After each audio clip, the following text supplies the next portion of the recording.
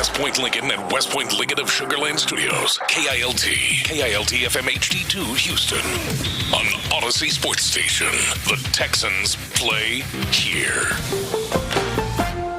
Sports Radio 610 presents Seth Payne and Sean Pendergast. We coming to H-time. Let's get the work in, man. Let's go. Great day, great day. Oh, give me some juice, baby. Oh, yeah. Let's do it. That's right. Happy Friday.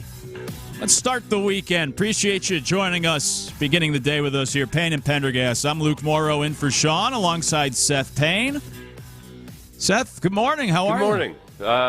You know what? I had to remind myself when the trade deadline was in baseball, because I'm reading so many articles about how the trade deadline is looming and everything. I'm like, wait, isn't it like August this year? Yeah. What's it's July 10th. Have we tired of World Cup talk so quickly? Are we so unsatisfied, dissatisfied with a almost 500 baseball team? People don't seem to realize almost 500 means that you're almost winning more than you're losing, but you're not. But like, why get all agitated about something that's not going to happen? The trade deadline stuff. What is the official date this year? August 3rd, I believe. August 3rd, okay. The trade deadline stuff is always, it's August 3rd. It's very intriguing, especially when the Astros are in the situation they're in. And yet, the real stuff usually doesn't happen until you start to get right down to the wire in those last few days, and teams start to realize where the market is, especially nowadays, because so many teams they're still in it. Every damn team in the AL is in it. Right. And, might as well be. That a lot of the stuff that we're talking about for the next 3 or 4 weeks isn't going to materialize until that last 48 hours. It's frustrating. Yeah, it is. We got, 24 days to wait on and see what happens. But, to your point, it probably won't happen until we actually get to August. And as you also alluded to, I think there's only 9 teams that are currently more than 5 games out of a playoff spot. So, and a couple of those teams are like 5.5 games. So there's really only like 7 teams that are 6 games or more out of a playoff spot, and we still have, 2.5 months to go. So, yeah, I don't know how many sellers there'll really be unless you have some teams that might be a little more realistic and think like, yeah, we're only 4 games out of a playoff spot, but we're also like 5 games under 500. Yeah. In a terrible AL. So we might as well try to, kind of the point I was making yesterday of, we can't take this season too seriously. We're actually not that competitive. It's just a bad AL. Let's try to future. But in general, I don't know how many sellers there's going to be because everyone feels like they have a shot. They have a shot in even 6 games back. When you're in a mediocre league the way it is this year, there's plenty of those teams that are 6 games or more bad. Could the Tigers all of a sudden make a push? Certainly.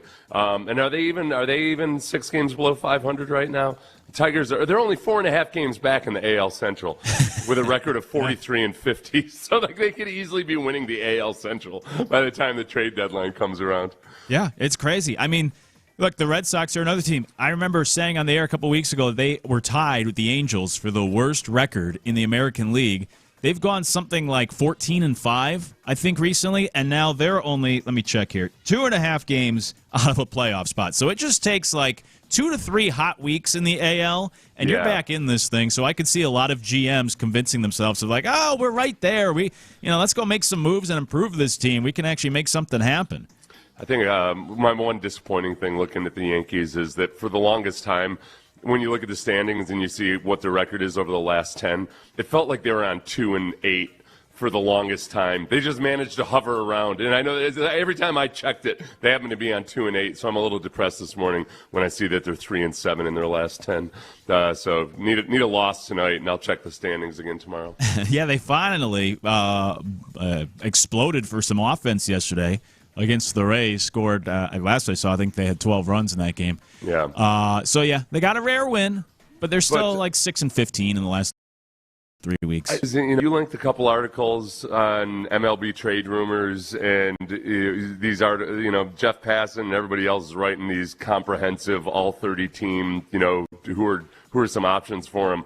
And just in the last 72 hours, there's been a big shift from, well, Dana Brown keeps saying they need a left-handed outfielder, so it's probably going to be a left-handed outfielder, to now almost every article in the last 48 hours is, man, they need a pitcher. Wow. Yeah, we can't. You know what? I would criticize you for not paying enough attention. Not you, Luke, but people outside. But I've succumbed to this myself. Every time they get 3 good pitching appearances in a row, I delude myself into thinking, oh, God, of course, okay, Arrighetti's back on track. Imai, it's just a matter of time until he's basically performing at a Cy Young level. And hey, you got all the guys coming back from the IL, and then I get chopped off at the knees and plummet back down to earth. Yeah, and so tonight... I got long shins. It's a hard fall. Yeah, taller they are. Hey, yeah. At least tonight you get Hunter Brown going, so the one thing you feel good about, you get tonight, and we'll see how well he does pitch against the Rangers, because even Hunter Brown's been a little shaky since coming back from the IL, so we would love to see a good start. This is almost like going into the bye week, and obviously, Seth, you can speak more to this, having actually gone through it. But when you have this All-Star break, I imagine for an NFL team, like, you would love to head into the bye week on a positive. If you lose that game, you have an extra week to kind of sit on it. Yeah. And it might be, I'm sure it's the same idea here at baseball, where they don't play again after this weekend. Maybe this is more for the fans than the actual team, but say Hunter Brown doesn't pitch well tonight. Say they do struggle against the Rangers, and then as an Astros fan, you have to sit on that all the way till Friday of like, man, even Hunter Brown's struggling. This whole pitching staff stinks. We don't get to see them again for a week to try to feel better. You better hope that Brown pitches well and this team has a good weekend, because otherwise it could be a long week next week. It's a good, I always struggle with it when I try to draw the comparison between the NFL and baseball, because baseball puts such a premium on being even-keeled emotionally. Right. They're like, the perfect baseball player is the guy that would also be the perfect stepfather. You just come in and just be kind of like, hey, not get too worked up over everything. We'll work through this bust, buddy, all this stuff. Whereas, like, football players were notoriously bipolar. You run very hot and cold, and you've got a coach that tries to tell you to act the same after losses as you do after wins. The problem is most of those guys are super bipolar too. And Tom Coughlin was the worst at this. He'd tell you, like, after Monday, you wipe the slate clean, and you're back to you operate the same way every Wednesday, and you would try to abide by that. But then all of a sudden at 8 a.m. on a Saturday morning, the week after a loss, the day before a new game, he starts tearing into you about how crappy you were the week before. Like, hey, well, bro, what's all this clean slate stuff? Short memory and everything. I feel like D'Amico's got more of a baseball mentality when it comes to just keeping the same attitude all the time. So the players themselves, I wonder psychologically how, from a team perspective, individually, obviously, it's good for those guys to get a break, and physically, it's good for them to get a break. I think that for the Astros right now, it's more about the fans and how we feel about, all right, what is the actual ceiling or what's the potential for this team? It would be awesome to have a really good series versus a team, one of the many, many teams. There's currently 8 teams in contention for the AL West title. That if you could pull off a good one versus the Rangers, that would feel a lot better, obviously. Yeah, first place on the line this weekend. By the way, when football coaches, when they would say, let's wipe the slate clean, or like, let's forget about this one, move past it, can they then bring up criticism later in the season? When you have that message as a coach, don't you always have to be looking forward? You can't criticize a guy and be like, hey, you haven't been blocking well the last 3 weeks. And you're like, well, you told me, wipe the slate clean. Like, we're just looking ahead. We can't talk about the past anymore. Don't criticize what I did the first 6 weeks of the season. It's like you're like a bad girlfriend or something. Every time something happens, you're bringing up old stuff. Right. Like, let's move on. That was 3 affairs ago, honey. Yeah. Why you gotta keep bringing? With every new affair, it's like you want to bring up all the old ones. My God. By the way, did I say AL Central instead of AL West? No, I think you said AL West. Oh, okay. Yeah. I think once I expanded the number of teams, I got all. Yeah, it's like back in the day when they only had 2 divisions in each league, and so you really did have 8 teams in the division. No, I get a weird dyslexia, as you know, sometimes between different athletes and sports and everything. Just the old AFC Central somehow creeped into my brain, and because it was at our peak, we had 6 teams in the AFC Central, right? Yeah. when the Browns, it was a bunch of expansion teams and translocated teams, and the Browns for a couple of glorious years there back in the early 2000s. Yeah, the Central. Yeah, I always liked that, where it was just like obviously the central portion of the country, I guess, but it was like the North and the South, right? You had at one point like the Houston Oilers and the Cleveland Browns, like in the NFC. You had the Tampa Bay Bucks in Florida, and then the Minnesota Vikings and Green Bay Packers, like up north. It was just It was just, obviously, I get it, the central part of the country, but you have these teams that are also like cross-country in the same division or playing each other. 2001 NFL division standings, the last glorious year of the old AFC Central. It was the Steelers, the Ravens, the Browns, the Titans, the Jaguars, and then the Bengals. That was the final standings. Huh. For those of you who wanted to go relive that glorious era. Flashback Friday. Yeah. Think back 25 years to 2001. It was, looking in hindsight, like, it feels strange. I like how the NFL and Major League Baseball are currently set up now. Even like when the Astros were in the NL, that took some adjusting to move to the AL, but I do kind of like an even 15 teams in the AL, 15 teams in the NL. I'd love it. I would prefer that the Astros not have all these ridiculous West Coast games that feel like when I'm watching Pac-12, the old Pac-12. Now let's go down memory conferences. Well, the Astros didn't play last night. This is what we got to do. But they do play tonight. They get underway with the Rangers, and the Rangers have suddenly taken over first place, even though they're only one game over 500. So the Astros are 2 games behind the Rangers with 3 games to play this weekend. Here's the chance. You sweep this weekend, the Astros head into the All-Star break not only over 500, or actually, no, that would make them exactly 500. So they'd head into the All-Star break at 500, 49-49, and also, I guess, would be in first place over the Rangers. Yeah, and, Hunter Brown, it's strange. Is it like if Imai came out and pitched 4 innings and allowed 6 earned runs, it puts you right back down into that funk and depression. I don't worry as much about Hunter Brown's last performance where he pitched 4 innings and allowed 6 earned runs, as he's still obviously working his way back through some things because he's had some good performances before that. But it would be like an emphatically stud performance tonight would make me feel a lot better about a lot of things.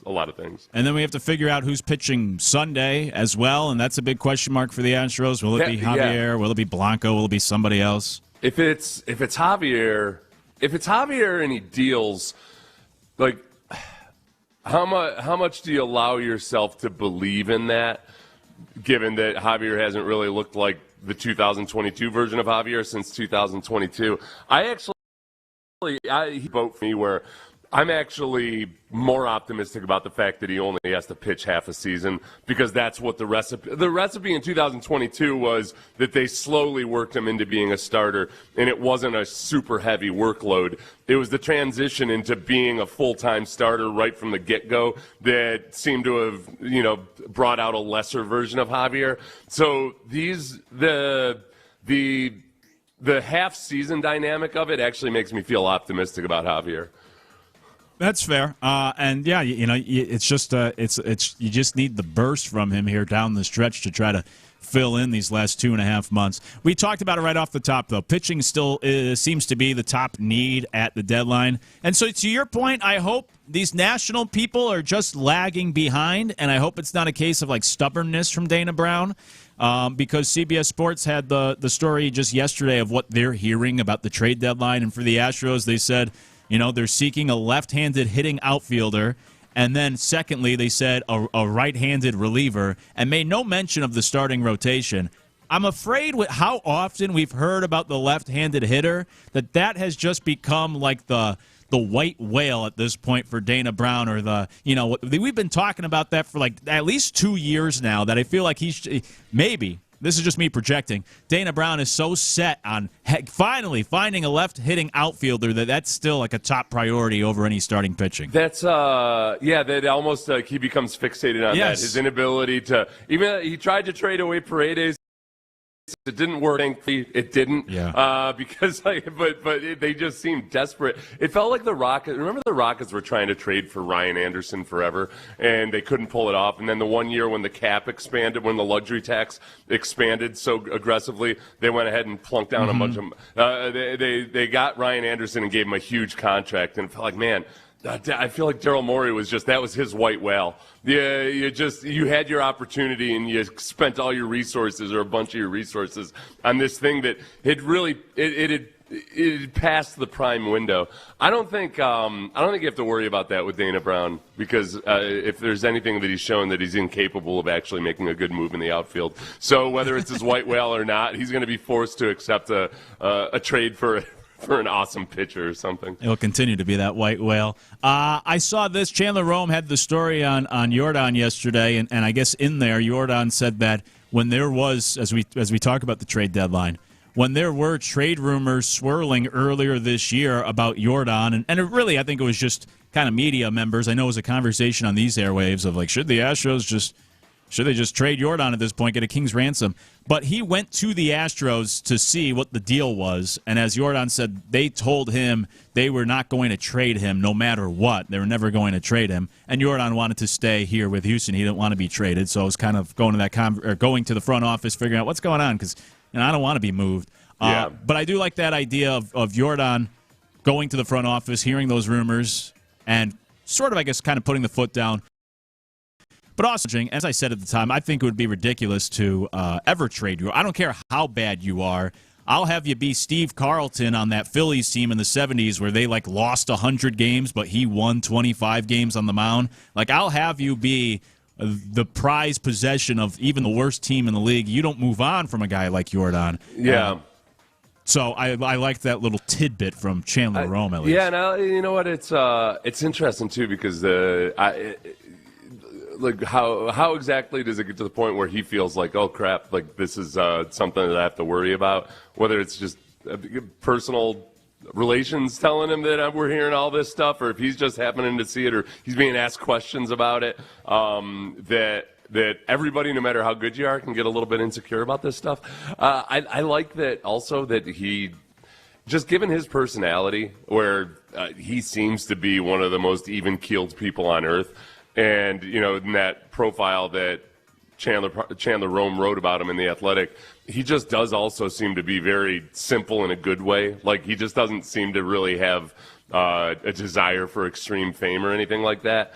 That he will be a stable presence here for a while, and that when it comes to, he's got a little bit of a precedent in Altuve, who took below market contracts and renegotiations a couple times while he was here, or he's obviously still here, but since he's been here, that they might be able to come to some kind of reasonable situation with him, where with every, okay, well, Kyle Tucker's going to be gone, George Springer's going to be gone, Carlos Correa is going to be gone, and then he'll come back, but then he'll get injured again. That maybe there is a long-term relationship with Yordan Alvarez above and beyond the current contract. Last thing, Jordan, the Athletic also had this, and it's pretty remarkable. They had Jordan stats compared to the rest of the Astros. Jordan's OPS is 1.030.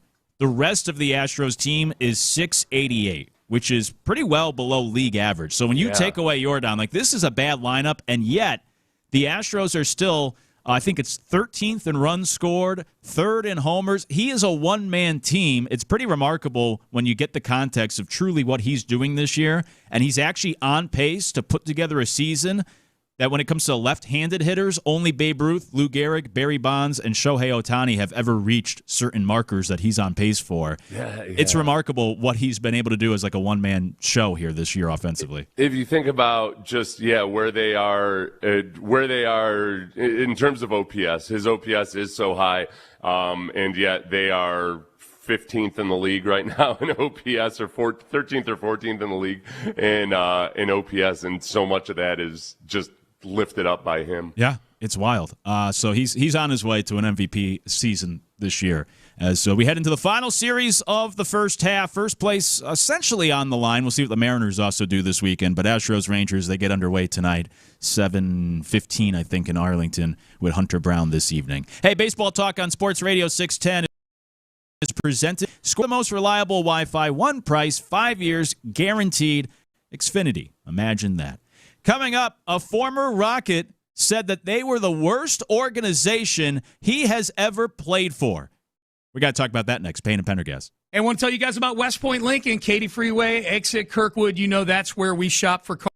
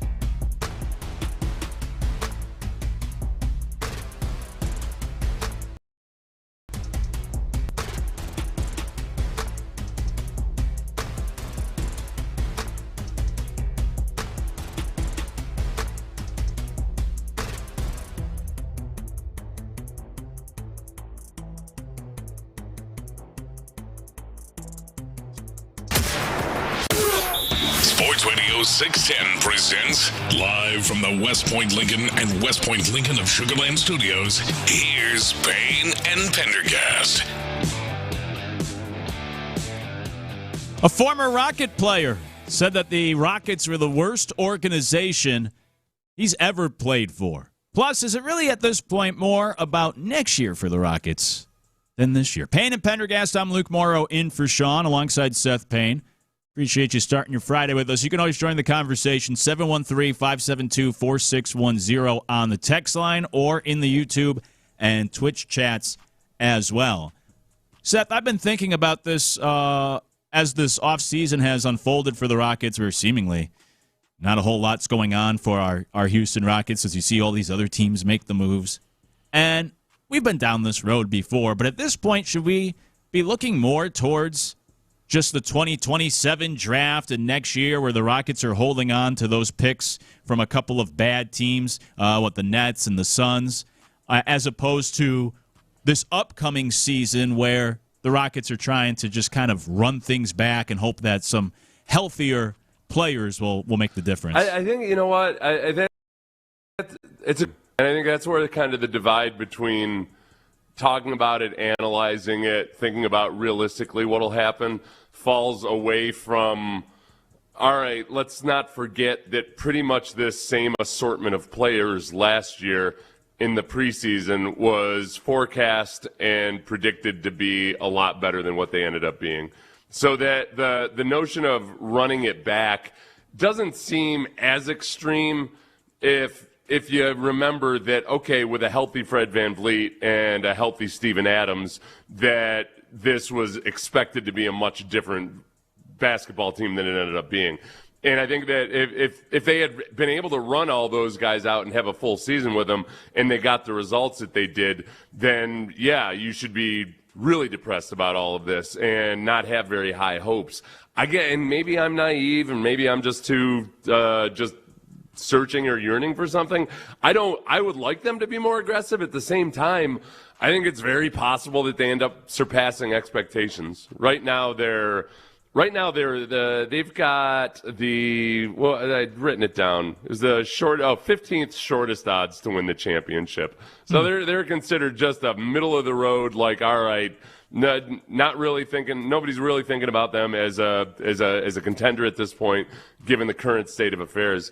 If Fred VanVleet is healthy, and who knows what the situation is with that, I'm still inclined to be like, no, I'm not looking towards the draft yet. I'm thinking, aren't yours, so you can be as good as you want to be, and it's not going to affect anything that happens in the draft. And that there's a real good chance I shouldn't say there's a real good chance. There's a very reasonable chance that they exceed expectations, which right now are not all that high, either locally or nationally.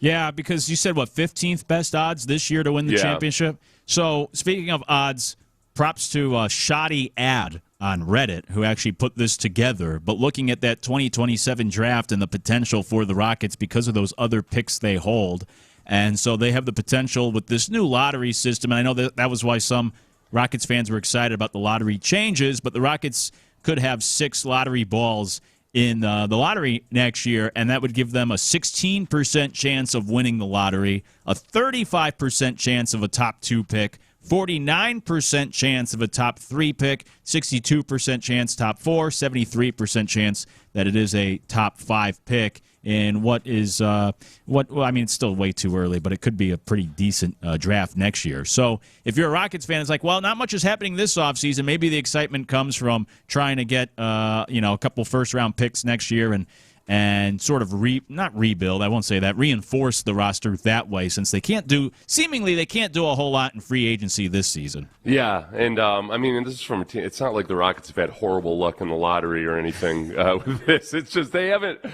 except that their good luck just isn't quite good enough at times to get like an Antetokounmpo, for instance, it's not horrible luck, but it's almost worse that it's not horrible luck. That they've had pretty damn good luck.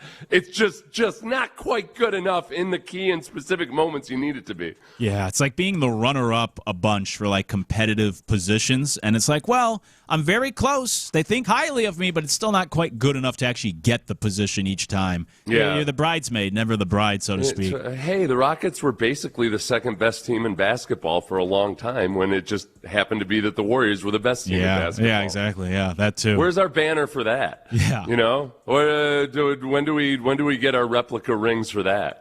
I like the top comment on this Reddit thread is saying knowing the Rockets' luck will be Nets and the Suns in the NBA Finals this year, and so then those picks will, then you won't get the lottery picks after all because those two teams will surprisingly, knowing the Rockets' luck, surprisingly be really good, and you can't count on those picks. Yeah, so I don't. It's kind of cool because I don't. You can have your cake and eat it too, and that all right. I think running it back, as depressing as it might feel at any given time when you say that, they're not actually running it back. Like that's a one little objection I have to people just so casually saying, well, the Rockets are running it back. If Fred VanVleet is actually healthy, then they're not running it back. They're running back their plan from before the season last year, but it's not like you should just expect that that's going to be the exact same team with the guys awkwardly trying to fit into roles they're not suited for, as long as you actually have a viable point guard on the team. It is. I'm still. I feel like I'm a little bit more optimistic than the average Rockets fan on that side of things. But at the same time, I don't have to worry about it. I don't have to worry about like, oh well, if they have if they end up 500 again, then they screwed their chance to get a reset in the lottery. They have that because they already have a chance of having a good pick simply because they've got so many other teams' picks. Yeah, that's fair on the whole running it back thing. I mean, they are running it back in the sense, or why they were quote-unquote running it back is because they expect it to be different and better this year with guys actually healthy and available throughout the season, like Steven Adams and Fred VanVleet. They're running it back to, August of 2025, yeah, right, whenever true. It was that Fred VanVleet got injured. It's true.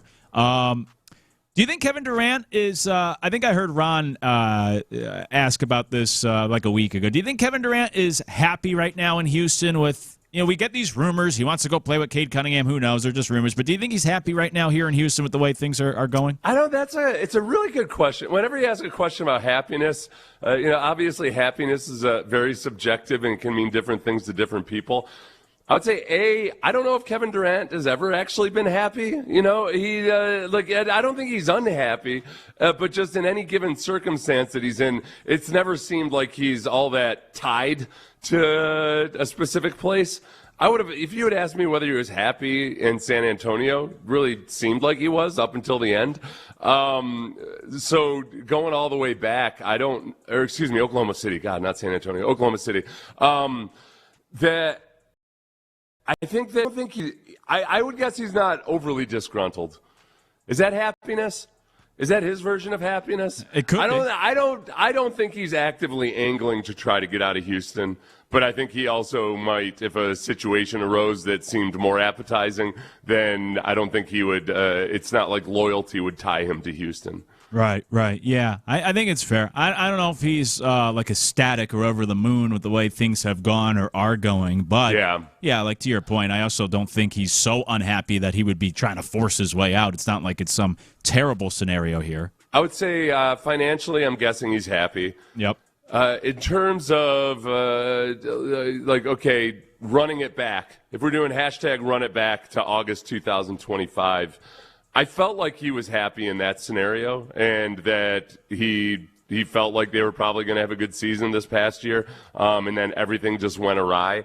So I would say as long as he's cool with Fred VanVleet and Fred VanVleet actually is healthier than however he described it the last time, I guess the other part, though, would be, let's say with various disparaging things that he may have said on his burner account about teammates and their intelligence level, is he happy with just his supporting cast right now? Right. Like, do you think he's happy with Şengün, with Amen Thompson, with all of those guys, with Tari Eason? Yeah, that's my concern. That's where I come in on pondering the happiness. But with that said, like, this is the same team that that he, so to speak, maybe he wouldn't be as happy now after actually playing a full season and realizing, like, oh, this isn't as good of a group as I thought it was going to be. But this is kind of what you signed on to when you wanted to come to Houston, is you knew who was here. These are the players. Nothing's really changed there. And you obviously must have thought it was good enough to actually be able to compete. Otherwise, I don't think Durant would have wasted his time coming here. So, I don't know how different it should be a year later when this is sort of the team you signed up with. Do you think he still has burner accounts that he's active on, or do you think he went cold turkey on that? You think so? I think so. He hasn't posted on his main Twitter account, I think, since April, which is so odd. It's been almost 3 months, I think, since his last tweet. But I do think part of that is because he's probably living in all these burner accounts, and that's how he's getting his fix of, like, responding on Twitter to everybody. Yeah, I haven't seen anything, and I haven't, like, been on Reddit or anything to find out what the scuttlebutt is, but I would assume people are actively out there trying to identify his burner accounts, and I haven't seen anything reported about sketchy activity on his. Yeah. For whatever it's worth, maybe he's doing a much better job and he's being more careful about it. Right. Yeah. Real quick, I do want to pay off this tease. I said there was a former Rocket who said it's the worst organization he's ever played for. This is Dennis Schroeder, who played for, I think, 11 teams in the NBA, spent half a season with the Rockets. Here's what he had to say. What team did you have the worst experience with? Houston. I was with Houston for 2 months. So that's why you don't like us? No, I don't have no bad blood, but it was really tough. What was the problem there? They had no structure, no real GM who emphasizes what is important for professionals. No, but they're good now. Yeah, he threw that in there. They're good now. So that was the 21-22 season, right? Yeah, which, when they won 20 games. Yeah, I have a hard time getting offended by that, just because, other than just the no GM part, because there was one, who was it? Red 94. Red 94 had posted this old quote from Shams Charania, where he said, quote, "The looming presence of general manager Rafael Stone was also one the head coach had to manage," talking about Silas. Stone interrupted a Silas-led session to give his input on and showed defensive position. Silas eventually had to inform Stone that he could no longer halt the coach's practice sessions. So it's I don't know whether what Schroeder's situation was with however Rafael Stone was operating at the time or not. I think it was just there were a lot of things that were a mismatch and just needed to rectified, and it just wasn't going to work out with Silas at that point. But Schroeder was also he was, how many teams did he play for that year? Played for 3 teams that season. Oh no, just 2 teams that season with Boston and Houston. Yeah, I think that's the thing. That might have been true at the time, which was also 4 years ago. But I think part of that has to do with the fact that Silas was the head coach and they were a 20-win team. They were tanking and going through this rebuild. It is different now with Udoka and having success and different players on the roster. A lot of people used it online as an indictment. But I think it's with a different head coach, different players. I do think it is a different organization. Yeah, now. And I would say 2 things. Is with the source, at the end there, he says, "Hey, they're good now. They figured it out. They've got it together." Yeah, cool. It wasn't good back then. It really, really wasn't. And it was also, as Schroeder was at the beginning of a stretch where he would play for 9 different teams from 2021 until now. So it wasn't like Schroeder was the most highly desired and guy to you just got to have him. You got to keep him in your room for the culture. Right. He needs to be here for the culture. Right. Yeah. And he also went from the Celtics, who were one of the top teams in the league, to the 20-win Rockets. So I get just naturally that might be a disappointment for him. Coming up, we got to get you the headlines for this Friday, including I continue to think that Major League Baseball does a poor job marketing its sport, and there's another example this weekend. We'll get to that next. Payne and Pendergast. Hey, we're talking to all you entrepreneurs, you small business owners out there.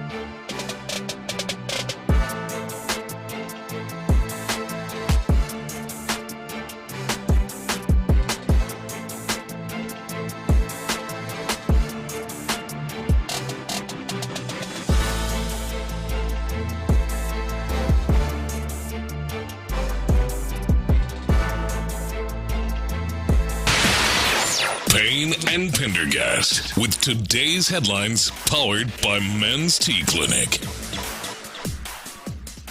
Let's get you the biggest headlines in the sports world here on a Friday morning. Payne and Pendergast. I'm Luke Morrow in for Sean alongside Seth Payne. And Seth, we've been talking about these top 10 lists that ESPN's been doing. They've been ranking the top 10 players at each position, one position a day, and they do it by polling executives, coaches, and scouts in the NFL. After the high praise for the Texans with cornerbacks and defensive ends, they put out their defensive tackle list, which did not include any Texans, and number one on the list was Leonard Williams. Yeah. I think Tommy Togiai, I thought he might get a vote and show up in the honorable mention on this. I think Tommy Togiai was a bit of a surprise for a lot of people last year. He'd never played more than a couple hundred snaps in a season, and then he ends up being a really important part of the rotation last year. And then if you look at the PFF grades, he was a top 10 defensive tackle. I think he's a really good blend of both run stuffing and pass rushing ability. And I think the thing that's always going to work against him on this team is that they're going to rotate defensive tackles in, and Caden McDonald and Logan Hall and Sheldon Rankins and Tommy Togiai probably all get about equal number of snaps this year. So it's harder to get individual notoriety if you're platooning like that. And yet, in the hearts and minds of people who really care about him, I'll make a very biased list at the end of the year. If he plays as well as he did this year, but plays a full season, gets more snaps, that's another thing that holds him back is his total snaps on the season weren't as high as most of the other guys on this list. Then I will create an incredibly biased list of the top defensive tackles in the league and be sure that he's on it. By the way, number two on the list was Jeffrey Simmons of the Titans, who obviously we'll see a couple times this year. So he finished number two. 19 players in total received nobody for the Texans on this list, at least. Was Poona Ford on that list? Let me scroll here. Poona Ford's another disregarded, more lightly regarded than he should be guy. Not on the list. Not on the list. Okay. You know what also works against guys like Tommy Togiai? You get extra points for being a big fatty on this. If you're a 330-pound beast, there's a certain allure to that, and the people love the idea of like, oh, he's just a mountain of a man. He must be immovable. And then you sometimes see some of these guys who are mountains of men. They get rode up out of there on double teams sometimes, but they get the benefit of the doubt. They're like a good looking woman. They just sometimes things are given to them just because they're good looking. Next on the list is tight ends today. Do we think Dalton Schultz cracks top 10 or maybe even receiving votes? I think just by sheer production. I can't remember if he was on this list last year or not, but he was in the top 5 of receiving yards for tight ends, but he didn't produce as many touchdowns as guys like. I think Dalton Schultz has always been viewed, when you read polls like these and everything, as a guy that's more of he's a safety blanket for a quarterback, or he's just always where he should be, so quarterbacks like him. And I'm always left wondering, like, okay, and what's the negative in that? Like, you don't have to necessarily be the driving force behind it, but if you're an integral part of an offense, and the quarterback feels really comfortable with him, then by all means, then you're a productive football player.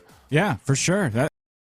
I think that's tight end. That's always what's so important for them. And I didn't mean to gloss over your point, by the way. I always do tell beautiful women, hey, you're just like a big fat guy, okay? Yeah, that's why they love hearing that. Yeah, you're like a fat nose tackle. Yeah. That's how pretty you are. Exactly. It's worked well for me so far.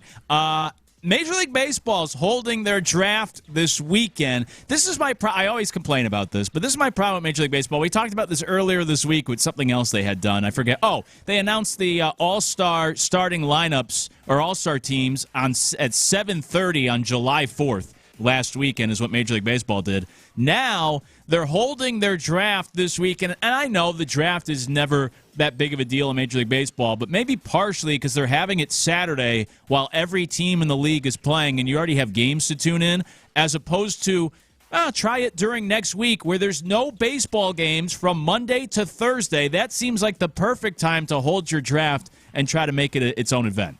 Yeah. You know what? There's a part of me that always I kind of grudgingly want to give MLB credit for being so weird about the way they manage dates and everything, because they're not. It doesn't feel like they're trying to make it more of an event than it is. They're not going to try to play this game of the NFL because the NFL very successfully turns a bunch of previous non-events into mega events, and the combine and the draft are those. I think the draft for baseball, the biggest obstacle, there's so few guys that you're going to see anytime soon, that it just feels like it feels like somebody told you they just bought you a savings bond. Right. Like here you remember you're going to get a savings bond when you're a kid?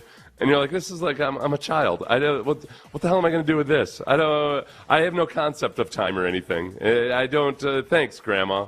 Yeah, exactly. Yeah, and I'm going to lose it. I'm going to lose it. I used to have so many savings bonds, and I don't know where any of them ever went. I don't think I ever actually had any. Yeah, Major League Baseball, it's like the guy that's set in their ways, and he's just not changing. He's just like, hey, this is who I am, and you either like it or you don't. Major League Baseball is like, hey, our draft's going to be this weekend. You either tune in or you don't, whatever. We're going to announce the All-Stars during the fireworks on July 4th. You either watch it or you don't. Like, that's fine, but this is us, and this is what we're going to be doing. So the draft is this weekend in case you're interested in that. Moving along on headlines, Christian Pulisic, it was announced, suffered a fracture. Suffered a bone bruise and micro fracture in his leg during that Monday's loss to Belgium, sources told, and said that it's going to sideline him for several weeks. He would not have been able to play if the Americans had advanced any further in the World Cup. Does this make us feel any different about Pulisic?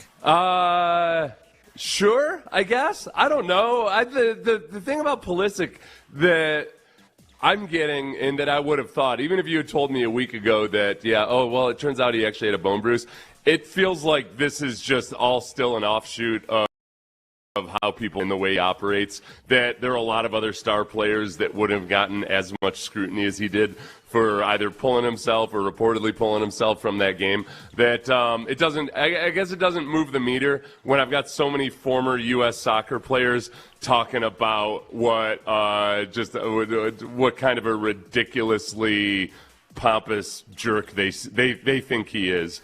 There's certain players that there's certain players in any sport that when they get taken out, you never question whether or not it was a matter of toughness. The very fact that they would openly question his commitment or his toughness or his selflessness kind of, I feel, tells the story. Yeah, I think, well, look, for one, part of the story is that he's been injured. I think it's 5 of the last 9 World Cup games. So this is still part of the story that I guess he's just injury prone. But the second part is, I always dislike when the news comes out after, like, some criticism or after the fact. And LeBron was always the king of this, where he would play a game, get eliminated from the playoffs, and then afterwards they'd be like, oh, well, my knee was hurting me. I'm going to have, I was playing with an injured knee. It's like, well, we should have known that before the fact. You can't throw that out afterwards. And I know for Pulisic, like, this just happened in the latest game, but it comes now, like, 4 days later after he's been getting ripped all week, as opposed to right after the game they announce, like, he suffered an injury, he's going to be out for a while. Yeah, I don't know. Show me an MRI. Exactly. Right? Yeah, I don't know. It's that's where I respect about Stefan Diggs, who himself is in another headline legal situation right now. Stefan Diggs, in his last couple of situations, has had some people that have, felt like they deserved compensation. And he does what we always want people to do, is he's like, oh, let's take it to court. If you're gonna say you're innocent, go ahead and sue the people. And that's what, so Stefan Diggs is currently suing somebody who said was spreading misinformation, and now this guy is this person countersued Stefan Diggs, and there's all kinds of accusations floating around. I respect it when somebody at least says, no, you are impugning my honor. You're lying, and I'm going to take you to court over it. I'm certainly not going to settle out of court with you. That's right. Yeah, let's get some proof here. By the way, Rockets Summer League begins tonight if you're interested. I think it's 5:30 on ESPN2 against the Nuggets. Coming up, will C.J. Stroud actually make it through the season? One person's concerned about that. We'll talk about it next. Payne and Pendergast. Oh, boy. You guys know I'm traveling this week, and one of the things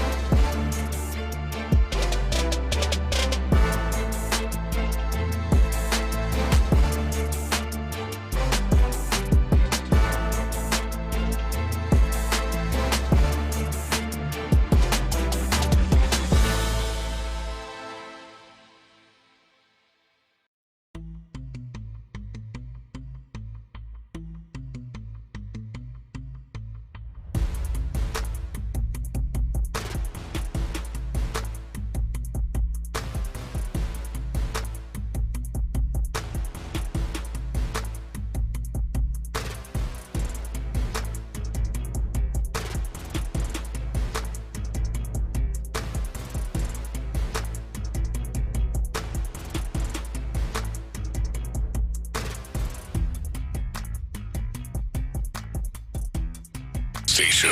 The Texans play here. Sports Radio 610 presents Payne and Pendergast.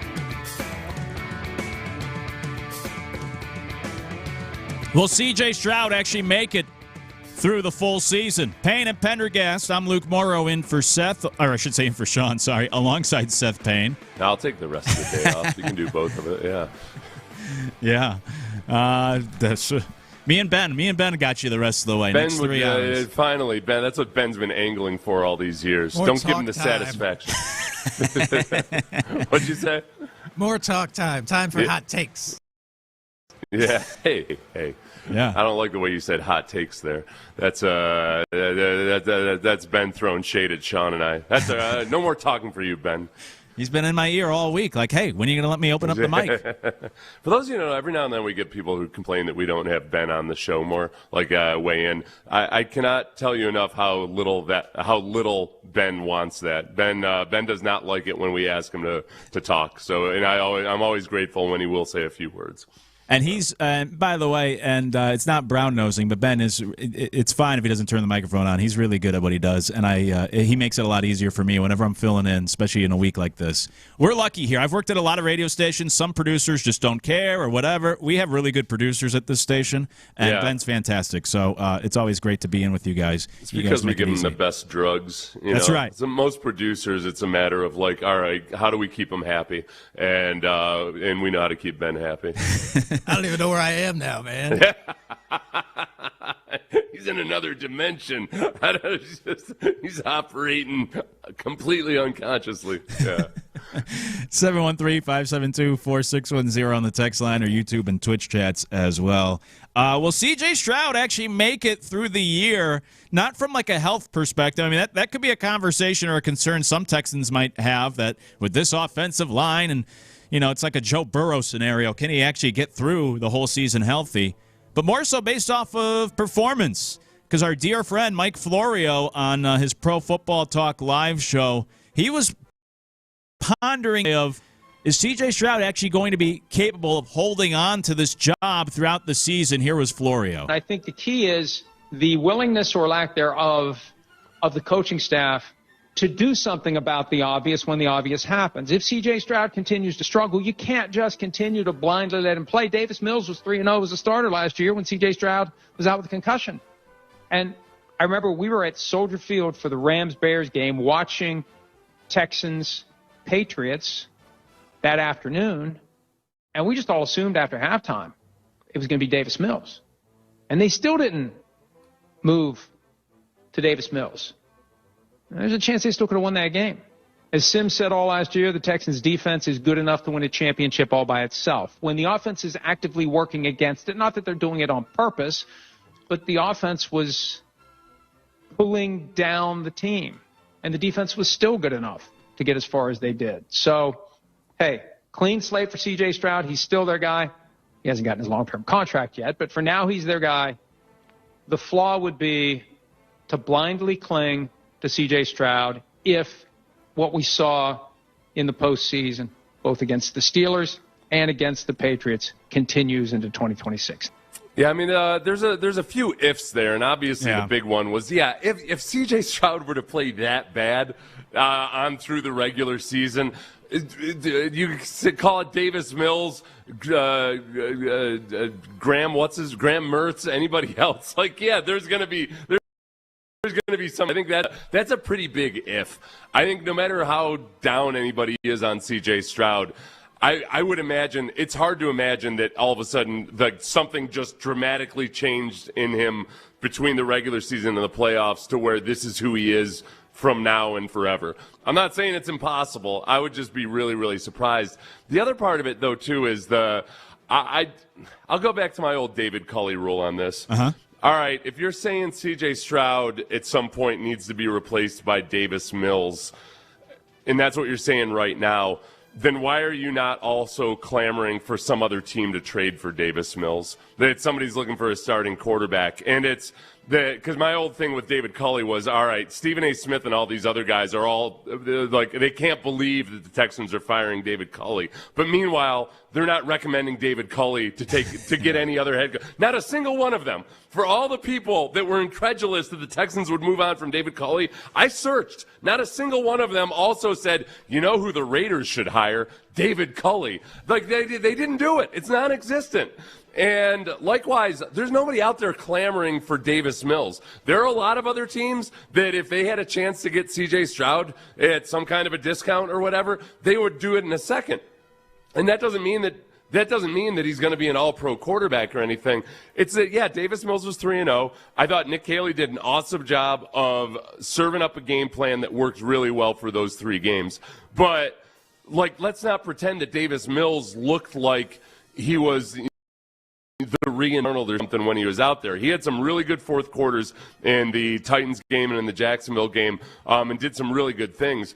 but he got rid of the ball fast. The fastest he had the fastest time to throw of anybody in the league last year, which is what happens when a good backup quarterback is coming in and executing a game plan that's going to work for a little while, especially when you've got a really good defense. But it wasn't anything that all of a sudden put him in that conversation of, oh wow, maybe he should actually be the starting quarterback for 17 games. So I think I agree with Florio in that.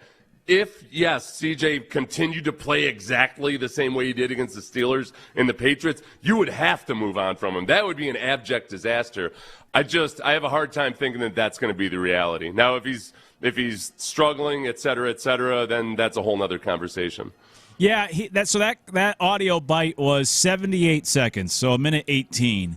And as I'm listening to him, I'm like, okay. And then he kind of buries the lead where that was the last thing he said, like, if he plays like he did in the playoffs. So it's like, yeah, of course, no kidding. If any quarterback plays like that, you can't have that guy out there. I thought he was making the case of just like regular season Stroud. If he plays like he did last year or the year before, like at a certain point, you're going to have to bench him. But of course, if he is playing historically bad, no one played as poorly historically as Stroud did in those 2 playoff games. So if he's playing like the worst quarterback ever, then yeah, of course, you're going to have to pull him. And I'll say, look, yeah, Davis Mills went 3-0. CJ Stroud went 7-0 in a stretch during the season. I don't for this bothers me when people who cover the NFL full time choose to forget everything they've ever learned about backup quarterbacks coming in for a brief period of time, and that, yeah, you can do some really good things with a quarterback for a brief period of time, but that's not the same thing as getting game planned for all season long and having to go out and,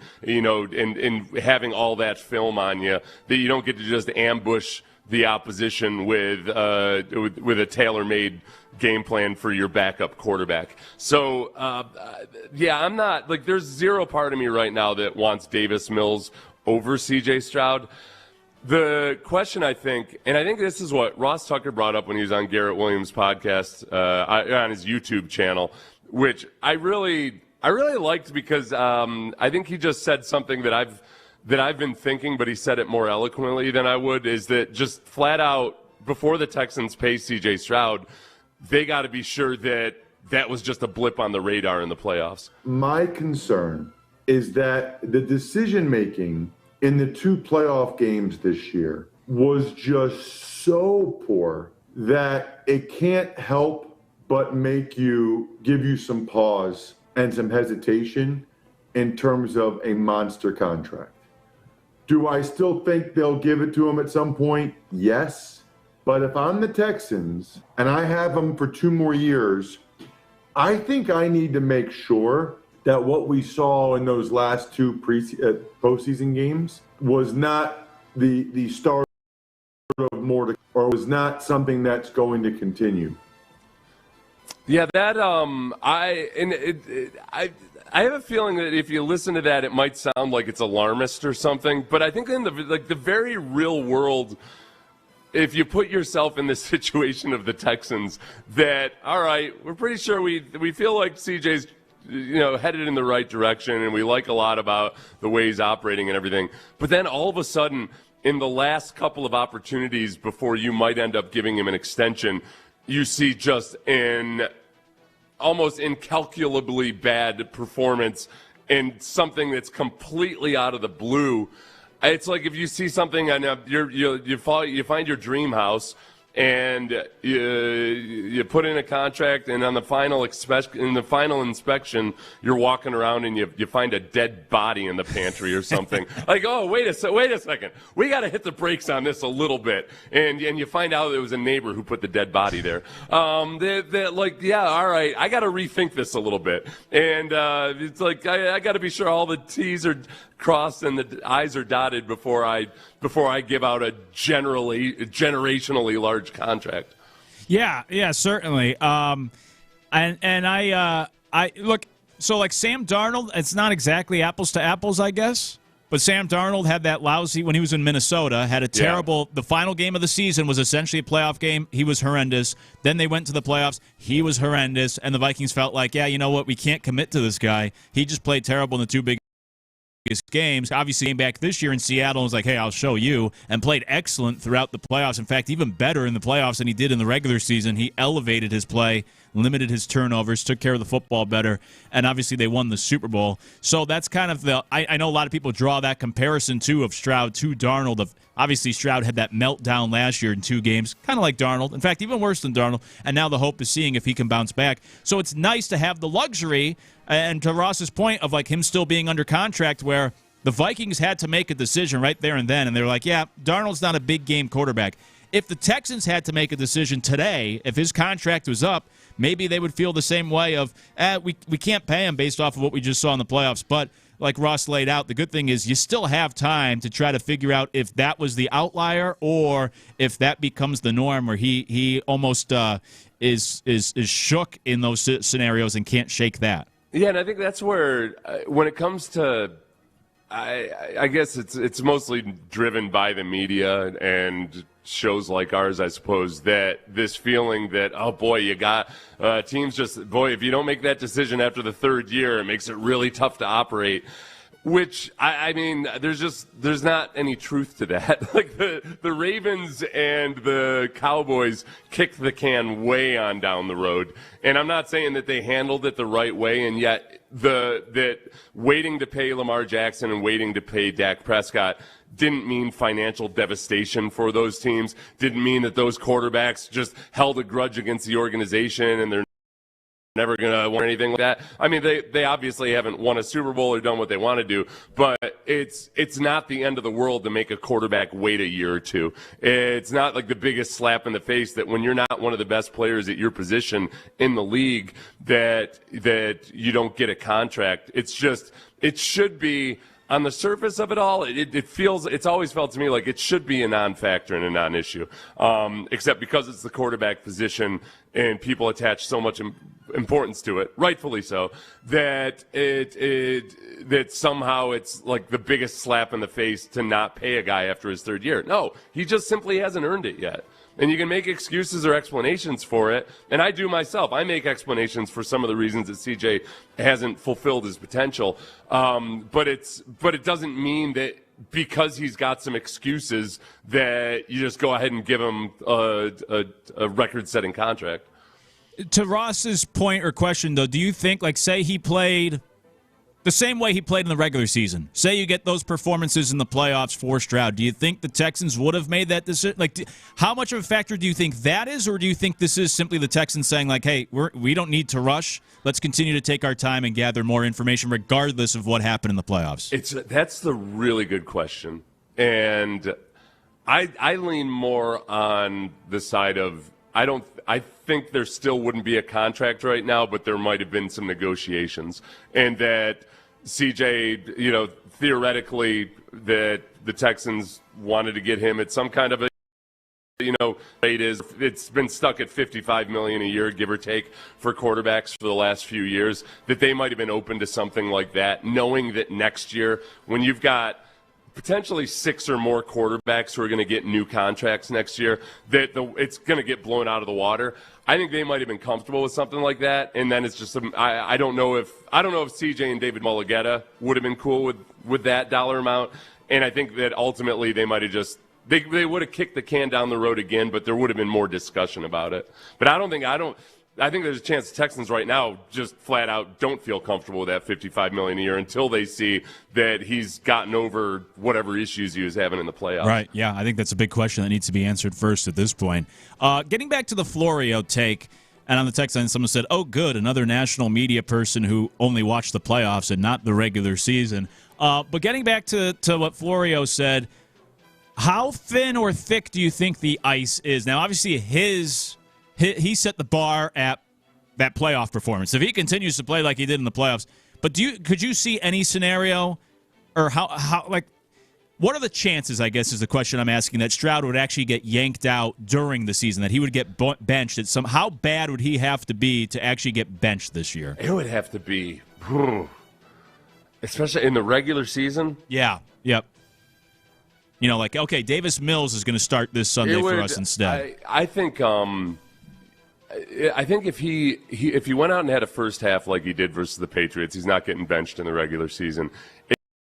if he came out in half that game and was making the same bad decisions and hadn't, because he did, I mean, he reeled it in and controlled the situation better in the second half of that game.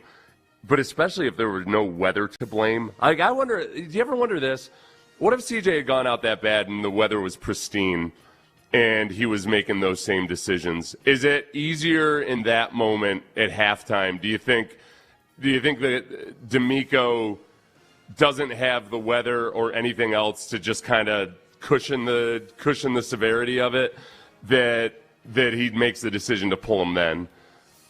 Like Fox, the Patriots game, if you have that exact same performance, but the elements aren't a factor, does he get pulled at halftime? I'm of the school of thought of, like, in a vacuum, I would pull Stroud in that scenario. And even watching that game, I was thinking, like, they probably would, at this point, they probably would be better with Davis Mills. But I'm of the school of thought that if you were to make that move, I feel like, and you've been in the locker room, so you know better than me, but I feel like it's hard to go back to Stroud. If you pull him, especially if it's just for the second half, because, like, hey, you're playing really bad, we're going to put Davis in for the rest of the game, and then should try to go back to him to be your starter. I just feel like mentally or confidence-wise, I feel like that's too hard to go back to when you're talking about a guy who's supposed to be your franchise quarterback. Yeah, I know. It's a much bigger deal, and especially with CJ, I don't know if I think there's I don't know if I would put him in that top tier of mental toughness, like some of the all-time stud quarterbacks who might get just with quarterback in general. It's just there's such a different dynamic about the way the team looks at him, the way the quarterback has to operate as a leader and everything, that if you bench him, that's pretty much it. And sometimes that comes down to, okay, how do you feel about the guy behind him? So benching CJ, where I'm not like Florio. I don't think that Davis Mills is going to be the next Sam Darnold. Maybe he does end up being, but I'm not going to forecast it. Not that that's what Florio said. I'm joking. But that it's a lot easier to say bench Elvis Gerback when you got a Rich Gannon waiting in the wings. And I don't think that anybody's looking at Davis Mills like he's Rich Gannon. No, right. But here is my concern, and people always misconstrue this, and they're going to start going right now at the text and the comments in YouTube. I'm not saying that Davis Mills gives you a better option than C.J. Stroud. I'm not telling you that the Texans think Davis Mills is a better option than C.J. Stroud.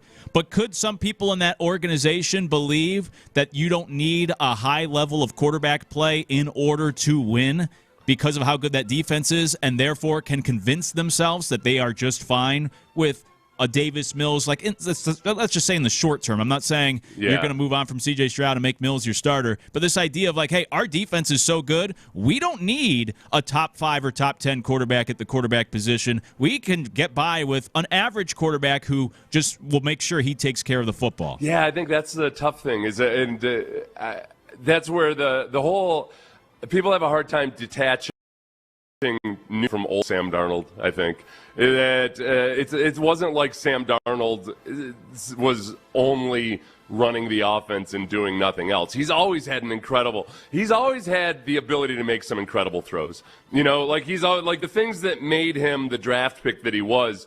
Those traits have always been there. And with the combination of his experience and being with the right coaches and the right scheme and everything, you got that kind of a performance out of Sam Darnold. But he wasn't an average quarterback last year. You know, that wasn't – it does – I keep seeing all these people say, yeah, things have just changed and you can win with a Sam Darnold. All right, can we concede that – They were still a top 5 passing offense, like they weren't, or whatever they ended up, top 5 offensively. I can't remember where their passing offense was, but that it was more than just, hey, they're getting by with some mediocre quarterback play. No, he was playing like an MVP candidate for a large chunk of the season. That it wasn't just, it wasn't the Texans' offense last year for the Seahawks.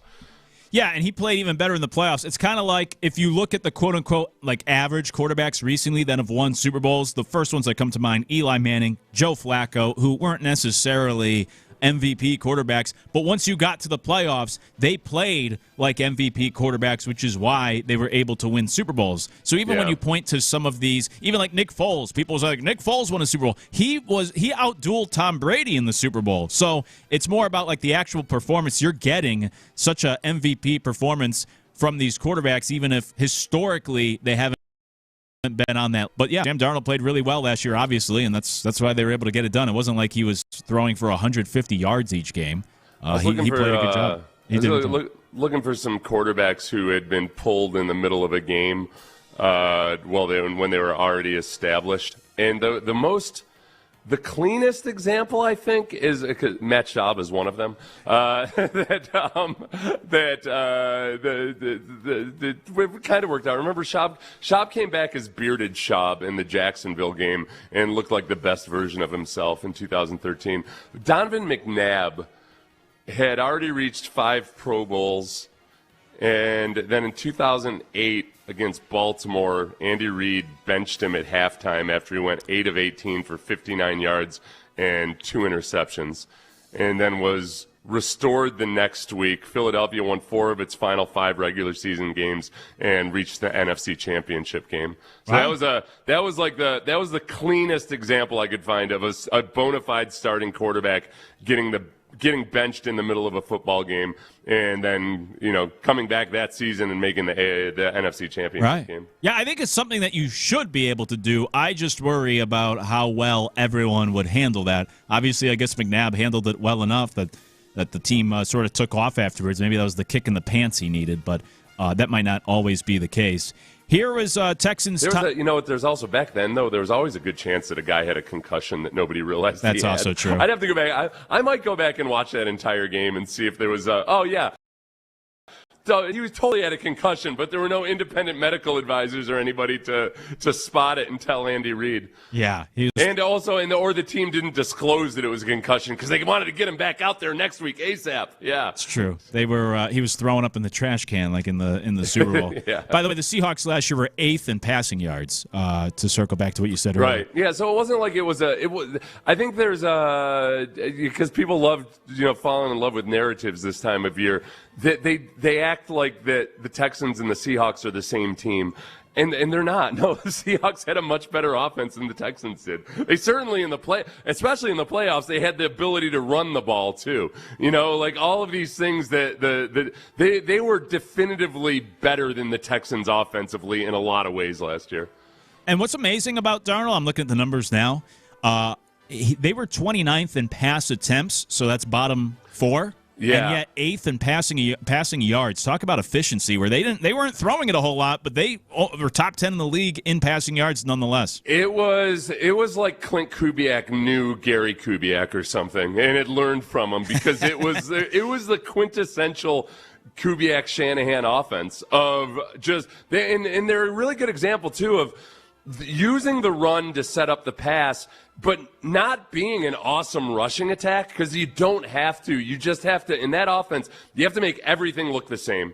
And that even if you're not an awesome rushing offense, that the defenders are trying to make their reads in the run looks like the pass. So you don't have to have an awesome rushing attack. You just have to be able to run the ball effectively and not be getting stuffed on first down, and that's what they did. Like Clint Kubiak ran his father's offense, tweaked to the modern era to a T, and so much of that is just on simple execution that's where the Texans and other teams are lacking. They just, whatever scheme you're running, you're just not running it to a T the way that Clint Kubiak got that offense running last year. And we'll see how he does with the Raiders now. On the text line, somebody asked, what does CJ have to do this year to get that contract? Obviously, if he wins a Super Bowl, that will get it done. But Seth, for you, is it I imagine it's more about his performance than the team performance, or is there a certain level, hey, if you get to an AFC title game, then of course, we're giving you the contract. Is it more about what the team achieves or something in particular you have to see from CJ?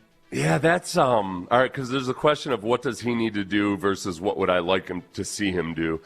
I think they were genuinely encouraged by his growth in terms of understanding the job of a quarterback within a game.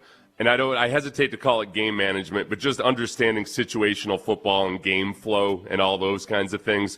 I mean, you go back to 2 years ago, and in that Green Bay game, at the very end of the game, when when the Texans in the last 2 minutes when the Texans had a lead, and they really just needed to eat clock as much as possible. On third down, CJ threw and incomplete the clock that wouldn't have even yielded a first down. Tank Dell would have gone out of bounds anyway. Like, there was no reason for him to throw that. And when they asked him about it afterwards, like, he hadn't had it, like, at the 2-minute break, they hadn't discussed it or anything. Like, I felt that was on the coaches and CJ being a young quarterback, and it was a game management flub on multiple levels.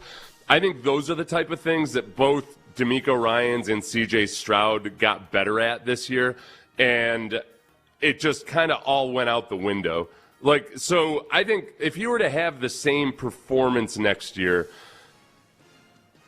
but with like 10% extra, just they don't have to be a top scoring offense, but he needs to take care of the football. He needs to have some great moments in the fourth quarter.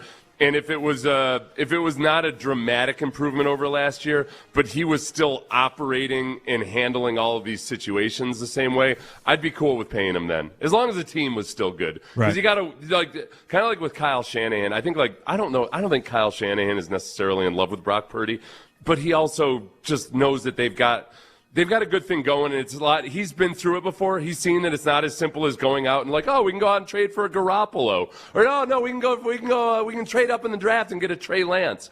That it's never as simple as just going out and finding another quarterback. I think that's what it ends up being with C.J. Stroud. If he has a better year, but not a dramatically better year, that all right, we've got a winning formula here. Let's not overthink this. Let's pay the quarterback whatever. Yeah, it's sort of like that was really good. It's a tough question to like directly try to answer, try to put a thing on it, which I think you gave a great answer, because it's almost part of it too is kind of like the definition of pornography of you just know it when you see it and see that improvement from him. You see, but then I think it feels like one of the potential explanations for why CJ fell apart in the playoffs was that, what I said afterwards was no kid goes to bed at night dreaming of being Trent Dilfer. Like, oh, I can be the guy that was just kind of along for the ride on a Super Bowl. And I've got a Super Bowl ring, but it's because the defense was so awesome. And that just psychologically, unconsciously maybe, there's a tendency to push, and that you want to be above and beyond that. And I think that, like, however much that's true or not, who knows. But there was definitely something psychological going on in terms of pressing or trying to make things happen, including that pick six. They've got a lead. You're in your own territory. All of those things that I thought CJ had made a lot of improvement on in understanding the situation and the game flow, it kind of just flew out the window with that pick six against the Patriots, because that's exactly the kind of situation where, no, you don't put the ball in harm's way in that situation.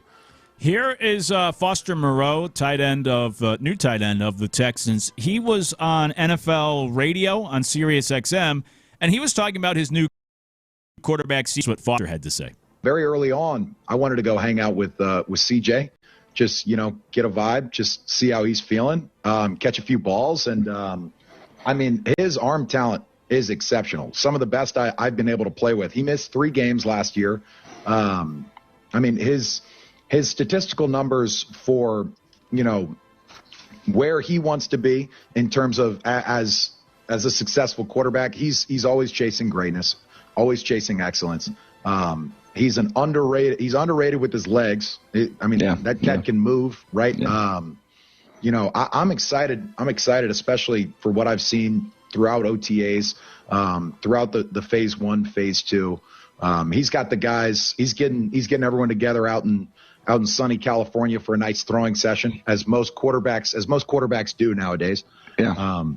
And I thought he was a quiet leader for us when I first showed up, and then we got into the workouts and we got into the bulk majority of what we actually do as a football team. And he's vocal, he's loud, like he has an expectation and he has a vision for what he wants our offense to be, what he wants our team to be. And he doesn't have a choice. He's a leader for us, regardless of circumstance. He's the most impressive 47-year-old tight end I've ever heard on a microphone. He just sounds like a broadcast professional, like a much more professional broadcast professional than myself. Like everything he said there, I have a hard time listening to what he's saying, because I'm picturing him wearing like a suit at a GM press conference. And that's like when you hear these quotes from David Montgomery or Foster Moreau and all of these other guys that I think are the things you'd expect to hear from somebody that's new to the team. And that I guess it's most notable that I don't want to say they sound surprised that CJ is like confident and in command and everything, but the fact that they're even weighing in on that, I wish it was more of a given.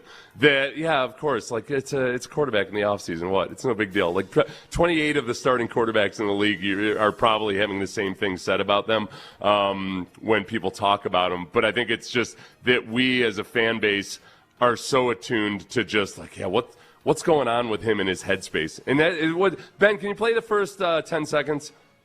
Very early on, I wanted to go hang out with CJ, just get a vibe, just see how he's feeling, catch a few balls, and see how he's feeling. Like I don't know if people say that about other quarterbacks. Like early I want to go on and see see Tom Brady how he's feeling, and so many of these guys are being asked questions about like, so how is CJ doing? I think that one of the things, this is one of my encouraging things that happened throughout OTAs. I did feel like we moved from hearing a bunch of interviews of guys where the first question was, how's CJ doing? And you're almost waiting to hear somebody say like, yeah, we had to take his shoelaces away from him, and he's been under constant supervision the whole time.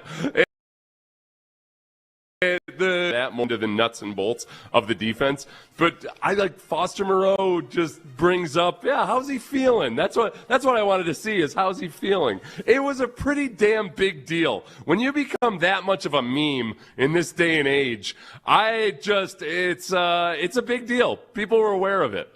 Yeah, I think it was even the USA lost to Belgium the other night. And again, people brought Stroud into it with the memes of like USA, they turned into CJ Stroud. CJ Stroud in a USA jersey and all that, yeah. Yeah, which is why, I thought we were going to get a break from it because Drake May was very, very much memed in the week after the Super Bowl. But people, I think people, they sat down and they did the hardcore analysis and they're like, nope, CJ was much worse, yeah. Yeah, it's true. That's the worst. Like when you were growing up, especially if you grew up in a small town and if you like had a breakup or you lost a job or something, and wherever you'd go through town, you'd run into somebody like a friend of the family or your mom's friend, and whenever they check on you, like, oh, how are you doing? I heard things are tough, or I heard you're going through a break. Like that's the most embarrassing thing whenever people have to come check on you.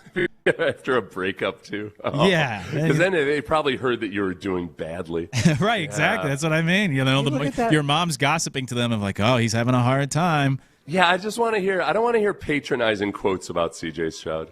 I don't want to hear people be like, yeah, you know what? I mean, he threw an interception last week and it was cool. It was all right. He worked through it, and now he's on the right track. Like, no. I just want to assume that everything is just fine until I hear that it isn't. Yeah, exactly. And by the way, we got opposite text line. Somebody says Foster reminds me of Greg Olson.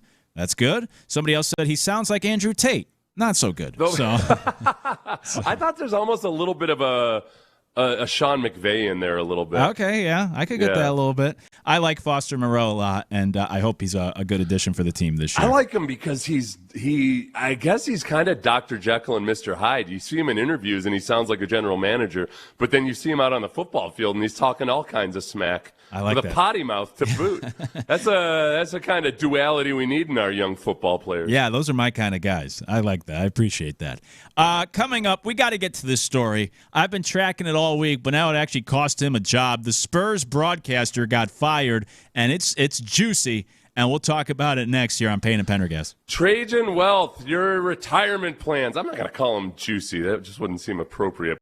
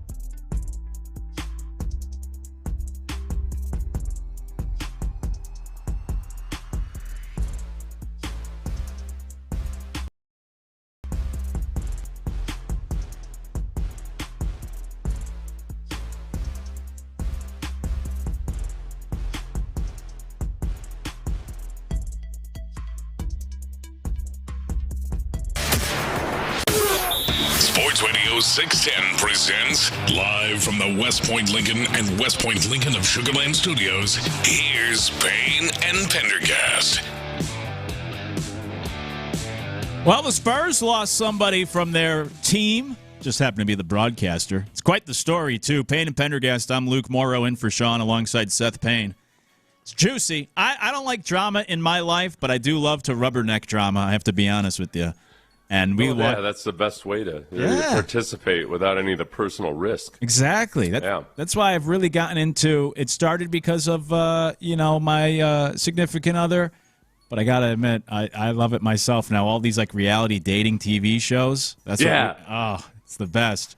And so, I can't do it because I know I get sucked into. Yeah. I like to act like I'm above all that. Like, oh, it's trash. Right. No, I know I'm an addict, just like everybody else. Yeah, that's how I felt. Like, those shows are stupid. I'd never watch them. And then once I got pulled in, I was like, actually, these shows are great. Let's watch more. I love it. Well, real quick, I think that's what on Hannah McNair's podcast, D'Amico's wife disclosed that D'Amico is into. Is it Love Island? Love is Blind, I thought. Love is Blind. Okay. I think maybe it was Love Island. I think it was Love is Blind. Okay. Love Island is trashier, isn't it? Yeah. It is. Yeah. So I'm guessing. Yeah. Like that was. I don't think D'Amico's wife would have said it if he was into Love Island. I think, so Love is Blind makes more sense. B. Scott's into Love Island. I've never watched it. That one's too much for me. That's where I draw the line. But B. Scott, I know, likes it. We've talked about it a few times off air. Is Love Island the one where people are like being tempted away from their current boyfriends and girlfriends? Or I think they might be singles. There's Temptation Island, and that's the one where they are being tempted from their current partners. Okay, all right. And do you watch that one too? Yeah, we watched that one. That sounds like the trashiest one. It's pretty trashy. Is it? Well, it's got to be okay. It's very trashy, actually. Right. Yeah. Eighth tangent. So for Temptation Island, like none of those people are actually in good relationships to begin with, right? No. Yeah, like you're going on to a reality show to see if we can tempt our. Okay. Yeah. So that kind of loses its luster for me. I want to see somehow like they didn't know this is what they signed up for, and they're being tempted without knowing that that's the deal. Yeah. Right. That's when you find out really who's got the strong relationship. Yeah, that's why the newest season was kind of a bore. It just came out a few months ago because they used 4 couples, and all 4 couples were such a mess that like you couldn't get into it. Like these people, they shouldn't be together. So there was just no hope for salvation or anything. So you didn't care. Yeah. Like you liked the drama, but it wasn't like you had a rooting interest or anything, or you felt bad when they were, messing around because it's like, this relationship, they already should be broken up. What are they even doing here? So that's the problem with that one. Love is Blind was the one that first brought me in, and I do enjoy Love is Blind. People can check that out. See all the local sites. Isn't it's pretty much just like a normal like blind date type show or whatever? Like how is it different from like the old traditional ones? You're in the pods. It's like for 2 weeks, and you date through a wall without seeing somebody. So you get really close to them because you're having all-day conversations, but you don't get to see them. And so these people fall in love, and you propose without ever seeing them. You get engaged, and then at the end of like the 2 weeks, they reveal one another. They reveal the two to each other, and then they move in. Well, first they go on a honeymoon, and then they move in together, and they have to live together for, the wedding day. I think it's like 2 months. That they live together up until the wedding day, and then on the wedding day at the altar is when they make the decision of if they're actually going to say yes to the marriage or not, and they can't talk about it beforehand. Oh, okay. But they see each other while they're living with each other. Yeah. Oh, okay. They see each other at that point, and so often you see some people bail as soon as they see the person. That hasn't happened, but you've had some bad reactions. There's a classic one where this woman who's a flight attendant. If people see the season, they already know what I'm talking about. She told him that she looked like Megan Fox. And so she really set the bar high. And when they saw each other, you could see, the guy's name was Jimmy, you could see the look in his face. And then when they did the interview right after of just him, he was like, she told me she looked like Megan Fox. That's such a dumb move by her. Right? What the hell? Did she look anything like Megan Fox? I don't think so. Like dark hair or something? Or like yeah, she had dark hair. Dude. Connection. I would tell a woman I look like a handsome version of Steve Buscemi. That way, like, there's no way she's gonna be like her expectations are gonna be so low. I wouldn't even say handsome. I'd be like, I'm like a little less broke down Steve Buscemi. Yeah. But I got a great personality, as you'll find out through this wall for the next 2 weeks. Yeah.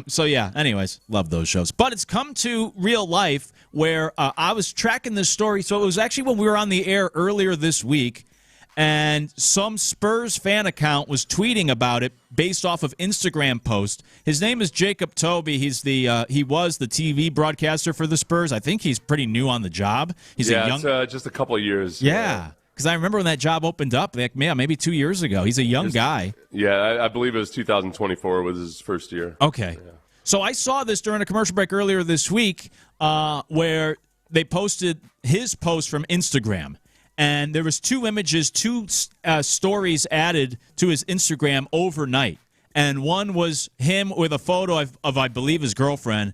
And it said, here's my girlfriend of 6 years who, something along the lines of who I've been cheating on. Keep following me if you think I'm a good guy. And then the next post was like a photo of the girl he was, the mistress. Yeah. And providing the proof of that. And it was snarky posts on his Instagram exposing him that obviously came from the girlfriend. Yeah, he'd been hacked by his ex-girlfriend. By his girlfriend that he'd been cheating on. Sleeping. She got into the phone. This was her plan because he was sleeping. He couldn't delete it. So it was out there, and he didn't realize till he logged on to Instagram some point the next day that these posts are up there, and they were already making the rounds on social media. Yeah. The other part of this that's sort of Machiavellian, although is kind of awkward, they were on a 2-week vacation to his family, and this was only day 3, so they were staying, the girlfriend at the time and Jacob were staying with his parents. And his parents, I guess, told him to take the stuff down and delete everything from his Instagram of any sort of reference or anything. Yeah. While she's still in the house, I can only imagine how awkward that is, where the parents seem to be pretty ticked off. Not that he did this to his girlfriend, but that she aired the dirty laundry on social media. Yeah. So then, the other big detail is exactly who the woman was that he was cheating with. Mm-hmm. So at first, she just put out I think a photo of the woman and the name, and then the internet sleuths were looking into it and trying to figure out, of course, as one does, who is this woman? And as it turns out, it's the sister of one of the players on the Spurs. So Jacob Toby, the broadcaster, was in a 6-year relationship before he even got the job with the Spurs, and then had been stepping out on the relationship with another woman who happens to be a sister of one of the Spurs players, the team that he covers. Yeah. And do we know who the player was?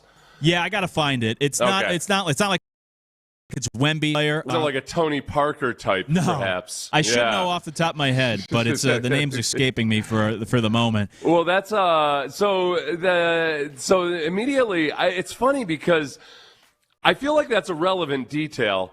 But a lot of people are kind of only presenting half the story, and they're saying, wait a second, the Spurs are firing this guy because he cheated on his girlfriend? What the hell is that all about? And I'm inclined to think, okay, there's way more to the story, obviously. You at least have to mention that he was with the sister of one of the players. But even that, though, I do feel like that, I have to wonder whether there's even more to the story than that, because it's not like that's unheard of that somebody has a relationship with a player's family member or something. That in and of itself wouldn't be a fireable offense, should it be? I think there's more sloppiness to come, and that will come out of this. Probably, and the player is Lindy Waters. I was torn on this because I think in most places people aren't losing their jobs for what they're doing in their relationships. Yeah. And if it's the cousin of a coworker, I should say, I guess just the sister or sibling of a coworker, I don't know if that's enough to lose. It's not the same as dating a coworker and not disclosing it. I know. Is that in an employee handbook anywhere that you've got to disclose it? I guess it would be a potentially conflict of interest relationship. Yeah, so that's where I come in on. I'm on the fence because in general, I feel like I don't know if that's enough. And by the way, the Spurs made the decision right away. As this went viral and publications started writing about it, like actual publications, front office sports, whoever, the Spurs just made the decision right away. They didn't do any sort of investigation, apparently. They just fired him. Yeah.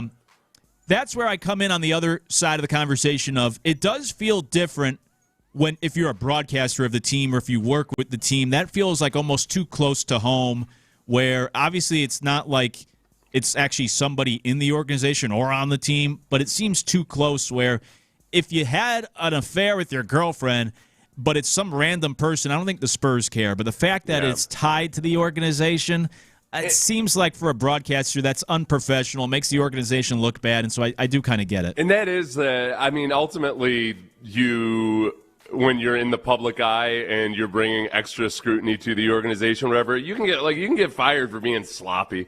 I don't know if that's legal or not, but I would totally fire somebody just for being sloppy. All right, I don't know.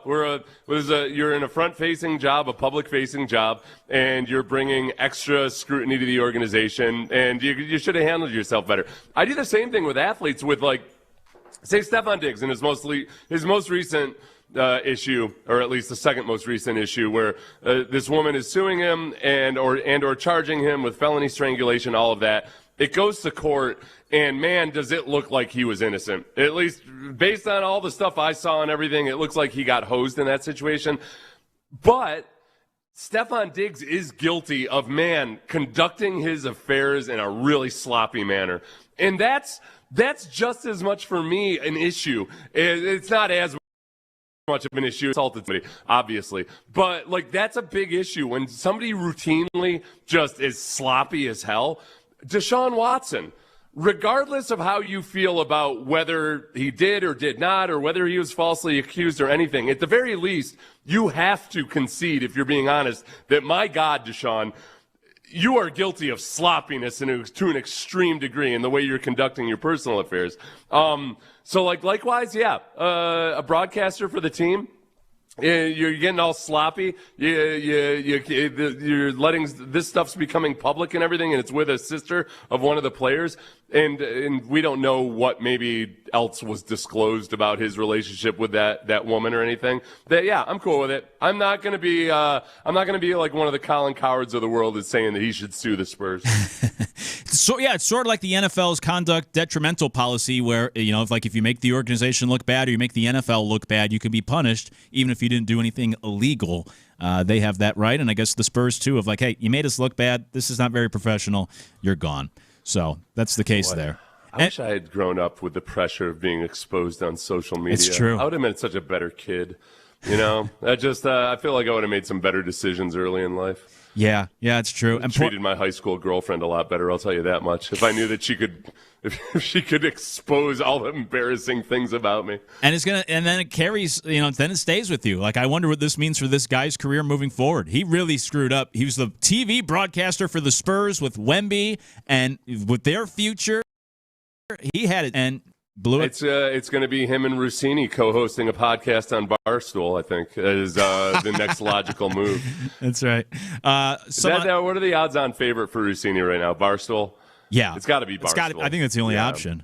Or maybe Stu Gotts keeps, or Lebitard, whatever, one of those keeps talking about it because they're friends with her. On the text line, someone said, Spurs fan here who watch many local broadcasts. He annoys me to the point I want to mute the game. So this is a good move for Spurs fans who watch regularly. Yeah, that's the other part, too, is I have zero clue. I've not watched their local broadcast or anything. It's also sometimes you're in a position where the organization is like, well, all right, we already didn't like you. And then, no, it's as simple as that. Yeah. That's true. Yeah, so he's gone. Coming up, have the Texans truly set up Stroud for success in 2026. We'll talk about it next. Payne and Pendergast. Seth, I've never been held hostage before. I would imagine it's terrible actually being held hostage.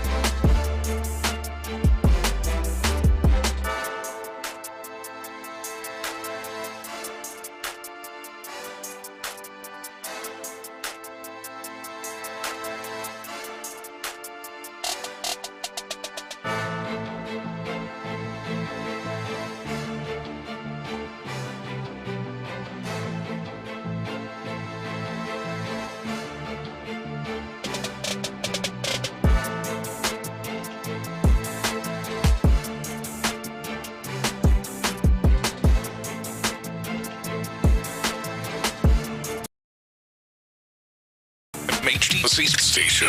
The Texans play here. Sports Radio 610 presents Payne and Pendergast. Have the Texans truly done enough to set up C.J. Stroud for success in 2026? It's Payne and Pendergast. I'm Luke Morrow in for Sean alongside Seth Payne. 713-572-4610 to get in on the text line. Also can reach out on the YouTube and Twitch chats. And for all those hating on the reality shows, just wait. You think you're better. You think you're stronger.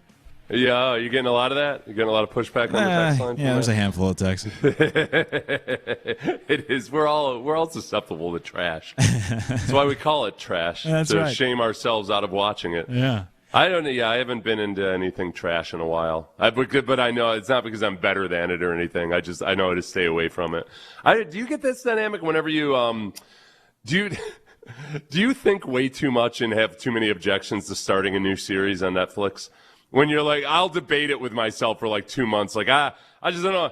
I don't know if I want to have the energy to get into this. I act like it's like a paper that I'm putting off writing or something when it's supposed to be an enjoyable experience. Yeah. But there's just so many choices and I have a hard time choosing. Yeah, it's a big commitment, too. Like, I've been putting off starting Breaking Bad for about 12 years now. So, oh, wow. Yeah, I haven't watched that show. And it's so stupid that you're waiting because everybody is telling you that you're going to love it. It's the fear of commitment. Yeah, because they're like an hour episodes, right? And there's like, I'm already behind. Obviously, the show's over. There's like 5 seasons or whatever. That's a big commitment to sit down and watch like 600 hours of this show. Yeah, I know. You know?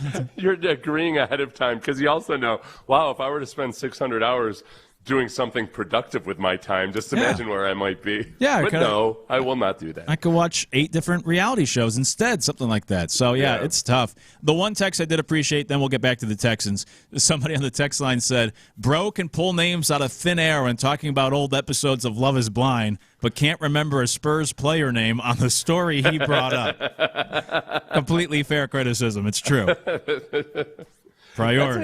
That's the other thing, too, is that people are bringing up the Spurs and the alleged affairs that have happened in the Spurs organization. 2 things to remember. Those happened under the watch of Mark Cuban, so it's a different organization. And 2, there's always there's different rules for where you stand on the totem pole, you know? Sure. And that if you're like the new young play-by-play guy, that you're not going to get as many benefits of the doubt. Exactly right. That was the whole Jimmy Johnson thing, right? Where they asked him like, "What would you do if Emmett Smith was sleeping in a meeting or something like that?" And he said he'd wake him up or they let him sleep, whatever it was. Yeah. But if it was somebody else in the back of the roster, like they're cut, you're falling asleep in a meeting. You're a sacrificial lamb. Yeah, we're making a point with this. So we're going to cut you. Yeah. Oh, that happens all the time, especially like a running back fumbles and then he's cut the next day. I can't remember. I had a coach do this Kubiak. Somebody can go back to the game logs, and some running back fumbled, and the kid got cut. And Gary got up and said, "Hey, look, these are the consequences and everything." I'm not calling Gary out for this. It was a good move by him, but it was also like you're like, yeah, but if one of the studs on the team does this, you're not going to cut him because of that one fumble. I think it was more of a message to from Kubiak to some of the younger jackasses on the team. They're like, look, this is what happens. Like, we need you guys to be better than this. Yeah, it's different rules for different people, no doubt. Speaking of the Texans, though, have they done enough to set up Stroud for success? I hope this plays well on the radio because I do find this really interesting. You can find the full thing on CBSSports.com, the breakdown, where they use a weighted grading system, and they looked at certain areas to determine if the infrastructure is good enough for an offense in 2026, if teams actually have set up their quarterback for success. And so they graded and ranked every teams. And the areas that they looked at for these offenses were play caller, offensive line, pass catchers, and running backs. And then they also wanted to acknowledge that these aren't necessarily rankings of where the offenses are going to perform this year, but more so how well positioned they are to have success offensively. Yeah. So that's the setup. And they ranked them 32 through 1, but they also put them in different tiers as well. They grouped them together. A lot of tiers on this one. Yeah, 7 tiers. Yeah. Which is, first, when you find out that the Texans aren't in the bottom couple tiers, you might think, oh, okay, they must have the Texans as around middle of the pack. No, it's just that tier 6 and tier 7 are really, really low. And the Texans are in Tier 5, which is the rankings 24 through 28. So they're still way down. Yeah, not great. So Tier 7 is the Dolphins all by themselves. As we look at the only teams that they believe are worse than the Texans' infrastructure offensively. The Dolphins are by themselves. Tier 6 is help needed, and that's the Tennessee Titans, the Cleveland Browns, the Washington Commanders. They also assign a grade to all these teams as well. But let's not get bogged down with all the different numbers. And then you get to Tier 5, which is help wanted. So not needed, but help wanted. And you get to the Carolina Panthers are 28th, New York Giants 27th, New York Jets 26th. This is a tough team to be next to because then you get the Texans at 25, who get a 3.3 rating on a scale of 1 to 5, I believe it is. Yeah, 1 to 5. No, but you're right. I think especially if you look at the immediate neighborhood for the Texans where, okay, the Jets are just behind them and the Cardinals are just ahead of them. Like, one of these is not like the others. The Texans are just by virtue of having such a good defense and an offense that was steady. It was a steadily unimpressive but not horrendous offense during the regular season.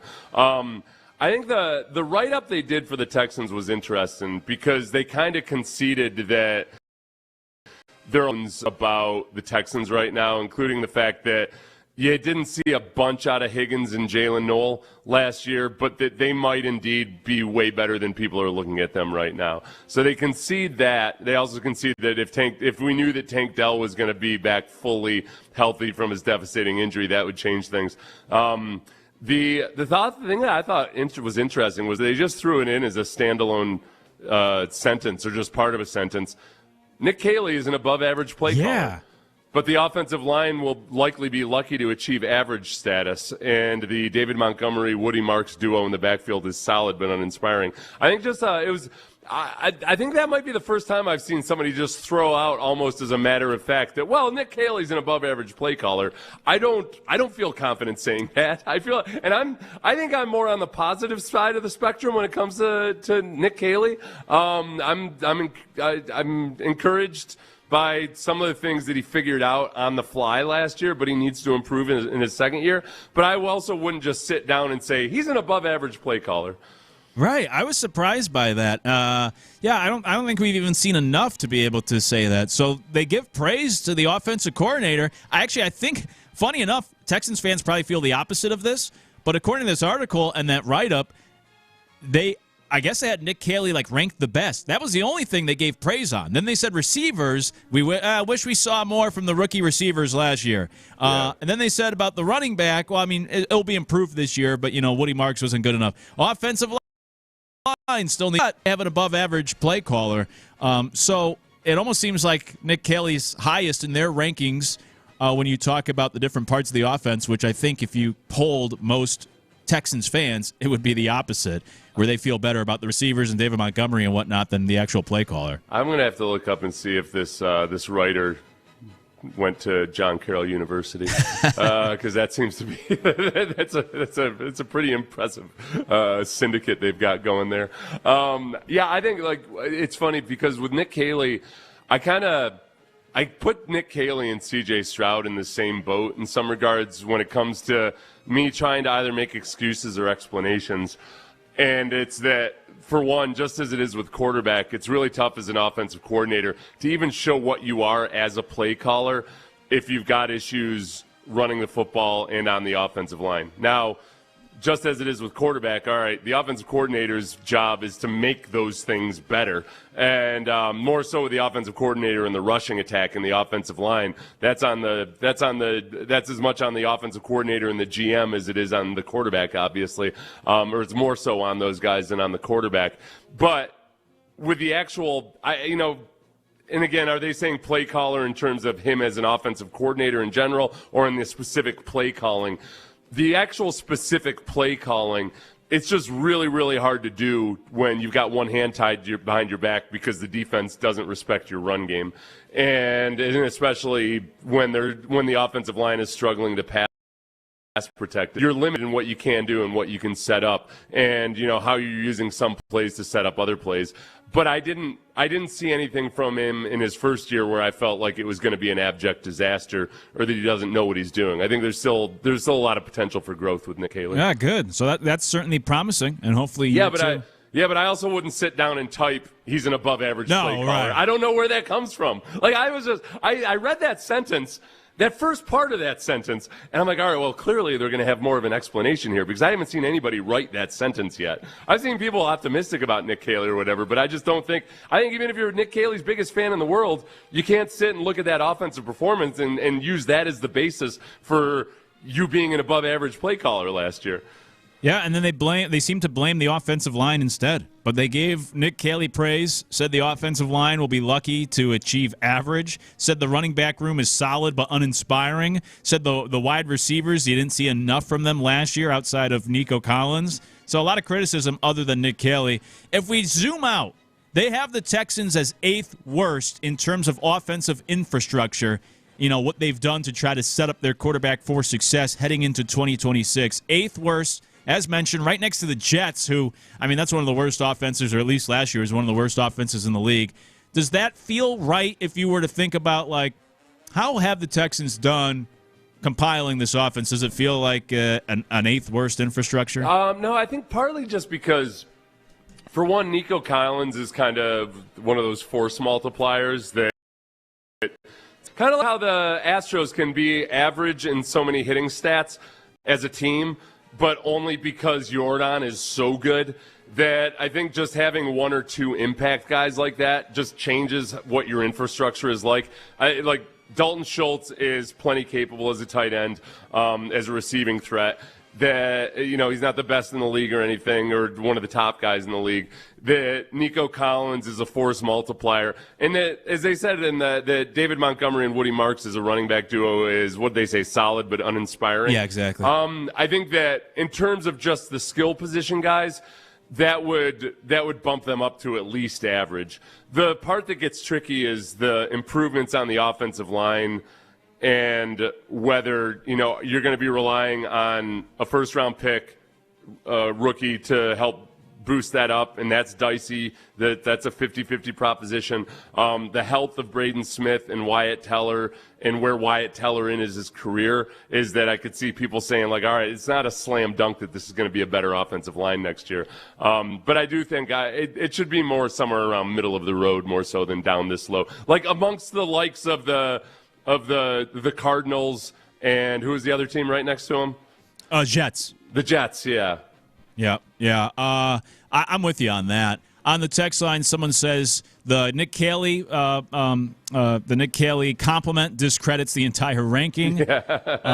Somebody else says it sounds like Caley is benefiting from having worked under Sean McVay, and that's why they're assuming coordinator, because he was with the Rams offense. I guess so. It was just a weird thing to put in. I give these guys a break when they're writing about all 32 teams. Yeah. And yeah, you are writing it. You're not just speaking off the top of your dome. I don't know where that comes from. I would love to know the explanation for why he just wrote Nick Caley is an above average play caller. Yeah, give us a little more context. And I'm not saying he can't be or he might not be. It's just I don't think Nick Caley would. I think Nick Caley, if you were sitting there and was given that, he would be like, I haven't proven anything yet. What are you guys talking about? No. Yeah. By the way, on this list, only 2 of the bottom 12 teams, including the Texans, made the playoffs last year. 7 of the top 10 in offensive infrastructure made the playoffs a year ago. Who was the other team for the Panthers? Oh, the Panthers. Yeah. And the Panthers were ranked on this list 28th, even worse than the Texans. So if that means anything, that's a little data to it. And I like what you called it, the Stroud Offensive Support System, SOS. Yeah, that's. I guess I guess the question would be just where are the weak links in all of this? If they had ranked it higher, I think I would. If they had ranked the Texans support system as way too high, I probably would have brought up a lot of the same issues that they bring up here. I just don't think they're as drastically bad as some of those other teams that they're next to. Yeah, I agree. I think this might be too low, but I've also, as I've been saying all offseason, I think there's a lot of questions for this offense. The young receivers, the offensive line makeover, even David Montgomery added to the running back room. Well, yeah, no, if you look at the Panthers, they're 2 spots away from the Panthers. The Texans are on 3 spots away from with the Panthers 3 spots lower. I think that, they've got, like, Tet McMillan, he's their version of a Nico Collins that kind of lifts everybody else. But I think that when it comes to tight end and running back, the Texans still are on paper right now. They're outpacing the Panthers by a comfortable margin. Panthers have a better offensive line, though. They've done a good job of trying to build that for Bryce Young. You could go find the full list and breakdown on CBSSports.com, but they have the Texans' offensive infrastructure as the 8th worst in the league, which therefore means, they're not doing a good enough job to set up Stroud for success. Take that for what you will. Coming up, have we figured out how to improve soccer in this country? And would you be willing to invest in a young athlete? We'll talk about it next. Payne and Pendergast. I love being right in the backyard of great companies that have grown like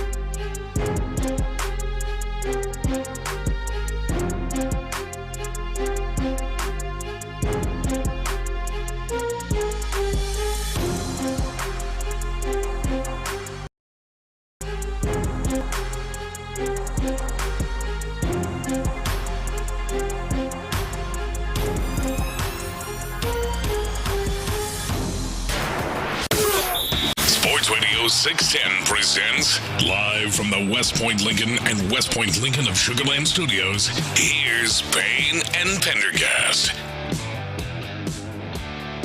Would you be willing to invest in a young athlete?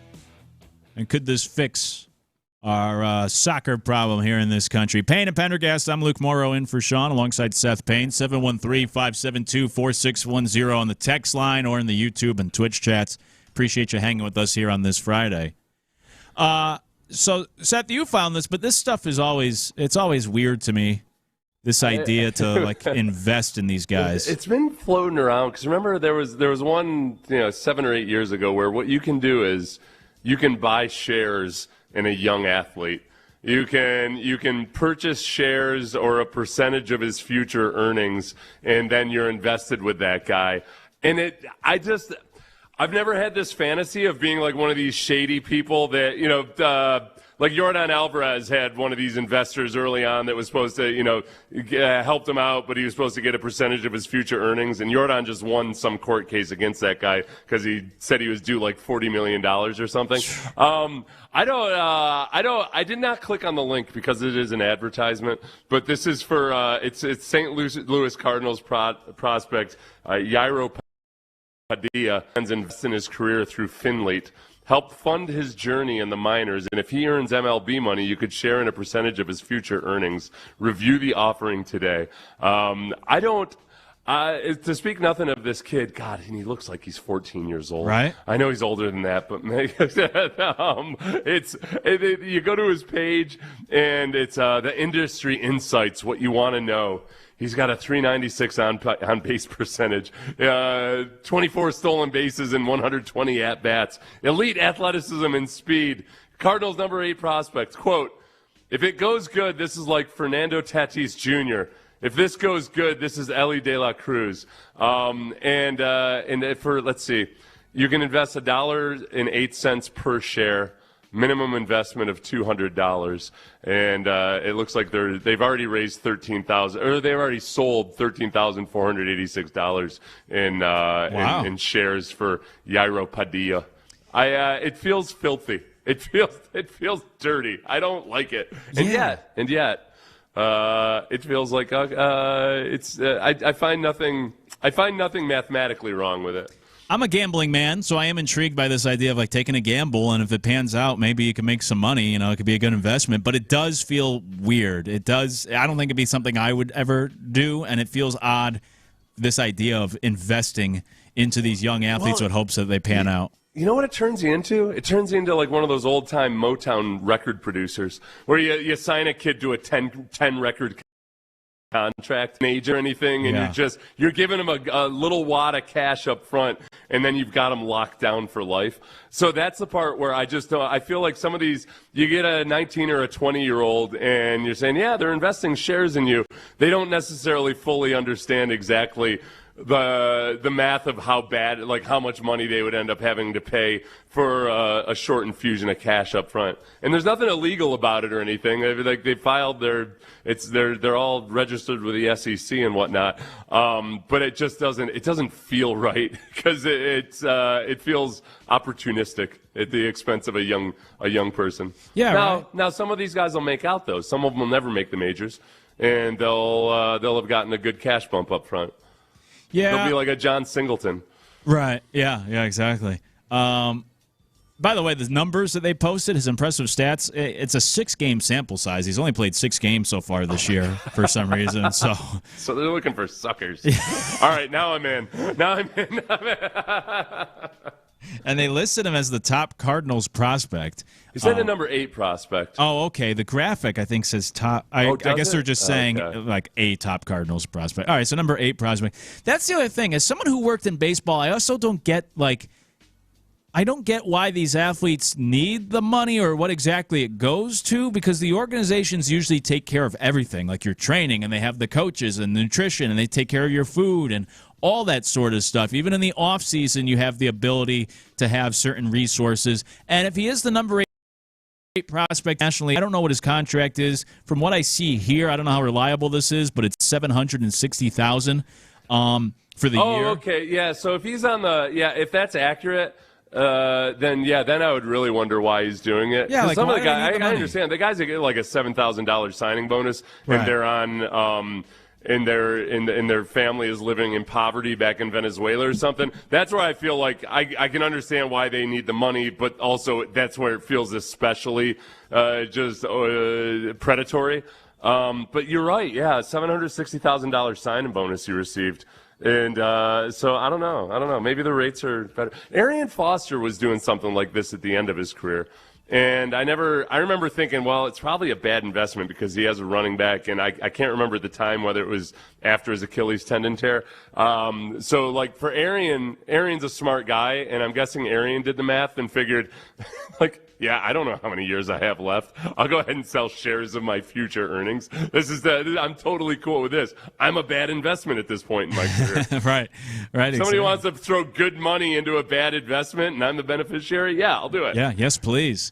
When you were in college, would you have been interested in this from an athlete perspective? I would have done it. I spent cash advance money on my credit card. I was an idiot. Yeah, of course I would have. No, that's the problem. When you're young and dumb and like the future's never going to get here. Oh no. Yeah, well, you're going to give me $100,000 now and all I have to pay you is whatever percentage of my future earnings? Yeah, that's forever from now.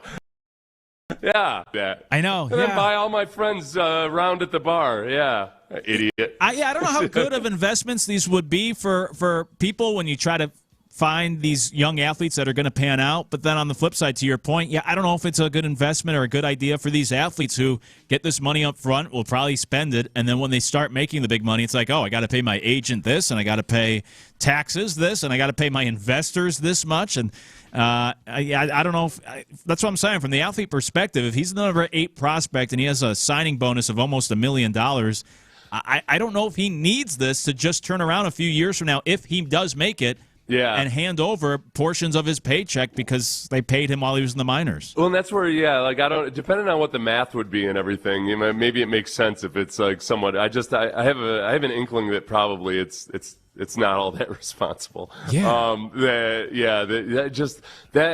The perpetuity part of it would be my big factor. I do think that if I were in college, I'd be smart enough to say, like, all right, well, how about my future earnings through my 4th year in the NFL or something like that? At the very least, there's a cap on that, and it's not like it feels like people have got a piece of you for the rest of your life. That makes a little bit more sense. Right. That I could get. On the text line, somebody said, how many stupid, lonely women are going to do this? Like thinking that they might have a shot because of the. I guess so. It's like a version of a good prenup or something. No matter what he says to me, I'm gonna. Yeah, and then somebody. Well, back in the day, before NIL, so I say back in the day, 3 years ago. The big thing that players didn't understand sometimes is that their agent would be loaning them money.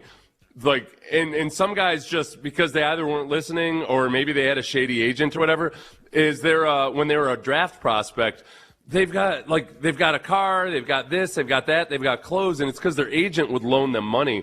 And then there would always be the guy that didn't understand the concept of a loan and would get pissed off when he got the bill from his agent after he got his signing bonus. That hey wait, how come you're taking $300,000 above the 3% here? And he's like, remember, it's a loan. This is what happens. I explained this to you. Right. But that's how short-sighted some young guys are. Yeah. They're not thinking 3 months into the future. Right. This is a car right now. Yeah. Yeah. Honestly, I think most of us are short-sighted. You smoke and think I won't have to worry about that till down the road or whatever. You have ice cream late night or you pig out and don't have to worry about any of this until I'm older. The calories or my heart health or any of that, and then it'll eventually catch up to you at some point. Yeah. This Yairo Padilla he's 18 or 19 years old right now. I can't. That's too young. I can't sign that kid to a contract right now. I'd feel like a Prince's record producer back in the day that signed him to that ridiculous contract. Yeah, I would have to at least give me double A. He's played 6 games in single A so far. He's 19 years old. It's still a little too soon for me to invest. Could this be a way, though, to improve, with the World Cup and everyone's trying to get on the same playing field as other countries, did we just figure out a way to try to improve soccer here in this country? Well, I mean, that is partly why the argument, right, for why soccer academies work better in other countries is because they're financially incentivized for that kid to be an actual a good pro, as opposed to just accepting a bunch of money up front from people who can afford it to develop kids. They're actually like their financial motivation is we need to spit out good pros because then we get paid. That's how we get paid. That's how you get people to it. It annoys me, honestly, that the Europeans are doing the capitalism side of this so much better than we are. When it comes to actually using it as finding the right profit motive to motivate people to do what you want and everything. They're doing it. The ones in the U.S. are doing a great job of racking in cash in the short term, but it's not really doing as much for U.S. soccer as the system and the setup they have in other countries. Somebody said on the text line, every court case against the investors has won, so even if the prospect is a success, they don't have to pay back the investors. Is that every court case? I feel like there's I don't know. I've seen the ones that have won, but I have zero clue about but I do have that. I do wonder about that just by virtue of the fact that it seems kind of seedy. I don't know if you can throw that out on the grounds of seediness. Your Honor, I know I signed this contract, but can't we agree that it's kind of seedy? Yeah. Is this really enforceable when it's just so damn seedy? Yeah. I cite seediness. Right. It's true, man. No, the texter brings up a good point. I've seen a few, including Jordan, cases where it just doesn't, it's not enforceable. But I don't know, then it goes down to okay, the rules on where it was signed, how enforceable is a country, a contract from another country, et cetera. Yeah, and then lastly on the text line, somebody said, we already have death threats over gambling and fantasy sports. Imagine how bad it'll get with a quote-unquote bad investment. That's true. There's there could be a lot of money on the line. It's, it already, the one that the texter is talking about, though, too, is the court cases that I'm thinking of, at least, is when it's one benefactor who has an arrangement like this where early in a player's career, and then that guy is expecting some. And there was, one of the players did have some kind of threats of violence from whoever had helped him from, I want to say it was a Cuban player. Whoever had helped him get to America originally thought he was owed more money than the athlete did, and I believe there may have been threats of violence. So you're kind of on pace with that. Yeah, somebody did say Fernando Tatis lost his case, so I guess it's Fernando Tatis lost his case. Okay, yeah. So who knows? We'll have to do more research on that. But anyways, before I cash in my 401k, find yourself. I'm gonna call up Trajan Wealth this afternoon and be like, hey. I've got a power ranking of minor leaguers I want to invest in. Start hanging out at local Pee-wee soccer games to find your next investment. They're like, does he have a kid on the team? What's this guy doing here with his binoculars? Hey, listen, I know I've told you guys about a percentage of my portfolio to be in high-risk investments, but what would you say if I've got some really good Reddit posts about some Astros minor leaguers? Could we skew up future earnings of MLB players to 50% of my portfolio? Yeah, find yourself a young athlete you can now invest in financially. It actually sounds very similar to an episode of Nathan For You. So I guess he was ahead of his time on that show. Coming up, grab your tinfoil. We got a conspiracy in the NFL. We got to get to it next. Payne and Pendergast. Starting tomorrow, the Sports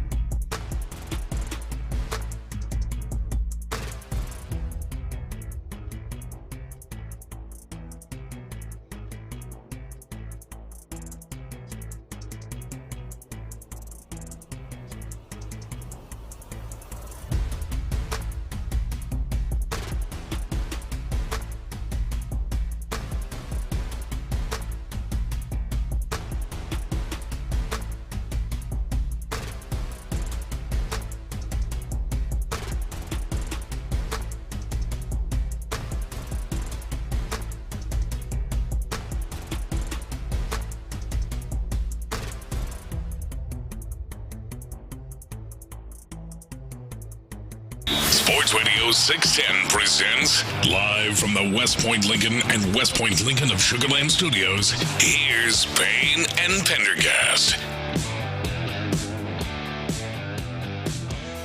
Got ourselves a new conspiracy theory in the NFL. Let's talk it out here on Payne and Pendergast. I'm Luke Morrow in for Sean alongside Seth Payne. 713-572-4610 on the text line. YouTube and Twitch chats as well. There you go. That's right. We've got two conspiracy theories. Two conspiracy theories. One after that. Oh, my goodness. Wow. Involving me looking like Trent Dilfer. You okay? Well, then let's get through this first one first, so we could get to the Trent Dilfer stuff. I think this was. I think we brought this up earlier this week or something, but this idea of what was the one with what were we talking about earlier with Tom Brady? Oh, he didn't want to. He didn't, when it came to the Super Bowl, that's what it was. Oh right? Tom Brady. He was. He said he didn't have a dog in the fight, and when the Patriots were playing in the Super Bowl, and people from New England were not happy about that. I felt like he's trying a little too hard to distance himself from the Patriots. Right. Yeah, which seems odd. So here was. This is Mike McDonald, right. And he was on. I think he was on with Dan Patrick, and yes. Dan Patrick had asked him, "Did you get? Who'd you call? Did you get any help from anybody in the NFL?" And talking about beating the Patriots. Who did you seek advice from going into the Super Bowl that might surprise me? Well, I wouldn't have surprised. I called John Harbaugh and I talked. He was great. Probably can't mention one guy that really helped us out that had some conflict of interest. Can we guess? Sure. I don't know if I'm going to tell you, but go ahead. Bill Belichick. I'm not that cool. Oh, yeah. No. He wouldn't. No. You wouldn't have a phone call. I've had a beer with Coach Belichick, and that was a pretty cool. That was a pretty cool day. But. Who else would we guess? Kyle Shanahan? No, Kyle. No. But. This came to my notice because a Patriots fan account, Pats Pro, quote tweeted it and said, "It was Brady, and it's bleeping disgusting how obvious it is. I cannot believe how far Tom has fallen. I heard a rumor a while back he refused to talk to Drake about the McDaniels offense in the offseason of 25. This is just a rumor, and I have no credible source for it, but enough is enough. Tom is now the villain."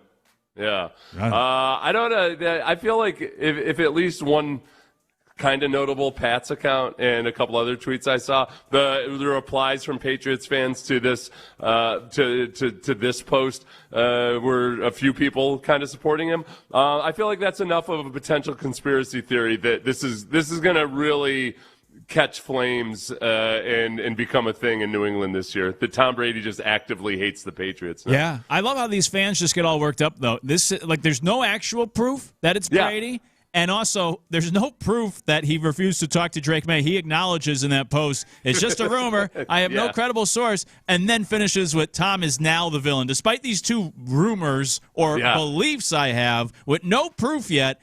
That still makes Tom Brady the villain after everything he did for us. I think that it is.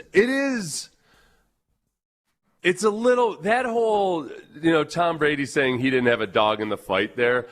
It's strange. And I think part of it is, I think that he is probably, he knows he's an NFL commentator now, and he also, he's a part owner of the Raiders. Yeah. So he, maintains some kind of semblance of impartiality as a commentator, even though he also owns a part of the Raiders, and even though he also won a Super Bowl, multiple Super Bowls with the Patriots.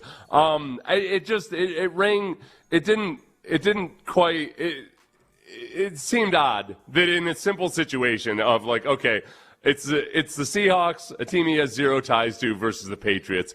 It's the Super Bowl. You're not going to be broadcasting the game the following week or anything here. You can just go ahead and say, yeah, I hope the Patriots win. I played with Mike Vrabel. I like Mike Vrabel. I like Bob Kraft, something like that. It was odd. It feels conspicuous to me. Yeah, it is. To which I agree with this guy. I haven't even seen the rumors, and yet I believe these rumors about Brady not helping Drake May out with the Josh McDaniels system. Yeah, I do too. Now I believe any of these rumors I'm going to buy into, of any of these Tom Brady now anti-Patriot rumors. Any and all. Yeah, I absolutely. also think Mike McDonald, rookie mistake there by him was Dan Patrick asked if he could play a game where he guessed who it was going to be, and McDonald went along with it for at least one go at it. You can't ever enter into that game, man. We've all got too many tells. Unless you're a world-class poker player, they're going to be able to figure it out when they say the right name. Well, the real problem is that he ruled out Belichick. Right? Yeah. So you got to leave the door open so that people don't know if it's Brady or Belichick. But once you rule out Belichick, I think then everybody immediately jumps to, then it's got to be Tom Brady. And that's where you might sort of unintentionally, tip your hand on the source. My counter evidence to Tom Brady, trying to actively sabotage the Patriots, my counter evidence was going to be, he's spoken very highly lately and said some really nice things about Bill Belichick, so it seems like those two are cool. And then I remembered, Belichick is petty as hell right now about the Patriots. Claimed that the Patriots won't allow him in their building, wouldn't let Patriots scout. Oh, that was how it started. Wouldn't allow Patriot scouts to watch UNC practices. When meanwhile, he's like trying to sell himself as a conduit to the NFL, and then explained it by saying that he's not welcome up there. Where meanwhile, he had just been at Vrabel's Hall of Fame induction or Ring of Honor induction up there. So Belichick's super petty about the Patriots right now. Yeah. Tom Brady's cool with Belichick. Yep. Further evidence for me to agree every single. I agree with and believe every single rumor I'm going to hear about this from this point forward. When he says conflict of interest, does he simply mean because they're a Patriot or because they're a broadcaster that's not supposed to pick a side or something? Because I was also thinking of could it be Gronk or could it be Julian Edelman, who's kind of in the works for Fox Sports? I know it could be. I know that's where it gets.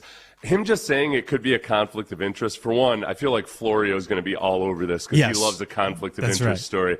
But, I mean, that's just kind of how things are in the NFL, that you have all these guys that, it's 2 degrees of separation with just about anybody that's been in the NFL for any amount of time, that you've got so many people that, it's a bunch. And I get the sense that the conflict of interest side would be, maybe this is somebody that helped me out, but his team might not be all that, or fans of his team might not be that excited to find out that I was helping out, against maybe it's a current Bills coach or a current Jets coach or something like that. Right. They don't want you to help, or excuse me, not to say. It would be in his own division then, right? Yeah. So, that's why he did ask about Shanahan, so that was the thought of Dan Patrick. So could it be so I don't know. Yeah, it'd be somebody in his own division. You're right, yeah. But, hey, I don't even understand conflict of interest, apparently. I'm on board, though, with this whole Brady thing. My stock is plummeting for the people that want to invest in my future. That's right. Oh, the other one. Okay, so the other conspiracy theory, I think this is the Mandela effect, which I'm still not 100% sure I know what the Mandela effect is. People think you were the quarterback when the Ravens won the Super Bowl? This was, they misremember it? Figgy said he Googled me. And this is what pops up. A rundown of my age, my spouse, an overview. But the picture is Trent Dilfer. Huh. It's Trent Dilfer sitting there right above all my information. That this is, yeah. Thanks, Brandy. I don't know. I'm a little bit offended. I don't know if Trent Dilfer would be offended or not. But that's definitely not me, and that's never been me. Nobody has a memory of me as looking like Trent Dilfer, and that this is no. How do I complain about this? Where is this? If you just Google yourself, I think just on Google. I haven't tried it yet. I'm going to Google myself. Pops up. I swear to God, Alphabet Corporation, I am going to kick your butt. Maybe it might come from where you guys are both mentioned in an article or something, and Google is pulling the wrong image, or they're pulling up an article. So there's an article. It's okay. So it's a Houston Chronicle article. It says ex-Texan Seth Payne grows into media career, with a picture of Trent Dilfer above it. And I click on the article, and it's a picture of definitely me. Much younger. Weird. But I don't know. I don't know how this works. By the way, I think that's insulting in itself if they were trying to compare you to Trent Dilfer as a former NFL player who made it into the media. Because I never thought Trent Dilfer was all that great. There's the famous clip of him saying, like, in order to win the game, you got to score more points, something like that always makes the rounds on Twitter. I think, and I'm not just saying this because we're working together, but I do think you have done a much better job than what Trent Dilfer was doing on ESPN. Oh, thank you. Yeah, so that's not a good.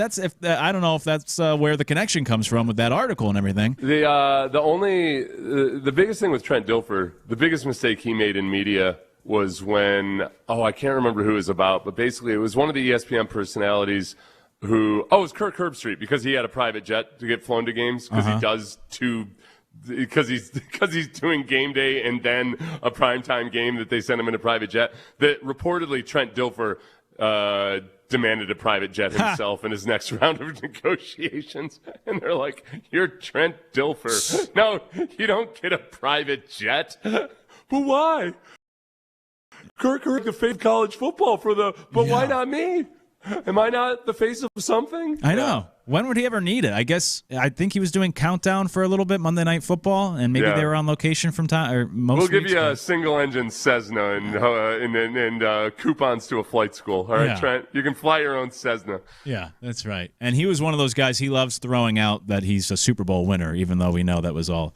It was mostly the defense. So. Big deal. I've got an ALCS commemorative championship ring myself. Yeah, take that, Trent Dilfer. Put that photo up on Google.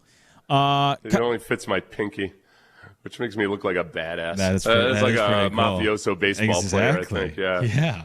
I would invest in that baseball player. Yeah. Coming up, it's time for Take a Mania, as done every week here on Friday. We'll see if we crown a new champion coming up next. Payne and Pendergast. Texans training camp is 3.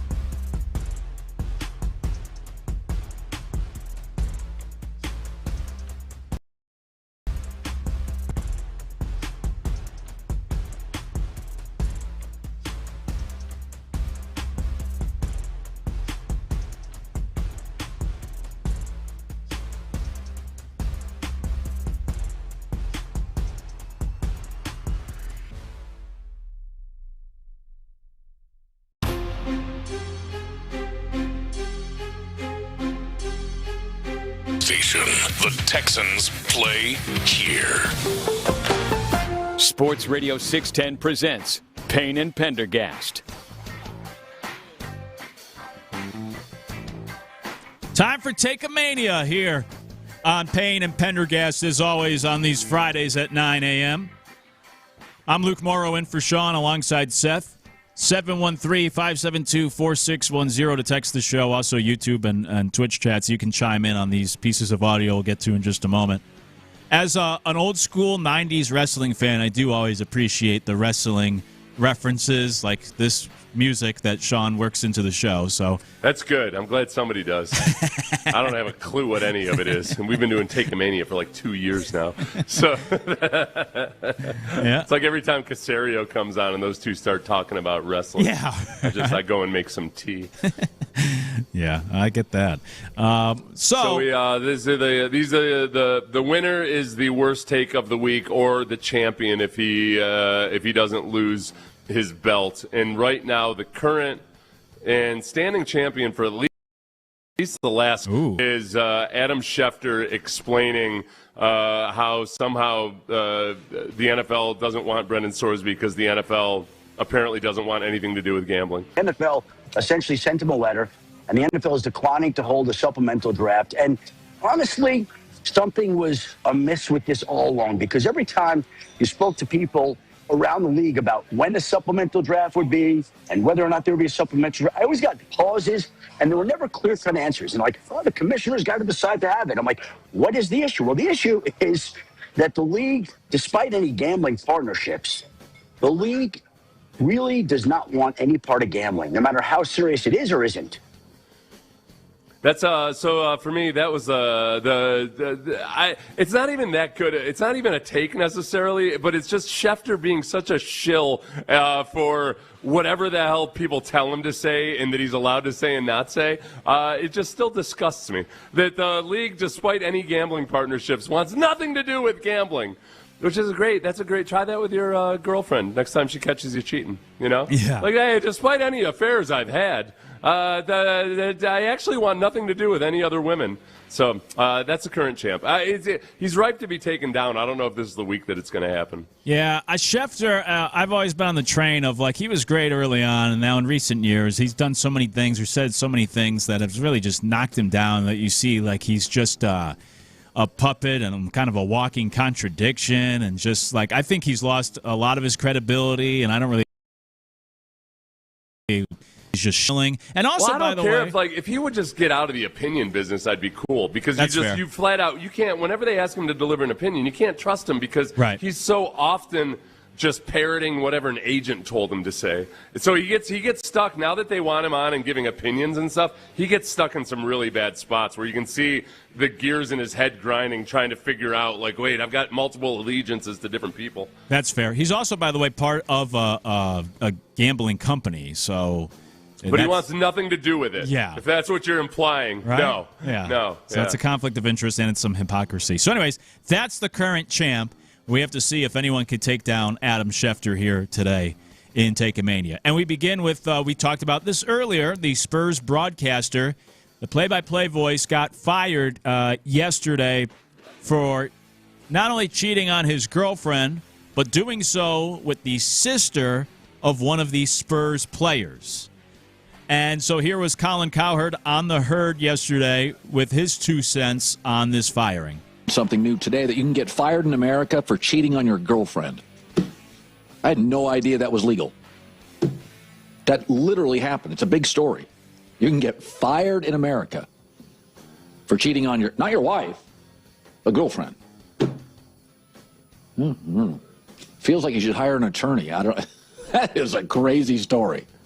It's okay. It's a really big story. Whatever. Oh, he's still going. Sorry. Whatever. Yeah. No, I'm glad we had that part there, and for him to explain at least a little bit more of this really big story. That it was also not just that he was cheating, but part of the story, the really big story, is that he was cheating with a Spurs player's sister, which. Again, I don't know if that's fireable or not. I don't know if that's what you should but let's not pretend that we have all the details and exactly how this guy's been conducting his life and what there is. You know, you get 2 little shreds of information. Coward decides to only divulge one of those two little shreds of information, and then is suggesting getting all litigious on somebody just because he's got one of the two tiny bits of information they have in all of this. Yeah. This is disingenuous. This is misleading. This is lazy by Colin Coward, but is it Take-A-Mania worthy? Not quite. Not quite. Chef, that was more about, I brought that one to the table mostly just because Colin Coward annoys me more so than anything else. Yeah, I've gotten that sense over time in working with you. Is he one of your heroes? I apologize if he is. No, I wouldn't say a hero, but I do think I do like him more than most people, and I think he's one of the better folks at the whole sports talk radio stuff. But no, I don't mind the criticism or anything. He's not a hero. Hey Ben, cut that for next week's Take-A-Mania. Somebody did suggest, I saw yesterday, I think it was one of Reggie's takes, somebody said that should be in Take-A-Mania tomorrow. I forget what it was even about. It was about like the Olympics or something. And I was like, I don't know if you guys do that, but I was going to text Ben and have this audio. All right, this next one's an interesting one. And you might be here for making history here because we're about to present a take, and that's not even a take, but it's an exchange between Brett Yormark, the Big 12 commissioner, and Sean Dillon, who's a Texas Tech Lubbock area radio host, or what I don't know what his official title is. But Sean Dillon is asking a question of Brett Yormark, and Yormark asks Dillon to repeat himself. And Dillon, to stand up and repeat yourself. This is at Big 12 Media Days, right? And this is how the exchange went. Ask that question again, and I'm going to give you the answer I want to give you, so go ahead.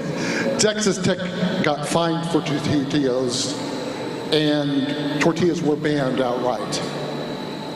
OSU has had paddles that were given a noisemaker exemption back in 2012. Sorsby never played a snap for the Red Raiders, and yet there is a lawsuit. Cincinnati has yet to be touched. You're selling greater than 12. Why should Texas Tech fans believe them? No, I didn't say greater than 12. You misquoted me. I said we're going forward as 16 strong, and that's my answer to your question. But thank you for that question. Appreciate it. Gentleman in the black. All right, so I want to hear the gentleman in the black. Yeah. Luke, this is why this might be groundbreaking if this ends up being the champion. Several times, I've got a pretty good idea of what the hell's going on here, and yet I also feel like I don't know what the hell's going on here. So tell me if I'm right or if I'm wrong here. Sean Dillon. Was he basically saying that, look, he feels like Texas Tech has gotten a more severe punishment than others for things like the tortillas on the field and what have you, and that perhaps the Sorsby thing is similar? What's the part about the greater than 12 that's a criticism or a question or a gotcha moment? Honestly, I don't know. I guess greater than 12 must have been something the commissioner was saying about like the whole conference. The expansion, yeah. So what happened? But then when Yormark says, I didn't say greater than 12, I said, what did he say? The 16. I don't understand what's going on here, and I need a Texas Tech person to weigh in or explain to me exactly what the hell's going on here. I do too, because I honestly don't even know what the first half has to do with the second half of his question. Right. And I guess what all I took away is I think he's trying to say that like Texas Tech was being punished, but not Cincinnati for Sorsby. I don't know if that's the point he was trying to make. Like, why is Texas Tech getting this treatment when he hasn't actually played for Texas Tech, but he did play for Cincinnati? Nothing's happening to Cincinnati. That was the only thing I took away. I don't know what the whole first half was, and I don't know why he can't pronounce tortillas. Yeah. Ben, can we play the first part? Just stop after it gets to tortilla. Ask that question again, and I'm going to give you the answer I want to give you, so go ahead. Texas Tech got fined for... But then he pronounces it right the next sentence, and he did that both times he asked the question. I don't understand. He said tortillos the first time that we didn't play. He said tortillos. How the hell are you covering Texas Tech and you can't say tortilla? Well, He said it wrong. This quesadilla. He said it wrong, then said it right, then said it wrong again, and then said it right. It was so weird. I can't even mispronounce it the way he said. What is it, Tortillo? All right, no, I can't. Until I get more clarity on what I'm even listening to here, I kind of wanted to give it to Yormark based on the fact that I feel like both these guys thought they had a mic drop moment. Yeah. You know those people who think they're just so proud of themselves for a comeback or something that they think they can just say, mic drop, and you're like, oh, no, you said mic drop. I guess I've lost. No, neither of those were mic drops. Those were horrible. Oh, I caught you on your phrasing there. I never said greater than 12. I said something similar. All right, no, they don't win. Can he do it? Cover! Oh, and a kick out! Next one. one. Yeah, you set up this one. I haven't heard this one yet. Yes. Oh, I did hear it, but I forget. Yeah, so Schefter's still the reigning champ for his take on Sorsby, but the next challenger, David Dennis, this is from First Take on ESPN yesterday, talking about the whole Caitlin Clark thing, which we spoke about yesterday. It's a long clip. We're only going to play a portion of it, but here is David Dennis just giving a pushback on the whole. People shouldn't be upset about finishing 11th in voting. She's not a top guard. There's no sort of jealousy. Here is David Dennis with his take on Caitlin Clark. They voted for the top 4 guards in the league. That was what the All-Star ballot was. So people were voting for top 4.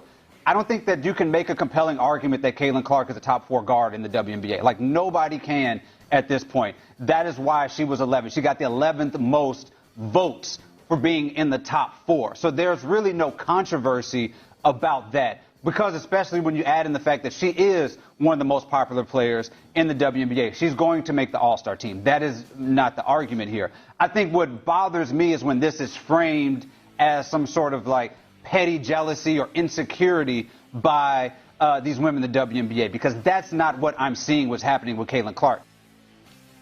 All right, this is the one. I'm going to need your help on this, Luke. Yeah. So what he's saying there, I understand, and I think that's a fair, regardless of how you feel about Caitlin Clark, whether you think she's the best or the worst or whatever. Like, that is a fair thing when there's only 4 names on the ballot, or when there's only 4 spots and people are voting for the top 4. Sometimes the rankings that come afterwards are a little bit misleading. Like, it's not if you're saying, okay, she's not a top 4 guard, so she's not going to get that many votes for the top 4, then it's kind of random chance, because there's only a smattering of votes of people that maybe a lot of people think she's the 6th best guard or whatever. But I need your help on this, because I don't claim to know a damn thing about the WNBA. Is she a top 4 guard in the WNBA, or is she not? Yeah, I would think so. This gets misconstrued, and it was kind of part of the conversation yesterday where people were pushing back on, like, Asia Wilson. She doesn't even have to be number 1 for the purpose of this conversation, but right. Top 4, I would say so, because currently she's 5th in the entire league in scoring and 2nd in the entire league in assists. I think that qualifies to be a top 4 guard. That's a part where I feel like I think he was saying a little too emphatically, like, how did he say it? You can't make an argument make that a she's case a top for 4. it. Yeah. Yeah, which like, all right, that's pretty extreme. If you wanted to, if you're splitting hairs and everything and talking about 1 versus 2 or whatever, 2 versus 3, but to say that you can't make a compelling case for it, I feel like I've seen enough people make those compelling cases, and yet. And this is one thing that makes me less qualified than Colin Cowherd, honestly. I have a hard time weighing in on WNBA. There's so many people that are just like they're gonna dive in and give a hot take here or there when it involves Caitlin Clark, and I can't do that in good faith. So I have no idea whether this is a horrible take or not, except that from you, I trust you. It sounds like a pretty bad take. But ultimately, I'm the judge here. I can't just always be leaning on my paralegals all the time. Sometimes I got to dive into the musty old law books myself. It's true. The other thing I will throw in, though, by the way, is the combination of points and assists per game would be, if the season ended today, she would set the record for highest average of points and assists in a game for WNBA history. Yeah. Yeah, it irks me that he said you can't make a compelling case for.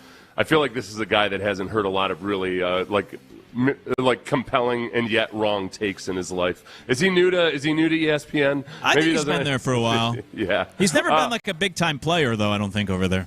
No, so no. Schefter remains the champion. Damn it. Can he do it? Cover!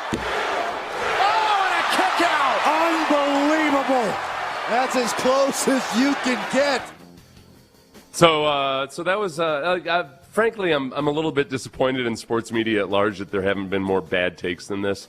We've had some heavy hitters up in here, but nobody can take over Schefter just contradicting himself in the same phrase, like in the same sentence. He contradicted himself. Yeah, it's been a bit of a quiet week this week, just in general in sports. You're coming off July 4th. July is always a slower time. Next week's even worse without baseball with the All-Star break and really no live sports going on. So yeah, it's. I was expecting a little more heat this week of the challengers on. It'll on get Schefter. better, everybody. It'll get absolutely. better. Yeah. Wait till football starts. You guys will be rocking and rolling again with the Take-A-Mania's takes. Schefter remains the champ at least for another week. Coming up. The Athletic ranked the Texans as one of 5 offenses that's positioned to break out this year. We'll talk about it next. Payne and Pendergast. Hey, West Point, Lincoln is Sugarland. If you are down in that Sugarland area, if you're in the market.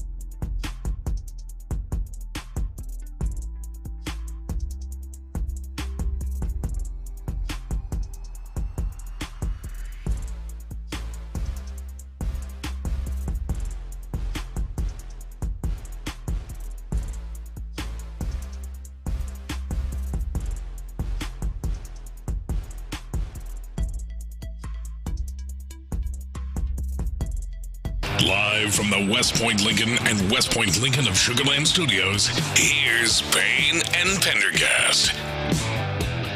Is the Texans' offense poised to break out in 2026? It's Payne and Pendergast. I'm Luke Morrow in for Sean alongside Seth Payne.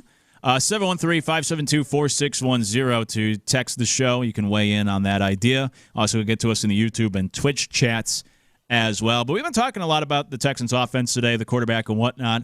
And there was at least one positive piece put out with the Athletics doing, where they looked at 5 offenses that they believe are positioned to break out this year. And the Texans were one of those 5. Now, the Jaguars were also on the list, but the Texans were on the list, which might make Texans fans feel hopeful and happy. Yeah, and this is actually, I like this because it comes from Ted Wynn, who is one of the watches a lot of film, and has a pretty good understanding of the nuts and bolts and the X's and O's of football. So when he's not typically just throwing out a bunch of hot takes or whatever. Remember, we read that article earlier that just out of nowhere said that Nick Haley is an above-average play caller, and left it at that. And they were like, and you're left to wonder, what exactly are you talking? Like, where do you get that from? I'm not even saying he's bad or anything. I just don't. You can't just leave that there. So Ted Wynn isn't. He's going to be a little bit more detailed than that. And I thought the thing that I felt most intrigued by in this, I think, was basically it sounded like he was pretty confident that the changes on the offensive line are going to work. He said it's hard to overcome.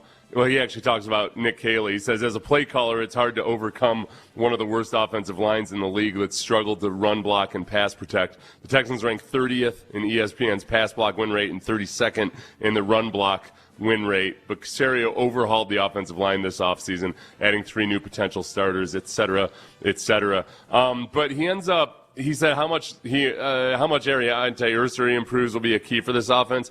But I think sometimes it's easy to just think, because you got new starters, then it's going to be better. I think by and large, most of the people that talk about the Texans' offensive line and the additions, they're confident that it's going to be improved offensive line without saying it's going to be a good offensive line. It's going to be at least improved from one of the worst in the league. And I think part of it is that, for me, the fact that a very specific theme and what kinds of players they wanted to add to the offense, that in and of itself made me feel like they have more of a plan on how to fix the offense this year, and they've identified exactly what they absolutely have to get better at run blocking, and they have to be better at running back to give CJ some help. And then everything else can fall into place, and they're not saying you don't have to improve anywhere else, but that's by far the biggest factor, the biggest chunk improvement that you could make that should make it easier for C.J. Stroud is simply figuring out a way to run the ball competently. And I think that's every single guy they signed on the offensive line has that profile, that even if only 50% of them work out, I think you're going to have that many more guys that are actually adequate or plus run blockers than you had last year. Yeah, and he also put in the article that he does like the addition of David Montgomery and thinks that that will help. I do like how it's a massive upgrade for the Texans running back room. Right, so that's big. I like how he starts the blurb on the Texans though by saying, "I get it. It's hard to believe the Texans have much hope on offense." So, but if you were to pick 5 teams that could break out offensively this year, I do think the Texans seem like a pretty obvious choice in the sense of like their potential, because obviously what we saw from Stroud that rookie year, if they could just find a way to recapture that, then obviously this offense can certainly break out and be much improved. And sort of to your point with the offensive line, I mean, the bar is low enough that it won't take too much for it to be an improved offense or really could climb up the ranks. So certainly, they are one of those offenses that could have a breakout. Well, the whole thing is that I think when he says it's hard to imagine them being a good offense or taking a big leap or whatever. That even as I present Ted Wynn as a guy that watches a lot of film and everything, I think that those playoff performances have so weighted people's opinion on what the Texans offense is or was last year that they kind of forget that they were a mediocre offense. Like they weren't the Raiders, they weren't the Browns, they weren't the Jets, they weren't the Panthers for most of the season. But that's how they feel to a lot of people. And the fact of the matter is they were a mediocre to below average, above average, wherever you want to say. They were right in that middle, 30 percentile. And it's not that big of a leap if you just do one thing. Like one thing alone, improving your red zone offense, and all of a sudden they're a markedly different offense. Problem is that one thing requires, like, oh, okay, well, if they're a better rushing football team, then that's the one thing that makes them a better red zone offense. Okay, but that means they also have to have a better offensive line, and the tight ends have to block better, and they've got to have better targets in the red zone and all that. Like, so there's a lot that goes into it, but if you can figure out the run game alone, that should make you a better red zone offense. That should make you a better short yardage offense. The addition of David Montgomery running behind last year's offensive line would have been a better red zone off, better short yardage offense. So it's on paper right now.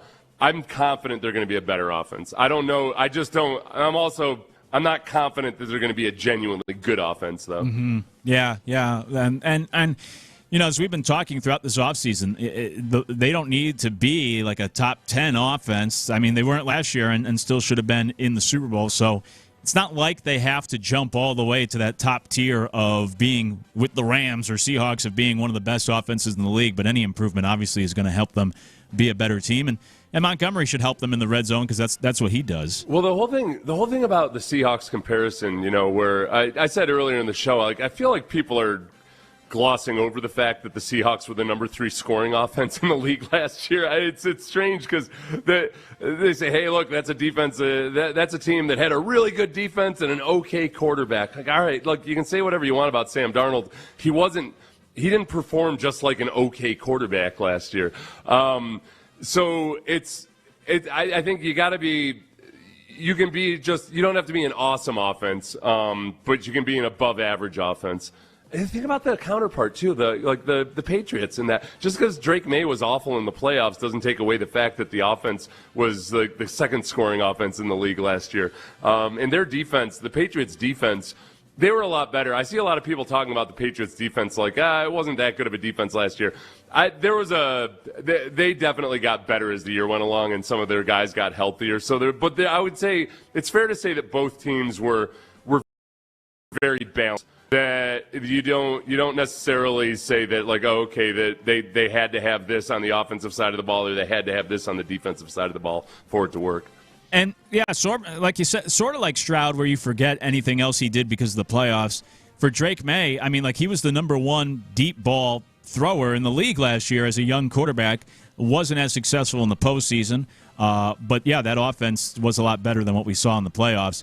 Also on this list, the Saints, in terms of this is from The Athletic, 5 offenses poised to break out this year. The Saints, as their quarterback goes from year 1 to year 2, and they added a bunch of pieces on the offensive line. The Chargers, who obviously brought in Mike McDaniel, and a lot of people like that hire as their new offensive coordinator. You have the Denver Broncos. Take that, Sean Payton. This offense, it's always been about the defense there in Denver, even though Sean Payton's an offensive coach. The offense has never been all that spectacular. And then the other team's the Jacksonville Jaguars, which is obviously in the division. And as Ted points out, the Jaguars were number 2 in scoring after the bye week as they started to figure out this new offense for Liam Cohen. After some early struggles with penalties and dropped balls, they really hit their stride second half of the season. Yeah, look, I hate to be sticking up for the Jaguars in this one, but there's a part of it where, all right, you're saying that this is one of the offenses that could break out. I mean, they were so good in the second half of the season that they ended up being the 6th best scoring offense in the league. So I feel like they shouldn't be in the category of potential breakout because unless what you think is, all right, we've only seen a half season of it for the Jaguars, and to really believe in it, it's got to be that, man, we've seen this out of Trevor Lawrence before, back with the Doug Peterson days, where he had the second half of a season where it looked incredible, and of course this is going to be the guy that everybody thought we had, and then all of a sudden, defenses caught up to exactly how they were trying to do it, and didn't work out so hot. Yeah, so, we'll see if that's the case. I've said this before. I've said it numerous times, but I always do have that concern of a coach that does well in year 1. Now teams have a full offseason to prepare. Let's see if Liam Cohen can stay ahead of the curve here in year 2 with that offense. Yeah, Liam Cohen and Shane Steichen are both guys that they've done some really impressive things in their career, but just for a year or two with certain quarterbacks. So like Gardner Minshew, and boy, Gardner Minshew had the best year of his career under Liam Cohen and some really good receivers, but still it was 1 year. And then Shane Steichen, it was Jalen. He was the OC when Jalen Hurts had his best season. Cool, but then you don't get to see how it plays out over multiple years.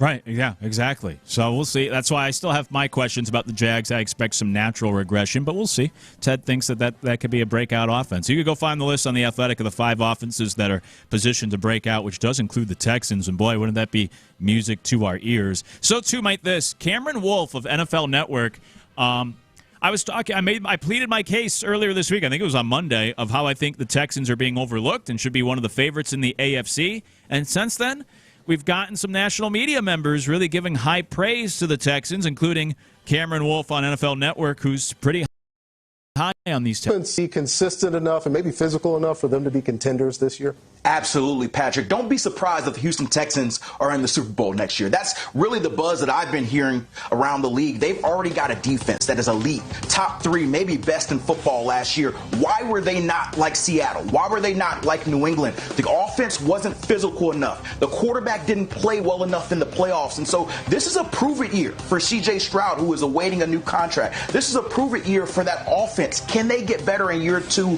under Nick Haley, the offensive coordinator? They made a lot of moves this offseason to get physical like their defense is. And the 2 that I'm eyeing is an offensive line improvement, 2 or 3 new pieces, including their first-round pick, Keelan Rutledge, and David Montgomery. I haven't heard anything but good praise about David Montgomery, who should set up as their feature back. They believe that getting him going and getting that run game going will make things a lot easier for C.J. Stroud. Talking to a defensive coordinator, he said that it looked like C.J. Stroud had too much on his plate last year, from protections to trying to throw everything in difficult routes. Easier plays happen when your run game has good success and your offensive line has good protection. They should be much better in both areas, and hopefully that allows C.J. Stroud to be a lot more effective over the middle of the field with intermediate routes, something that he was really good at his rookie year. And if he is, then maybe he can be back at the table next offseason for a contract conversation and say yesterday's price is not today's price and rack up.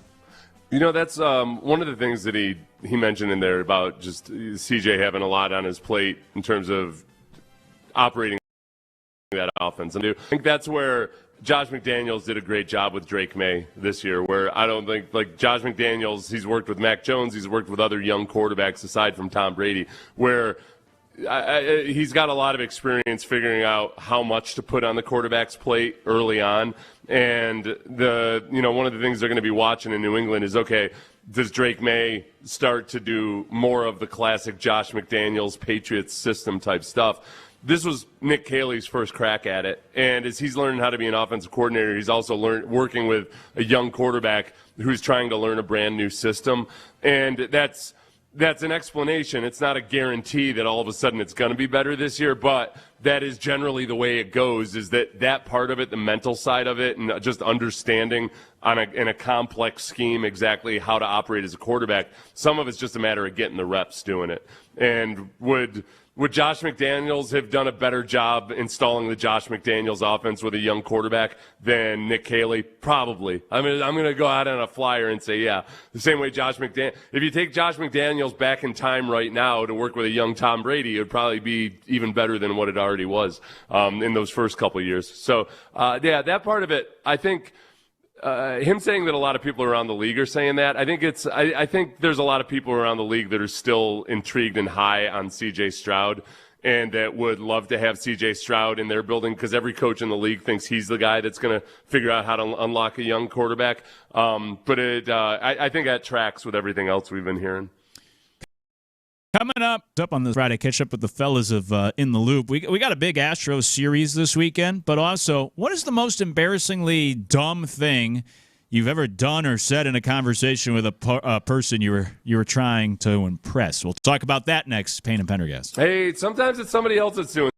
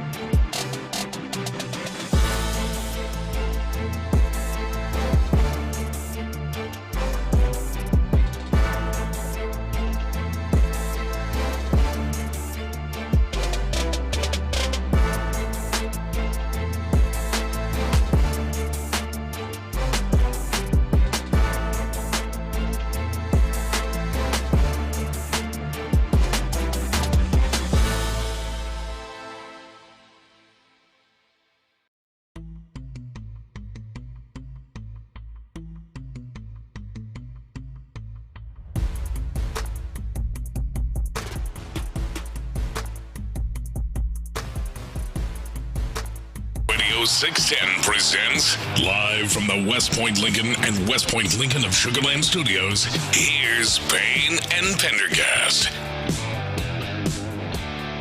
Yes, sir. Wrapping up a Friday morning here on Payne and Pendergast. Appreciate you hanging with us, starting the weekend with us, as we'll hand things off in a few moments to the fellas of their question of the day. But we got a question as well. What's the most embarrassingly dumb thing you've done in conversation with a person who you were hoping to impress?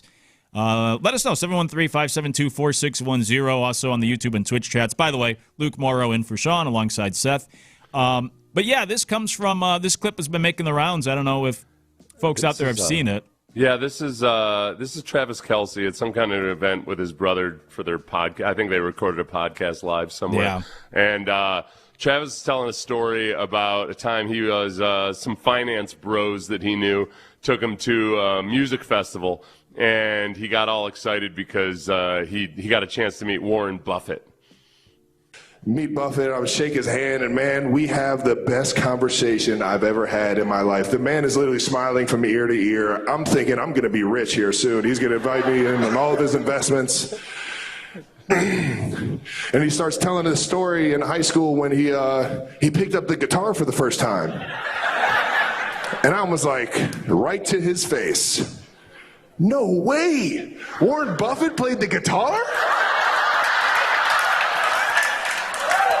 And his face went from smiling ear to ear to not smiling at all. And then got tapped on the shoulder because he had to go sing Margaritaville.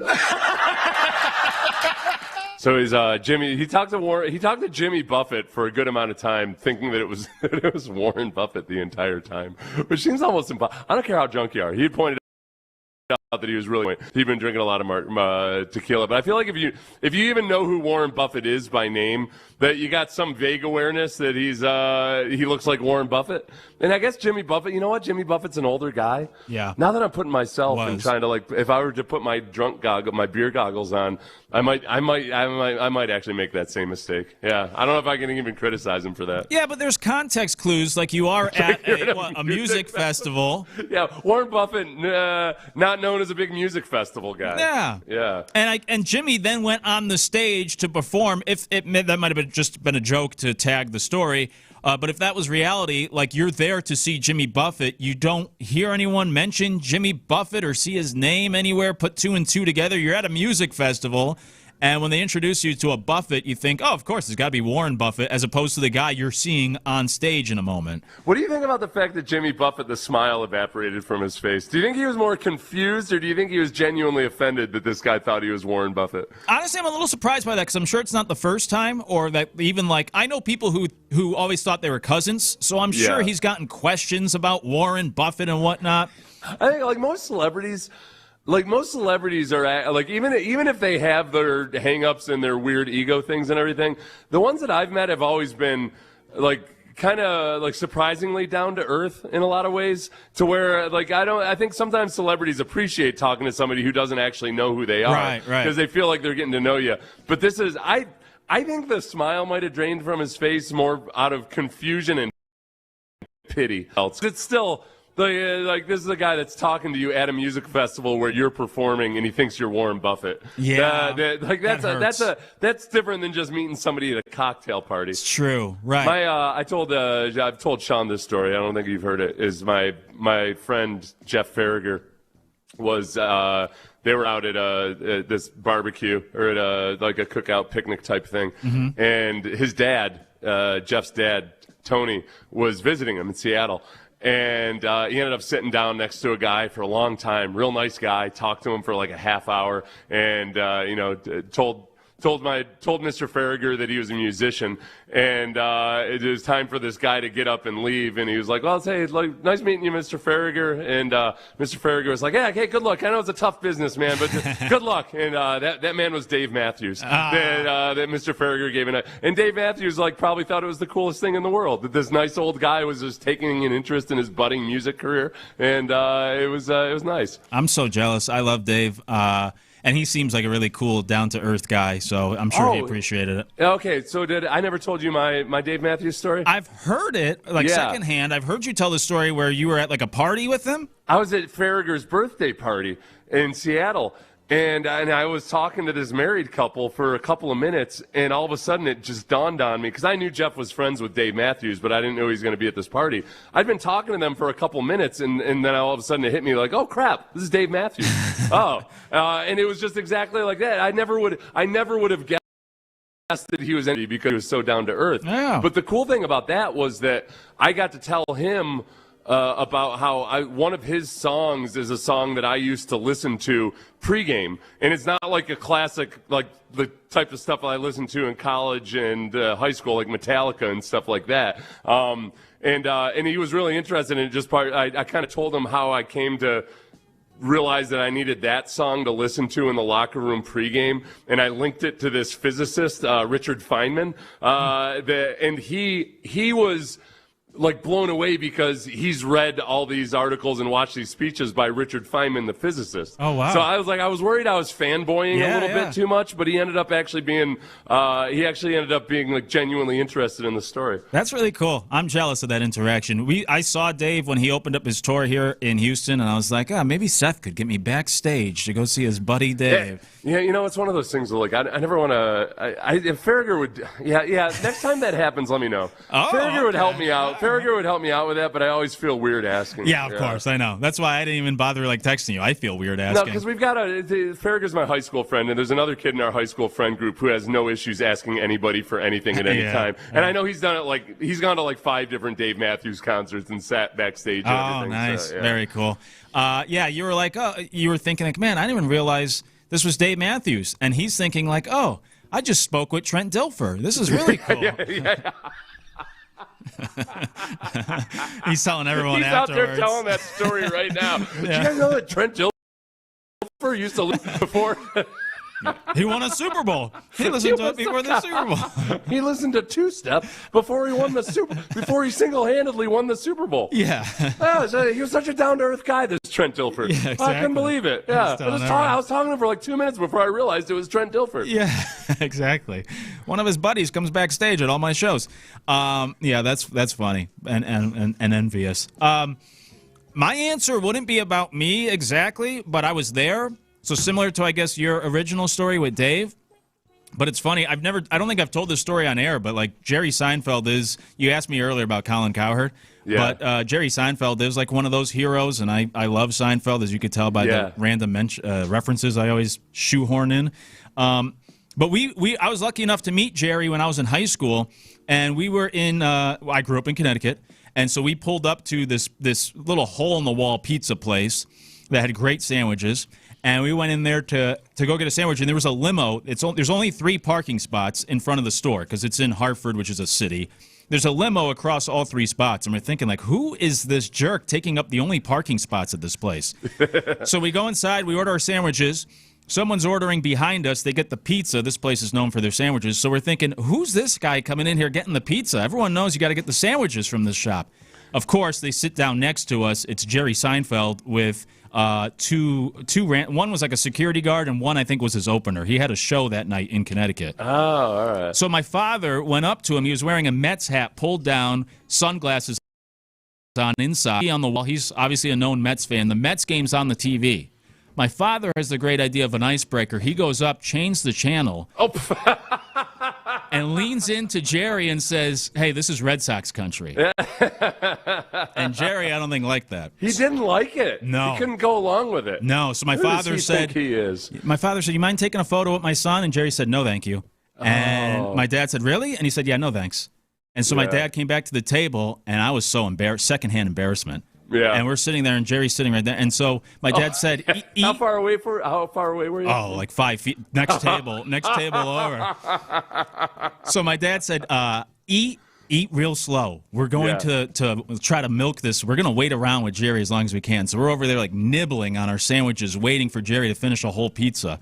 Yeah. And just waiting. And I'm thinking let's not bother the guy. I'm so embarrassed. Anyways, long story longer, when Jerry gets up to leave to go to the limo, apparently my back was turned. Apparently, he gave my dad the nod to hey, go outside. Oh, so my dad said, "Oh, let's go." He just signaled me to go meet him outside. And I was like, "Come on, we already bothered him enough. Let's let him go." I thought we were going to go harass him. Anyways, we walk outside, and Jerry was waiting there, and he was very friendly outside.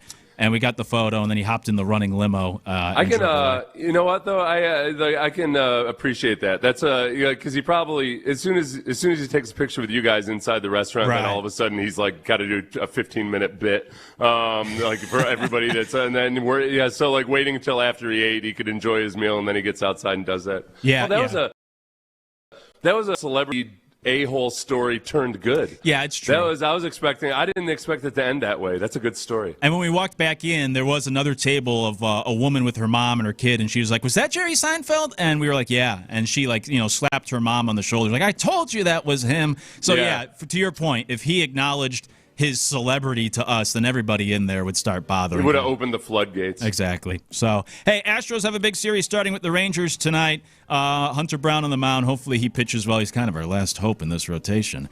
But Crosstalk sponsored by D&M Auto Leasing as we welcome in the fellas of In the Loop. Let's exchange questions for questions. We'll get to the question of the day. Hold on, before we do any of that. Okay, yes. What the hell kind of disrespect is that to Peter Lambert? Only hope. Come on, Peter Lambert's been. I didn't want to interrupt him, but that's man. Yeah. We gotta espouse the honor of Peter, not Paul and Mary Lambert. Listen, I didn't want to get on the wrong side of a good friend of Jerry Seinfeld, so I just let him run. Honestly, I'm surprised that Jerry Seinfeld gave y'all the nod and it was nice on the back end of it. I was shocked. Notoriously, he is the type of dude that is okay with being a jerk in a moment, right? If he's just like, "You have crossed me," no. Well, let me before we get off of Jerry Seinfeld for the next several weeks, let me ask you this, Luke. Like most people in my generation, I've watched a boatload of Seinfeld episodes. But one thing that I've noticed, and it gets worse every single year, is that stand-up comedy usually doesn't age all that well. It just gets less and less funny as it gets less and less current. And man, when I watch reruns now, the older episodes where they at the beginning and the end, it's the cringiest thing I've ever seen. I can't believe that he's still if I were Jerry Seinfeld, I would have a deal with Netflix. Listen, don't put those bits up there anymore. They're awful. I'm sure they were great at the time, but there's nothing funny about them now. They're awful. Seth, it's Raheel. What's up, buddy? How are you? Hey, what's up, Raheel? Hey, hot take. Yeah. I hate the Seinfeld show. No, no, but I get that. Right, have a good show. All right, you guys take care. I love Curb. I think Curb is incredible because it's the exact same sensibility. Because Jerry Seinfeld is not likable. Yeah, because Curb doesn't have Jerry. I think the whole idea is Larry David is not likable. Yeah, but he becomes likable. Everything he says, you're like, yeah, he makes a good point. I'll tell you that. You know the danger of Seinfeld is that when you grow up and you're a teenager or you're a young adult watching it. I realized this as I got older. You don't realize that the whole thing is that they are awful people. Yes, and that they are not going at all. Yeah. But when you're 20 years old and you're watching it, you're like, I guess this is the way adults operate. All of this deplorable behavior and the way they treat their friends and lie and all that. No, that's actually not cool. But when you're young and impressionable, you don't know any different. And also because you got to go back when I was a kid when it was on. It was either watching Seinfeld show or Fresh Prince of Bel-Air. And I'm thinking Fresh Prince. They're not winning that one. I'm sorry. I'm not watching that show. And I still, to this day, I'll go back and watch it because people get mad. They had the same reaction. Like, what? How could you? It's the Seinfeld show. And I go back and watch it, and like you mentioned, Sange. Well, no, the show is, I still love the show. And that's what's so interesting about it is that it's the stand-up at the beginning and at the end. Yeah. It's just atrocious. It's really, really bad by modern, because that's how a lot of stand-up just doesn't age well. And it's hard to, I would have a hard time convincing somebody, oh, yeah, you should go watch Seinfeld, knowing that they've got to watch 30 seconds of awful stand-up at the beginning of it. Well, you tell them to skip to season 2. Because, what you're saying, I think it's actually kind of an issue. Season 1 did not find its footing. Well, yeah, no. But again, now you're talking about the show versus the stand-up. He kept doing the stand-up through the first several seasons. I think the first 12 seasons. They did kind of walk them back a little bit. The other thing, too, this is the other thing about Jerry Seinfeld that bothers me, though. Sorry, Luke. I love this. He acts like he's the greatest stand-up comedian of all time, and that's not why he's rich. He's rich because of the show. Yeah. Like, I think he tries to act like, oh yeah, I'm known as one of the best stand-ups of all time, and I can't imagine that's how he's viewed because his stand-up sucks. He's not even as good as Nate Bargatze right now.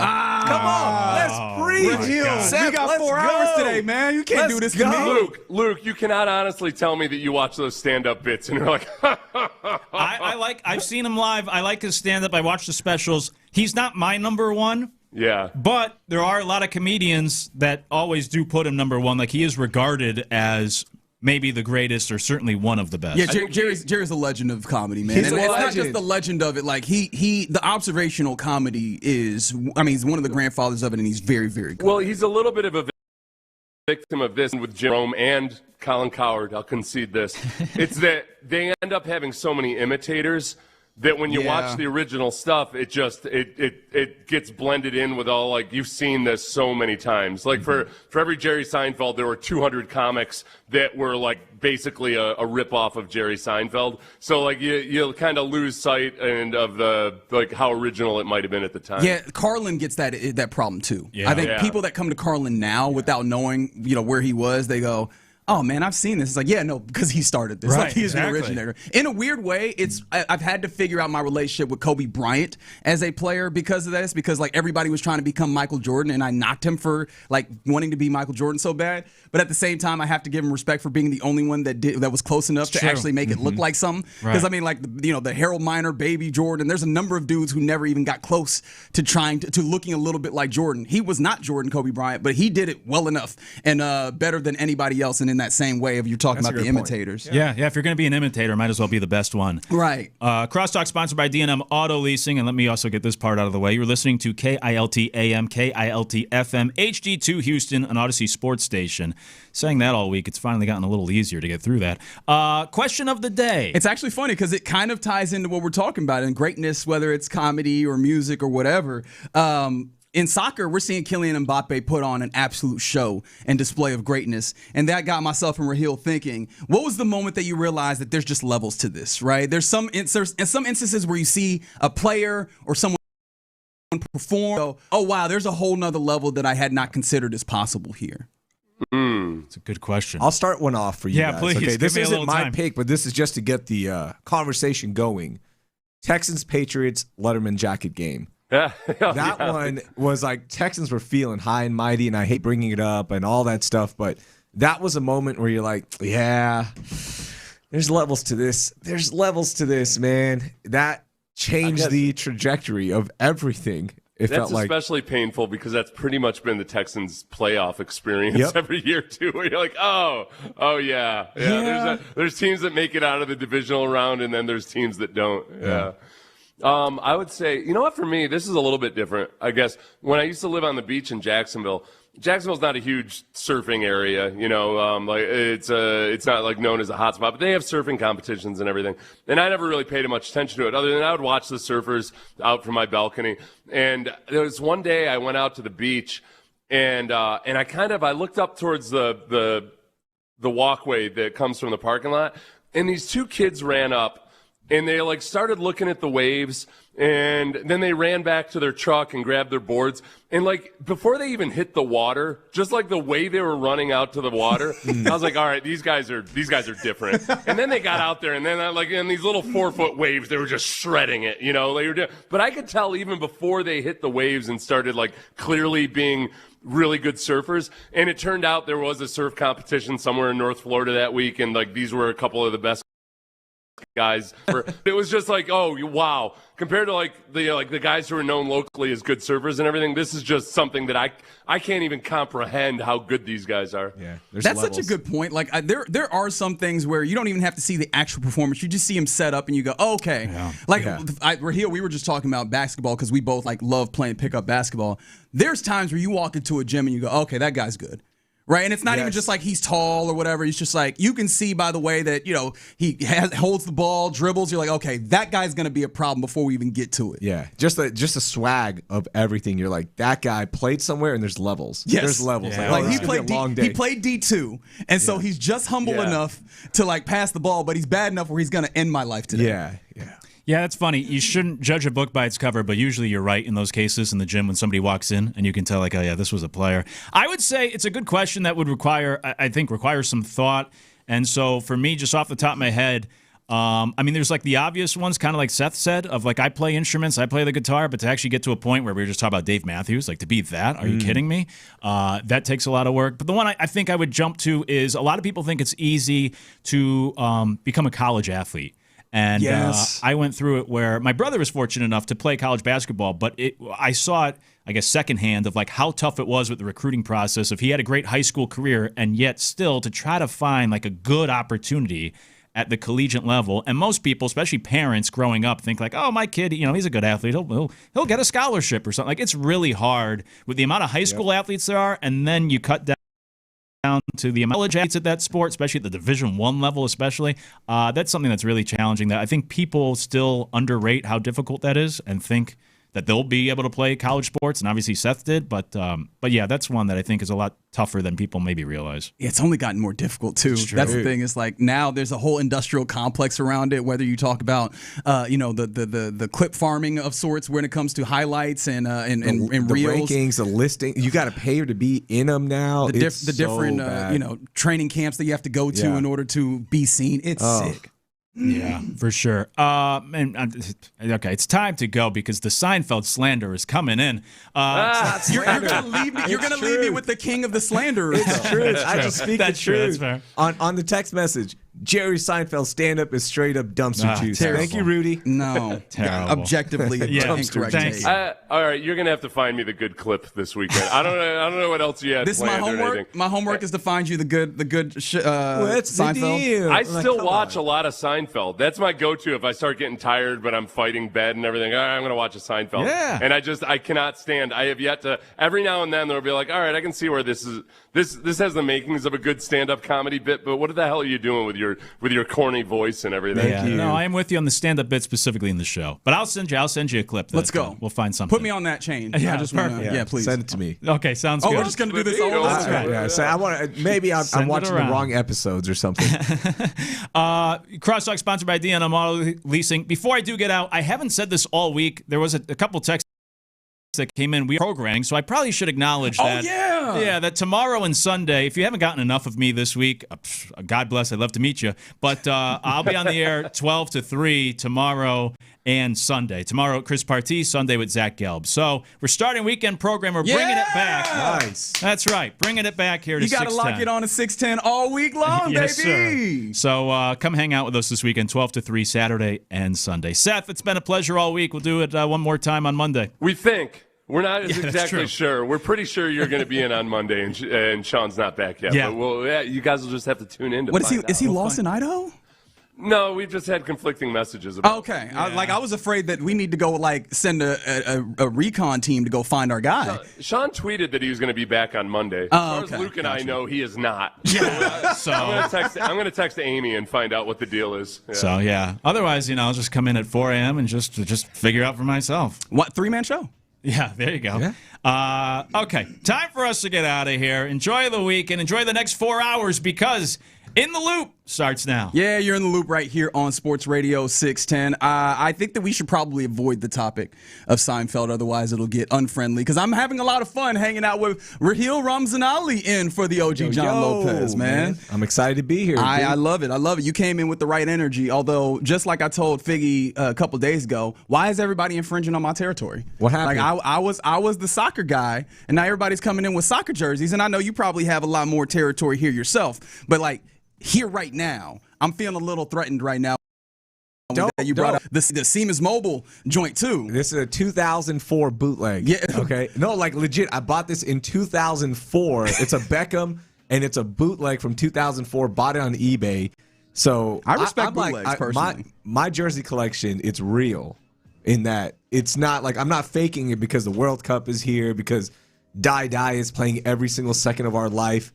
No, it's just because that's part of my wear. Yeah, I believe it. Yeah, I believe it. Like so it comes in respect. I'm respecting your game. You respect my game. That's what we're doing. I do indeed respect it. It's a good shout. I love that. And like I said, I respect the bootlegs as much as I do the real jerseys. And I know that you got Waka Waka somewhere in your Spotify playlist or whatever.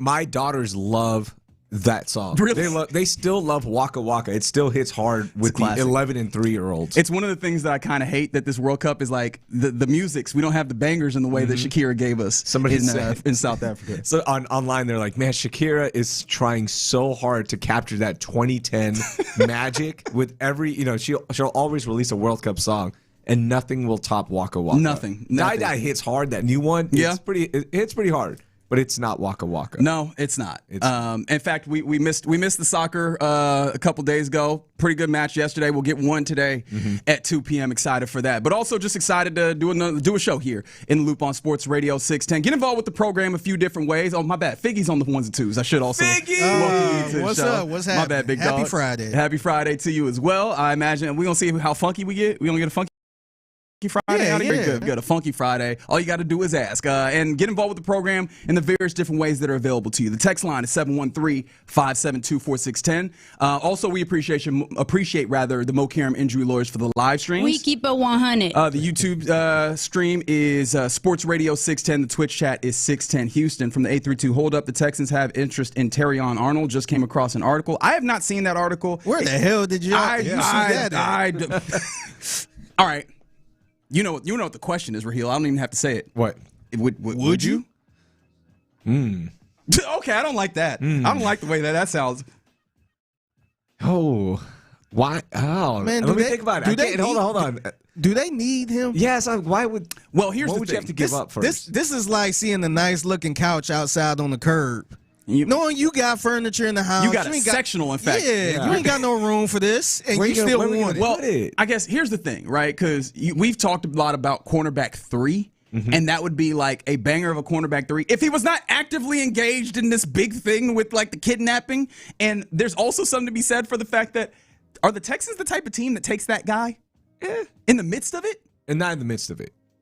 Like, if we clear this up on the back end, maybe, right? D'Amico Ryans, Nick Cassero have been on that. We're going to rehabilitate him. We're fresh start here, right? That thing. Although that happened with Deontay Johnson and C.J. Gardner-Johnson, not quite the same as this. Yeah. But I just my inclination is towards no on that. One, is there room for him to play? Cost-wise, I guess you just give him the bare minimum, right? Because he's been cut already. So it's not going to cost you anything to get him in here. I don't know. I don't know how I feel about this one. Well, according to Nicole Lynn, apparently that, and I think Aaron Wilson has also said that his agent has testified. His agent, though, that the four teams that are interested are the Texans, the Colts, the Seahawks, and the Jets. That is fascinating. That feels like the Texans having some acknowledgement of the idea of one cornerback 3. Or do you think it actually speaks to a particular need that they feel that they have? Because I know Nick Caserio has talked about at least in the draft, when they're acquiring players, they do so with the mindset of the role that you will play. They've talked about that a lot, right? Everything is towards the role that you'll play. Or is this just there's talent out there and we will see? I think it's we will see. Get him in here. He's talented. We'll figure something out. You never know what happens during a season. It feels like that type of move. I don't think it feels like hey, we see this specific role, and man, he would be great in here. I don't think it's that. I think it's let's just get as much talent in here, and it's going to be on the cheap. You're not going to have to pay him too much. I don't know how that will work, like the contract end. Nicole Lynn is the agent in this, right? Yeah. So I'm not sure how that will work, but get more talent in here. But what is he just going to sit around? He's going to play how many snaps? Like, I'm trying to think, what would the number of snaps be to get him in here? Yeah, well, here's the thing, right? If you start talking about number of snaps, and if you have that third cornerback, do you not play a little bit faster and looser with, especially as you had Jalen Petrie in coverage, do you not play maybe a little bit more instances where you roll out 3 true cornerbacks in some of those instances, especially knowing that Kamari Lassiter is a dude that kicks inside to slot and does that really well, and then you bring that you still have that physicality, and then you put Terrion Arnold on the outside, and now you're talking about real lockdown circumstances. Yeah, that's a good point. I just have a hard time looking at this organization and saying that they want to get in bed with that particular story. And I understand, right? I see you. Shout out to Cornbread, who's always there on the YouTube page, talking about them taking the chance on C.J. Gardner-Johnson. Point to me, and C.J. Gardner-Johnson will tell you himself, he ain't had no run-ins with the law. No, right? it's Like different. the run-ins with the law is just kind of different here. Yeah, just to reset, Arnold was arrested on June 24th and charged with 4 counts of kidnapping, 4 counts of armed robbery in relation to a February kidnapping and assault of 3 men. Prosecutors say Arnold believes were involved in a robbery of over $250,000 worth of goods from his rental home in Florida. Yeah, I just, and here's the thing, and I can already hear Sean Pendergast saying this. Like, what the hell is the point of you having all these good guys, all of the leadership? I've always been laughed at all the guys who are like, I want to be a leader. And I'm like, if you got a room full of leaders, like, who are we leading, right? Yeah. But like, there's a whole bunch of leadership guys. You have a great culture. And the idea is, what's the benefit of that if you cannot take in a talent that needs a little bit of help? The Texans have not seemed like the team, at least in my mind, that has been super willing to do that. And the timeline of it is also kind of interesting to me. But the talent is clearly there, and I could see the ways in which they use it, especially knowing that, like, and I guess the question for me is, would Terrion Arnold want to, like, play special teams, right? If you bring him in, how far are you integrating him? Because in my mind, he's cornerback 3 or 4 even. And the other teams that are talking right now to Nicole Lynn is the Colts, the Jets, the Seahawks, and the Texans being the 4th one. And all of them are stacked on cornerback, too. Like, I'm trying to think. Where is he going to crack the Seahawks rotation? Yeah, like, I mean, I guess you could. Maybe the Jets? I was going to Jets is probably the easy one. Yeah. And maybe the Texans are like, wait, the Colts are talking to him? Well, we're going to enter this conversation. I don't want him to go to the Colts. Yeah. Yeah, I mean, Adam Schefter now also reporting that Terrion Arnold not just came in for a workout, took a physical with the Texans? Yesterday with the Texans. Scheduled to visit 2 more teams next week. This is actually kind of shocking, man. Hey, man. Because they usually don't jump out like this, and this is pretty early. You still trying to figure out what's going on with the situation. Do you like this? This is the question I have. 713-572-4610. Whether, like, let's kind of take a step away from, like, the moral standing of what we think the Texans are or are not. Do you like this as a fan? Because I know that some people like their teams to reflect their moral standings, and some people are just like, I want to win at all costs. I don't care if the guy is Vontaze Burfict or whatever, right? Like, whatever the feeling is. There was people that were happy to see Antonio Brown in a Raiders jersey for a short period of time before they weren't, right? Like, do you like this as a fan of the Houston Texans? Just the idea that they would, entertain this or maybe even do this? Are they going to win? Well, that's the thing. This is a place. Win? Is this a winning move? Is this going to impact? Yeah. Is this going to impact the Super Bowl? Is this going to be a distraction off the field? I don't think this is going to be a distraction off the field. I don't think fans are going to be like, no, we're not going. We're not showing up to the games because of Arnold. No, I don't think that's going to happen. I don't think it's a distraction in the locker room because you made a great point. Yeah. Got all these leaders. What's the point? Right. Yeah. This is where you start bringing in guys that you can rehab. On the text line, I don't know if this is true, but somebody said, does D'Amico know this kid personally? Is he a D'Amico guy? Like, is there a connection that we're missing? Possibility? It's like 2 degrees of separation. Because, Terrion played at Alabama, right? D'Amico, obviously Alabama guy, stays somewhat connected to the organization, but I can't say for certain that they have that connection. I haven't done that research. I think it's a fair leap to take. The question I have, because again, right, the question I asked is, do you like this? I kind of feel like you definitely have to take risks, but you have to take calculated risks. What is there a big enough need for you to compromise or like put this particular risk on the because I mean we're talking about he's still actively involved in these things and he could be taken off the table. Imagine you integrated Terrion Arnold to what your team is doing, and I know that legals, courtrooms, and judges have been amenable to the NFL football schedule, and they push things. We'll go out to Lubbock and make sure. There you go. It's a Texans fan. But even in history, like we've seen people push cases to the spring in order to get through the season. But I can also imagine a circumstance where Terrion Arnold, you bring him in, you integrate him to what you're doing, and then he's taken out of this in November, and you're like, well, damn, now we have to adjust on the fly with this as well. I think there's that. And there's also, how much do you eat it? Like, if we were talking about an offensive lineman, a center, like, hey, this is a lockdown, like the equivalent of Tyler Linderbaum is out here for the cheap right now. I hear you. Yeah, go I hear you on that. This is a clear need.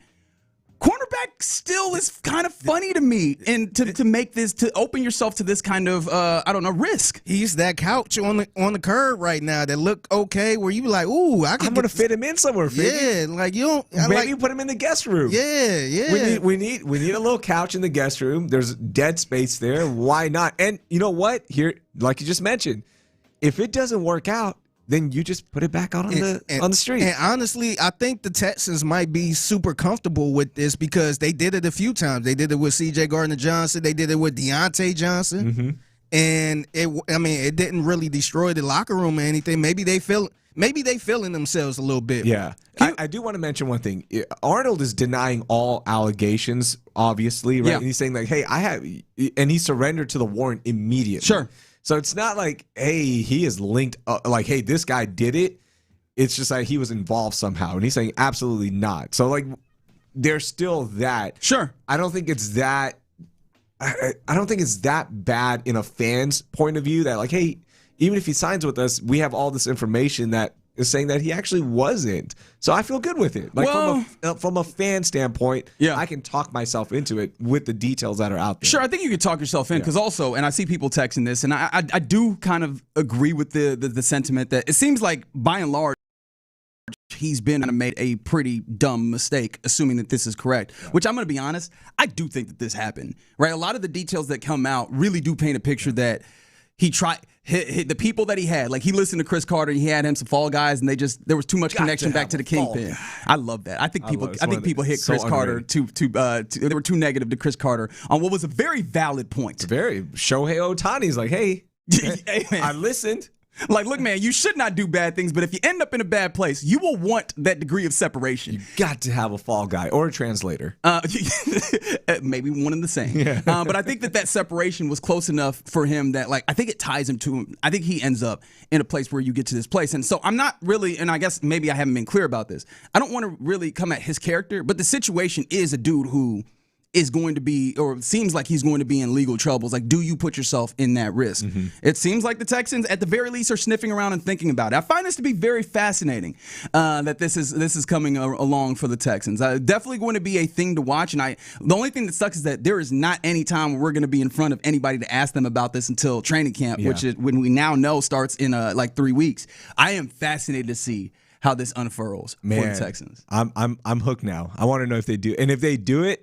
That to me as a fan, okay, strictly as a fan, it would say a lot. In which about I'm like, yo, they're now going into that territory where it's like, yeah, we just want to win, and we'll deal with all the other stuff. And they never, they never been in that territory. No, they've been known to be in choir boys, good boys, all that stuff. This is different right here. I want to win. Go find other guys. What other needs can we fill with questionable character? Give me some of those guys. I'm okay with it right now. Yeah. All right. I think we'll probably have to revisit this because this is a very interesting idea. That if you're just tuning in, it seems like the Texans brought in Terrion Arnold yesterday to do a physical, and I think he worked out with the team as well. He said. Nice. Arnold is set to visit a couple more teams next week, per sources. But yeah, the Texans seemingly sniffing around the former Detroit Lions cornerback that's embattled in a little bit of a court case here. That must have been a quick physical because he didn't do anything. See, you see, I'm talking myself into it. He didn't do anything. All right, he had a friend. It was his friend that did it. Right, we're learning about Rahil's moral code. We're understanding this. Where you want to win a Super Bowl? He said, when it comes to football, I don't give a damn about none of that. You want to be the number 1 defense, or you want to be the number 2 defense? Maybe this is the move. I don't know. Now, if we were talking about defensive end 3 instead of cornerback 3, you might get me here. All right, you're in the loop here on Sports Radio 610. Coming up next, the Astros have an important weekend series set up for them. Let's set the stakes on it next. Starting tomorrow.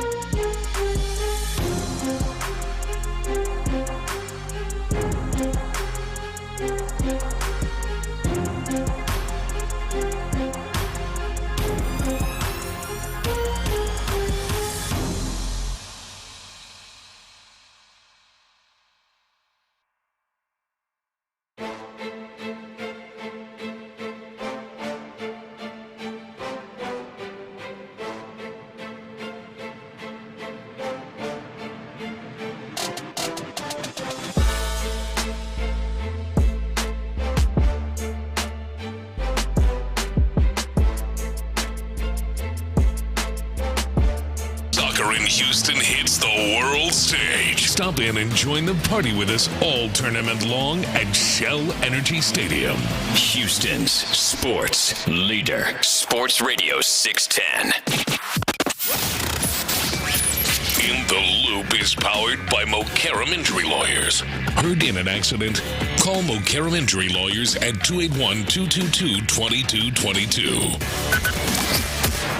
Figgy, let's hit him big time. Cause it's Friday, you ain't got no job, and you ain't got to do. Houston, let's get in. You better get ready because we're going to show up and show out. With John Lopez and Reggie Atatula. Always live, always local. What do you say? I don't care about the labor, show me the baby. Don't tell me about the waves. Just bring the ship in. Okay, that's a different one. What did you say about a baby? You've said that one specifically. Don't get out. Figgy, help me out. I have not said He's that gaslighting me right now. You're in the loop on Houston sports leader, Sports Radio 610. Yeah, you're in the loop right here on Sports Radio 610. Happy Friday to you. I'm Reginald Atatula alongside Rahil Ramzanali in for the OG John Lopez. Nice. Yeah, man. Yeah, man. Mic on. What's up, Figgies there, too? We went from an A&M Aggie to a Texas Longhorn. Yeah, upgrade. Yeah.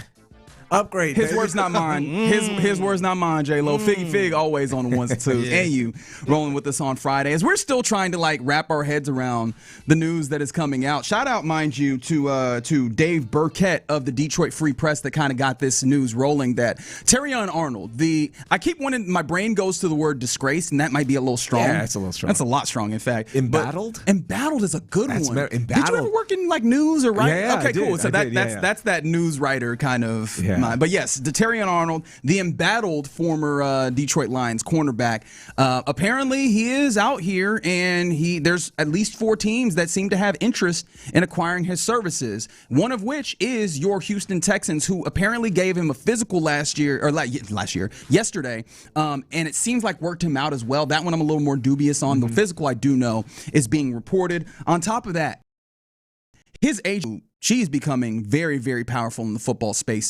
agency space. She says, quote, there is a very good likelihood that he is signed in the next 45 days. That is how she's feeling about this, which makes me wonder, right? Because they 4 to 5 days? 45 days. Month and a half. Okay. Which I guess would take you right to the end of training camp, right? Yeah. Yeah, close to the season. Right? Yeah, because training camp starts in 3 weeks. That's 21 days right there. Maybe, are they waiting for injury situations, or is it more legal? I think it's legal. That feels like legal. Because we were talking about this all through the break. How could you not, right? This news that's dropped on your lap here about Terrion Arnold possibly joining the Texans, if not another team in the NFL, as he is dealing right now with, what'd you say, 4 felony counts of kidnapping? And some other things involved as well there. We talked about the story a few times in which apparently he had some things stolen from him. They believed it to be a couple of people that had worked for him. So they went and they kidnapped those folks. And they, I think pistol whipping came up in there. And so there was things like that. Ultimately, to come to find out, those were not the people that stole things from Terrion and his group. But Terrion's friends were the ones who were doing this, and so he has been kind of labeled as a sort of kingpin of this activity. That is how he gets in trouble here. But, yeah, man, they got to win just this morning, if I'm reading the reporting correctly, in that the state brought to the judge the motion to have him wear an ankle monitor. And the judge then also denied that motion, which means he would not have to wear and would him be more mobile to play football. So I would hope that makes him a little more mobile to play football. Also, wait, hold on. In 2026, why do we still have ankle monitors? Yeah, why can't we just slap on an Apple Watch or something a little bit more mobile and a little bit more functional? Because I feel like it has to do with defense contractors or things like that. You know, it's some dark level money. 100%, without question. And it's because the ankle monitor people making money selling ankle monitors. That's why we're here. They just gotta put a chip in them or something, man. All right, that feels a little invasive. Now we're going. You're going severance here. That feels a little invasive, doesn't it? Yeah. I would rather. To me, if it's like, hey, you want to continue playing pickup basketball, and I got in trouble, I'd be like, put the chip in me. Hell no. Functionality. I don't want nobody to know I'm on house arrest. Absolutely not. Absolutely not. Who was the NBA player that had to play in a game? Kentavious Caldwell-Pope. I'm not doing that. My man was traveling during the week, or he couldn't play on the weekend, or like he had to play on the weekends, and it was something like that. It was some weird circumstance. Which again, that's where my mind is on the Terrion Arnold. Are you trying to sign up for a player that can only be half there, or that has this looming active case? Like that's the thing for me. We were talking about this in the break, and you were like, what is the moral line for you? And I don't even think it's the moral line of what this was. I do believe that Terrion Arnold, largely a good dude, made a really bad decision in that moment. I think for me, it's the fact that there is an active legal thing that's hanging over him that you would have to deal with. These are the types of players that, while they're dealing with this, they're on like the commissioner's exempt list, You're and thinking about the logistics of this. Yeah, the logistics of it feels weird. But I do wonder with Nicole Lynn days number, you threw out an idea. Is it possible that maybe this is a disparity in information where us out here are seeing an active case, but maybe they're operating like they already see the resolution? They have to be. They have to be. Yeah, they probably already got the fall guy right there. All right, he gonna take the time and all that stuff. You gonna play. So it seemed like they got it all set and ready. Yeah, as a team, you don't bring him in for a physical and alleged workout, right? Like that hasn't been confirmed, but he for 100%. Or if it is, I just haven't seen it. Yeah, like that one. You don't bring him in. You don't go that far down the road if you don't know something about what the outcome is going to be or how it could be maybe pushed a little bit later. Yeah. And then you're also playing with house money, right? This is adding a piece to one of the best corner rooms in the league. So worst case, let's say, hey, you're on the commissioner's exempt list, or you're on court ends up being a mess and you actually can't play. You're still okay as a team.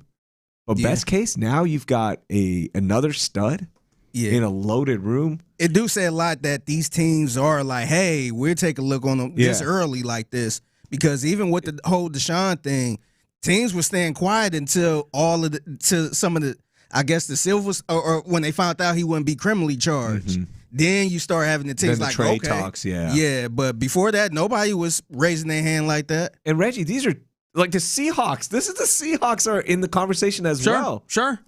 No, and here's the thing, right? Because again, I feel like I'm the one, like the odd man out, being like, no, you can't do this. Come on, Vic and I will convince you. You've got it. You've got to give him a chance. Here's the thing that gets interesting here with the possibility here. He's 23 years old. Dang. Remember, we had the conversations about eventually you're going to have to move on from a cornerback. Ooh. If you have a Terrion Arnold, like maybe you're even doing this where you go bump this year. But we have a guy that makes it possible that if and when you have to say goodbye to one of your stud cornerbacks, you slide this guy in, and now you're set. I also don't know how comfortable he is with that, because if he gets past this, he wants to get back to making a good money and being one of the better cornerbacks in the league. And so if you want to have that, I don't know how willing you are to just continue to sit on the sidelines. But yeah, it's just an interesting thought that came up in all of this. Man, that's where I'm also on the Arnold side of all of this, is that why would he pick the Texans? Because he's not going to start here. I mean, there's situations you're going to play snaps for sure, but you could be a stud anywhere. But similar to the Seahawks, teams. Seahawks have good cornerbacks. The Colts have at least one that they are highly invested in. But if my memory serves, they have good cornerbacks. Yeah, they got another good cornerback. Yeah. And then what was the other team? I've already forgotten it. And then they are indeed the Jets. Hey, they're a bargaining chip. The Jets might be a bargaining chip. Yeah. Hey, we're talking to the Jets. Okay, good. So continue talking to them. So a fascinating thing that came down. The Texans apparently got a physical for Terrion Arnold yesterday, and according to his agent, they expect him to sign, or at least there's a very good likelihood, is the words that she used. Yeah. In the next 4, the Texans really like trying to add things to the defense, don't they? I love it. Yeah, how about, can we focus on the offense a little bit? It would be nice. It would be nice to get the offense going. All right, you're in the loop here on Sports Radio 610. We will indeed get to the Astros at some point in the program. But coming up next, it's time to get to the question of the day. Inspired by actually the World Cup and Kylian Mbappe just doing the damn thing. What was a moment for you that helped you realize that, oh man, there's levels to this? 713-572-4610. We discuss it next. All right, let's talk about D&M Auto Leasing and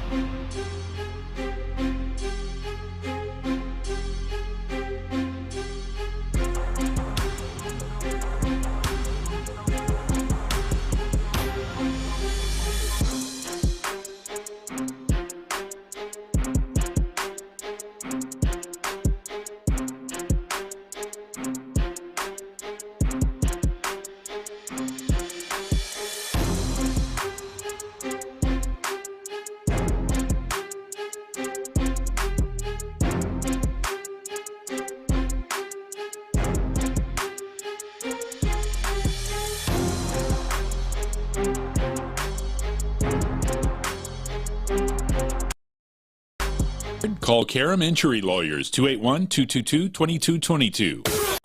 Sports Radio 610 presents live from the West Point Lincoln and West Point Lincoln of Sugar Land Studios. Here's In the Loop with John Lopez and Reggie Atatula.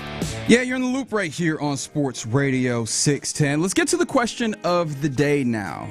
If you've been rocking with us the way that we have on when it comes to the World Cup, and we're now headed into the quarterfinals now. You will know that we've enjoyed the great players showing up in this particular tournament, and I don't know if anyone has been better than one Kylian Mbappe of France. There have been 9 players in the history of the World Cup. Remember, dating back to 1930, that have scored 8 goals in a World Cup. Kylian Mbappe has done it twice. Wow. It's unbelievable. He did it again yesterday. He's second all time. He will catch Messi. There's a chance he catches him this tournament. Yes, for the highest goal scorer in World Cups. Yeah. We're not even counting the assists yet. Right. Mbappe he's that dude. He's greatness. Yes. And there's a separate question to be had about just witnessing greatness. Yeah. But this question, for the question of the day, I was watching it, and then I watched, of course, we all saw the heartbreak of USA against Belgium. There's levels to this ish. Okay? Yes. Mbappe is a clear, there's levels to this. You're telling me that the LeBron of soccer is not as good as Mbappe? Mm-hmm. Can you tell the disdain with which? Okay. No. I just want to make I'm sure. still so mad about that. God. Oh, so about them calling him the LeBron of soccer or just the game? Just the game. Okay. No, just the game. All right. Just the game. I'm mad about the other thing. So I want to know, what moment in sports, music, life, pick up basketball, whatever it may be, when you were like, there's levels to this. This is just different. This isn't fair. And we're not there yet. There's levels to this ish. Yeah, there's a lot of good opportunities that come up in here. You mentioned one that I found to be interesting because yours is music related. Mm-hmm. So mine is, I'm a Kanye West fan. I'm sorry. Still, I have a hard time with it, and I really have to talk myself into separating the artist from the person, because some of the stuff he said, I still can't forgive him. It was so wrong.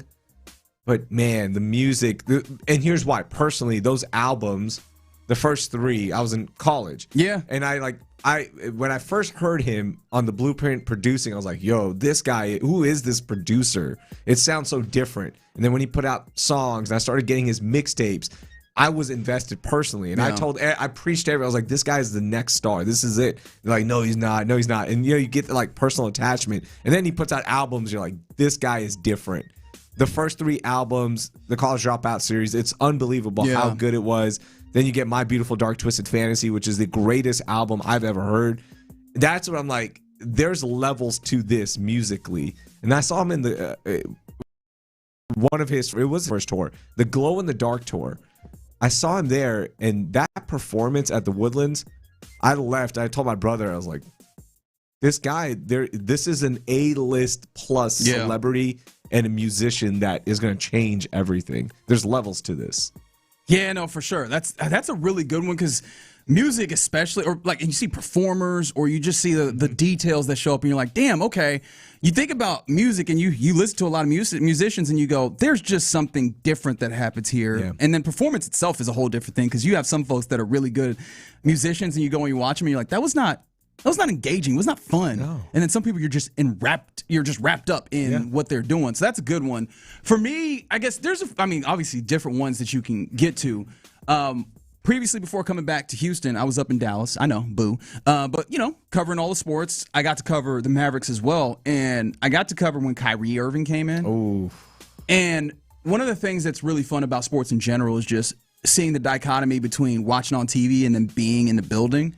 And basketball is one of those ones, if you get to sit close enough, you're like, oh, these are monstars. All of them. They don't even need the aliens to come in. They're all monstars.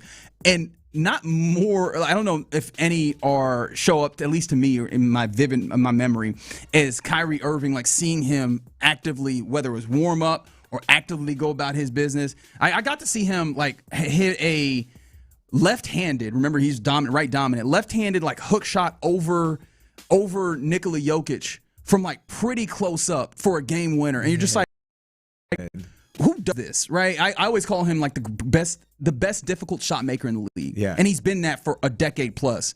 And you just see that and you go, no, there's other dudes that are the best in the world that can't do that. Yeah. There's just levels to this. This is a different level of dude. He's and a wizard, man. 100%. That's one that 100% to me. I love watching footage of him just playing one-on-one. And some of the moves that are in his bag that that he just pulls them out randomly. And it's just there. Like, he's worked on this move, but he pulled it out for this one moment and will never use it again. You leave that, you go, there's levels to this. The way he finishes around the rim, how low he gets on his handles, God bless. Yeah, just on a string, the way that works. Fig, is there one that comes to mind for you? Yeah, I got a couple of them. My first sports one, and I know people wasn't really kind of comparing these two, but the whole Şengün Baby Jokic thing. And now early on, I was kind of like, okay, I'm listening. I'm paying attention.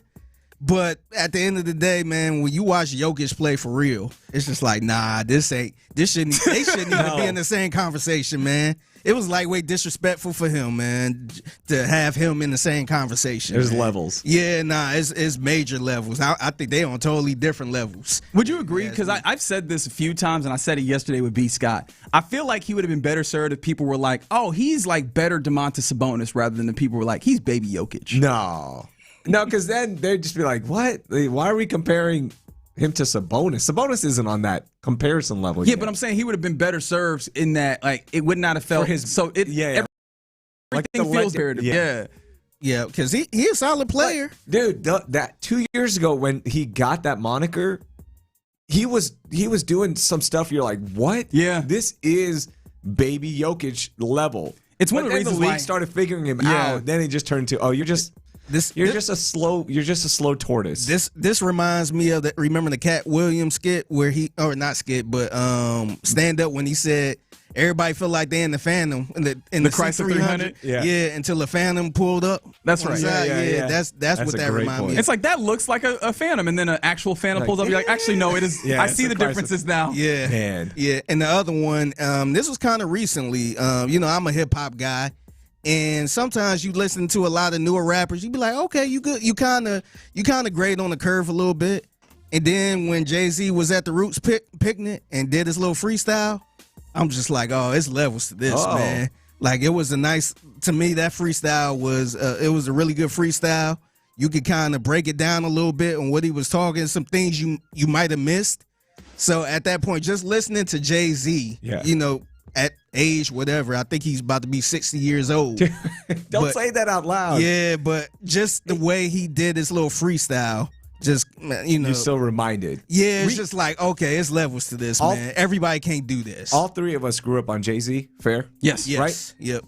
Do you know the younger people now, and I'll put it like an age 26 and under, they do not respect Jay-Z. They think Jay-Z's corny. Yes. But growing up, man, like, your idols become the people that everybody looks at and goes, no, they're not that good. But see, this is the problem I had with that. I understand now. All the old guys used to be like, you don't understand. Jim Brown used to be crazy. Like, I understand them so much now. We are the old guys. But see, the thing is, you don't really have kids sitting here saying Jim Brown is whack. Mm-hmm. Like, you might not say, oh, he ain't in my top 5 or something. We do it about Bob Cousy, We respect the hustle. We respect what he did, but he's not. You got kids out here saying, no, that freestyle was awful. It was corny. It was whack. I'm like, what? And let me add to that. This was a shocker of all shocks to me and my brother. We went to San Antonio on the 4th of July to watch Kanye, or Ye, and we fully expected an Unk show. I thought it was just going to be dudes my age. We're all struggling to walk up the stairs. Dude, 85% of that crowd was 26 and under. Yeah. I was sitting next to a handful of 18-year-olds. I'm like, what are you doing here? Why? Why are you here? Like, I love Kanye because my dad listened to him, or my uncle, whatever it may be. Yeah, like that. Yeah. We're at that point. My dad listened to hers. And it's about to get to a point. My grandfather used to listen to Kanye. Yeah, we're almost there. There's a lot of answers coming in with one person who is mad that we are talking about Mbappe as if he is on the level of Cristiano Ronaldo and Messi. International competition like Mbappe has been incredible. How long he been playing? How long he been? He's 27 years old. He's been on our radar like as an international since the last World Cup, right? When he just went on a tear. But he was playing for PSG. He was the biggest star on that team, and I would say top 5 since 2020-ish. And there's maybe fair, even before that. There's fair questions to ask about Kylian Mbappe, domestic league player, right? Yeah. There's been instances where you go, hey, man, there's been some letdowns in here. What's happening? Play for France? Oh, buddy. Dude, since he left PSG, they've won 2 titles. All right? Champions League. So there's that stuff like you mentioned, but he is on his way. When it's all said and done, he's going to be, I'm sorry, Messi and Ronaldo fans, he will be the GOAT. If y'all could compare an NBA player to him right now, Mbappe? Oh, yeah. I asked my cousin who watches NBA and loves soccer. He said Mbappe would be like Giannis, where you can make an argument that it will end up being the GOAT. Now, the trajectory is different. But after Giannis won that championship, we were like, the league is done. He was considered the best player in the league at that point. Yeah. I'm having a hard time getting, especially because play styles, like, even though it's going to be hard to compare those across sports anyways, I'm having a hard time. I'll have to sit with that. Don't think play styles. Think more about, like, story arcs. Yeah, I'll have to try and let that one marinate. Because Ronaldo, you always say Ronaldo is kind of like what, like a Jordan or LeBron? Unless we're talking R9, maybe. Not Cristiano Ronaldo. That's what I'm saying. Like prime Ronaldo, it depends how you feel. Like Jordan, LeBron is Messi, Ronaldo in the soccer world. But it's weird because they're in a similar. They're in the similar generation. Yeah, generation. Yeah. But you can make just use it for comparison's sake. When we're just talking about soccer, it says Jordan, LeBron, Ronaldo, Messi. Everyone's going to pick one or the other. Michael Jackson, when he's out here on the balcony of his hotel, like it's not a concert and people are like falling out. You go, okay, this was different. Some other ones that come in. Somebody said they played against Danny Amendola in high school, mossed all of their defensive backs. Oh, yes. The high school story is the best one because you're like, hey, we are regular kids that go to algebra. Why do y'all have this grown-ass man with us? I told you this story when I was filling in with the morning show, but I was on campus at UT during the championship years, and I was playing pickup hoops, and your boy, I'm just going to say, I'm kind of nice, right? Like in college, I was getting up there. Like I'm grabbing the rim, two-hand. I'm doing all that stuff. I feel like I'm the best player at Gregory Gym, all right? That's not a bad gym to play in. And that's a great, dude, you got good competition. It's fun. And then when the football team would roll up, and Ramon Taylor specifically rolled up, you're like, athletically, there are levels to this. When he's just dunking on people and me. Yeah. There's levels when you see those kind of athletes. 100%. That's how I felt in my high school. I went to a public school, John F. Kennedy High School. And our rival was Glenville High School, which is coached by Ted Ginn Sr. Oh, wow. And so a lot of those players, the Troy Smiths of the world, the Cardell Jones of the world, all of them went to Glenville. So you signed up for my school felt good playing everybody else until they played Glenville. Then it's like, it's levels to this. Ain't even thinking about us. Right.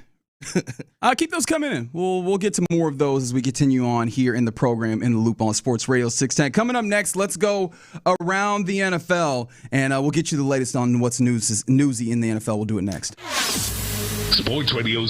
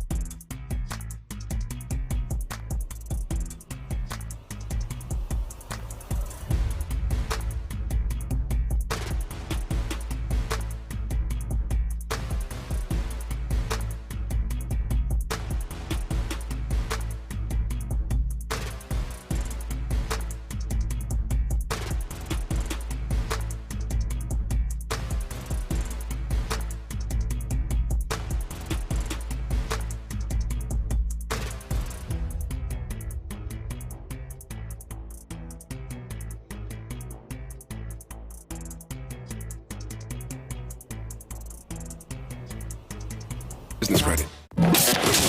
From the West Point Lincoln and West Point Lincoln of Sugarland Studios, KILT FM HD2 Houston. On Odyssey Sports Station, the Texans play here. Let's go around the NFL in the loop style. Why are you smiling? Because I love football. Here's John Lopez and Reggie Adetula. I'm going to tell you all about how much fun you're going to have this season. On Houston sports leader, Sports Radio 610. All right, we're about to go around the NFL here in the loop on Sports Radio 610. More people coming in with their moments where they realize that, there's just different levels. Somebody said they remembered seeing Phi Slamma Jamma play at Rice at the old Autry Court. Just on different planet. Oh, man.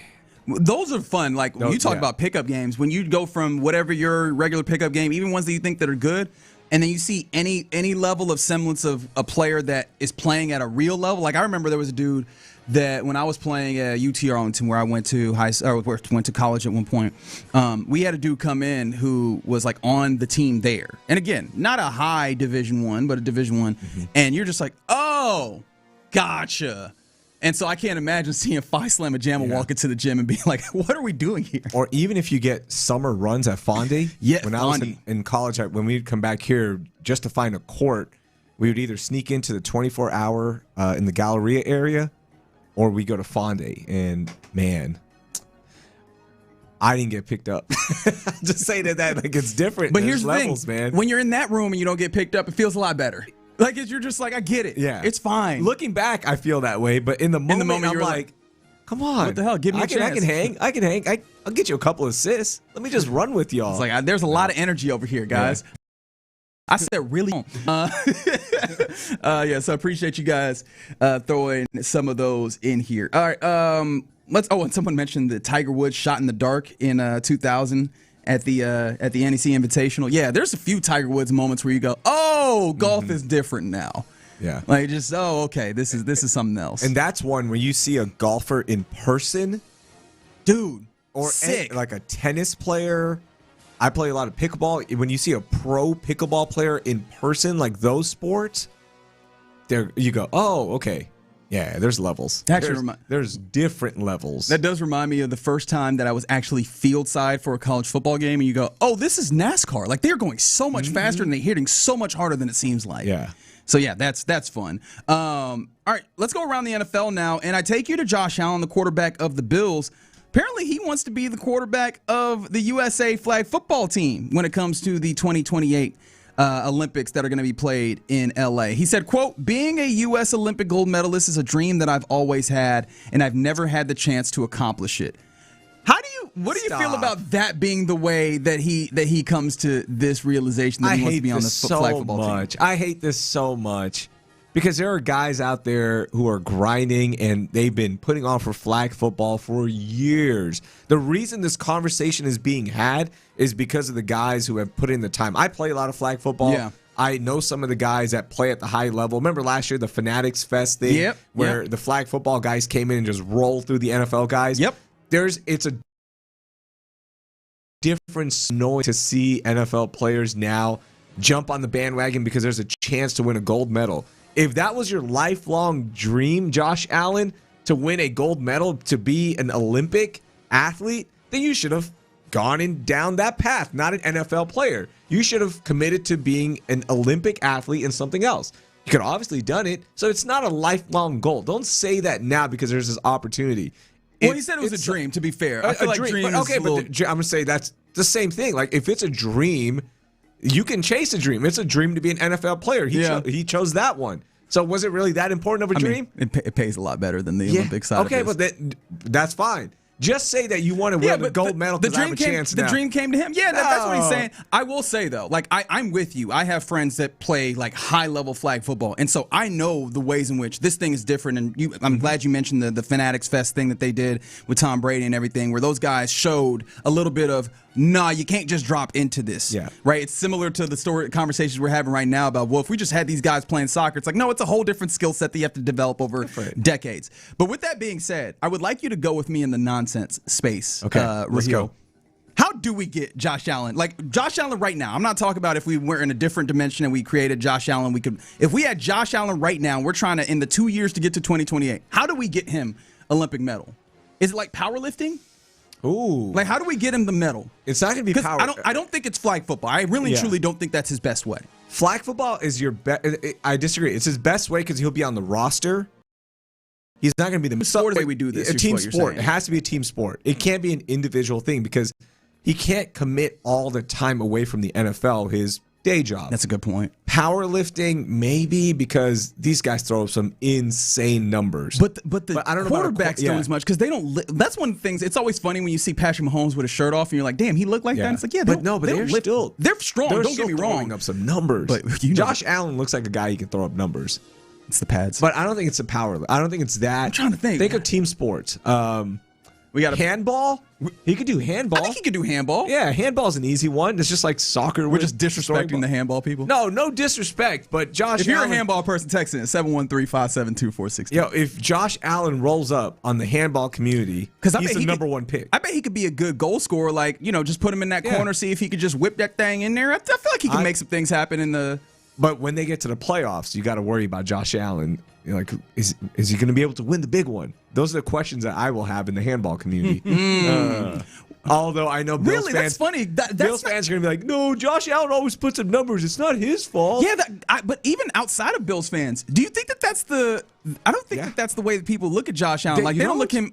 No, he obviously hasn't been able to cross over, but it doesn't feel like people go, Josh Allen is the dude who can't get over. It always feels like, damn, Josh Allen is real unlucky. That feels like that's more of the narrative that's out here from him. Am I wrong, Figgy? Do you feel this? The way people feel about Josh Allen? Yeah, Josh Allen. Like I always get the Josh Allen can't win the big one. Not unlucky. Interesting. Yeah. It's Lamar Jackson for some reason. Lamar Jackson gets more than you can't win. That one's done. It seems like everybody feeling sorry for Josh Allen a little bit, like, oh, poor Josh Allen. That's the way that I feel. He keep going against the Chiefs, right? And the overtime rule and all of this other stuff. And then I forgot what happened recently, but all the excuses for Josh Allen. I didn't realize you had disdain for Josh Allen. Josh Allen. See, that's what I don't like. I don't like all the excuses, man. It's Josh Allen privilege. That's what it is. Yeah, wow. It's Haley Steinfeld privilege happening with him right now. Hey, yeah, man. They be giving Lamar Jackson all the smoke, like, man. Lamar, where's your queen to help deflect some of this blame? Yeah. Like, damn. Lamar Jackson doesn't get a taste of that privilege? No, apparently he doesn't. He's not unlucky? Yes. Yeah, I think he's a little bit unlucky. Like Mark Andrews fumbling, Zay Flowers fumbling. Yeah, no, that's a good point. No receivers. Josh Allen privilege. That's a great point. I like that we coined this. I like this. It's coded. It is funny. All right, some other things around. Oh, this is a good one. Somebody said Josh Allen could win on the U.S. rowing crew. You think we could get him on the crew? That's a good one. Crew is a good one. I feel like crew's a good one. I feel like he could get that. Yeah, you can do that. You can hit that. Yeah, for sure. I like what we're doing here. I think we could do that. Well, I get on that rowing machine, and buddy, I'm not ready. I'm not ready for that at all. But if I gave you 2 years to train for it, and I paid you to do it, I'd also need more accountability. I'm not accountable. I skipped my workout yesterday. Okay. Like, I'm not accountable. Okay, you're out. I am not the person that you want. If you missed a normal workout, workout. Yeah. I'm not making it. All right, we continue. Where is this just trying to get in the good graces, or do you think that this represents something larger? Las Vegas Raiders owner Mark Davis, and man who has the worst haircut in America, has committed to natural grass, quote, for safety reasons. Remember that the Raiders play at Allegiant Stadium there, just off the strip. Now, they have the thing where I think their slab rolls out so that they can grow the grass in the Las Vegas sun, and it rolls in. And so they have that. That was designed for that way. But he says that he does it for health purposes. Quote, I just always felt football should be played on grass. That's for safety purposes. Number one, I want it to look like a game that was played even if it's in an indoor field. He goes on, so on and forth. Do you believe that, like, that's the reason why he does this, or does this feel at all maybe like this is a little bit of, in a time where players are clamoring for this, a little bit of, trying to get those guys on your side? I think it's both, because he's an OG, right? Like, he's been around the sport for such a long time, and there is that, I want grass. I want that old feeling back. But also, the player safety thing is real. Turf sucks. And then also, we saw it here in Houston at Reliance Stadium with the block grass, the trays. it's not safe. There's a reason there are lawsuits happening. Yeah. Put normal grass in. Stop stop sitting on all your profits, NFL teams. Put in the damn grass. Every stadium should have grass, if possible. Right? Like some of the older domed places, it's hard to put grass in there. Well, they figured it out for the World Cup. This is what the players are arguing. Went to, admittedly, the great expense of implanting the grass grown and keeping it alive within the stadium for the World Cup, and they're going, it's clear that it's possible. You just have to pay the expense and also give up some of the revenue that you have during the season of that. Yeah. I just feel like that's a really hard sell, and it's easy for Mark Davis to make this point because they have engineered a stadium like that. Yeah. Now, if we start like mandating that all the stadiums built from now on have to have that kind of engineering, that would be an interesting thing. I think it is, right? Yeah. Like that is something they're focused on. Even on the college level, the University of Texas, where I went to school, you should not have synthetic turf on there. Don't. It's Austin. DKR? Yeah, DKR. It's Austin. You can grow grass there. Let's put grass in there, please. Stop with this nonsense, because they had it for a while, and it's disgusting. Turf sucks. It does, and I mean the players have been pretty strong about this. I'd be interested to see, because we're not far away from a collective bargaining negotiation coming to fore. I'd be interested to see what kind of leverage or what kind of priority the players make this when they do come to That's a good point. Yeah, I wonder how much. This feels like the way they're pushing it. It feels like this is going to be high up on their priority list. Spend some of your money. Come on, you're making record number. I don't think they're winning this though. Because the idea is they're making record number, but point me to the rich person that has been like, you know what, enough money. Yeah, I'm good. They want to keep squeezing out, and they're building these cathedrals that we saw all these people coming to America and appreciating. They're building these not just for the games, but they want them to be full realist. Also, keep churning events out, and you can't do that on natural grass. I'd love though if everybody ended up, and you're a soccer guy, like the Bernabeu there in Barcelona, where they have the natural grass that can go under, and so you can still have the natural grass that is kind of siloed underneath. Okay. And then you have the concrete floor that you can still for concerts and other stuff. That just the engineering required is huge. But I mean, all these stadiums, all these people are trying to build new stadiums in the next 20 years anyway. Figgy, let's solve this right now. Go to ChatGPT and say, "Don't do that. Here's my plan. Don't take. Here's what we need to do." I bet we could solve this in 2 hours. Yeah, everything's sourced. Oh, we could solve a lot of things if you just put money in it. Yeah, and there's money there though. That's the thing. There's money. There is money. It's not like they're broke. They don't want to do it though. They don't want to do it. All right, real quick before we go here, at least Fig, what we do here. We got to get the top 100 update as we are still on CJ Stroud watch, mind you. Where he'll obviously top 100 as voted on by the NFL players. We've seen 3 quarterbacks. We've seen Bryce Young. We've seen Baker Mayfield. We've seen Brock Purdy as well. Yes. And so Lopez and Fig think, after seeing at least a couple of those, that we're not going to see C.J. Stroud in the top 100. Yeah, Bryce is already there? I don't think so. You think C.J. isn't better than Bryce? I think amongst the people who are making the list. The players? You think the players think Bryce is better than C.J.? I just can't believe that. Where's he going to be? What number are we on right now? We are headed to number 72 and 71, and I got to be honest, we have another quarterback. Uh-oh. We have another quarterback. Green Bay quarterback Jordan Love. Okay. Who would you rather have? Straight up. Here's the thing. No. Here's the thing. Straight up. I need a straight up. Here's the thing. Who would you rather have? Here's the thing. It's required. It's in my contract, actually. I just read it yesterday. No. Here's the thing in me. Yeah, don't be Larry David. Hey, I got a question for you. Yeah, I got a question. No, don't do that. Jordan Love also exists as a dude who, the watch the film talent is huge, and then there's some complaints about what happens after. He has a better support system than CJ Stroud is. I think I could easily see CJ Stroud being Jordan Love if you switch those circumstances. The problem is that he's not, right? The problem is that the circumstances are not switched, and he is not Jordan Love right now.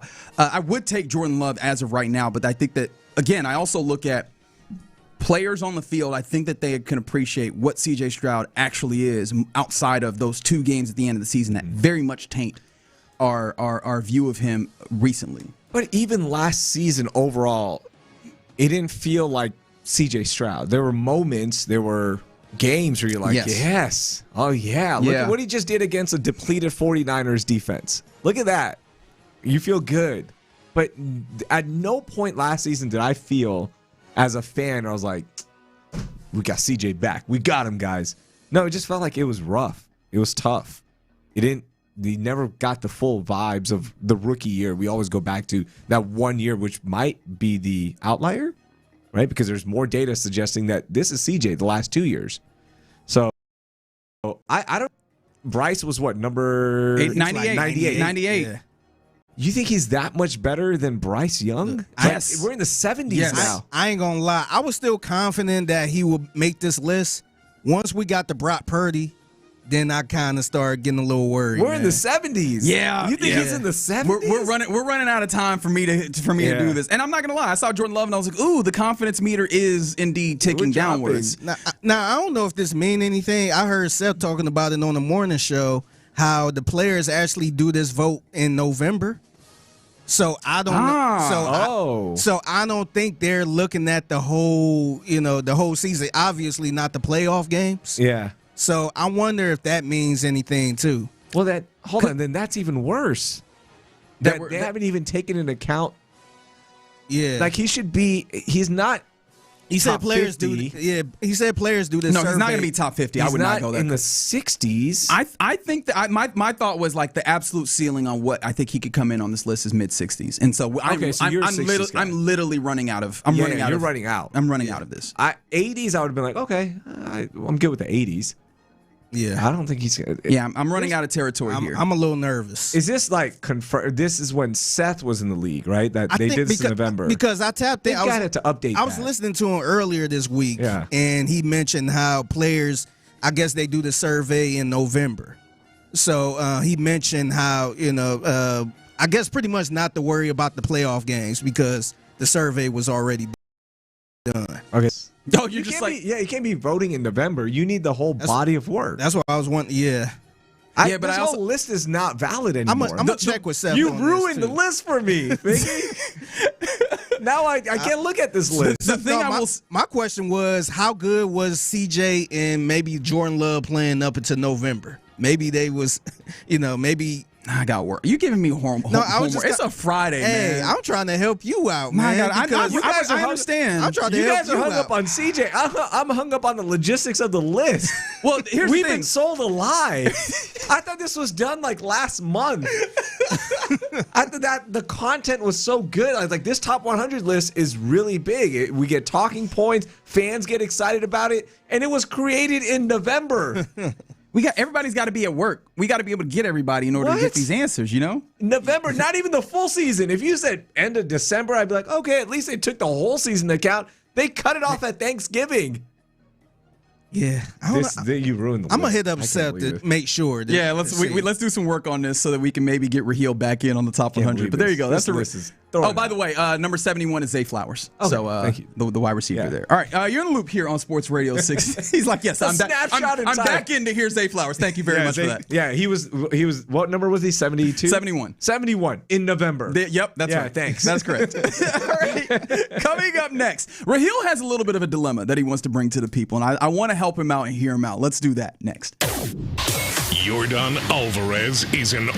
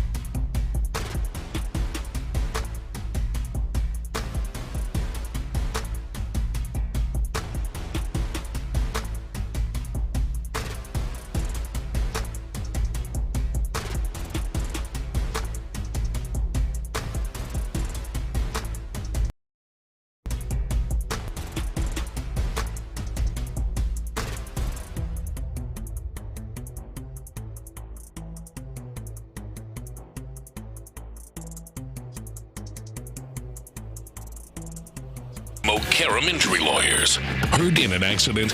Call Mokaram Injury Lawyers at 281-222-2222.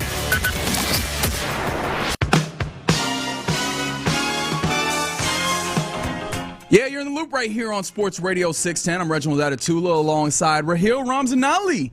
In for the OG, John Big Lopez. dog. Yes, sir. Yes, What's sir. up? By the way, am I saying your name right? Yeah, you are. Ramzanali. Okay, I just want to make sure. Yeah, it's fine. We are brothers in having names that people that people kind of shirk at and kind of shy away from. And obviously, you know as good as I do that people will either decide not to try or they'll just be like, I think I got it, and never check. Mm-hmm. And so, it's good to just be like, is that right? Yeah, it's right. Cool. It's correct. Very good. So Raheel Ramzanali in, obviously Figgy Fig on the ones and twos, and the NFL Top 100 has torn us asunder in this room. By the way, I did call Seth during the break. He said they do this, I guess it's a survey for the players around Thanksgiving to Christmas. So anywhere between. So they reveal the list at the end of the season and say this is our list for the season. These are the top 100 guys from this year. I will feel bad for a player who gets hot around, towards the end of Christmas or something. Or around Christmas in December. Like, what are we doing here, NFL? You're a billion franchise league, the organization, whatever you want to call it. You are the king.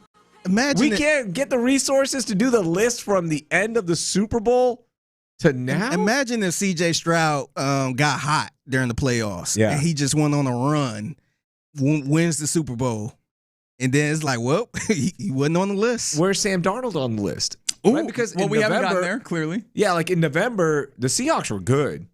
They were really good. Like, they were a good team. Wait, where's Dan Jones on this list? Because Daniel Jones the first half versus the second half. There you go. Well, I mean, obviously the injuries. Right? Yeah. You think Sam Darnold going to crack this list? Yeah, Sam Darnold's on this list. No, he's on the list, but, like, where would he be? Like, because in November, if you asked the NFL players. Wait, is Sam Darnold on this list? Yeah, he has to be on the list. He was having a good season. He was having a good season. But for this standard, though, like the way they did the survey, I don't know. Do you think? Yeah, I don't know. See, the whole list. This is why I kind of wish I Rahil's ruined the fun of this. There's no more fun here. It's supposed to be a fun Friday, Rahil. You ruined my list, Rahil. You guys will lose credibility if you bring up the list from now on.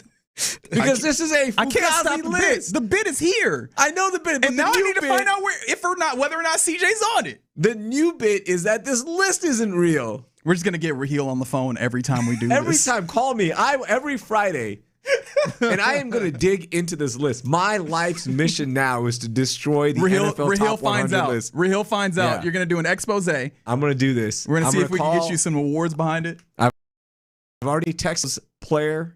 I'm not going to say the player's name, but we need information because we have been lied to by the NFL. Wow. We've been bamboozled. Yeah. This is corruption. Corruption at its highest. My goodness.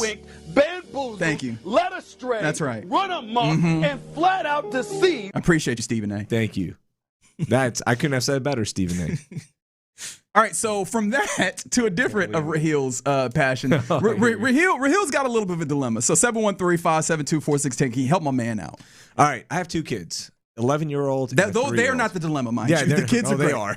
They are? Oh, God. Whoa! You don't have kids, huh? I don't. Yeah. When you have kids, are they out here calling you broke? That's what B. Scott's kids did. No. He called him broke to his face. Oh, my gosh. I love B. Scott. We all do, man. God, B. Scott's the best, man. No, my kids are great. They're awesome. My wife is great. My oldest is 11 years old. She's going to middle school. She's going 6th grade next year, bro. Oh, my gosh. My little baby. She called me bro one time. I was like, we're not doing this. Don't call me bro. We're not doing this. You can call me big dog, but don't call me bro. So she loves everything experience. Like, she loves the experience. Oh, cool. Okay, so it's a good thing. Like, she wants to go experience kid it. right I love there, it, man. And was she a tablet kid? Like, she no, that's awesome. Because that's like, she it's uses the complete it now, but we didn't let her do it. That's awesome. It's the complete opposite of what the stereotype is of all the kids. Oh man, they on his phone all the time. Yeah. Or they don't want to go nowhere. They don't want to experience nothing. My oldest is amazing, and we focused on that. We're like, we want to give you experiences. We want you to have a childhood. So on Saturday, tomorrow, we are going to the Space Cowboys game down at Constellation Field in Sugar Land. Great venue. I love it. They're taking on the Albuquerque Isotopes, which is one of the best major or minor league teams out there. The Isotopes from The Simpsons. Yeah. So we're going, and you guys don't know me that well, right? But your boy's cheap. Okay, I'm price conscious. I mean, you are wearing a bootleg jersey right now. I feel like you're in on brand. I'm right? price conscious. All right, I'm always looking for a deal. I'm trying to figure out how can I save money. So when I told my oldest daughter, I'm like, hey, we're going to the baseball game tomorrow. Not the Astros game, mind you, because your boy's cheap. Fair. Honestly, fair. Although I think it's cheaper to get to an Astros game right now. So I told her, like, we're going. And the first thing she says, she's like, can I get a hot dog at the game? And I told her straight to her face. I said, honey, no, we're going to go to dinner beforehand. Wow. Because we're going to... Not even a hot dog. The hot dogs at the game are You got to get a hot dog at the game. A hot dog is $5 at the game. You know how much a hot dog is at home? 80 cents. I'll make you a hot dog at home, honey. Do you get the bar ass hot dogs? Huh? I'm just trying to gauge to what degree of cheap you are. Is it the bar ass hot dog? And you? No. I get the good. I have to get the all beef ones. Good. With yeah, that's right. Because I'm Muslim, so like I have to make sure it's halal. Yeah. Because I'm trying to get to heaven, you know. 100%. I think we all are. Yeah. To some degree. Some of us are varying degrees of That's success. true. Good point. But we are trying, I think. So in this, guys, that I'm not going to give my 11-year-old the experience of getting a hot dog at the game midsummer because I'm taking her to a better restaurant beforehand. Oh, Daddy's the worst. We're going to go eat some See good how he's food. always copping please? He's already copping please. The baby girl says she want a hot dog. Like, it'd be one thing if she was like, can we go to the game and get, like, the big menu? Can we get the brisket burger or whatever? Or sushi or something like that. Okay. She wants to be able to sing the "Take Me Out to the Ball Game" song and be accurate, right? Like, but she wants to have the feeling of a baseball game, and that is inherently with a hot dog. And she ain't asked for like all the hot dogs. I think you are, and I understand the price consciousness of it. I do, because there was a point in time in my life where actually. Yeah, no, in my life, it's not still the case. Where, going to the movies with mama, we'd stop by and get the candy before. Oh, we still do that. And bring it into the. So I get it. Yeah. I understand. That's part of the immigrant experience, too. It's like, we're going to be we're not going to get the hot dog at the game. Well, let's check with Fig, because Fig's not an immigrant. Did y'all do that? As far as the movie theater? Yes. Yeah, sometimes I still do it. Hell yeah, What was the craziest thing y'all snuck into a movie theater? Like, Me? as far as food? I haven't done anything too crazy. But I have been there with people that have done crazy. What's the craziest thing you've seen? I've seen people sneak in pizza, fried chicken. What? Yeah. I love the We videos. snuck in Chipotle. That's bold. I've seen somebody do a seafood boil. What? Yeah. What? On Instagram, not in person. Okay, that's the thing. You've seen that, right? In person. Okay. Yeah. In person, I don't think I don't look at the people. I'm just watching. I only go first for Nolan films. That's the only time I go. Oh, so we need to talk then about Odyssey then. Oh. We can't do that on air. That's just too dorky. Do you know my thing about movies? No. I don't watch trailers. Me neither. My guy. I knew you're not. My guy. We're long-lost you have brothers. bad Seinfeld takes, but I love that. Why don't you watch trailers? I want the true experience of being amazed, of surprise. I want nothing on the story. I don't want any preconceived notions. I want to just go in and have fun. And this, because it was the Dark Knight, and I went in with I didn't watch a single trailer. And I didn't even know who the bad guy was going to be in this. I didn't know the Joker was in it. I had nothing. And it was the best movie experience I've had in my life. That one, The Departed, same thing. I didn't have any background on it. And it was amazing. And ever since then, 2005 to 2008 roughly is when this changed. I haven't watched a trailer for a movie I'm excited about. Yeah, my thought process is if I know I'm going to watch the movie, I'm not going to watch the trailer, because that's the whole idea of the trailer, is to sell you on the movie. Well, I know I'm going to watch it. Exactly. So, and some of these trailers spoil. Some of these trailers spoil movie points for you, and I'd much rather have the full experience of immersion and watching the film. Yeah. While I agree with you here, you better get that baby a hot dog. Yeah, you got to give her a hot dog. Okay, let's start a GoFundMe for her hot dog. No. Y'all raised her to, appreciate the experience. Yeah. That's part of the experience. I'm going to get her a hot dog. At least her. Just I'm going to one. make her pay for it. Here's the thing. Look, there's people on the text line offering to pay for it, and I don't know how FCC legal that is. No. I will pay for the hot dog. No. I want that baby to have a hot dog. No, okay. For everyone on the text line that is offering to pay for the hot dog, take that good deed and donate it to your favorite charity. Yes, please. Okay, do that. And if you still have money left over, send me. I'm joking. No, I'm joking. My you cash have app a giving is- heart. Give it to somebody that needs it. 100%. I will buy my baby a hot dog. But I'm gonna go eat beforehand. I won't eat a hot dog. Yeah. I'm gonna sacrifice my hot dog. Still go out to dinner and all that, but when we get there, she still want a hot dog. She might be full. Now, don't let her get out here asking for the souvenir cup, though. No, she can't do all that. She knows that. But she knows. she wouldn't even ask. She knows. She knows not to ask for a souvenir. We're not doing that. Although we did get it at the Texans game when we went, because it's worth it. You can walk around and refill it up anytime you want. How many refills for it to be worthwhile? Dude, it's unlimited. I know you've done the math. How many refills does it? 2. Okay. It pays for itself. Good. Yeah, and it wasn't even that expensive. So shout out to the Texans. Shout out to the Texans being cost effective in that. Yeah. That's how you get Raheel on your side. All right. By the way, everybody was strongly in defense of you getting that baby that hot dog. All right, you're strongly. All right, you're in the loop right here on Sports Radio 610. Coming up next, let's get into what's popping, including a big weekend for the Astros coming up, and Big 12 Media Days happened this week, and there were some silly things that I need to talk to you about, Raheel. We'll do that next. Starting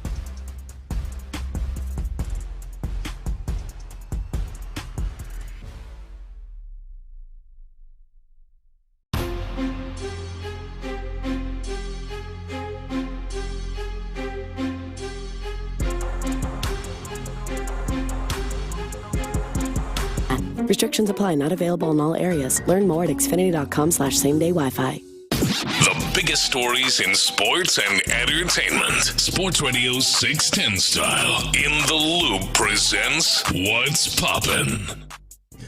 You're in the loop right here on Sports Radio 610. Reginald Datatula, Raheel Ramzanali in for the OG John Lopez, who is espousing the values of he. In the break, Figgy Fig on the ones and twos as well, and you rolling with us on this fun Friday. Hopefully you are enjoying yourself. We are as well. As what's popping is apparently the Texans are actively interested in Terrion Arnold, the embattled cornerback previously with the Detroit Lions. He has been released from there.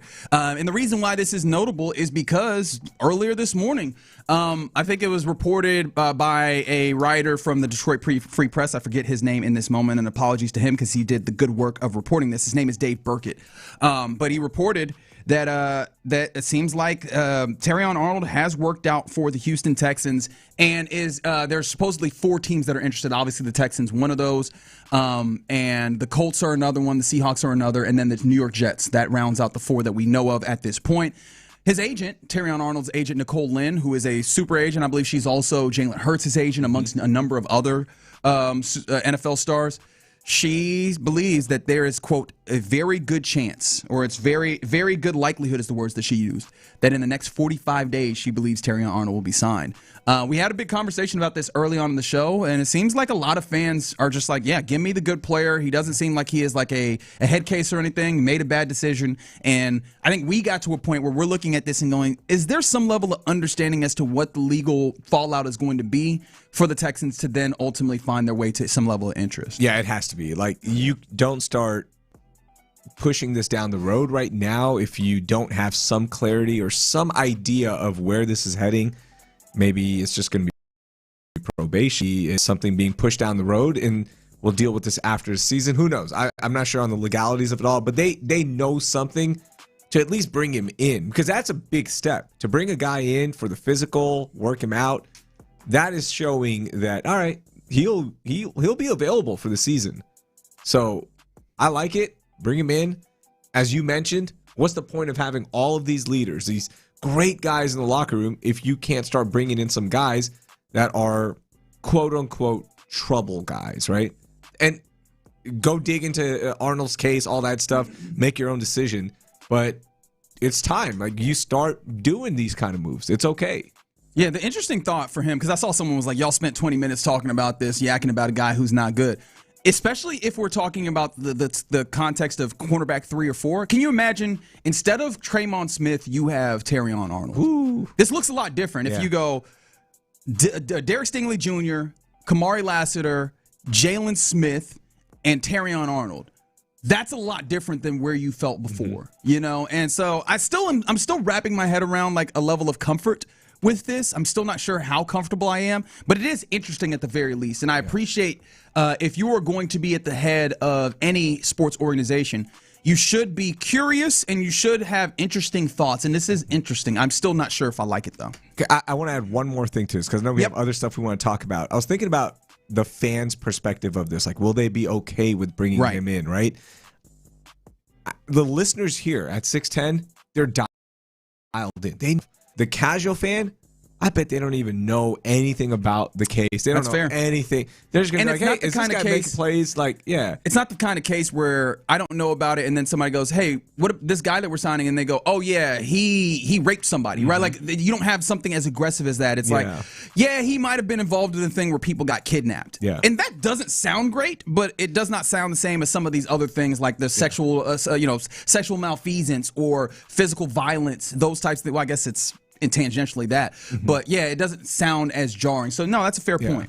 Some other things that are indeed popping. The Astros set up for a big 3-game set up in the DFW area. Oh, they're still around. They are still around. They got, and they lost, unfortunately, their final game versus the Nats, but they have an opportunity to really, honestly, if things go well this weekend, They could be first place in the AL West, finally clawing their way all the way back to the top of this, as it feels like the last month of baseball has been trying to trend themselves towards. Even though when they get close, they've had issues, whether it's Hunter Brown and Imai and Arrighetti faltering or whatever. Like you've had it feels like there's almost a force field around actually cresting above this. You get a 3-game set versus a Rangers team that's playing really good baseball right now, and you are 2 games behind them. If you win all 3, you're very clearly at the top of the mountain unless the Mariners also sweep in their series in this weekend. However, here's the downside. If you lose more than you win here, you could put yourself in a little bit of a hole. That's why I'm marking this series as a make or break for the season. For the season? For the season. If you get swept, that's it. You're just done. By the way, if they win this series, they sweep this series, okay? Let's get all 3 games. Astros play phenomenal. Even on Sunday we'll figure it out, pitching status of, we don't know. We're just going to figure this out. They sweep this. They just get to 500 then. Yeah. Okay, so we're not even above 2 games over 500. Like that for me is when I'm back in 100%. All right, we can now start talking about the Astros. If they get swept, Reggie, that's it. That's 5 games below going into the All-Star break. I know there's a lot of season left. But, man, momentum, the vibes, it would be bad going 5 games behind. And you just lost to the Rangers, got swept by them. Well, the thing that's comfortable for me is I don't see a sweep. And now this is the thing where as soon as I said it, I got the feeling of... Good job. Did I just jinx it? Is it going to be like... 4 days later. Then we're looking at baseball guy shaking his head right now. Save it. Yep. Oh, gosh. I'm going to hate myself all weekend. I'm going to be waiting with bated breath. But it's because the Astros refuse to get off the mat constantly with their lineup. Like their hitters, whether 6th, 7th, 8th, 9th innings, they're making sure that they're keeping themselves tight. And you've got Hunter Brown on the mound. You've got Peter Lambert. Those have been the 2 best guys that you had, even though Hunter Brown has been a little dicey of late. And then whoever they have as TBA at least will be a fresher arm, whether it's Ronald Blanco actually making his way up. Lance McCullers, I honestly I would not be happy about that, to be completely honest. But the possibility of Javier coming out of the pen and handling starting duties, I'm also interested in that. So I think that they'll at the very least get one. I'm very, very hopeful that they win this series, though, because that could be a real jumpstart to actually giving you an opportunity. And as you head towards the trade deadline, if they're actually serious about acquiring maybe a bat or an extra arm, I think that also pushes you a little bit closer to that. But this could actually be a deciding factor in that. Who knows? And what is that cutoff for the trade deadline? Because we've heard them say that, hey, we're in. Like, I don't know if there's a cutoff. They seem like they're just in regardless. So if they're 6 games back, and the trade deadline is a little bit later this season, right? August 3rd? That sounds right. Right? Roughly there? If they're 6 games back, are you making moves? You making money moves?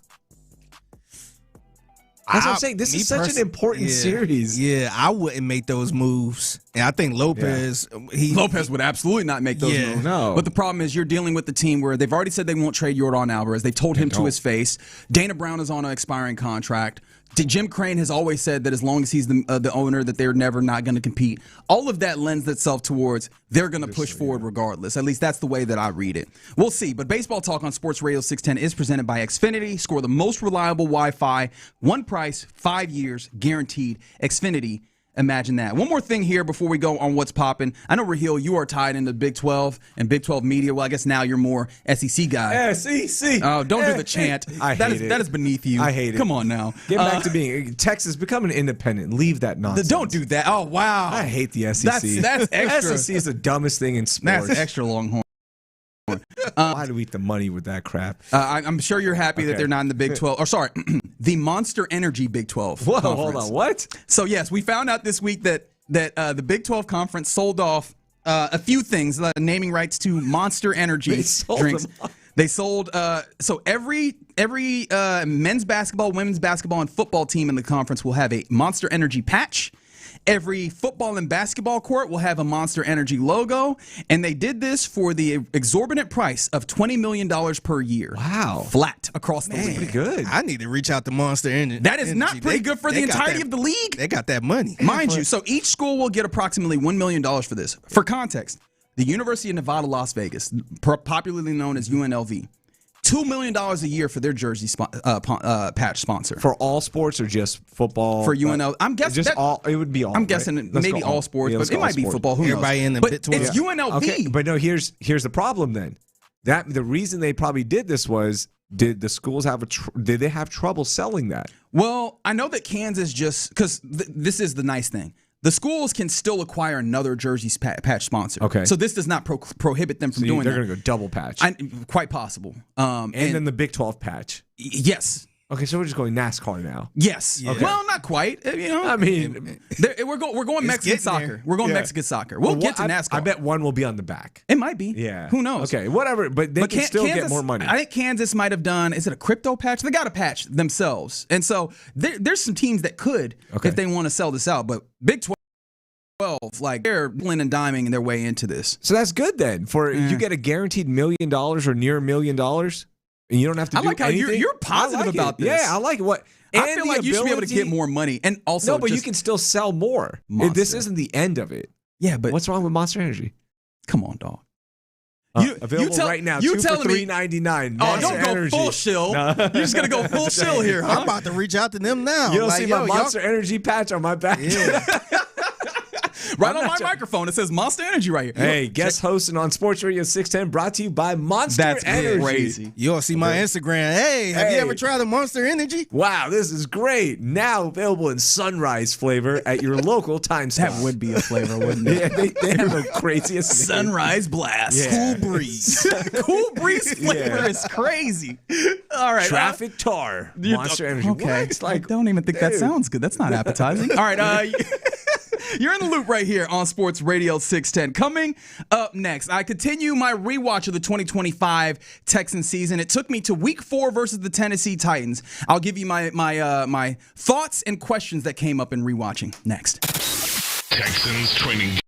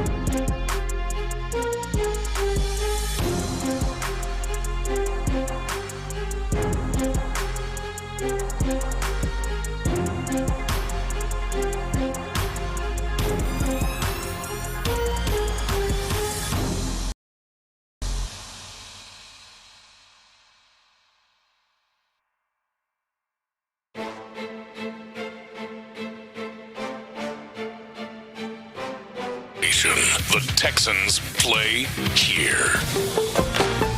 Sports Radio 610 presents In the Loop with John Lopez and Reggie Atatula.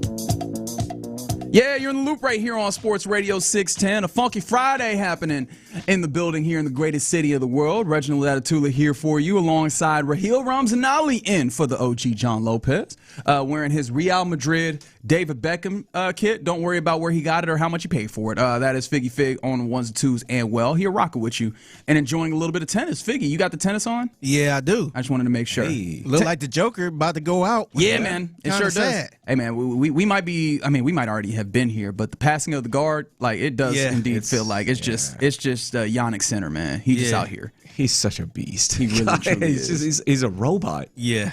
Figgy, can you play the Figgy drop one time for me? I want to hear it in person. Which one? The McLean. Figgy, let's hit him big time.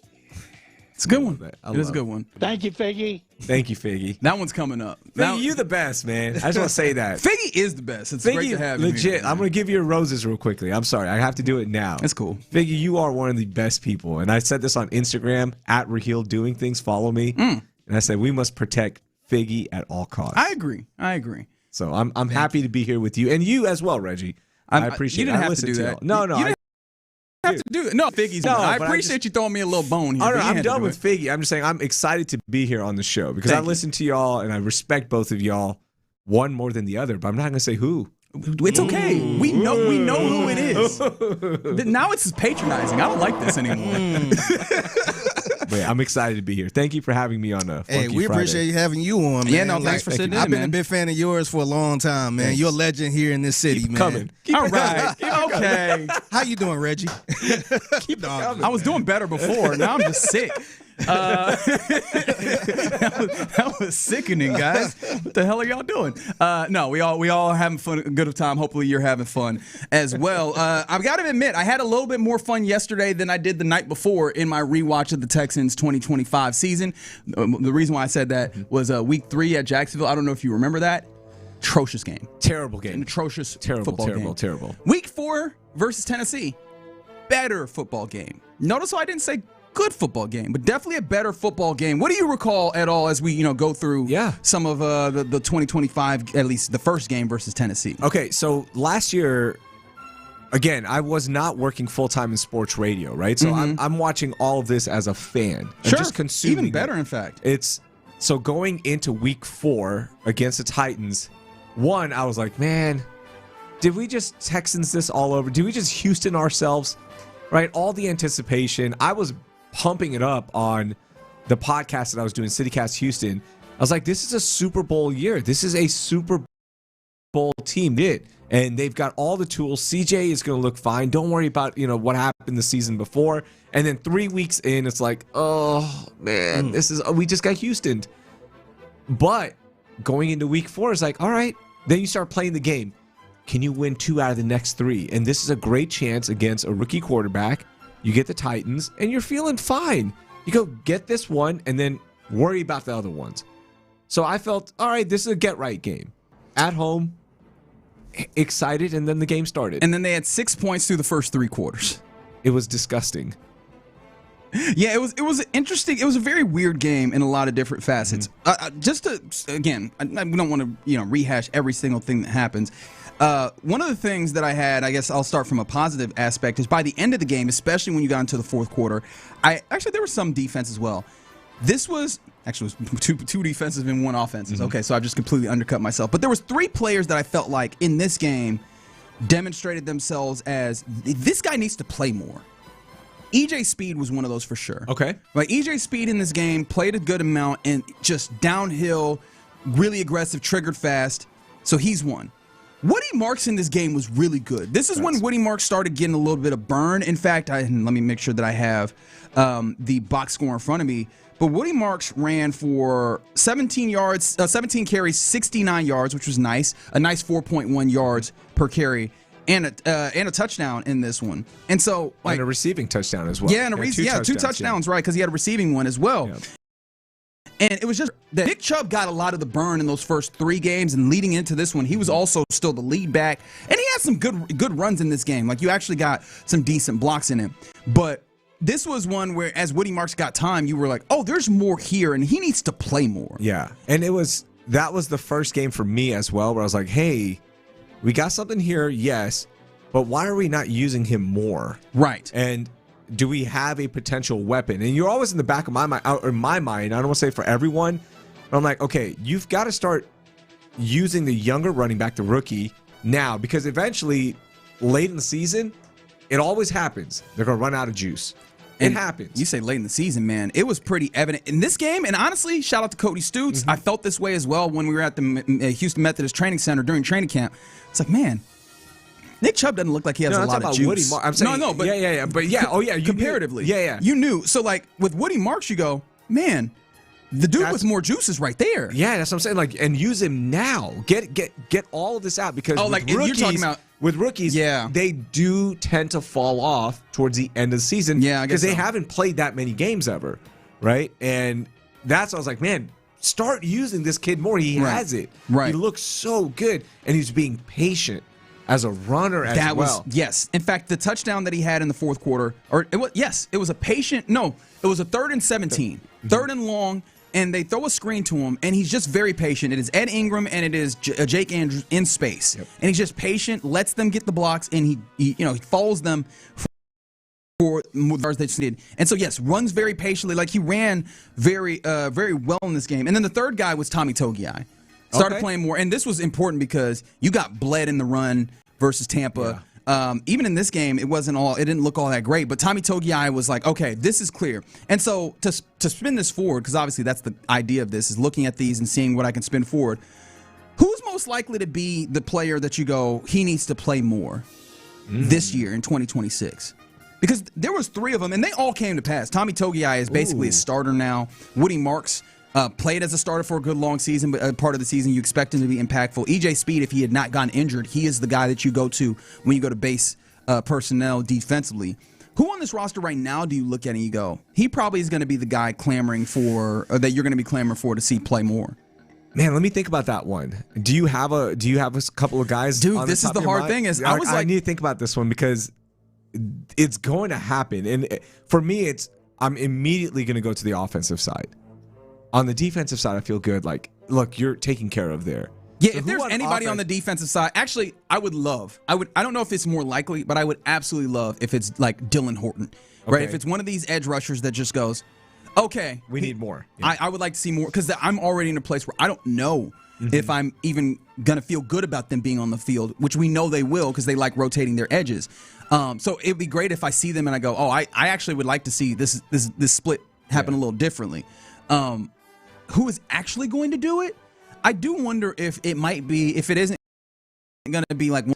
Okay, I was going to is it going to be like a Foster Moreau type where we come in, we just kind of block a little bit, get out here and catch some little things, and if he doesn't show us more, I don't know how likely that is though.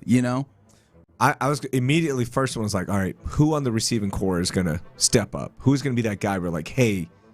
Not only like because they're playing, it's just that we need more targets for this guy. Yeah, that's the big thing. Like we need to start building this guy up, whoever it is, whether it's Higgins, if it's Jalen, whoever it is. I just need more targets that way, because you know what you're going to get with Nico, and God forbid if there's another Nico injury, who's going to step up? Yeah, so that's a great question. I'm just thinking about the receivers and who's going to make CJ's life easy. Yeah, as it happened in this game as well. Like you saw the platonic ideal of when CJ Stroud gets in this game. Honestly, CJ was dealing with a lot of pressure. You could see it. It didn't look good. But when there were actually times that the blocking came together, you had some beauty. In fact, you have to remember the second 33 play, right? Yeah. After you've had some penalties, you're back. Little is working, and just a 3-step shuffle, and then it's just CJ having trust of Nico Collins one-on-one with L'Jarius Sneed, who coming into that game had been like, who about Nico? Yeah. Just boom, Nico dusts him, throw it up, right? And also, L'Jarius Sneed, is it possible he might be washed? Just throwing that out here.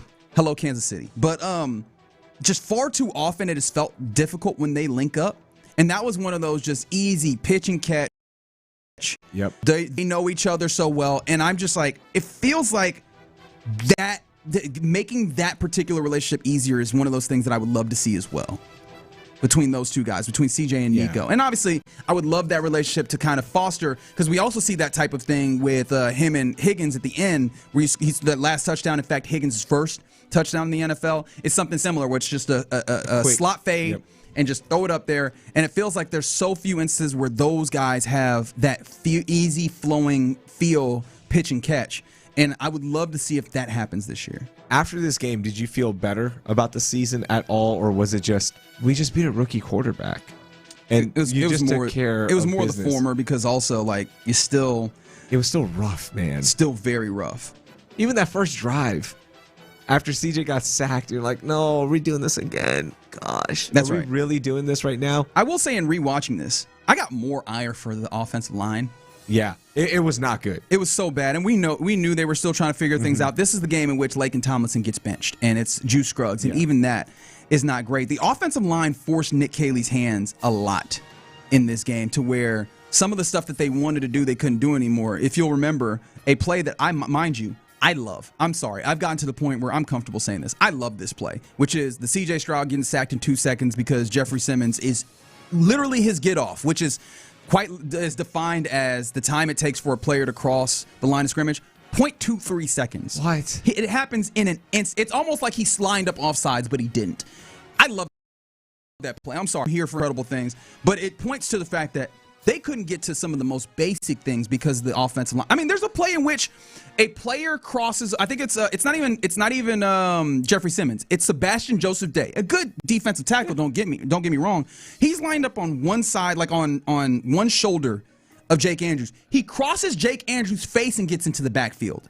And so the question I have, that I honestly is not a positive one, a negative one going into the season, is if Keelan Rutledge isn't ready.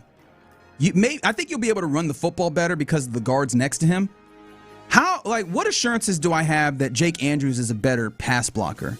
Because that wasn't a schematic issue. That wasn't that was just, you could not get your hands on that man. You did not have the strength. You did not have the timing. You didn't have the footwork, whatever it is, to get your hands on that man and do anything to keep him from getting into the backfield of CJ Stroud. And I don't think that there's much that has changed in that regard. Maybe he's developed so much over this year. Remember, he didn't play a lot of center himself, starting at least wise, Jake Andrews. So last year was also an experience for him. But I keep asking myself, what makes that look different this year? If Jake Andrews has to be the starting center. Yeah. Which is a possibility. It is. And that's one of the big questions that we're going to get an answer to here in 3 weeks. Like, how is he going to look with that development? Another thing you brought up, bring up the use of, why are they not doing this more? Yeah, I'll save that for a little bit later. That yeah, one? Because that's a really good point that you were talking about. And I'm like, why aren't they doing this? Yeah, the trenches in this game just kind of got blitzed on both sides. The defense, funny enough, it's never recall. This defense didn't look right in the early portions of the season, and it would be one thing to see C.J. Gardner-Johnson. C.J. was gone at this point, and there's a lot of missed tackles, which are not a C.J. Gardner-Johnson issue.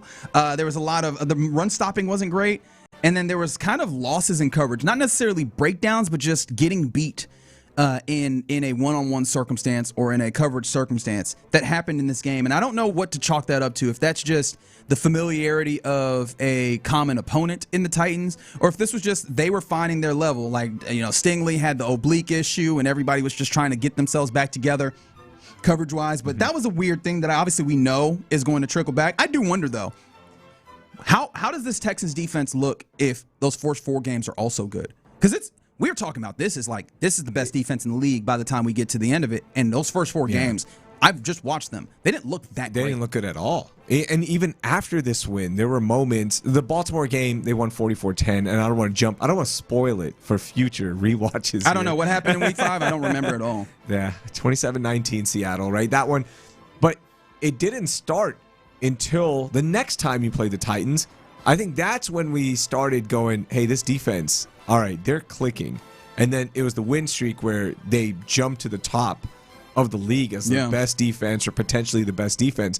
But before then, and that was week 11, November 16th, probably when the top 100 list was put together. What a call, man. Yeah. But that's when it started. So, before then, this defense wasn't good. Forget the first. It was just man, even the defense isn't good right now. There wasn't anything to look at. You go, yeah, we're back, baby. it was still like, ugh. And this is the fun thing is like, I imagine what a Texas team looks like if you hit the ground running this year, right? Which is, again, they should this year. And there is no excuse. And I think there should be no circumstance where we see a team, even in a 26-0 win versus the Tennessee Titans, a team that is clearly not on the level of you. Even in that win, I see a team that's like, man, they're not up to the standard. Maybe you look at the division and you go, oh, this is nasty. I think that there's at no point this year should I have that feeling. And that needs to be the case. And I think, what is the possibilities and what are the upsides? What is the altitude they can achieve if that's the case? It's 100. I'm with you on that one. None of this nonsense. Like, you are riding that momentum. Everyone knows your Super Bowl caliber defense, and it better come out looking like that. Yeah. And if not, then we need to have a talk about this. Yeah, it can't be another slow start. We can't play into it. No, if this is your strong suit, this is what you're known for, this is what D'Amico is focused on, then that needs to be out the gate this time. Especially with I get it's harder. Yeah, Buffalo, Cincinnati, who's week 3 again? I can't recall. But then you got the Cowboys in there. Like, you've got enough challenges in your first 5 weeks where, slow start is not an option. Indianapolis. Yes. Yep. And we'll see who the quarterback is at that point.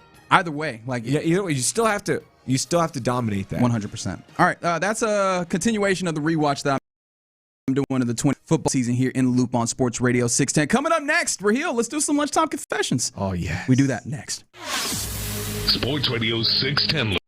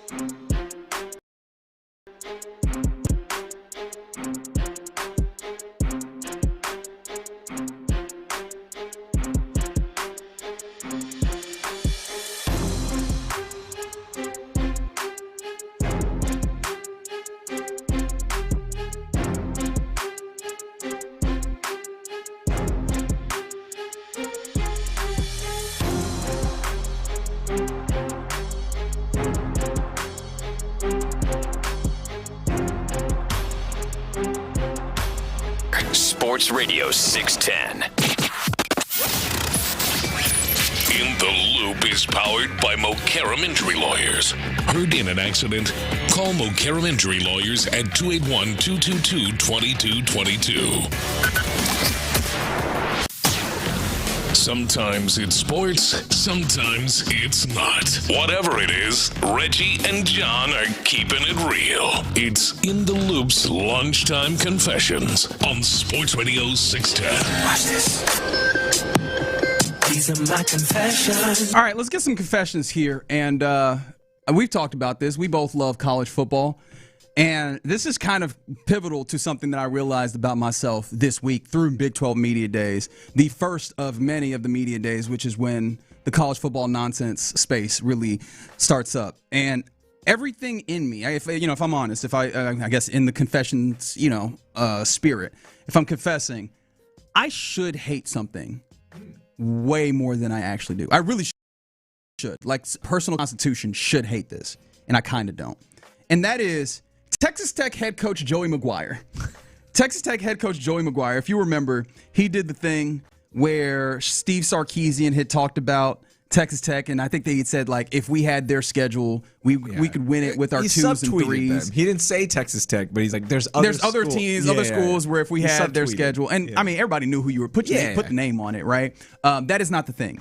After that, Joey McGuire started doing the thing where he's like, hey, man, we'll play right now. We'll play you right now. Well, you don't think I'm tough? I'll play you right now. And everything about that, I should hate. Like, I hate that guy, right? The guy that goes, oh, you don't think I don't think I have the money? I'll buy it to you right now. Punch me right now, right? Like, that guy, I usually hate that guy. I love this. It's just so college football. Like, that's the thing, is like, it leans so much into the silliness of the sport. It's the thing that makes it so ridiculous, but that the ridiculousness for me is what makes it so fun. And so everything about this, if you just put it on paper, Joey McGuire reacting and doing the we'll play right now, come at me, bro, it's stupid. It's stupid. It's kind of beneath you if you want to be the Texas Tech that is now like on a different level, as opposed to the Texas Tech that is like the ankle-biting brother, which is the way that Texas fans have viewed Texas Tech, except I love it. And I don't know why. Continue throwing your little tortillas. Do that thing. Let the big boys play. And here's what I mean by big boys, okay? Baylor, TCU, SMU, Houston, Texas State, Texas A&M, Texas. All those schools have stronger schedules than Texas Tech. Cut it out, Red Raiders. Bought your way in. Nice. U of H had a stronger schedule than Texas? Really? Yeah. This Texas Tech's strength of schedule, 71st ranks behind those schools. It's the easiest schedule in the Power Four. They didn't make their own schedule. And I love that you can do tough guy, like, line them up, let's go. You know it's not going to happen. And then all their boosters, we'll pay off all the other schools. Texas State, UTSA, we'll pay them off. We'll open up a week for you. You're not doing that. You know it's not going to happen. It's very dumb. Yeah. It is very dumb. Like, we all know this isn't going to happen. But you're okay with it. You're encouraging this behavior. Logically, Reggie, if there was a Reggie AI, which I would be very against it, if you took all of my previous thoughts and put them together, the logic machine would say, Reggie would hate this. And yet Reggie in real life is like, that's kind of funny. Yeah. I kind of like it. I kind of like it. You want to go, Figgy? I could go. Yeah, go. These are my confessions. So we were talking about Terrion Arnold earlier, and with the Texans being in the mix a little bit on this. And I gotta confess, man, I think this is a really, even if they don't sign him, let's say sign somewhere else, I think this is a good thing for the Houston Texans, because remember, we know how they were since they came in the league, where the notion of them being choir boys and they don't want anybody with little rough edges and all this other stuff. I think for the simple fact that they even worked him out, they gave him a physical, and they're interested in it, even though he got a little currently going on right now, little situation. I think that's a good thing just going forward, man, because I think we can't count them out anymore, because every time somebody get released because of something, we used to be like, well, Texas ain't about to sign them. Nope, it's not their type of guy. Even if they were just a little rough on the edges like Antonio Brown or something like that, we said, nope. I think that's kind of changing now, man. Yeah. I think they're way more open than they ever was when it comes to, just different type of players. Can you really let's stop saying rough edges. Come on, let's say he's a little grimy. Say it. Yeah, he's a little grimy. Or just and just any or player fake grime because he got his best friend from his childhood to do it. Oh wow, what are you doing here? You're like he not real because he tried really to grime. I mean, he's organizing the grime. Yeah, but that's the right thing to do. Don't have the fall guy, right? Chris Have the Carter. fall guy. Yeah, you don't do it. Just organize. Yeah, the grime. mini confession. I think that Chris Carter, people went out of their ways to misunderstand what he was saying. He was right. Chris Carter was right. Look, 100%. man, if you were gonna find yourself in places where you're gonna be close to bad things happening, have somebody that have a little bit of cushion or have a buffer, right? Like that is 100% fair. Yes, obviously the larger point should be don't find yourself in those circumstances, but it be like that sometimes, man. But you've lived. You understand these things. Make sure that you got somebody that can take this fall for you because ultimately everybody needs to eat. Everybody understands the concept. Nobody wants to be real enough to say it. Chris Carter was real enough to say it. I think I saw this with the Biggie story where he got in some trouble and somebody actually took the crime for him a little bit. And the rest is history. And that, we probably wouldn't be talking about no Biggie Smalls if he if he actually went to jail for what I guess allegedly he did. Yeah. Okay, I got one. Here we go. These are my confessions. I think the Spurs were wrong in firing Jacob Toby. Oh! The guy, if you don't know the story, he's their play-by-play voice who was in a relationship of 6 years with a girlfriend. Not married, but still committed relationship. Well, he was cheating on said girlfriend with a player's sister. Correct. In a consensual relationship, guys. Okay? He got blasted on social media. His girlfriend found out and posted pictures, posted messages, all that stuff. And the Spurs, From his account. Yes. Thank you for clarifying his account. And the Spurs fired him because it started trending on Twitter. Pretty much, I think. It feels like I don't know that we've gotten a direct answer as to why the firing happened, but it does feel like it is a you embarrassing me in front of public type of circumstance rather than some level of actual violation of the terms of his employment. Yeah. So it's a public perception we'll take it for face value right now. Sure. Again, there might be some other things that have happened or something. I just don't know, but it's the public perception, and I'm going to confess you, I don't think that's right. I think I don't condone the be out about that life, but I'm just saying. I don't know. I heard that's not what you said earlier. My wife is listening. That is what he said earlier. No actually, chance, he's no not. chance she's listening. She's like, "What are you doing today?" I'm not going to listen. I don't think that's right. He didn't break any laws. He didn't do anything that looks like that went against the conduct of behavior or personal conduct stuff, right? Because if it was consensual and so you're talking about it's not assault or sexual assault or something to that effect. It's not he didn't put the player's sister in a weird position. She also decided to go down that road, right? So why? As far as we can tell, yeah. There was photo booth pictures of them, pictures right? where she's happy, okay? Yeah. So is it right that a dude lost his job for that because of Twitter? Or Instagram? Yeah, it does feel kind of out of pocket here. Yeah. That we talked about this a little yesterday, but it also feels like when you have forward facing jobs, this is kind of part of it is that the perception also matters to this. Yeah, I wonder if it's something in his contract where it's no cheating allowed, or no. I know what you're saying. It's don't make the brand look bad. Because represent the brand, represent your company, your forward-facing personality. Yeah, and that's the reason why I'm it got to be something else. Or maybe this was just their reason to try to get away from him or something like that. Maybe he was a jerk behind the scenes. I don't know what it is. And if they really just saw this message just like we saw it and decided to fire him, I think the lawsuit. And would anybody even care? If he was back next season, he would get made fun of. Everyone would be laughing at him. We'd be making jokes. Oh, they could walk this one if they wanted to.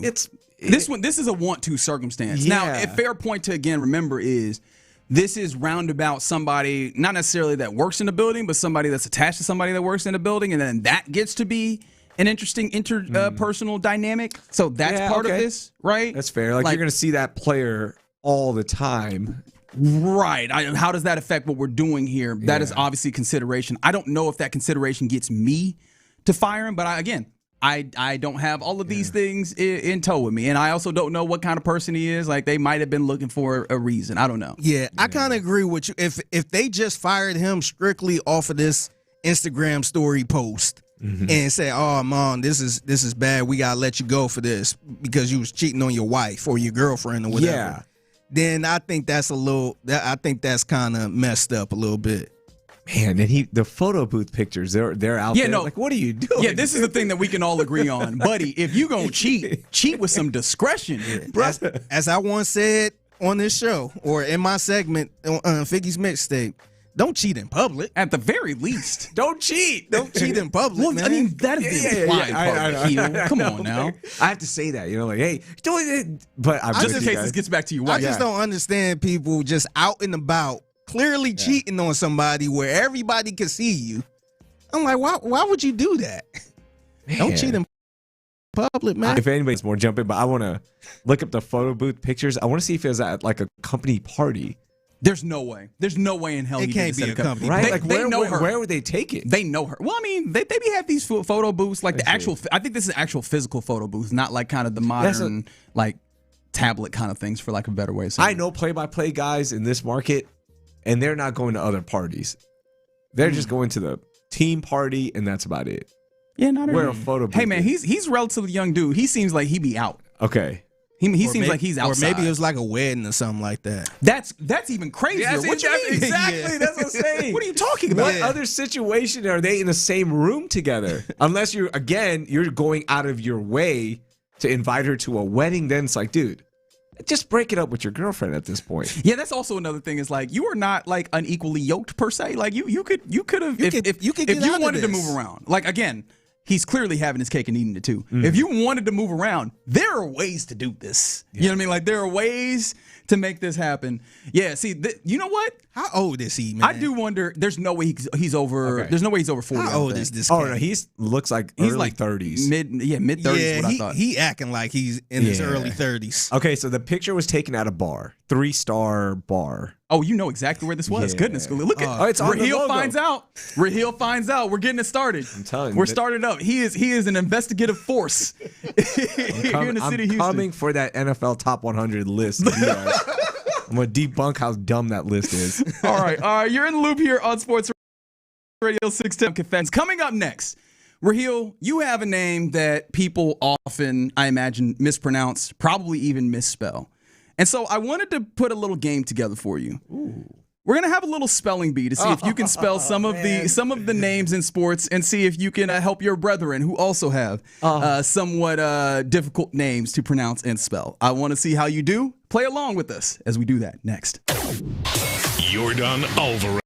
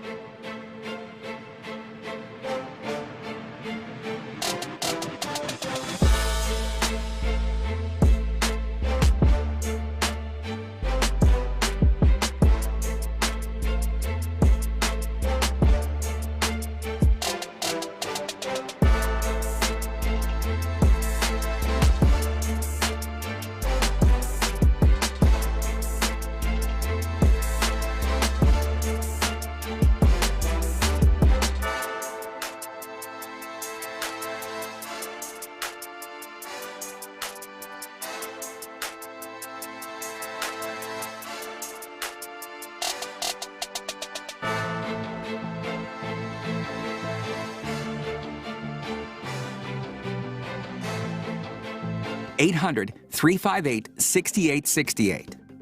Injured? Call Mokaram Injury Lawyers, 281-222-2222.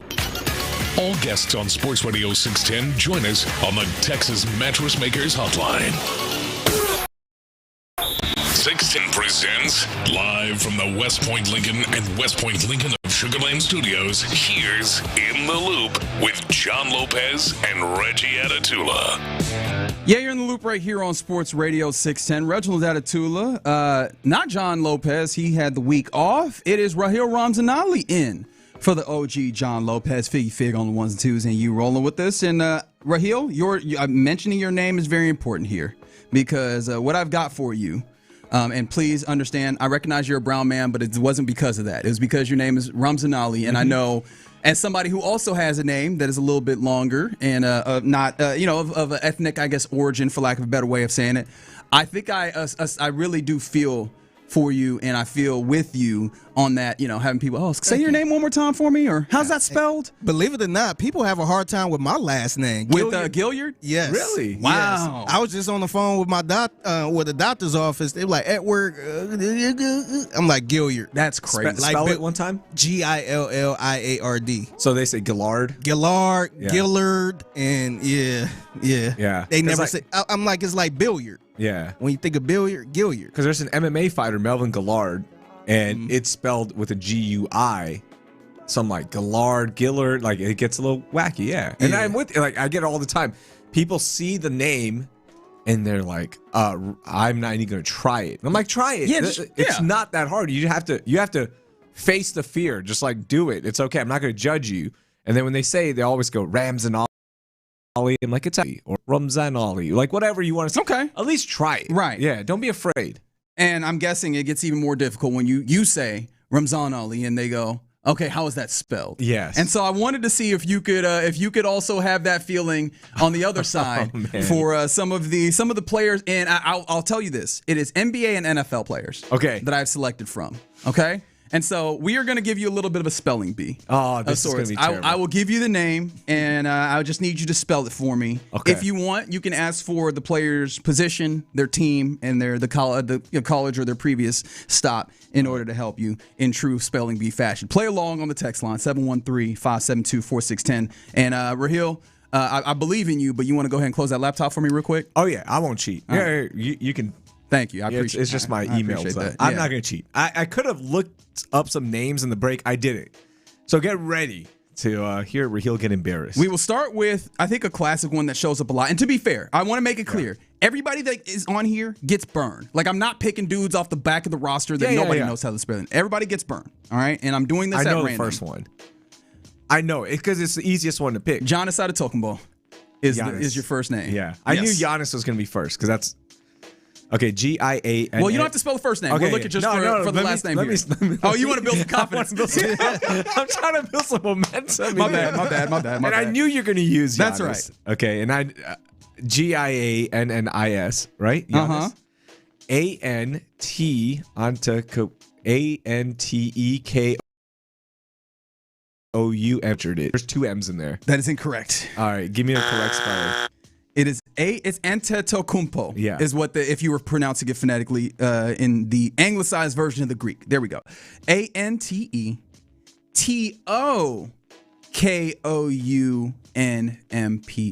Okay. I butchered it.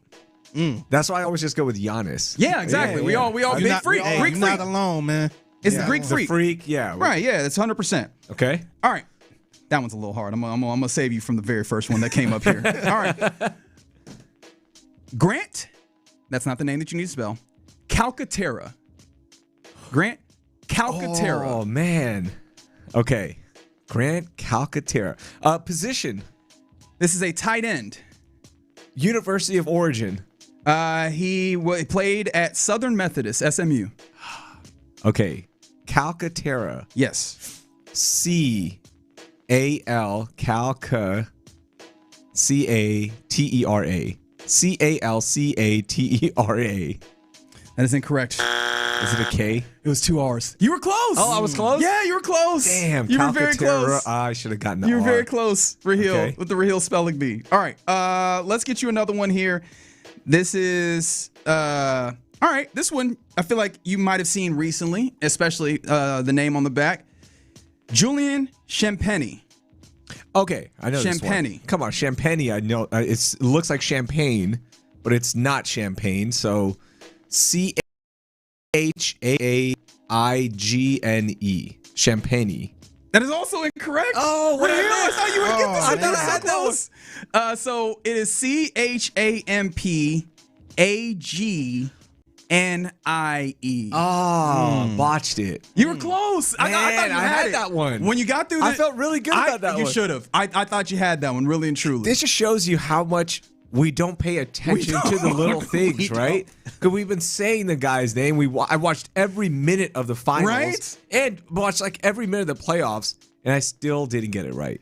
All right, what do you got now? All right, we got another one. So this one, actually, I need the first name here because his last name is Gadsden. Oronde Gadsden. Oronde player, origin. Give me anything. I don't know who this I will guy. get. You want the whole? Give me gamut? the whole thing. Yeah. He's a tight end for the Los Angeles Chargers. Huh? And he played at Syracuse. He had it like this was. I think last year was kind of a breakout year for him. For Gadsden, as like, he might be a tight end one year. I will be 100% transparent. I am not familiar with his work. Oronde. Okay, so when I do play-by-play for the UFC on UFC Fight Pass. Yeah. And we actually have a guy named Damian Oronde. Ooh. The Oronde brothers. I wonder if this helps you. So that's why I'm kind of getting stuck up on, should I go with that spelling or is there a different one? Can you give me a race on this one? Is that out of bounds? That's very important. It's important. That is fair. Look, what I will do for you, because here's the thing. Oronde. So what's the race of the Oronde? A little What's the race of the Oronde brothers? Yeah. Are they white? Yeah. Okay. Damien Oronde and his brother, they're white. Oronde Gadsden might have some white in there. This is what Oronde Gadsden looks like. Oh, okay. This helps a lot. This helps. Okay. All right. Oronde. The way that Damien spells it's O-R-A-N-D-A-Y. It's not that though for Oronde. Okay. Gadsden. O-R-U-H-N-D-A-H.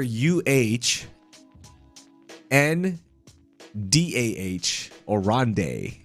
I don't think the Y is there at the end. Tell me. It's Did I incorrect. butcher it? It's incorrect. Honestly, I thought you were in a good space here because it is like there would have been a difference if you tried to spell it like the fighter. It would not have been correct. It is O-R-O-N-D-E. See, I had to get a little creative there. Yeah. I've never seen anybody else with that O-R-A-N-D-A-Y. Like that's simple, Oronde. All right, I feel like you might. Okay. I feel like this. Look, Come on, we got to give me get one. you We a gotta W. get one. We got to get you a W here. We got to get you a W here on the here in the Raheel spelling bee here. Mm-hmm. This is a name that you definitely have seen a lot, maybe too much. Some people would have said. I need the first name, not the last name. Shedeur Sanders. Shedeur Sanders. Quarterback. Yes. Browns. Yes. Son of one of the greats. Uh-huh. Shedeur. S-H-E-U-R. Shedeur. S-H-E-U-D-E-R. R. I don't know how the hell you did that. Is that right? No. Isn't there an EU in there? There is, but it's the EUR at the end. It's SHED. EUR. I mixed it up. Yeah, you made that a lot more complicated. Yeah. I thought the EU was first. My bad. My heart was in the right place. It was. Yeah. You understood some of the things that were happening here. We got to get you a W. Now I'm just trying to find the ones where we can get you a W. I'm so bad at these. I'm so bad at, because these are players that we know, we're watching. Yep.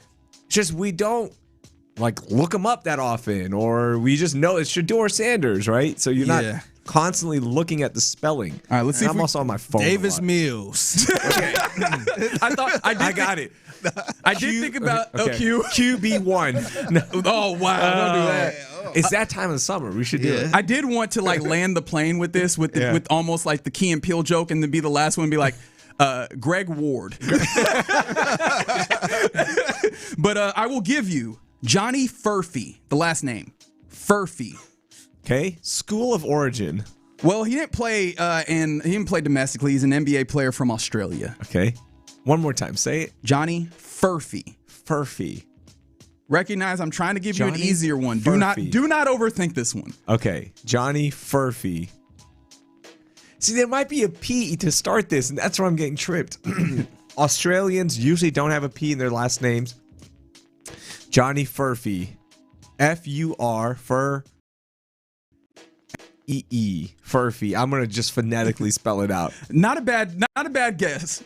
It's not right. Okay. I know it's not right. But I want to see if we can just go, how do you spell it? F-U-R-P-H-Y. Oh, it's like Murphy. Oh, I didn't even. That's why I was trying to walk you to it. No, but it sounds like, I thought you were walking me into look, this one just phonetically spell it. You know what? That's fair. That's the way a fair you point. hear is how you spell it. Okay, Furphy. All right, let's see if we bring it a little closer to home, if this helps. I don't know how up to date you have been on the recent additions here in the city of Houston. Bogdanovich. Okay. Bogdanovich is what I need you to spell. Bogdanovich. B-O-G-D-O-N. Bogdanovich. I-V-C-H. Damn it, man. You're really bad at this. What? I thought you were like, man, that was good. Bogdanovich. Hold on. You said it with confidence. You want to try it a second time? Yeah, okay. B-O-G-D-O-N. Bogdanovich. I-V-C-H. Man, this is... I said it again. What's wrong on that one? No, all of it. B-O-G-D-A-N-O-V-I-C. Okay. O-V-I-C. Bogdanovich. You can't go over. I refuse to allow this to happen. C-J. Give me just CJ and I'll get that one. All right, this is a name that you have to know how to spell. Right. You have to. I hope so. He's very popular. I'm terrible with this. Go. Emeka Egbuka is what I need you. Egbuka is what I need you to spell. No, he's not even confident in this. I'm not. Say it one more time. I got it. I'm up for a little bit. Egbuka. Egbuka. N? Brother. No? What? It doesn't start with an N? Did I say something weird here? This is a bit, right? Egbuka. Figgy, can you spell it? E. No, he's trying to trip you up. I'm not trying to. I'm trying to get you a win. I know a little bit of it because I watched the guy at Ohio State. Yeah. So E-K-U-B-K-A. No. You were so close. Was I? E-G. I was stressing the G in there. I forgot about the G. It's incredible how this. I gotta get you. All right. I want to put an N in there. I want you to get you. I want to get you a win so bad. You don't even understand. And so to try and get Raheel over the, I'm find dragging somebody Raheel. that's the same race. I am dragging Raheel here. Go. Find a player that's the same race as Raheel. There's no Pakistani. I don't think we're gonna win that one, man. Biggie. Let's look up the World Cup or something, man. All right, so we didn't qualify. Pakistan did not qualify for the World Cup. Well, he's talking about the Cricket World Cup. Cricket World. Then I got you. Michael Taff. You should know this. T-A-F-E. Well, say it one more time. T-A-F-E. How did you mess this one up? T-A-F-F-E. You're still wrong. He's doing this on purpose. T-A-A-F-F-E. He played at Texas. He played at Texas. I told you, I'm terrible at spelling. You really are. You really are. I'm terrible at this. This is incredible. I am so bad at spelling. You spell Yoke. Jokic. There we go. You got that one right. You got that one. I'm proud of you. Thank you. I'm proud Thank of you for Figgy. getting one. Let's leave on a high note. Even the guy, I'm telling you, like guys that I see all the time, I've seen him make really bad plays and some really good ones, and I still don't know the spelling. I'm terrible at it. Because I talk more than I write, which is a flaw. Yeah. So there you go. That was the first annual and probably last. We should never do that. We should the real spelling. Wait, hold on. I got one. Figgy. Spell my last name. Ramzanov. Oh, let's go. He said we're running up against it. We're against the clock. Hey, I think I was laughing too hard in this segment. Figgy. Come on, do it. RAM. Okay, we're there. IN. No. Oh, man. Damn, man. Figgy. All right. Not that funny now, huh? Yeah. All right, you're in the loop right here on Sports Radio 610. It's not fun when the rabbit got No, the it sure isn't. All right, coming up next, in my rewatch of the Texans 2025 season, there was something that caught my attention, and it really brought up a question for me. What are some of the tools or some of the tools that the Texans have not, or rather underutilized? I'll tell you what I mean next. Starting tomorrow, the Sports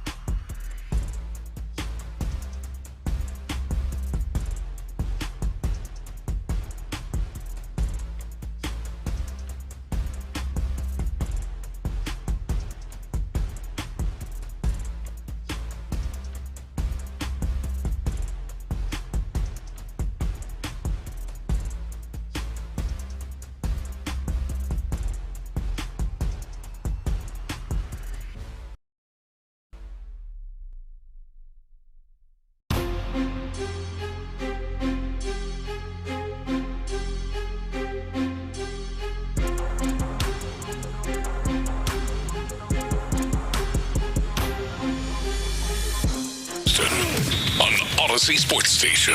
The Texans play here. Sports Radio 610 presents In the Loop with John Lopez and Reggie Atatula. I didn't realize that I was dealing with like genuinely Rahil's Achilles heel. I'm telling you, in that segment. Terrible. It was his Achilles heel came out in that segment because you just I gave you as many as I possibly could off air as well to see if maybe there was one I could have given. None. Wow. Bro, if you want me, okay, if you've got Russian names and fighters from like Kazakhstan, I got you. I should have. I do have, because we get a lot of guys coming in through Fury Fighting Championship, which is the official partner of the UFC. We got 3 guys fighting tomorrow on tomorrow night's card. Conor McGregor's in action tomorrow. Yeah, speaking of, are you excited for this fight? Not at all. Okay. Not at all. It's the rematch of the previous. It's the second one, right? Yeah, it's just going to be a fun fight, right? Just because of the spectacle that comes with Conor McGregor. Yeah. But I'm not excited. I'm like, I don't know what Conor is it just is it mismatched or is it just Conor's been away for too long? Been away too long. Supposedly he's in the same shape as he always is, as he always was, rather. He looks like it at least. He looks like he's in great shape. Best shape. Yeah, that's never a good always, sign. Yeah. That's never a good sign, is it? But I'm excited for the rest of the card because there's a bunch of my friends are on it. That guys I've called their fights for. So I'm excited to see that. There's a kid, John Garza. He just got called up to the UFC, so he's on the prelims. Zach Reese, he lives right here in Houston, trains here. So I'm excited for that. But like I'm gonna watch it, of course, because it's a spectacle. I want to see, is Conor gonna pull off something crazy? But and that's what they're counting on, right? So much of the combat sports, it feels like we've gone away from like really good competition and gotten to spectacle, at least at the higher ends. Obviously, if you're, some of these boxing matches that are not the big, crazy pay-per-views, you're still getting some good matches and trying to see some good fights. But that's all it is. At the top end, it feels like it's more spectacle than it is. And it sucks. It really does, Like, why are you excited about a rematch from 2013? That was a unanimous decision win for Conor. Like, all right, Max Holloway's he's awesome. He's a beast. He puts on a show. So it will be fun. I don't think it's going the distance. I think somebody's going to get knocked out. Oh, you think it's a knockout, not a sub? Yeah. I think somebody's going to get messed up tomorrow. Well, that's enough. Like, that'll be fun. A lot of people come to MMA just for the knockout, man. Yes. I don't care about the battle and the beauty of the tactic. No, I want to see someone get knocked the bleep out. Yep. So Rahil Ramzanali promises that you will see. All right, very good. That is, and he's an analyst. Like, he knows this. This is not just me talking out my keister. I can't wait. So that I'll watch it for that angle. But otherwise, I just want to say, if you guys want to follow my work at Rahil doing my play, you don't have to spell Ramzanali. Yeah, that's you don't the have beauty exactly. of it. Yeah, I made it so easy. If you can just spell Raheel, Raheel, my name will pop up. There you go. Hopefully, there you go. Yeah, I think you're high up in the Rahils on the social media. There's an author in Pakistan. She always beats me up. Really? Yeah. Oh man. I've been trying to knock her down. I leaked pictures of her cheating on her girlfriend. Whoa! Can you bring that up real quickly? I know we have stuff to talk about. This is such a good theory and probably the right thing when we're talking about that Spurs play-by-play guy. Yeah, the Spurs TV play-by-play, well, former at this point, who was fired after it became public knowledge that he seemingly cheated on his girlfriend with the sister of a player. Somebody hit my phone directly and said, what if the Spurs wanted him out, and so someone in the building was the one that passed this information to his girlfriend and then setting off the chain? We're real conspiracy theory. How did she get the phone? I don't know. Can you hit the reckless speculation sounder for me, please? I need that one here if we're gonna do this. Yeah, let me find it. Hold up. Yeah. Because that's the thing that we got to do here. That is probably what happened. I don't want to say probably. He can't be that sloppy. He can, but he can. We're not going to really get into a lot of hypotheticals and a lot of speculation. Right? Thank you, Nick. So yes, we're not going to do that. But people are sloppy like that all the time. In fact, Nick Haley and the Texans were sloppy in certain ways like this last year. And the reason why it came to me was because I was rewatching Week 3 versus the Jaguars, and there's a play in which, and I mean, it was the thing that jogged my memory was Trevor Lawrence uses a hard count. Now, funny enough, his own team, so it did not work for them, but it reminded me of many times last year where I'm looking at this Texans offense and going, wait, why the hell aren't you using the hard count? Right, this is a team that has an offensive line that has not been good, especially in pass protection circumstances. How many times? Hell, we were just talking about Jeffrey Simmons getting in that backfield and sacking C.J. Stroud in literal seconds flat.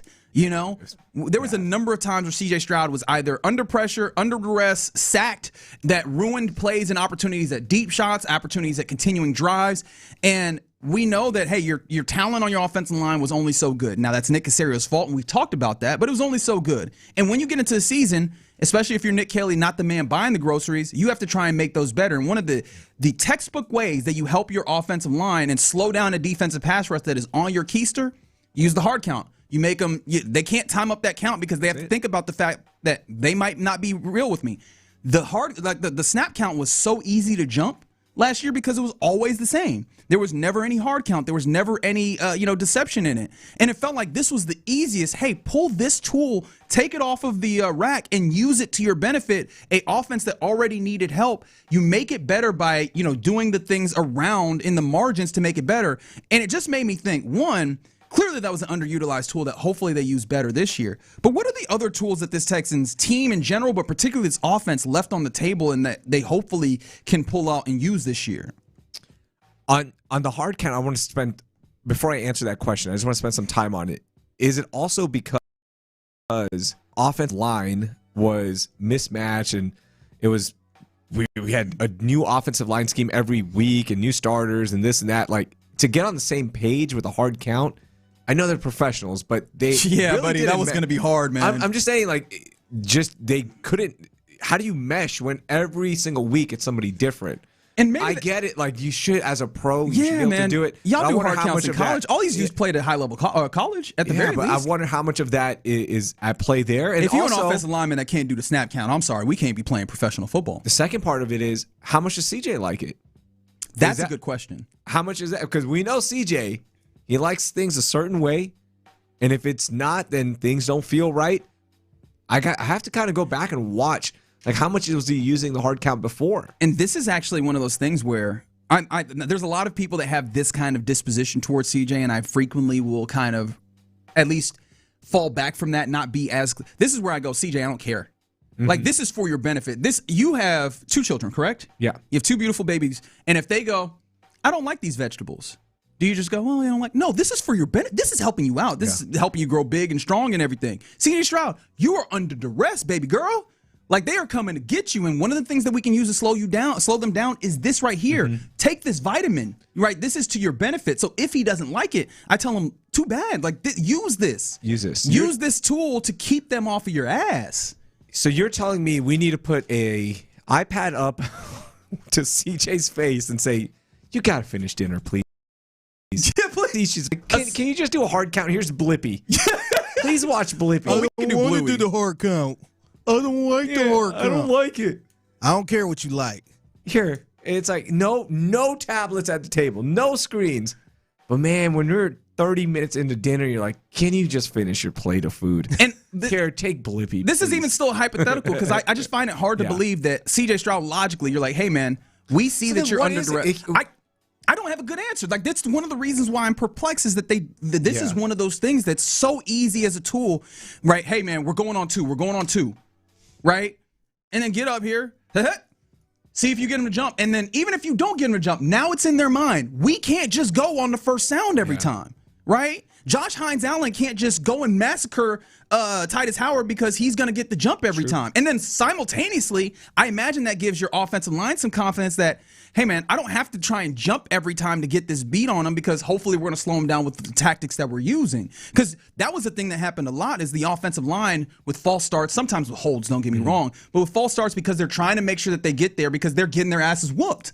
And so, like, this is one of those things that it feels like they weren't using all the tools at their disposal. And I know what you're talking about, the O-line continuity. They got to a point in this year where then they settled on offensive line. What's your excuse then? Yeah. When you have 3, 4, 5 weeks of continuity on the offense, what's your excuse then? So both of the excuses don't make sense then. You know what I'm saying? Like, what is it? We have to dig deeper. Or is it just after that game that you noticed it? Like, now no, I noticed it the whole season, but this is me rewatching it. It reminded me of that. Oh, they never used this. Keep that. You're going to keep it in mind now when you continue the rest of the rewatch, and I'll be listening.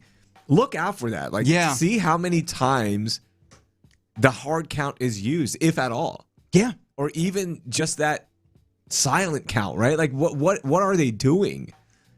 Why are these teams getting off so fast on them? Right, and it's just, and look. Yeah, that's an assignment for you. I'm not going to do it. Fair enough. I'll listen. Fair enough. No, I've taken this on myself. I'm already doing the work. I might as well add that addition to it. But yeah, no, it's one of those things where, Nick Caley, if you're listening, first and foremost, I know I'll be talking bad about you. I feel like we can still be friends. And this is, again, I'm trying to help you.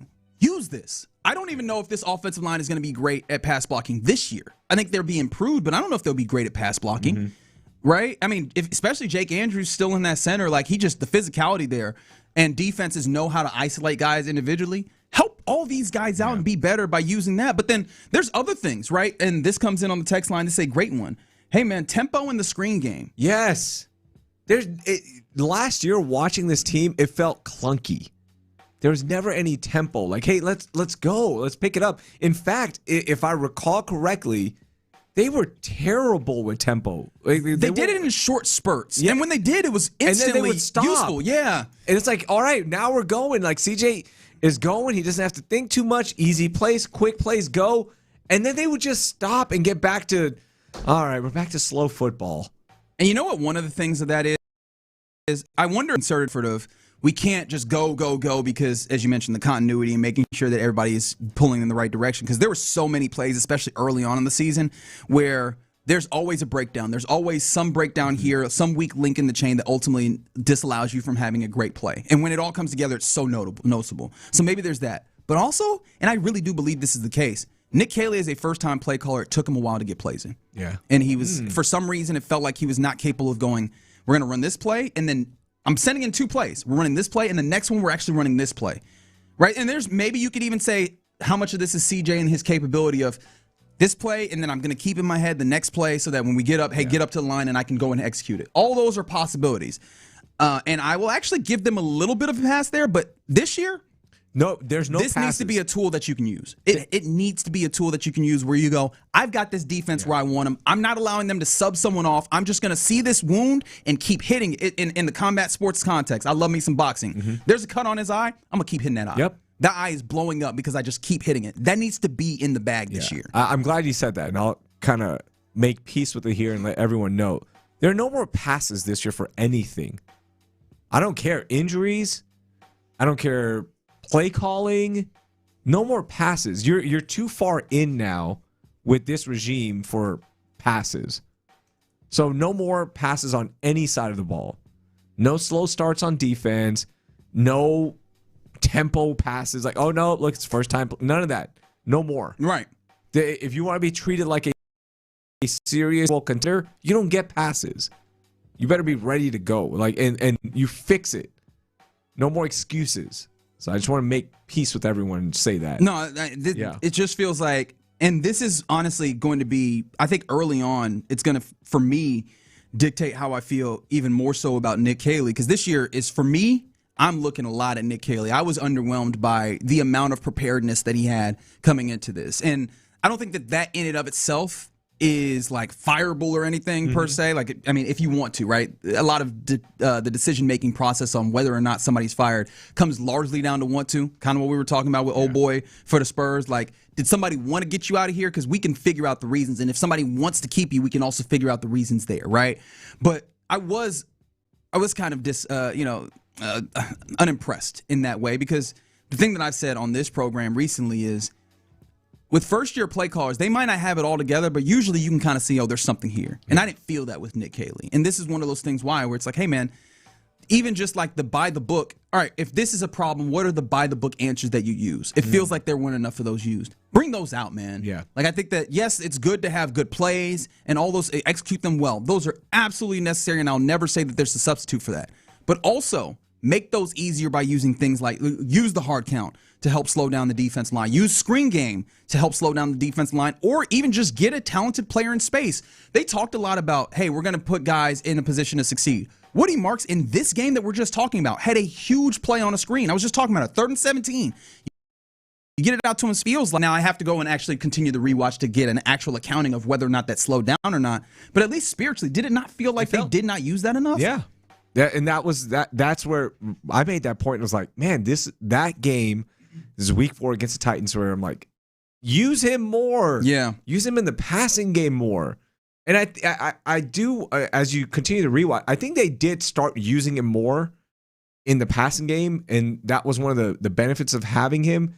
Or maybe I'm wrong on that, so like keep that in mind. It didn't feel like they used him nearly. You don't think? I think it's also because with Woody Marks, remember, they used him, but then Nick Chubb falls by the wayside, and it becomes a Woody Marks show. And I do wonder if they were having a conversation about internally about usage rate, right? We're having him run the ball between the tackles a lot. Yeah. Is it too much to then also have him catch the ball in the backfield? The answer is probably actually no. But I can maybe see how you have that concern. Yeah. This year, you have 2 guys that it feels like are stout, that are capable. That needs to show up as well. Yeah, Montgomery's going to be taking the bulk of it, and then hopefully you can use Marks in more of a pass catching, more of a dynamic role. Yes. And Lightning and Thunder, baby. Yeah. Lightning and Thunder. One of the best things in sports. Need to be able to see it. All right, you're in the loop right here on Sports Radio 610. Coming up next, about that time for Rahil's favorite segment, when we hand things off to Figgy Fig for the mixtape. What you got, man? Yeah, so I don't know if this is going to be your favorite segment going forward because it's going to get a little comfortable for the fellas, even though Lorena Bobbitt, if she was listening, she might enjoy this segment a lot. Oh, no, I don't like that. Figgy, get as wild as you want on the mixtape. I don't like this. I don't like where we're going here, but we'll go there anyways. Next. Can't wait.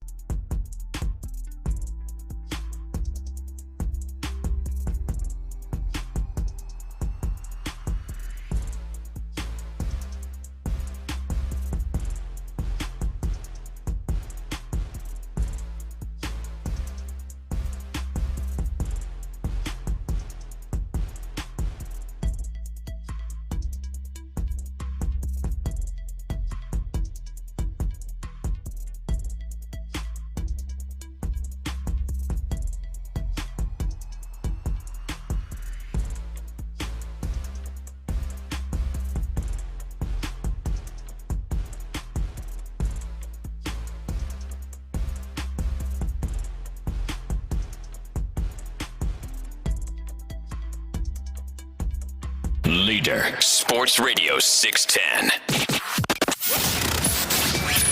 In the Loop is powered by Mokaram Injury Lawyers. Heard in an accident? Call Mokaram Injury Lawyers at 281-222-2222.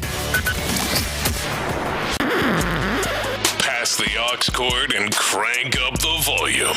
Figgy Figs in the driver's seat. Sit back, relax, and enjoy the ride. It's time for Figgy's Mixtape. Presented by Sheriff Injury Lawyers, the official personal injury law firm of the Houston Texans. On Sports Radio 610. Yes, it is the Mixtape in the Loop, Sports Radio 610. Presented by Lawyers. In the accident, injured, don't wait. Visit callthesheriff.com today. Happy Friday to everyone out there. Before I make all the fellas that's listening to this very segment uncomfortable, I do got to give a shout out to my guy Ed Ingram, offensive lineman for the Houston Texans, out here doing the Lord's work. So he partnered up with Pastor Manny Arango of the Garden Church in Waltrip High School for a free school supply giveaway. So he's doing that. Love it, man. Yeah, he's doing that on July 18th. Actually, here is Ed Ingram on his Instagram with more information if you're interested. What's up, guys? My name is Ed Ingram, starting right guard for the Houston Texans. I'll be partnering with my church, The Garden, and Waltrip High School for a free school supply giveaway. On July 18th, we'll be collecting calculators, rulers, binders, anything, you name it, all for free for our students here in Houston. For more information, head to the link in my bio, and we'll see you there. Yeah, so the actual event is July 18th, which is next Saturday, and it will be at Waltrip High School. So if you're in need of some school supplies and all that stuff, and they're also doing haircuts too. So shout out to nice Cuts for Christ. So if your kid need a haircut and all that good stuff, head on out there, man. I know it'd be tough around this time trying to get all that stuff together with school, and we got to make sure we get these kids starting the school year off right, man. You guys are awesome, dude. Figgy, that's great. And even last week when you and Ron were doing the radiothon, that's amazing what y'all are doing, man. That's cool. It's people who care.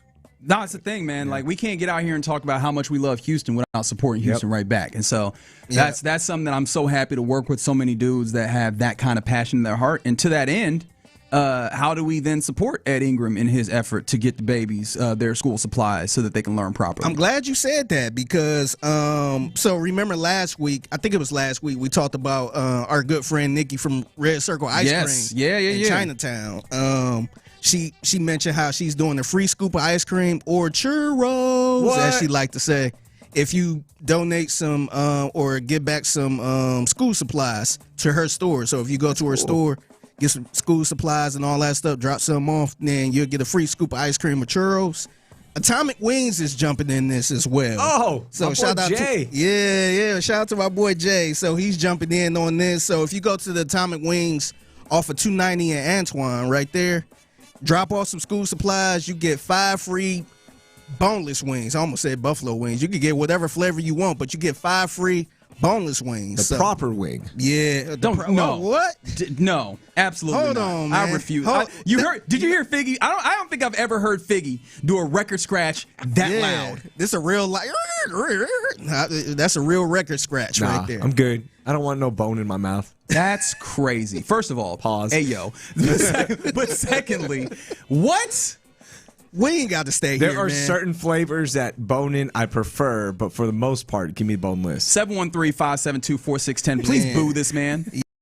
Yes. I just need to visually see that you are booing him right now. Shout out to Atomic Wings. They're awesome. Yeah. Jay's my boy, man. Yeah. Shout out to Jay. Shout out to Atomic Wings. And if you in that area or you just want to get some 5 free boneless wings, like real life. Yeah. Can I just say one thing about donating school supplies? Mm-hmm. A lot of people, and I was talking to a community organizer, she's organizing one as well out in Fort Bend. We all need help with notebook paper. Like loose leaf? Yeah, loose leaf and just a notebook paper. Say less. They're getting really expensive. I didn't know this was a thing because my wife just buys the school supplies for the kids. I'm just like, take the card, you got it. But yeah, this is a big thing. So if there's something you're looking to donate, paper is big. Notebook paper. I honestly just saw like the composition notebooks. I was at the store a couple days ago, and I was like, maybe I get some composition notebooks. But I think I'm gonna I'm gonna get those some paper. notebook paper. Yeah, some reams of paper. We got that paper, boy. Yeah, baby. Yeah. So, salute to everybody, man. Jump on board, man. Salute to Ed, and salute to his wife too. She's on board with this too. That's so cool. Just helping the community, man. So before you jump in, one last question on this. Is it wrong if I show up next week and get a free haircut? Yes. Like, what's the Yes. I didn't realize you were that cheap. He really wasn't lying about being cheap. You getting the free haircut? If you don't take yourself down to the barber school, get out of my face with that. Hold on. What is that? If I bring items for donation, is it okay then? You got to check with whoever cutting hair. It's cuts for Christ, right? Yeah, it cuts is for Christ. It is. You can still show up. You can still show up. You're still good, my boy. You still good. You still good, bro. I don't know. Hey, they're going to mess around, cut all your hair off. I know. Man. Wow. Give you a nice little bald head. This was from Christ. Yep. Like, no. This is a cut from Christ right cut here. for Christ. That's crazy. It's the mixtape presented by Sheriff Injury Lawyers on Sports Radio 610. Now, I got to get uncomfortable now. Oh, no. We all got to get uncomfortable with this one. So, although Lorena Bobbitt might be, eating popcorn listening to this. Oh, no. So, how many people still remember what Lorena Bobbitt was famous for? I would say the listening audience, I would say 85%. Our listening audience is old enough to know. Yeah. I almost Googled her, like, what is she doing now? Like, where is she at? Oh, yeah, where is she? Yeah. That's a good question. Yeah. You give me the story. I'll look it up. All right, so I'm glad that's on your computer. So this is a wild and crazy story right here. So an Indiana man is facing charges after police said he cut off his own private, and that's not what he's, I guess, facing charges for. Yeah, So how would you face charges for that? Here's more on the story right here. A 36-year-old Indiana man is facing felony arson, and the details are genuinely unlike anything you've heard before. Christopher Payne allegedly walked into his mother's detached garage at 2 a.m. on May 6th, used a kitchen knife to cut off his own penis, poured gasoline on it, and set it on fire. He initially told police he'd been stabbed downtown, then later admitted he'd been dishonest. He was booked in Allen County nearly 2 months on one count of felony arson carrying up to 12 years. Bond was set at $10,000, already posted. He's due in court this week to set trial dates. What drove him to that garage remains publicly unknown. Thoughts, fellas? Oh, my. Hold on. There's a lot to digest here. You go, Reggie. I got 3 words. Okay. But why, though? Like, I have no... Why? To what end? To what end is the question I have. They don't know. Because if you wanted to set something on fire, again, the pretext of this is do not set things on fire. It is not good. It is arson. You'll go to jail. But also, it's just not a kind thing to do. If you wanted to set things on fire, there's a lot more flammable things that are readily available than your own manhood. You know what I mean? Like, I don't understand why that was the necessary part of doing this. So sitting here thinking about that, I'm trying to think of a legit reason why he might have done this. From the 281, they think it's because he's a Colts fan. Oh, man. Oh. Meanwhile, I'm sitting here. Remember when Charlamagne the Guy was interviewing Magic Johnson and he asked him how did he know how he got it? How he contracted HIV? And Charlamagne said, it was that nasty B from Sacramento. Wow. Remember he said that's a legendary clip that keep going around? I wonder if it was something similar to like he was going through something and he's just I'm done with this. I got something from that nasty B Stacy. Again, as y'all get to know me a little bit more, I'm a very logistics-driven person. Okay, I'm always thinking about logistics and stories like this. Fair enough. So my man chops it and decides to burn it immediately because it sounds like he went like within the hour. Also, what's his pain tolerance like? That's what I'm saying. Yeah. Pain tolerance, blood. Yeah, you probably. It's not like. Did he cauterize it? How did this happen? The logistics and all of this is intriguing to me. So that is wild. How did he get like? Honestly, if that was, I would have been on the ground crying like a baby. Yes. So he got up. Let me get where's the gasoline at? Oh, I need to find gasoline. Did he set this up already? Because in my mind, in order to get through all of this pain and all this that we would all imagine you end up with, I feel like you have to set up all these things first and then make it happen and then just like. But then if that's the case, would you use a kitchen knife? Some kitchen knives are sharp. They are. Yeah, Yeah. like those good. Like, and if you have a good sharpener, go back and forth. You Will get it- it nice and sharp. Would it be bro. easier using scissors? No. a little clip? Oh, Dude, I've never had a pair of scissors that are sharp. They're always dull. Man. When I'm cutting my own, I go knife. By the way, so I was reading an article from TMZ. Ugh. TMZ had this article, and my favorite thing about reading this, whenever you reading the TMZ article, they have like a random ad or a gallery in the middle of it, where it'd be like, 5 celebrities whose birthdays are on the same day, just random. So I'm reading this article. And they had a gallery that says stars that love hot dogs. Come on! It had 3 celebrities. It had 3 celebrities holding up. What are you doing? I'm like, why would y'all put that in the middle of this article? Good. That's good. Good job, TMZ. Well played. On the text line, somebody says it's a Molotov cocktail. For real, for real. Yeah. That's good. Yes, I guess. Yo. Wait, did he throw it? What do you mean? Because the Molotov cocktail, like you light it on fire. No, but I'm saying, like, did he? You think he like? But did he? He just dropped it in the garage. But did he though? My sex is on fire. No, Okay. God, okay, stop. Everyone, Pandora stop. play Usher, Let It Burn. Let it burn. Man, you've got that dude has some pain tolerance for real. Okay. Last thing. You go ahead. This, You got it. this is the worst part about all of this. What's the He's worst? facing jail time. Man. Yeah. For prison arson. time. Yes, For arson. Yeah. Yo, how much of it did he cut? Because I didn't consider that. I just can't- assumed that he just got flush. No, but I just again, assumed the that. pain level and then just the bleeding out process would be so much. I don't understand any of this. I think it was. I don't want to say. He the joke. he also sounds like, because I know I'm there's not people gonna that are like, mentioning the possibility of influence of drugs or whatever. Oh, he was on. He sounded like he might have been fairly lucid, although we didn't hear from him. But like this sounded like it was kind of this. I don't understand. What if he just lost a bet? Do you think it's a fantasy football? This is the worst fantasy football punishment I've ever heard of in my life. In my life, buddy. If you the moment that you fix your lips to say this is the fantasy football punishment, not only am I not joining you in your Question: who did Argentina play? They played Egypt. Oh, you know what? Never mind. This was before the World Cup. I was Okay. going to say maybe he was an Egypt fan and said, "I will cut my junk off if Argentina come back and win this game Oh yeah. and Yikes. burn it. I will cut it off and burn it." Oh, this is. They this is is the not thing. about to blow this 2-0 lead right now. Here's the thing. This mixtape. And didn't I talk to you recently, Raheel, about people that make bets that have no positive outcome on them? I hate that. Buddy, I would be reneging so fast on that bet. Can you imagine? Like, I'd be like, sorry, you're going to have to find another way to settle up I here, would be but like, this is not it. I would This be is like, not the one. Hey, I'm not doing it. Fight me. Okay. We can fight right now. What I'm is- not doing this. What is a body part you would cut for a bet? No. I will cut. None. I cut off a fingernail. Like, that's all I Okay. got for you. That's fine. I got fingernail clippings I for will you. cut my hair. That's as far as I could go. Maybe. That's And a big commitment, though. Yeah, that's a really big commitment. Maybe. One I think I of the cut my funniest- beard. I go back to beard? like a regular goatee. I go back to like a regular goatee myself. That's a you bold can't- one right that's there. bold, dude. That's a bold. big change up. That's all I I'm got not for cutting you. no body parts. Sean had one of the funniest questions on a road trip one time, Pendergast.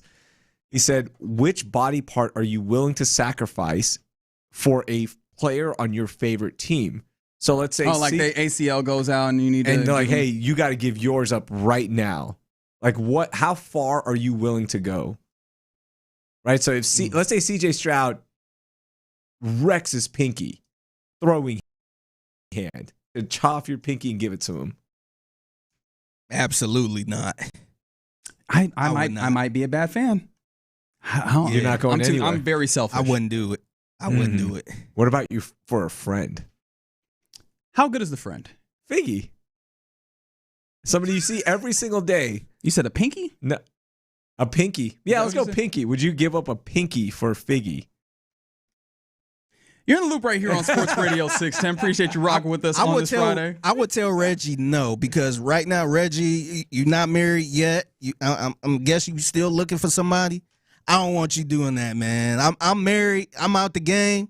So keep your pinky, man. Keep it. Well, you need the pinky In the game? Hold on, what? No, that's right. It's necessary. Yeah. Nah, you need it. Yeah, I can tell you an yeah. experience. I'm not in the streets anymore, It's but I necessary didn't know out that here, was a man. good Reggie thing. need all 10 fingers. I need all right 10 now, fingers, man. man. It's necessary to It's get that everything hard done. out there, It's man. hard out here, man. It's hard. Sorry. On Tinder, I only have 9 fingers. How am I letting supposed you to know swipe right now. How am I supposed to swipe? No, actually, that's a great point. Like, can you imagine having, and you know, I don't mean to be too cavalier about this because obviously all sorts of people are differently able, but anything that is like outside of the ordinary, people are real picky out here, man. Is that, man? People get real picky. Can you imagine? I thought it was like everybody's just loosey-goosey with it in the streets. Because again, I've been out in the game since Desperate and 2012. choosy, man. Desperate and choosy at the same time. All right, that is the mixtape here on this Friday, 1:20 p.m. every weekday on the program. If you have something mixtape worthy, hopefully with a lot less dismemberment, hit my guy up on social media at the Figgy Fig. Somebody said they would have donated a Heartbeat CP3 for that championship. Okay. You're a better person than me. I can say that with all honesty. All right, coming up next, we get ready to hand things off to the fellas of the drive. But before we do that, let's draft the weekend. Sports Radio 610.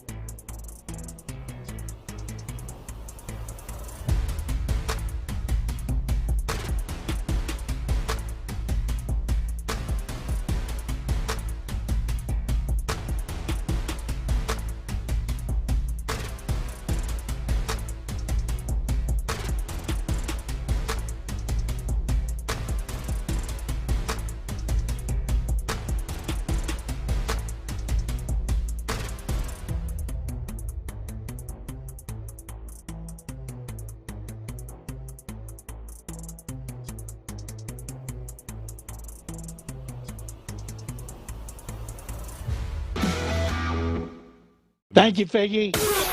Sports Radio 610 presents live from the West Point Lincoln and West Point Lincoln of Sugar Land Studios. Here's In the Loop with John Lopez and Reggie Atatula. Yeah, you're in the loop right here on Sports Radio 610. We've had a lot of fun on this Friday. Hopefully you have had the same. If you haven't, apologies. But I know one thing that'll get you hyped and that you will have fun with is that you'll get to hang out with the fellas of the drive here in a moment. We'll hand it off to them. This has been a really fun show. It's kind of awesome because this is a culmination of a couple of Houston boys getting to do this in a city that they love, man. This is really fun. I appreciate it, man. I listen to y'all, so I'm a fan, and to be able to sit in and keep the show afloat for one day, that was fun. Oh, man, you did more than that. We appreciate you bringing that to the table. But I got one more job for you. I know that we've asked you to do a few things.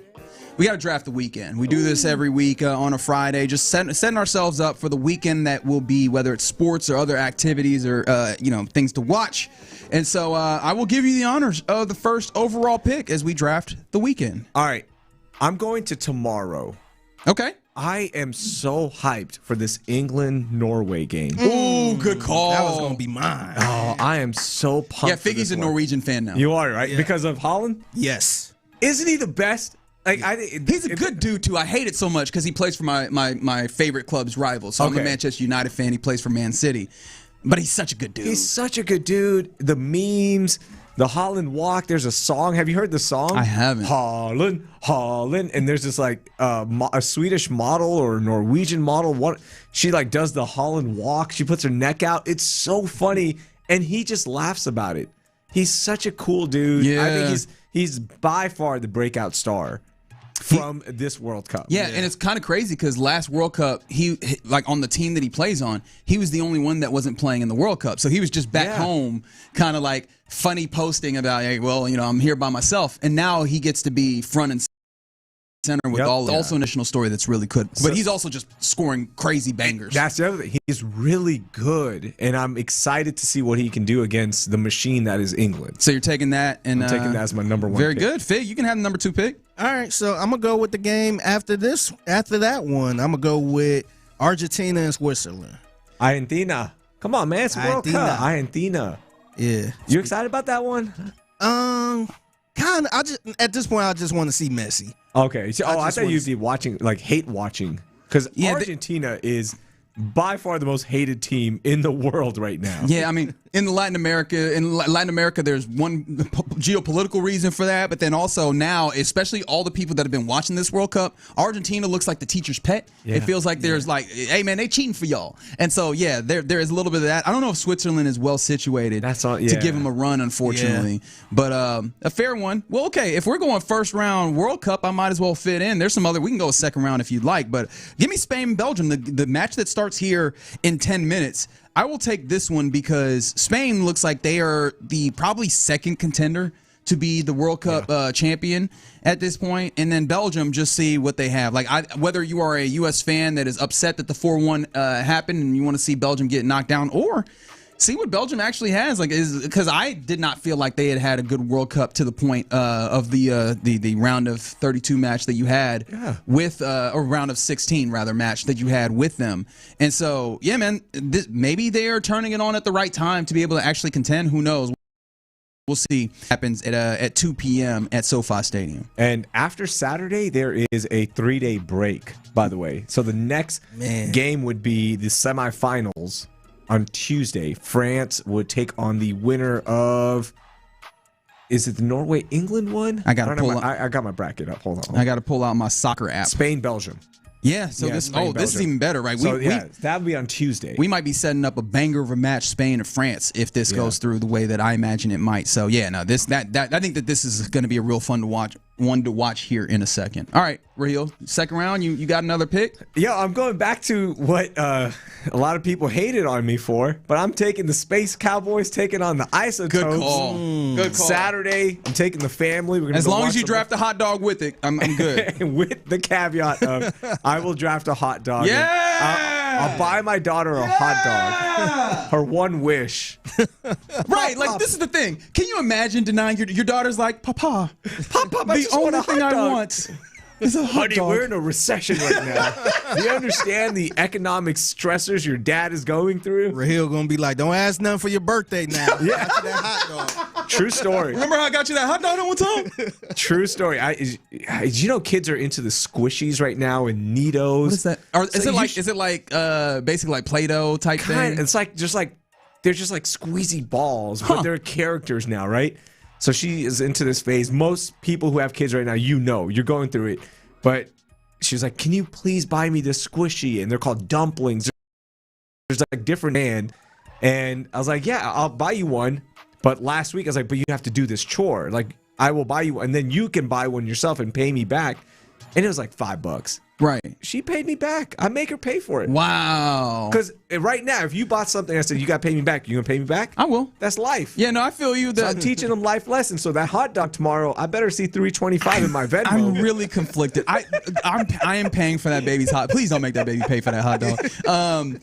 I'm conflicted though because I also had a little brother that it felt like he didn't understand truly the value of $1 until way later, and so I was a little frustrated by that. However, I also subscribe, especially when we get to like the participation trophy conversation. I subscribe to the idea that, hey man, life is gonna kick that baby's ass later. We don't need to start right now doing the same thing. Yeah, right. You So teach them. I feel like I guess so. Life lesson every once in a while. Fig, you got a second pick? Yeah. I'm gonna go to Sunday.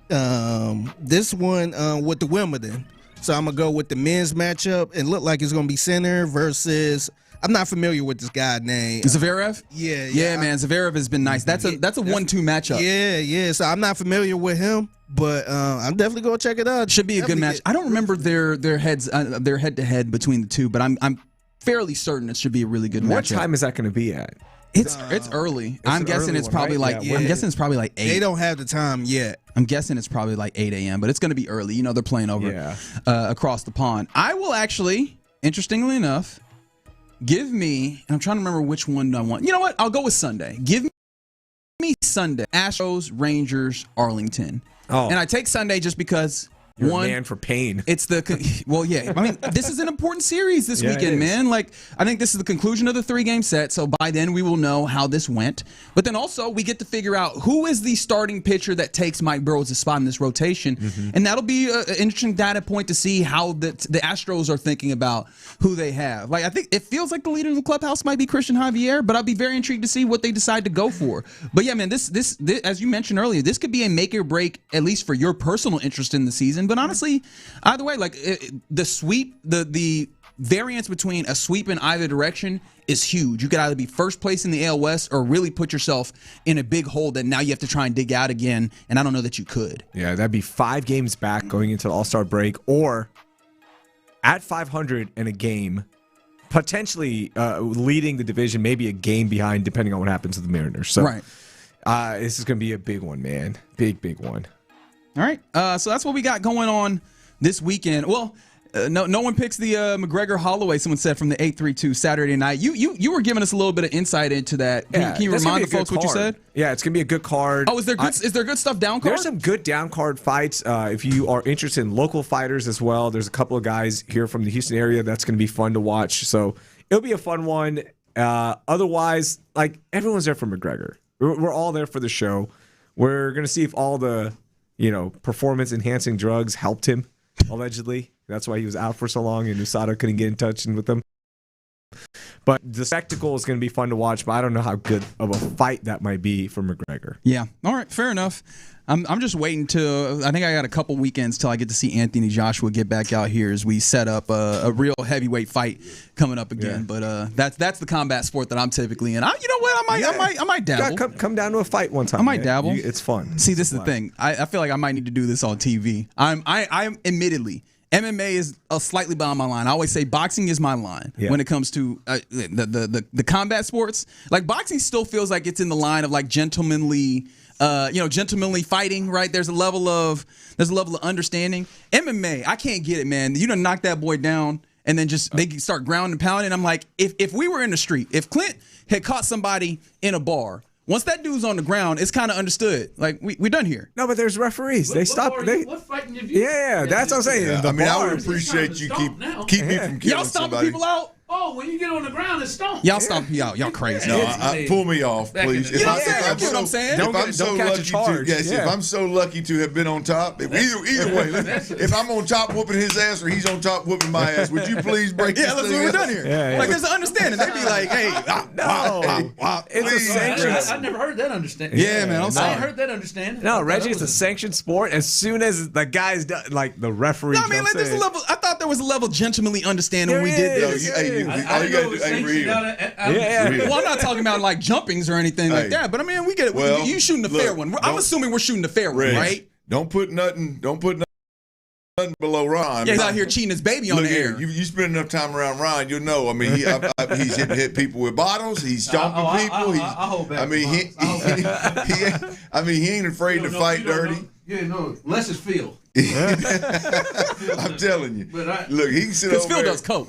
Yeah, I've heard that. Yeah, man. He's in the cut with a bottle. I'm telling you, you where does that friend come? Little time around Ron, boy, you know he ain't fighting fair ain't part of his deal. I'm learning. I'm learning. Get a bottle and find a wall.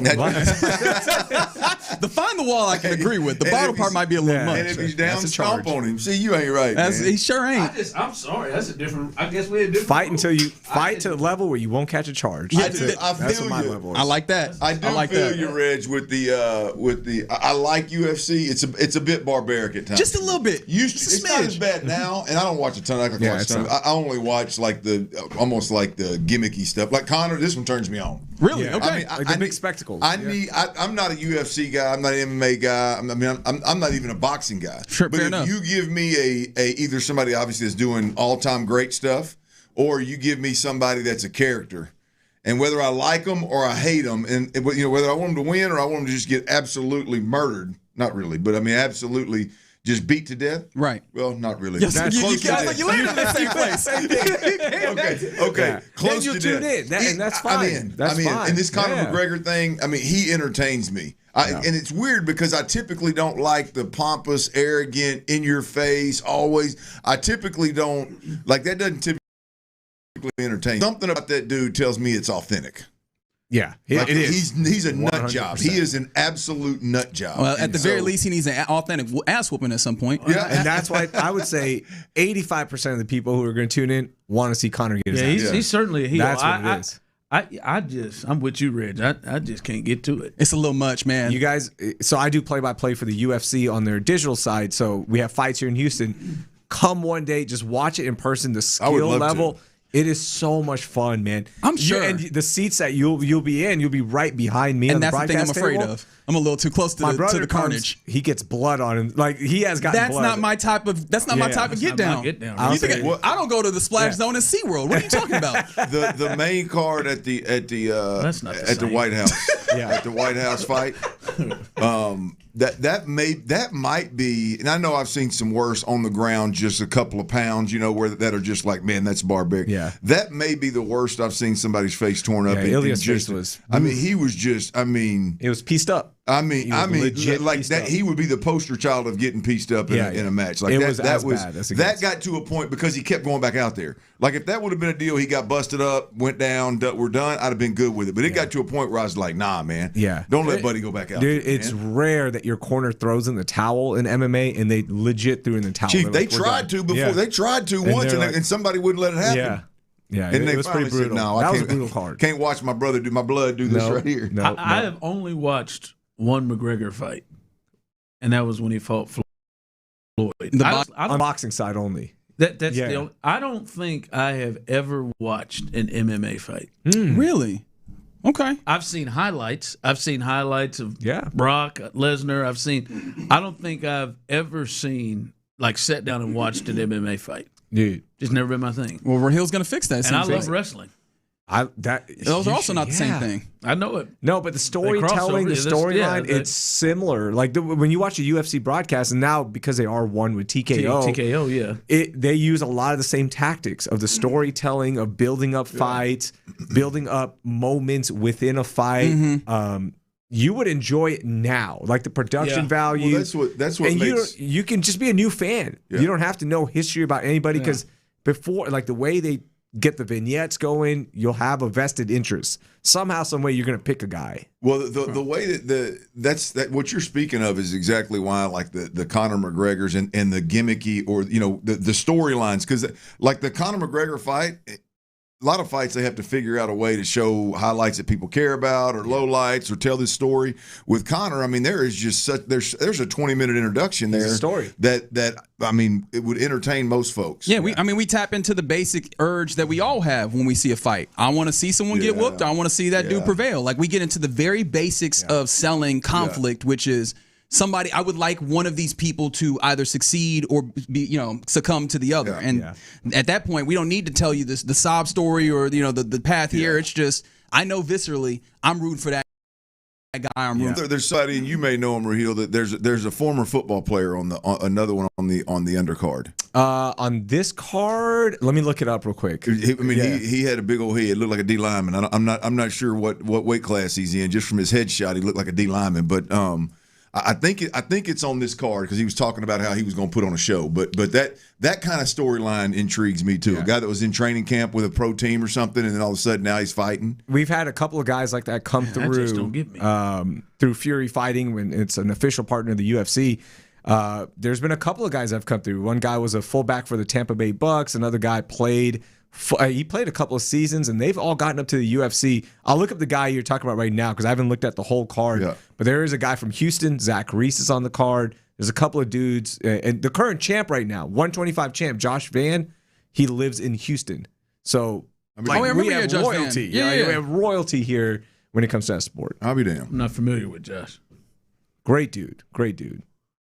I don't know. I had a stupid joke that it was up there, and I was like, I don't want to let that one go. It was a very stupid joke. I don't want to be familiar with him unless I go sit behind you, Raheel. That's fair. Come by anytime, man. Do they provide ponchos if I sit behind you? No, you just don't wear a white shirt because you're gonna get blood on you potentially. He said you're gonna. That's what I'm saying. Now, if there's blood, he was trying to sell me on coming to this, and he's like, you know what? Dude, one of the attractions is it's the best. Other people's bodily fluids. Don't you want that? I'm gonna tell you, Raheel, you'll like this. When Jermaine Taylor was when he was hot and he was middleweight champ of the world, fighting Bernard Hopkins. I can't remember. I think Kelly Pavlik was the guy that unexpectedly beat. Anyway.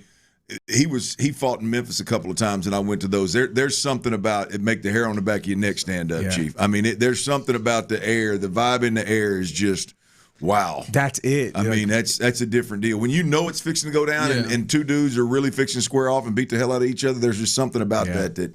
I mean, I don't want to be in that ring, but it gets your blood flowing. Fair enough. All right, big fight this weekend. Yeah, we'll see how it turns out. Raheel, appreciate you, my guy. Thank you, guys. Appreciate it. Appreciate you. Well, I should say you're listening to KLT AM, KLT FM, HD2 Houston, and Odyssey Sports Station. Much appreciation to D&M Auto Leasing for the crosstalk. But right now. Oh, by the way, I want to lodge my complaint. I feel like Trey got done dirty on this show yesterday, and I just wanted to make it clear. I don't know what you're talking about. I wanted to make it clear. It was 2 days ago. Was it 2 days ago? It was so bad. It was so bad it bled into 2 days. It feels like it was yesterday. It feels like honestly it was just an hour ago that you robbed my man. Don't let these two sweep it under the rug, bro. It's not sweeping it. It was at random. It was a robbery. It was at random. There was a robbery that happened. It was at random on these airwaves. Fair competition.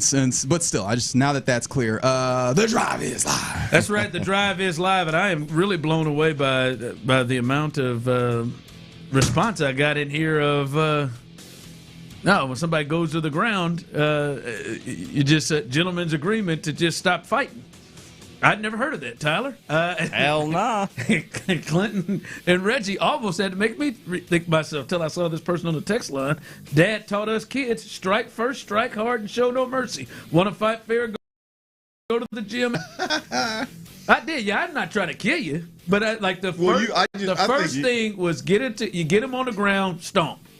Stomp. Yeah. You got to finish it. I don't stomp in face. I stomp in chest. You put feet on me, I might be liable to kill you. Well, but if you're on the ground, at that point you've lost. Well, that's wrong. Exactly. Yeah, you took the words out of my mouth. Yeah. Eventually, I'm gonna get up. If you are in, I am gonna stomp on you mode, you've won. Yeah, you win. Yeah, there's no need to stomp. I'm standing over. No. I you probably win wouldn't stomp. Yeah, it's a stomp and kick. It's like one or two last pops. I mean, if somebody's down enough where you can raise a knee and come down with a foot, you've won. Things are happening fast you in that punch, you moment. punch, they slip, you get on the ground. That's just. Oh, I've kicked the sunbuck before, but stomp. I mean, stomping seems like curb stomping. That seems like maybe some brain damage or something. I'm out on that. Yeah, I'm in the chest area, the leg, stomp and kicks. Yeah, it's time to stomp. I didn't realize we had an Indamacon's show in here. Listen, I ain't been in too many fights in a long time. It's hey man, I'm too well, old whether you now. have or not, you have I'm too old now. You've let your mindset out. You're swinging bottles and you're stomping heads. Yeah, I can remember one of my first ones. Me and him actually went to church together. I don't feel great. That was a tough next Sunday. His dad was a drummer. The disciples fought. His dad was a drummer, and his mom did my mom's hair. We've known him for all our lives. We went to school together. Hey, I wonder if she snipped up Teresa's ear. He was a little, and I feel this will also add to he had severe sickle cell. Brian's out there picking on him. That escalated quick. But he would pick on me. He would like I don't know. Oh, well, then he deserved it. He was, I told you about that time where thank God, Aunt Yolanda, who finally that one year school told my mom, Teresa, you're going to get his ass kicked at school every day, making him wear them damn Bugle Boys, making him wear them Payless shoes. I had them Payless shoes, baby, just had a Royals on the side of them. No brand, just a Royals. just a logo? Knockoff Royals logo. That's what I had. That's where we went shop. And not because we didn't have the money. She just was going cheaper. All right, but he was just on me about my Bugle Boy jeans. On me about him that we was on the bus and we go to church together. We supposed to be. He's supposed to be protecting you. Yeah, I'm bigger than him, but like, damn, I just can't. Now, I think I just at one point I just said, I'm on. My dad, rest in peace, would always tell me, you can't let him. You got to. Dirty Red was you got to fight, son. Yeah. I told him, I said, I'll kick your ass if you keep saying something. We was about 5th or 6th grade. I can see, look, I'll kick your ass. You keep talking about my Bugle Boys. And my front yard was the bus stop. We're in my front yard at the bus stop. Saw a few fights at the bus stop growing up. Everybody got off on that stop. People that ain't even they stop got off on the stop. That was the fight spot. We were about 3 people on that stop. 10, 12 people got off on that stop. Decided they was gonna walk home. Middle of the day. We're gonna see this. Hey, I got 2 pieces on him. He slipped on the ground. I was trying. I feel bad. There was a sewer right there. I'm trying to stomp his ass down the sewer. I'm kicking and stomping. I got him on the ground. Shout out to LaRon Hart who pulled me off of him. I'm trying to stomp his ass down. He's trying to put him in the gutter. Ooh, man. My grandpa was a pastor, so we had a conversation. He was proud of you. All the families, he was the pastor, so both the families. Yeah. He was a pretty important drummer, piece of the church to him. Show about blew up the church band. Nobody deserves it more though than a bowl. Over some Bugle Boys, man. Damn it, Teresa! I thought Teresa was gonna kick my ass when she found out because she went home from work yet. I thought, oh my gosh, she's gonna kill me. What'd Teresa tell you? She showed anger. She showed to be upset. But we've talked about it since. I understand why you had to do that, son. Never had a problem with it. Never had a problem with it. Son. We shook up. We were good afterwards. I did. I remember. I bet he was. He didn't want to end up in that gutter again. LaRon got me. I tried to stump him. I was kicking him and trying to. I was down there. I was pushing him. Is that my boy Ron? Well, the only way to segue to that is baseball talk on Sports Radio 610 is presented by Xfinity. Score the most reliable Wi-Fi, one price, 5 years guaranteed. Xfinity, imagine that. And speaking of ass kicking, 713-572-4610, YouTube and Twitch. We appreciate you being involved in the show. Clint, this is the most important series year so far. Now, hopefully the Astros continue to play in a manner where there will be more important series down the road, but this one is huge, all right? The Rangers have now jumped into first place in the West. You're 2 games behind the Rangers. You're a game and a half behind the Mariners right now. Twins between you and the Mariners in the wild card. Clint, you got Hunter Brown, Peter Lambert, and who knows on Sunday. But your 2 most trusted guys. And to hell with Peter Lambert. Clint, you're coming off of a series where none of your starters got out of the 5th. You're coming into a game in which 2 of the 3 games You gave up 11 runs and you gave up, 8 or 9 in the other.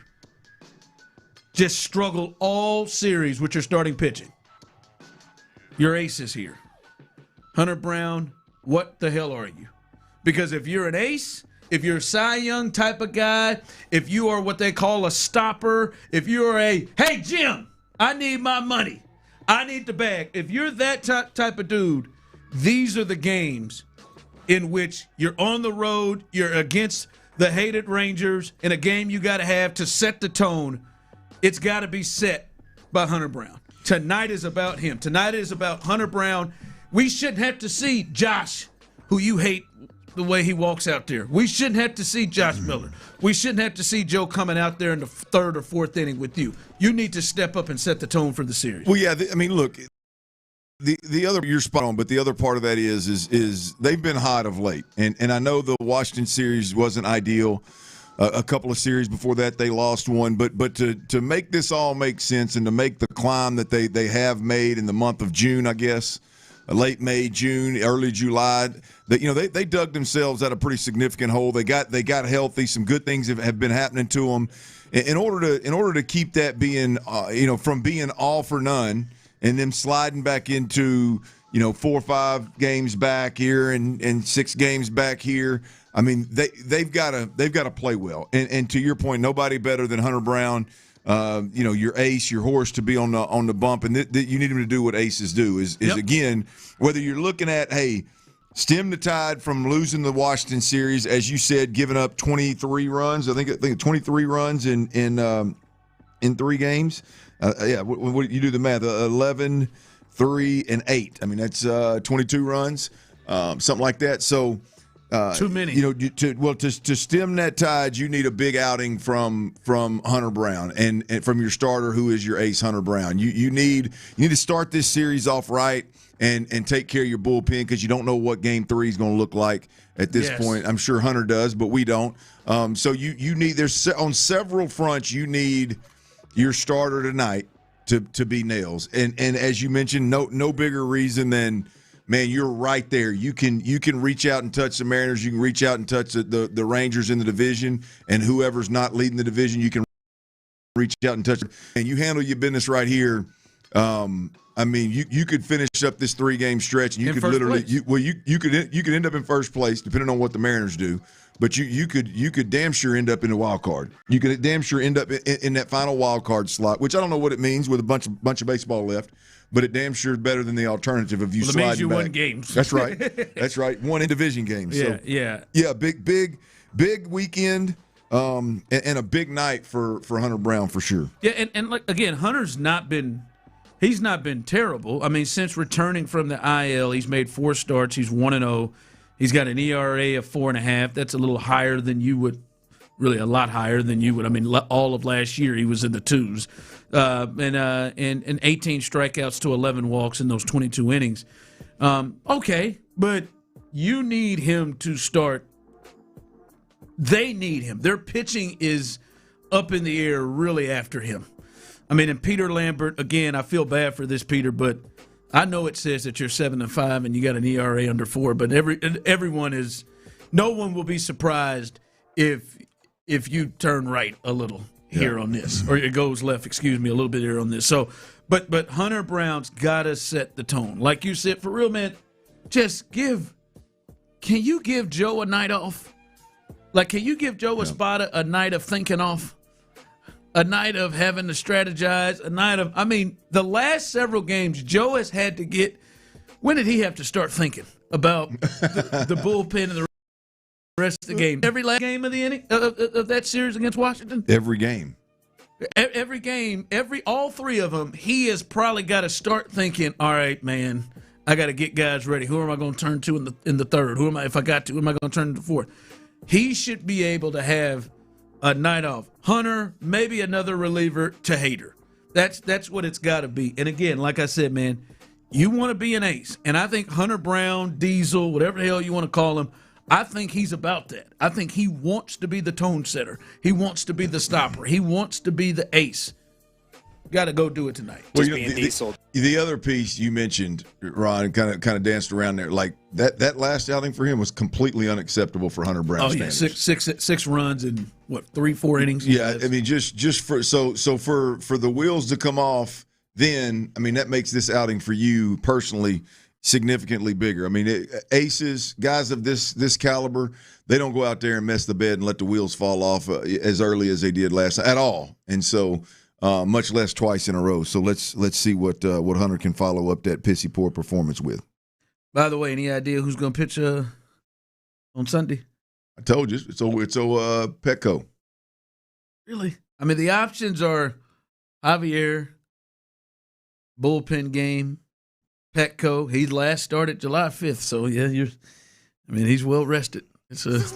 He'll be well rested here by Sunday. I think EP. Lance, I don't think Lance is the guy. Lance ain't ready.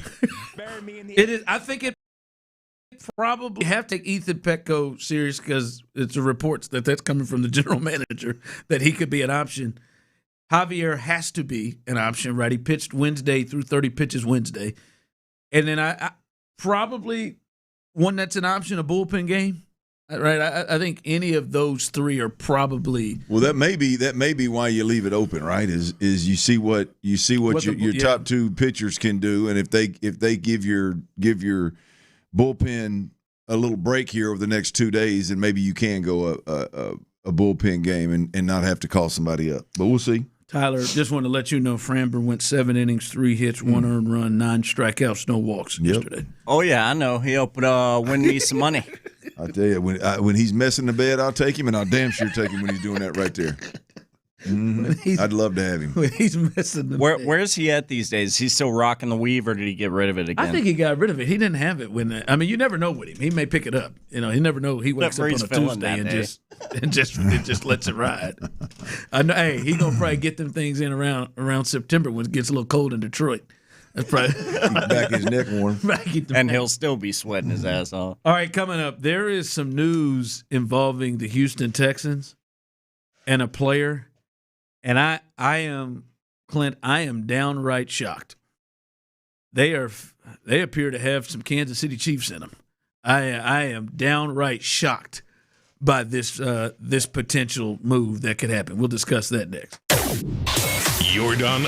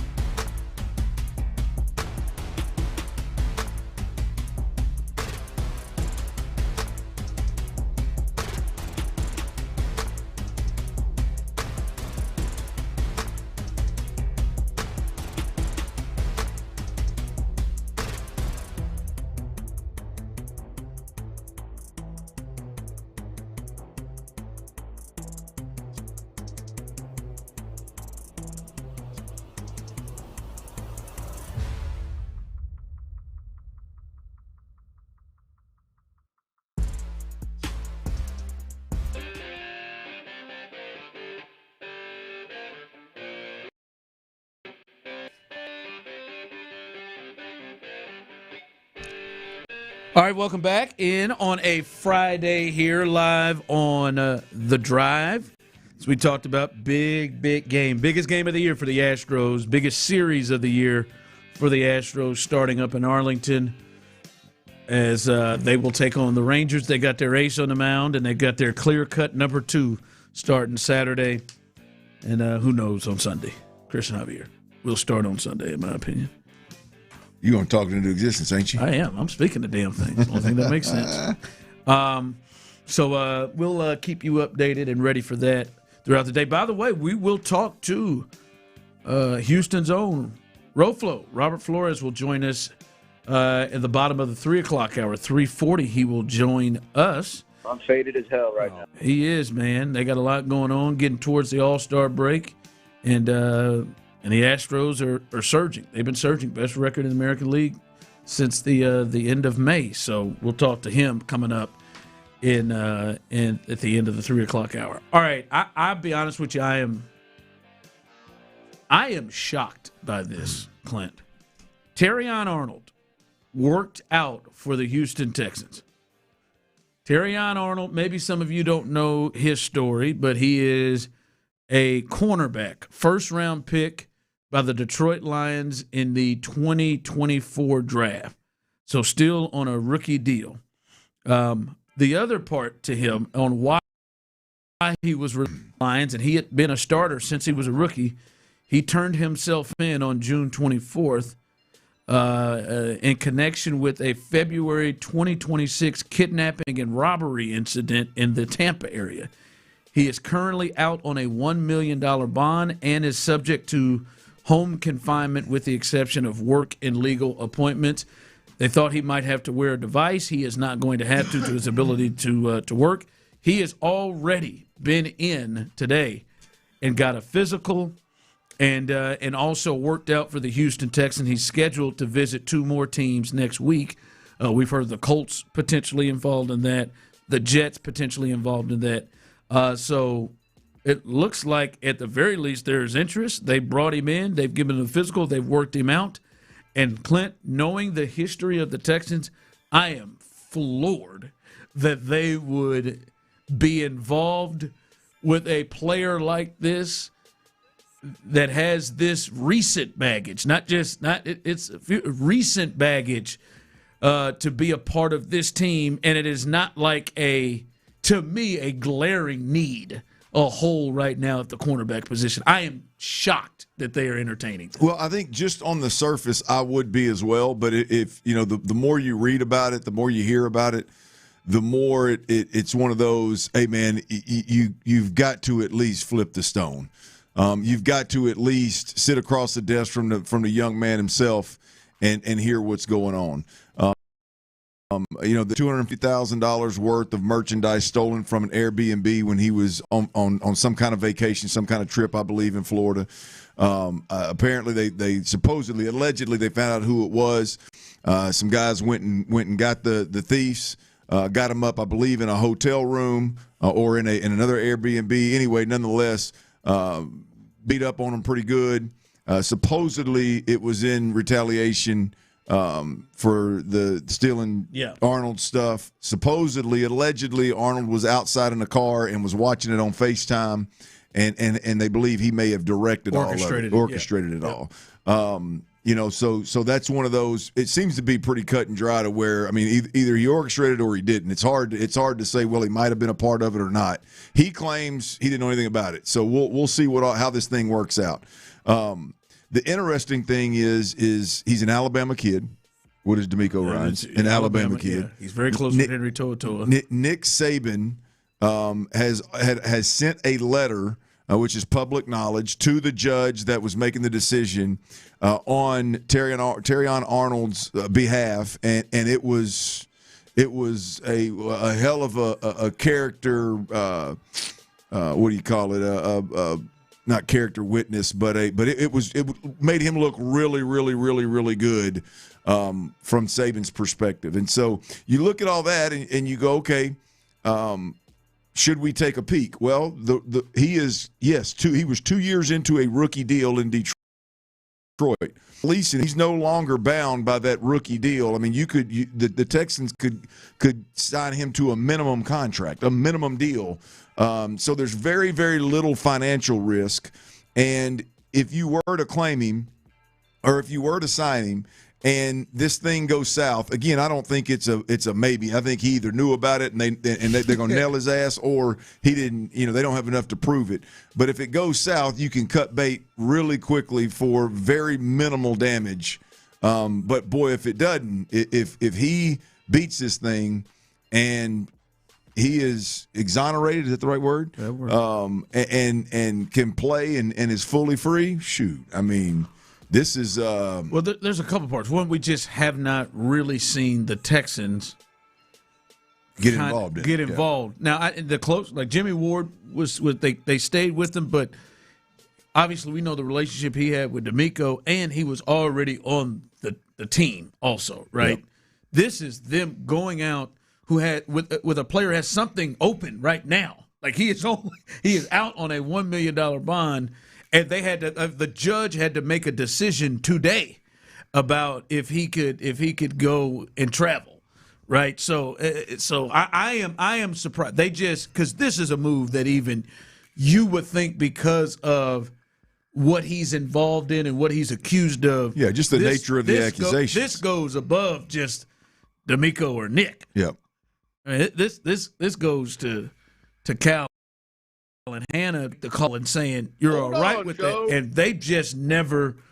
You Cal, you tell me. I mean, you haven't. Y'all just have not usually gone after players like this. There have been players that have been here, and I think they have been letting the process go out, but not seeking out a player, especially that's within this. And I mean, you look at it, Clint. Obviously, this is one of their stronger positions, the starters, obviously, with Lassiter and Stingley. But I think you think Trayvon Smith is a solid veteran backup player, and I think they really like Jalen Smith, who is also a player that is a corner that they have there. So it's not necessarily a position where you're like, boy, man, we like receiver, you got an issue in. So I'm really surprised. And Clint, to go to the space of like, how is he described as a player? Kind of inconsistent. Like he posted a 52.6 overall PFF defensive grade, which put him 97th out of 114 corners. He is one of the most penalized defenders. He had 11 penalties during his rookie season. So it's not like he's been great either. So I don't know. I'm kind of surprised. I don't even know if I'm saying it in a negative way, but I'm just kind of surprised that they are going after this player. Well, look, the reality of it is D'Amico Ryans must have talked to somebody and got a feeling that this is not indicative of who this kid is. He must have a really good feel for what's going to play out. This alleged robbery and assault or whatever it was. And maybe this piece was, hey, I want to sit across the table, and maybe it never goes any further than this. But we've talked a lot about the cornerback position and how do you afford all these guys moving forward? Because whether you paid them or not, all of these guys have they've earned a big payday. 3 of them have got them. Both I'm talking about obviously Stingley, Daniil Hunter, and Will Anderson. Those 3 have gotten. Now, just a matter of time before Kamari Lassiter gets his. Is the Terrion Arnold, does he give you a little bit of insurance short term for injuries? Does he give you an option longer term for if you can't pay everybody that's in that cornerback room? I like that the Texans are entertaining this. I'm not saying it's a bad thing for me. We've talked about it. Maybe they should, extend their red flag a little bit on players that they would go after. I'm shocked with the combination of what his play has looked like. Now, maybe, with this defense and this pass rush, maybe he won't have to hold as much. Yeah, but we talk about David Montgomery coming from Detroit to here and having a little different life on the negative front. Where Terrion Arnold would have a little different life from a positive perspective. I mean, I guess Hutchinson saying, man, I was getting back there at sometimes, but and he'd be better there. But just the combination of how he has struggled his first 2 years and with how fresh this situation that he finds himself in. I'm a bit surprised. This kind of breaks a tendency of what we've seen from the Texans. All right, as we continue here, speaking of the Texans, not the cornerback position, but the other side of the ball. A little believe it or not, day 2, baby. We go to the wide receiver. Do you believe these statements or not? We'll discuss that coming up next. All right, look, summer's the time to feel and look your best. There's no doubt about that. We all prepare for the summer. We all love the summer. We all like the vacation and the time off and the out and about and the great weather. But when we talk about looking your best, I ain't talking about your abs or your tan, fellas. I'm talking about your hair. Look, if you've got a bald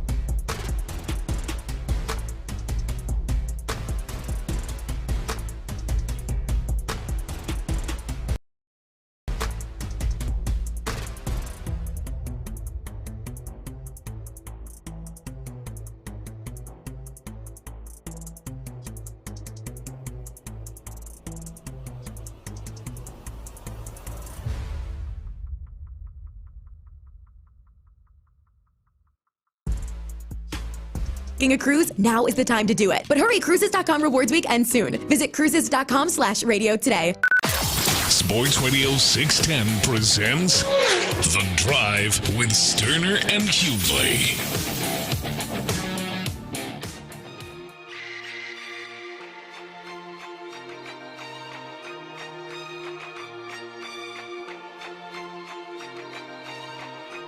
Man, this soccer match is getting crazy.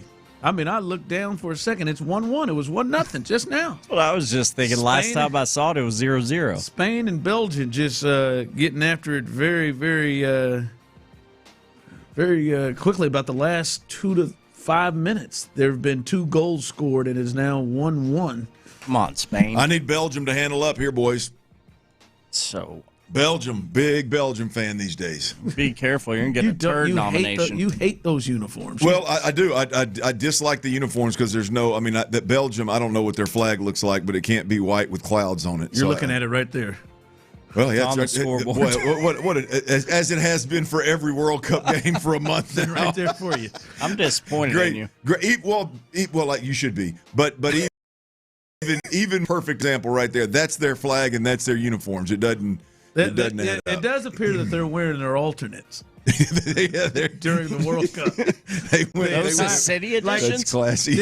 City Connects. It feels like what happened. Country Connect. Didn't this happen to the Astros at like 15, where they just were really into the orange top, and that's what they wore the whole time? No matter. I think you're no right. matter if they're home or road, they just wore the orange top because they felt lucky in them. It was like 85% of the time they were in orange or something. Yeah, the whole playoffs they were in orange tops. The entire every game they played. Orange top, gray pants, and then or white pants. They just wore those, and I think maybe they had there's like penguins or something. There's got to be something. I mean, flamingos or something. There's got to be something. There's got to be. That's got to be their bird or something. There's got to be. I think it was good luck. They won a big game and they just kept wearing them. I don't like them, but I do today. I need Belgium to beat Spain because Seth's got Spain and. What do you got left? He's got Spain and Switzerland left, so he's going to run away with this thing if it keeps rolling like that. So I got England left. I got England left, and I think I'm the only one. I think I'm the only one right there in the run. Now I know things can change with one team to just rattle off a bunch of wins here, but I got the team left that's going to win the whole thing. Who? The Norwegians. Yeah, you do have Norway left. Holland. Yeah, I think the love affair with that big fella, Sean, with the Gen X Gronk, I guess they're calling him now. They're comparing him to Gronk, I guess. Yeah, Sean still has Argentina, so they said their teeth grabbing away from it. So yeah, I got to find out what's going on with these Belgium jerseys. But I need Belgium, so good. I appreciate them at least turning me on a bit. I don't know if they're going to win, but at least turn me on here. All right, we started this yesterday, day 2, a little believe it or not. And let's go to the wide receivers, 713-572-4610, YouTube and Twitch. Jump in with your thoughts. Do you believe these things or not? Higgins, all we have been hearing all offseason from D'Amico and everybody, D'Amico specifically, who said he is bigger, stronger, faster. He is his workouts and what he's done in the offseason has changed his body, which will help his play. Do you believe it or not that Higgins, his offseason workouts have been crazy and are going to really affect his season? Not. No, I don't believe it. Now I think and they say no. There's some context here. I think Higgins is a fine player. I think he's got a chance to be a really good player. I think Higgins' workouts are being blown completely out of proportion at this point. I'm glad he's doing it, but I think it's being blown way out of proportion at this point. You're a professional NFL player, skilled position, going into your second year. You should be beasting workouts. You should be killing the weight room. You should be, your nutrition should change. Those are things that you should be doing. So I don't want to give a bunch of kudos to a guy for doing what he should be doing. Because here's the reality of Higgins. I heard, maybe it was Kaylee, I can't remember who it was, but I heard somebody say this, and it was a light bulb moment, and I think it's spot on, right? Higgins looked to me last year like a guy that in order to take that next step, right, there was either one of two things was happening, and this is the one that obviously the team said was, obviously young, thinking a lot. Not just reacting, doesn't know the offense like the back of his hand, which most rookies don't, kind of deal. And I could see him either thinking or he was super timid, right? I hope it's not the timid part, and I hope it is the more he learns the offense, the better he's going to be, Ron. So I'm less about the workouts, less concerned about the great, he did it, no doubt about it. I think it's being blown out of proportion. The big piece here is, can he get to a point where he's playing free and not thinking, because at that point you're going to see the best version of Higgins. Yeah, you know what, I heard you talk a lot about Cade Stover, visibly seeing him. Was there a noticeable difference in size to you from Higgins? No. With seeing him at mandatory minicamp? No. Not like it was for others, like Stover? Yeah, not like it was for Stover, because, I mean, Stover, I didn't even know who it was. Yeah. I mean, that's like, and obviously, I think he was wearing a different number. I think he's wearing a 10, maybe, if I remember correctly. Maybe it's 8. 8. Something. He was wearing a different number, but from a distance, he looked significantly thinner, like leaner than he did before. He was always wearing 87, which maybe it was a bigger, baggier jersey. He was always wearing the shoe, and he looked to be a bigger bodied tight end, and moved that way, really, to be honest with you.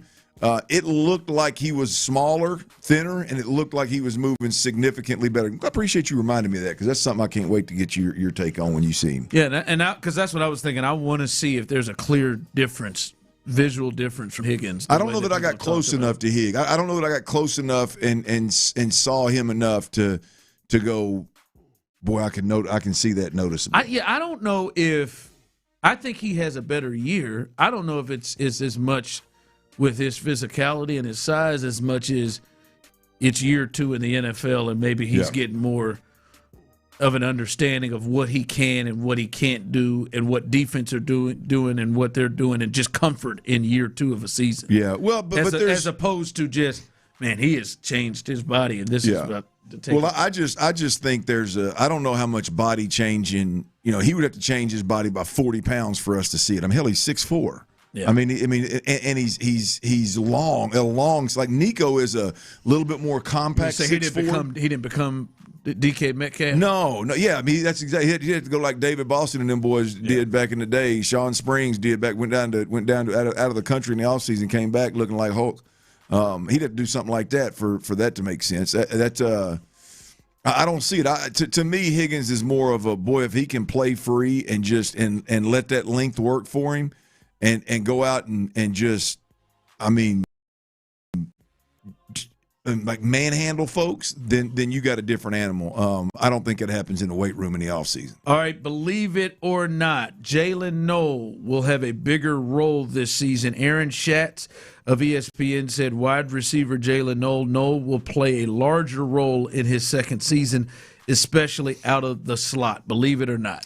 I believe this one big time. I think when you look at what they want their receivers to do, be versatile inside and out, I think Jalen Noel can do it, although I think he is better in that slot, and I hope he settles in the slot position where we saw Christian Kirk try to play last year.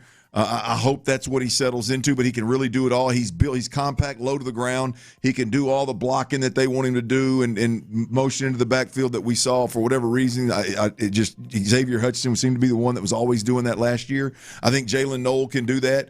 And just flat out, to be honest with you, I trust my eyes. I mean, every Texans practice I've gone to where he was healthy and he was playing, whether it's in shells, sweats, or full pads in a game, every opportunity he gets to step on the field, he shines. You can't go watch a Texans event. Again, 7-on-7, 11-on-11, routes on air, practice, preseason game, OTA, mini. You can't go watch a Texans practice and not see Jalen Noel making plays. And that is undeniable. And I've seen it too many times now to think this kid it's not going to transition to the game field. I believe he's going to be a big weapon this year. I would argue that next to Nico Collins, he may be the second biggest weapon on that team. Well, they have to, right? I mean, there's nobody else in that slot spot that you could think of. I mean, maybe if Tank is healthy, they try him there, but I don't even think that's his strength. I bet it's him and inside. Hutch. I bet it's him and Hutch. I bet Tank goes outside just simply because Tank doesn't need to be inside. I bet it's Hutch But nonetheless, your point is there. Yeah, like he is the clear. There's no Christian Kirk. They're betting on him. Like and I think it is a position that has been used. Like the slot position has been really impactful. One more. Do you believe it or not? Tank Dell will be back for the season opener against the Buffalo Bills. Believe it or not? I don't believe it, Ron. I don't believe it. I don't buy it. I can't. There's going from not getting any reps except for an accelerated walkthrough, which it was definitely an accelerated walkthrough in minicamp. It's just hard for me to believe that he's going to go out there. What was it Andre Ware? Who was it? Somebody was talking about like Tank Dell. How long is he going to be ready for game violence? Like the violence that I can't remember who said that. Somebody used the word violence, and I thought, yeah, that's spot on. I think he's going to be able to practice. I think he's going to be able to go out there and do some things. But this group, they want all of their receivers to be blockers first, essentially, right? I don't know how Tank Dell fits that. And I damn sure don't know how they get him to a point where he is game ready, game comfortable by opening day. If I'm Tank Dell, I do not believe that. I'm gonna say I believe it, and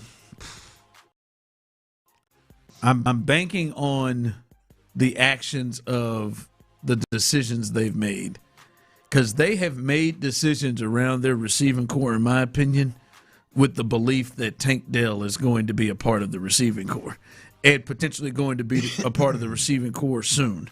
Right? The only off-season moves that they've really made at that position is they drafted somebody really late in the draft, right? Nico, Higgins, Hutchinson, Knoll, Watson, they're all here. None of them are new. They drafted that Isaiah Bond kid in like the 6th round. That's the only addition that they've really made. So they have operated to me like they believe Tank Dell is going to be available for them. So I'm going to say that I believe it, because they didn't make any move. Last year, they knew Tank wasn't going to be there. They made 3 different maneuvers at the receiver spot with Christian Kirk and then drafting 2 more. So I'm going to say I believe it here. And I hope you're right. I am a huge Tank Dell fan, and there is no denying the chemistry between C.J. Stroud and Tank Dell. Yeah, it is some of the best that we've seen.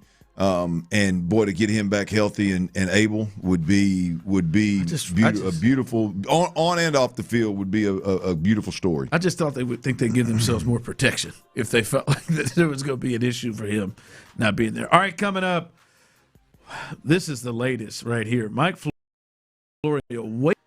wait till you hear what he believes needs to be on the mind of DeMeco Ryans. You do not want to miss this. That's coming up next. Texans training camp is 3 weeks away. Are you ready? We are. The best football conversations.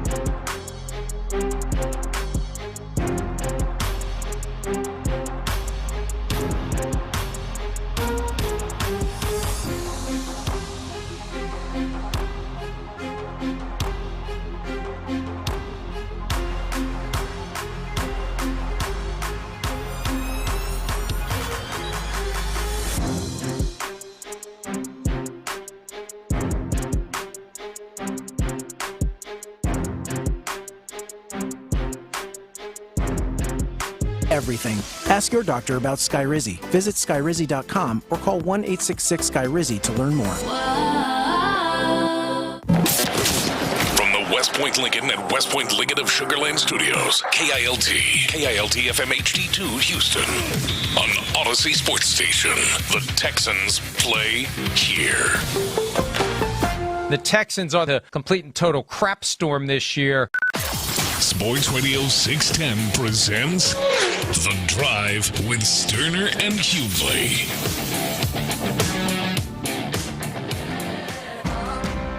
Anybody got a year on that? What year we think that was from? That's what, 2021? 2022. 2021, 2022? That's got to be. When we had now I'm curious. I'm going to go find out. It's got to be 21 or 22. It's got to be. It's a crap show. Is that what he said? It's got to be Coley or Loves. Lovey. I did whatever year those were. Hey, Coach, if you're listening, Coach Cully, I didn't see you in on Wednesday. Didn't see you on leg day. Missed you. You know, sometimes divorce is a good thing. No telling where you are. What kind of beard you're growing. Coley had a beard? No, that was Lovey. Oh, Lovey. Just played. Where did Lovey say he was from? Where he always Big Sandy. Big Sandy, you're right. There you go. Big Sandy. He asked me if my mom was from Big Sandy when I told her she was a fan. Your mom, is she from Big Sandy? No, man. He's trying to see if he knocked her off. See if he crossed that path before. See if he let's hope not. You know. Well, I found the answer. That Florio drop was from December of 2022. Yeah. Whenever he joined us here on the drive. Yeah. That felt like it had to be right before Davis Mills threw the Hail Mary. Jesus. Tough times. Yep. Speaking of Davis Mills and Mike Florio, and I've told you I feel like the narrative has been throughout, to me, the offseason with C.J. Stroud. I think it's just been a little bit strong. It feels like those two games, the reaction from those games have been just to me over the top. But here is the latest. Here's Mike Florio talking about what potentially D'Amico, and that's who the decision would be, potentially what D'Amico may need to really look at. This may be a real question to see if he has the heart to do. This is Mike Florio. Well, I think it is the obvious. And I think the key is the willingness or lack thereof of the coaching staff to do something about the obvious when the obvious happens. If C.J. Stroud continues to struggle, you can't just continue to blindly let him play. Davis Mills was 3-0 as a starter last year when C.J. Stroud was out with a concussion. And I remember we were at Soldier Field for the Rams-Bears game watching Texans-Patriots that afternoon, and we just all assumed after halftime it was going to be Davis Mills. And they still didn't move to Davis Mills. And there's a chance they still could have won that game. As Sims said all last year, the Texans' defense is good enough to win a championship all by itself. When the offense is actively working against it, not that they're doing it on purpose, but the offense was pulling down the team, and the defense was still good enough to get as far as they did. So, hey, clean slate for C.J. Stroud. He's still their guy. He hasn't gotten his long-term contract yet, but for now he's their guy. The flaw would be to blindly cling to C.J. Stroud if what we saw in the postseason, both against the Steelers and against the Patriots, continues into 2026. It's my decision. All right, that's Mike Florio talking about potentially good timing there.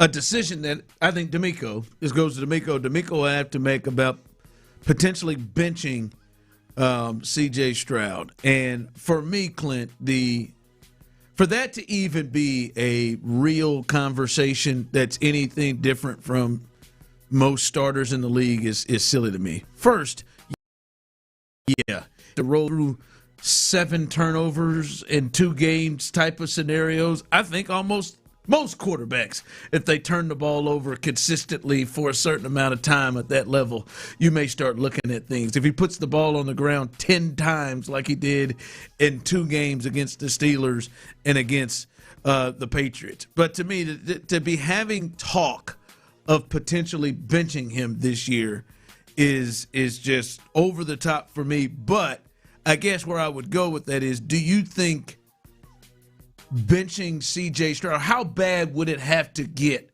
for that to be a realistic thing that D'Amico and company go to? Well, look, it would have to be worst case scenario. That's what we're talking about here. Is worst case scenario. Now, I don't think it's a terrible conversation. I do think that because look, I believe that there's more to this. They didn't just not pay C.J. Stroud because he turned the ball over and held the team back in the playoffs last year. To me, there's some behind the scenes stuff that we're not privy to, that we're not aware of, or maybe we're aware of, we just don't know the specifics, so we're not necessarily privy to, that are going to determine what Mike Florio's talking about. Yes, there's no doubt about it. To your point, if he comes out and he's got a turnover problem in the first 2 games or 3 games and you lose 2 of those games. Like a real excessive turnover problem. Yeah, that obviously would put D'Amico in a position where hey, you might have to make a tough decision. I personally believe that internally what could put in a position that because I don't think CJ's going to come out and play that bad. I think CJ knows how to keep it for the most part, with the exception of the 1 game last year. CJ knows how to make a run and win 9 games in a row or 10 games in a row, however many there was, and not turn the ball over and play efficiently. I think he knows how to do that, and if he just does that, I think it's going to be it's an impossible bench.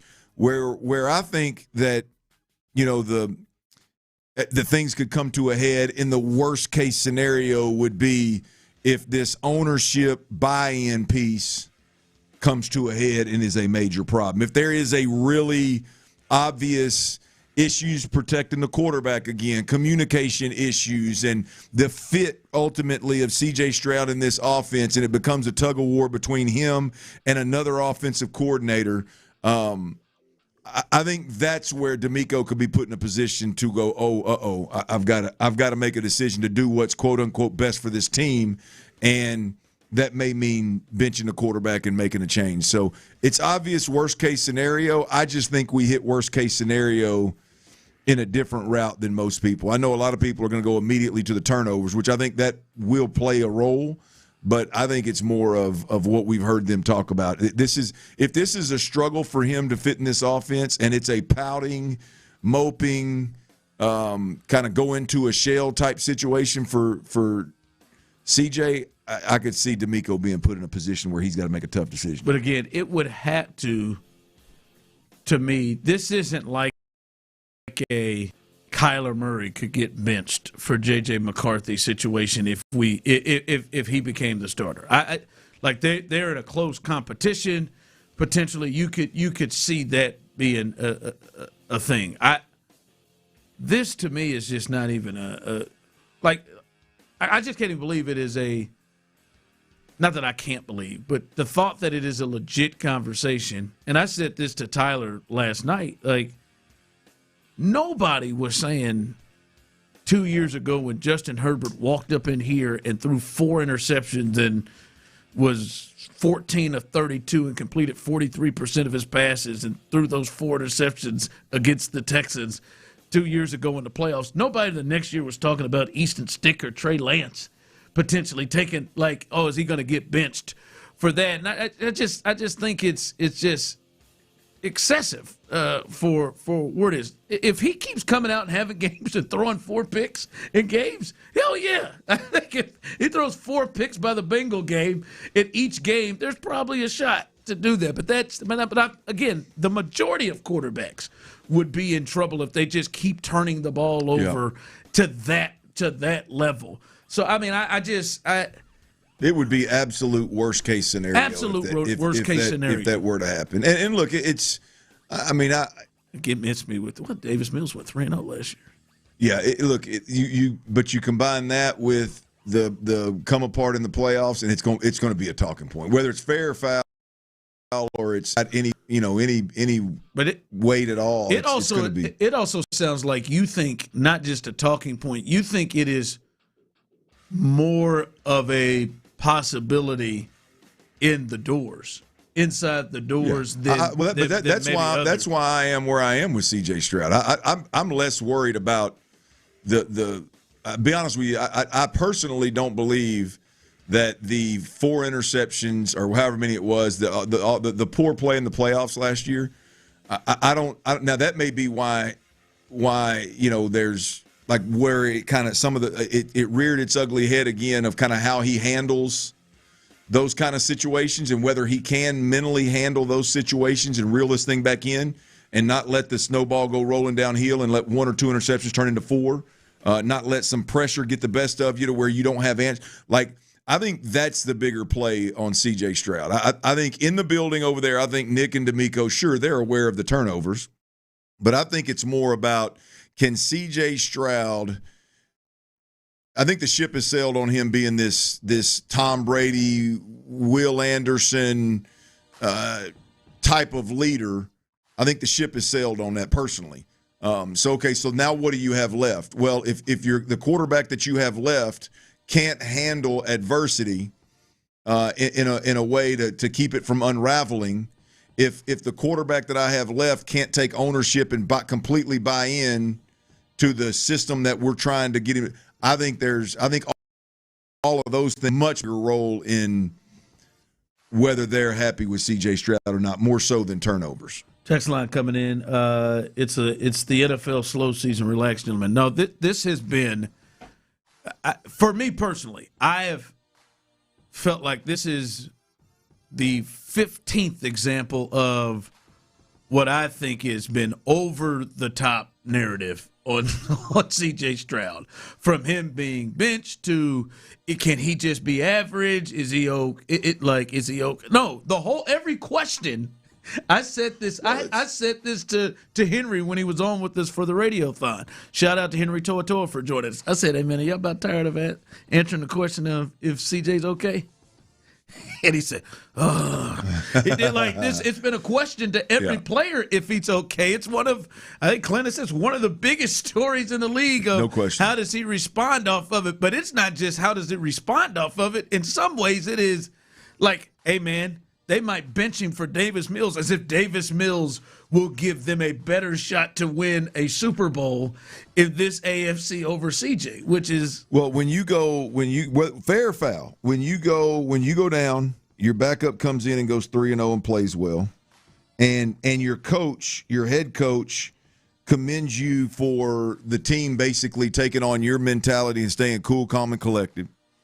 And then your starter comes back in and blows up in the biggest moment, most important moment of the season.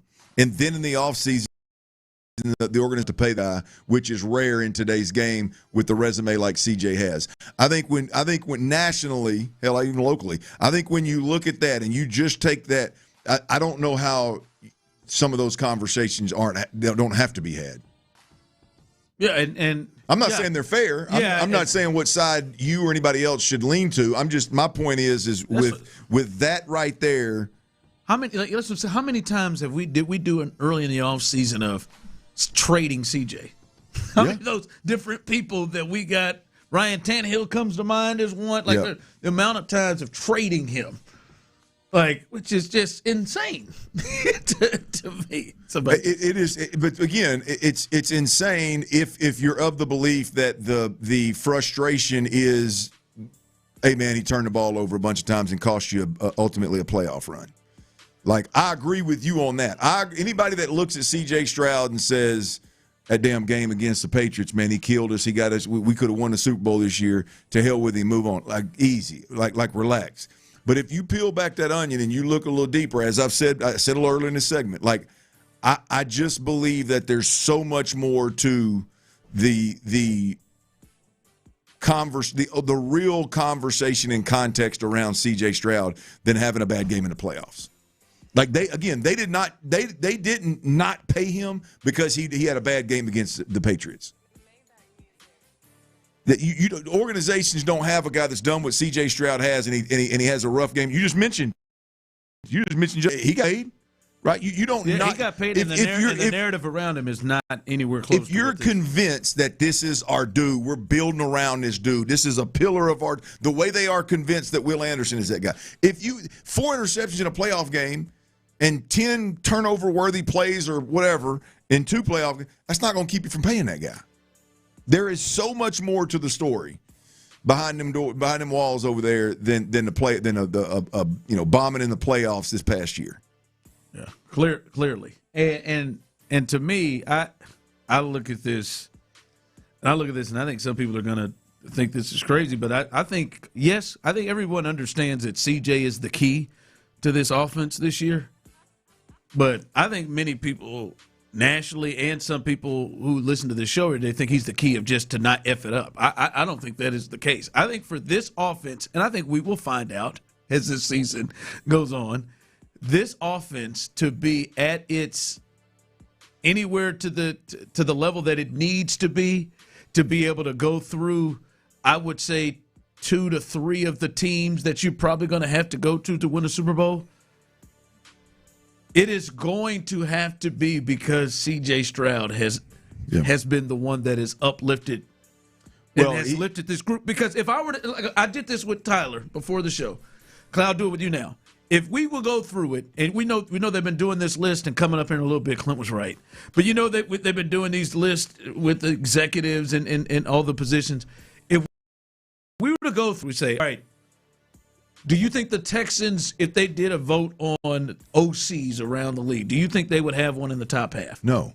He would be below average. People would think. Absolutely. If they went through and did offensive line as a whole, do you think, even with all the changes, do you think that people would look at the Texans as to having a above average offensive line or below average? Below. If we looked at their weapons as a whole, Bill Barnwell just did all the team's weapons. He had them ranked 24th. I think that's fair. About time somebody told the truth. They'd be below. There are 2 elements on this team that's in its prime that has shown greatness. Nico and CJ. 2 elements that shown Pro Bowl level greatness that's in their prime. And if you have below average OC, below average offensive line, and below average skills, the thing that will bring it is if your quarterback can make that's the only that's out there that's going to help this offense get to the level that it needs to get to. So he is going to be the key, not just to F it up. No, he's going to be the key to be a huge, huge part and reason. He's going to have to be the reason. He's going to have to be driving the boat. I don't disagree with you, but now you get into, I can't remember who it was had the conversation the other day. You get into the fit deal because here's the deal. I think this is our quarterback just don't F it up offense mentality with the staff. C.J. Stroud, I don't believe has that mindset in him. I don't think that's how he's wired. So to your point, I think you're right. C.J. Stroud being a contract year, C.J. Stroud is going to have to manage what you just said. He's going to have to be a don't F it up quarterback until they need him to be the monster that he can be, and he's going to have to go out there in those 4 or 5 moments in the season and play lights out in order to get that big next And to come full circle, when you're talking about benching somebody to bring in Davis Mills, if that's going to be the play and how they go about things, Davis doesn't have that tool in his bag. The go be great when we need you. He damn sure doesn't have. I mean, the only pushback would be he damn sure did last year in the one game, the biggest moment of the offense. But that's not. I don't want to throw that out there because I don't disagree with you in any way, shape, or form. He does not have the put the team on my back and go win a game at any point in time type of skill set. Yeah. So when you're talking about benching him for no, stop it. That's silliness in terms of still trying to win a championship. That's silliness. But CJ, you look at this whole thing for this offense to get to where it needs to get to go on a run to beat the combination of Jacksonville, Baltimore, Kansas City, or Buffalo, Cincinnati, New England, whatever run of these teams, he is going to need to be the difference maker to up that other stuff that we don't think as highly right now. All right, coming up. As I said, Clint was right here. Well, it was hard for you to say, wasn't it? You joked up over there. My body didn't even want to do it. I think this guy's really did get disrespected, and not just because he almost cried with us at the Super Bowl, but I think he is really getting disrespected. We'll discuss that next. Is she from Big Sandy? No, she's not from Big Sandy. Oh, She's okay. Sports Radio.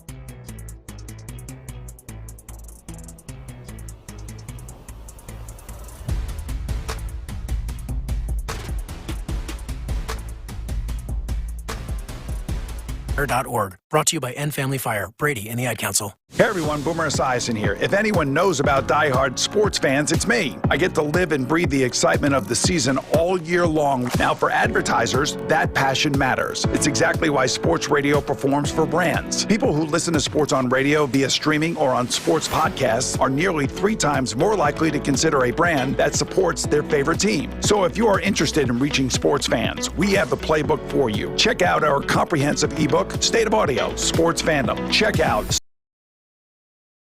State of Audio. The Drive is powered by Mokaram Injury Lawyers. Hurt in an accident? Call Mokaram Injury Lawyers at 281-222-2222. Sports Radio 610 presents The Drive with Stoerner and Hughley.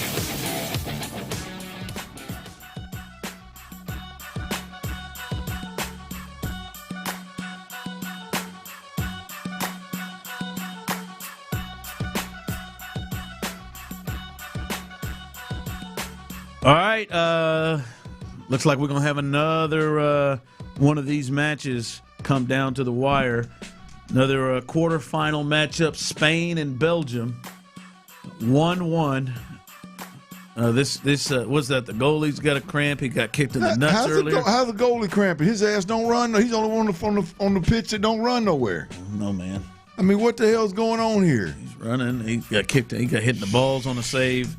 Man, his ass don't leave that box down there. He can't cramp up. Going through a lot. 1-1. He must have been out with Fromber. The U.S.'s goalie. Well, hell, any of these, take your pick, any of these guys. He just made one bad decision. No, he's an idiot. Just made one bad decision, man. I'm going to be honest with you. He looks more like an idiot than just one bad decision. Got to be all into soccer for that issue. I mean, just threw 4 interceptions in a game. Just one game. I'm just telling you. I've not been a fan of his for 3 games. I will not accept that comparison. Just one game. Hell no. Let him. All right. Freaking nerd. What do you think he was thinking that entire time? He wasn't. When he ran out there.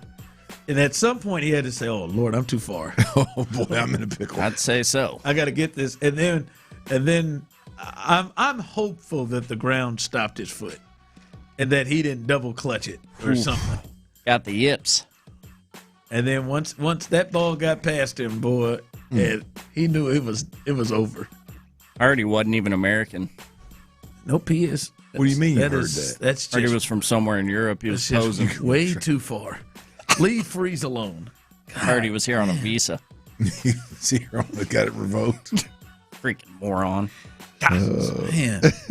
Tyler, listen, man, you need we need to get a sports fan psychologist. Is there somebody who does that? Because you take it too far, man. You get you a fancologist. Man, you kicked him out of the country. And not just kicked him out of the country, you questioned. He's from Wayne, Pennsylvania. That's just what I heard, man. I mean, he sure as hell played like he wasn't from America. I mean, he went to Harvard. You questioned him. So God. Foreigners can go to Harvard. How big is he? He went to Harvard with that dumb decision. How big is he? I'm shocked that we can't get one of these. He's 6'3". Yeah, see, I'm shocked that we can't get us a 6'4", 6'5" former wide receiver somewhere like playing goalie. Yeah, like quick twitch. It probably wouldn't be a good soccer player playing as a former wide receiver. I mean, hell, all he's got to do is stand out there and break on balls, get your hand on balls, ball off the ground. There are soccer people who are driving off the road right now in anger at you. Well, I'm not. That's all he's got to do. I'm just telling you. I'm not saying you take the guy off the streets and at 24 years old and make him a goalie. I'm just saying we've got wide receivers and at these big athletes in twitchy sports. Like it's wild that you've got a 6'3". It seems to be kind of a heavy-footed white dude from Pennsylvania as your goalie of the World Cup. Of all the athletes we have here, it seems like that 6'3", I mean, just kind of loggerhead it just doesn't seem like that's the best we could do. He had a bad game.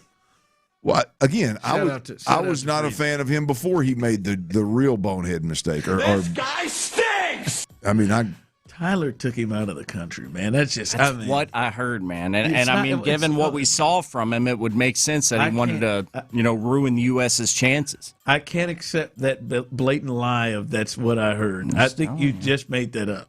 No. And feel good about it. Cheryl was back here. She told me. He is a Harvard Crimson, and he went. He's from Wayne. You think Bam Adebayo would be able to handle that goal right there? If Bam started playing soccer at a very young age and just continued to play, Yeah. You think he had started at a very young age in order to do it? You don't think we could crank him up at say 16 to play at this level? Yes. Look, come on, man. You think it matters that fellow we had at goal? He's been playing, or maybe younger. Imperative to Bam if they got Bam. At 16, these guys that are dribbling the ball down now these guys that can outrun Chad Ochocinco while they're dribbling a soccer ball, that's a different animal. I'm talking about these just standing in front of the goal and protecting the goal. Yeah, I think it's more than just standing in front of the goal. Well, I know, but you keep making it like I'm not disrespecting the sport. I'm just thinking wouldn't you think that we'd be able to find some prodigy that's a 6'5", 6'6", longer than all get out that can protect that goal better than the guy we had this year? Yeah, I think need a Tim Howard. I think if he played, I'm hoping there's a prodigy right now that is growing. And I guess if you're built like that, you're probably not playing soccer. Not in the United States. Your dad's probably not pushing you to soccer. Listen, he's probably the kid that was standing over Trey at that last time you fought at that select ball. I will tell you this. I remember early on in my broadcasting career, in my radio career, I pissed off all of the soccer community. I really did. I almost I heard from ESPN Soccer. I heard from. I was the first time I had something that went viral. I did a segment on wondering if we gathered all of the best athletes, all of the best male athletes of the world, and we gave them a year's training camp, could they be competitive against that men's? It was the men's had an awful loss to somebody they had no business losing to, and I just said, I wonder if I had Michael Phelps in the goal. There you go. And I'm like, and I believed it too. Boy, I argued it hard, man. Like I said, man, you mean to tell me if we gave Dwayne Wade and Russell Westbrook a year plus. Oh, Westbrook's a good one. We gave Tyreek Hill a year and a half to do nothing but practice soccer. Could they be competitive? Could they keep this within 2 goals against this sorry ass US team? Oh my God, I got so much response from that. My boss was like, I think you're insane and out of your mind with this take. It's one of your worst takes ever. But I mean, you are really pissing people off. You're really starting. I mean, you're crazy. I got it just kept getting retweeted. I don't think it's insane. I now think it is, but you're crazy. I think it's aggressive. Now, when you watch these guys at this level, I think it's going to take Russell Westbrook 20 years to be able to play this every day, even though he is a natural athlete. All I could just say, and I just kept saying, Tyler, I just want to let's get a corner kick. Let's just give me a corner kick. And my boss said to me, "Who's going to kick it? Who's gonna be able to put it up in the air for them to jump up and get it?" He said, "You think Russ get up there and use his head? You think he knows how to direct it?" Yeah, I mean, the athlete part, I think we got licked. It's the dribbling the ball down and things like that we've never done. That I think would be tough to teach. Pieces. Yeah, those pieces. I just want somebody to cover the goal. That's all. I don't. The dribbling stuff is the stuff in the field that these guys do. That's absurd. I mean, that's crazy. All right, Roflo, Robert Flores, MLB Network. He will join us next. We'll get his thoughts on the Astros and their playoff chances and where they are. That's next. I feel like I'm the kid listening.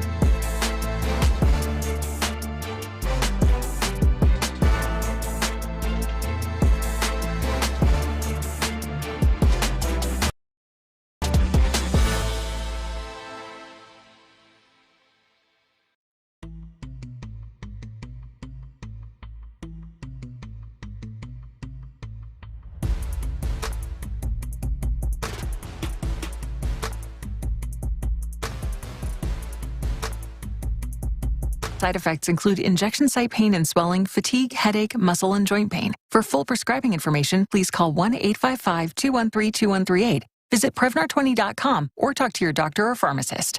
I'm on Prevnar20.com now, scheduling my appointment. Good idea. And happy 50th. Injured? Call Mokaram Injury Lawyers, 281-222-2222. Some people need to get those verbal hands every now and then. In fact, more often than not. Sports Radio 610 presents The Drive with Stoerner and Hughley.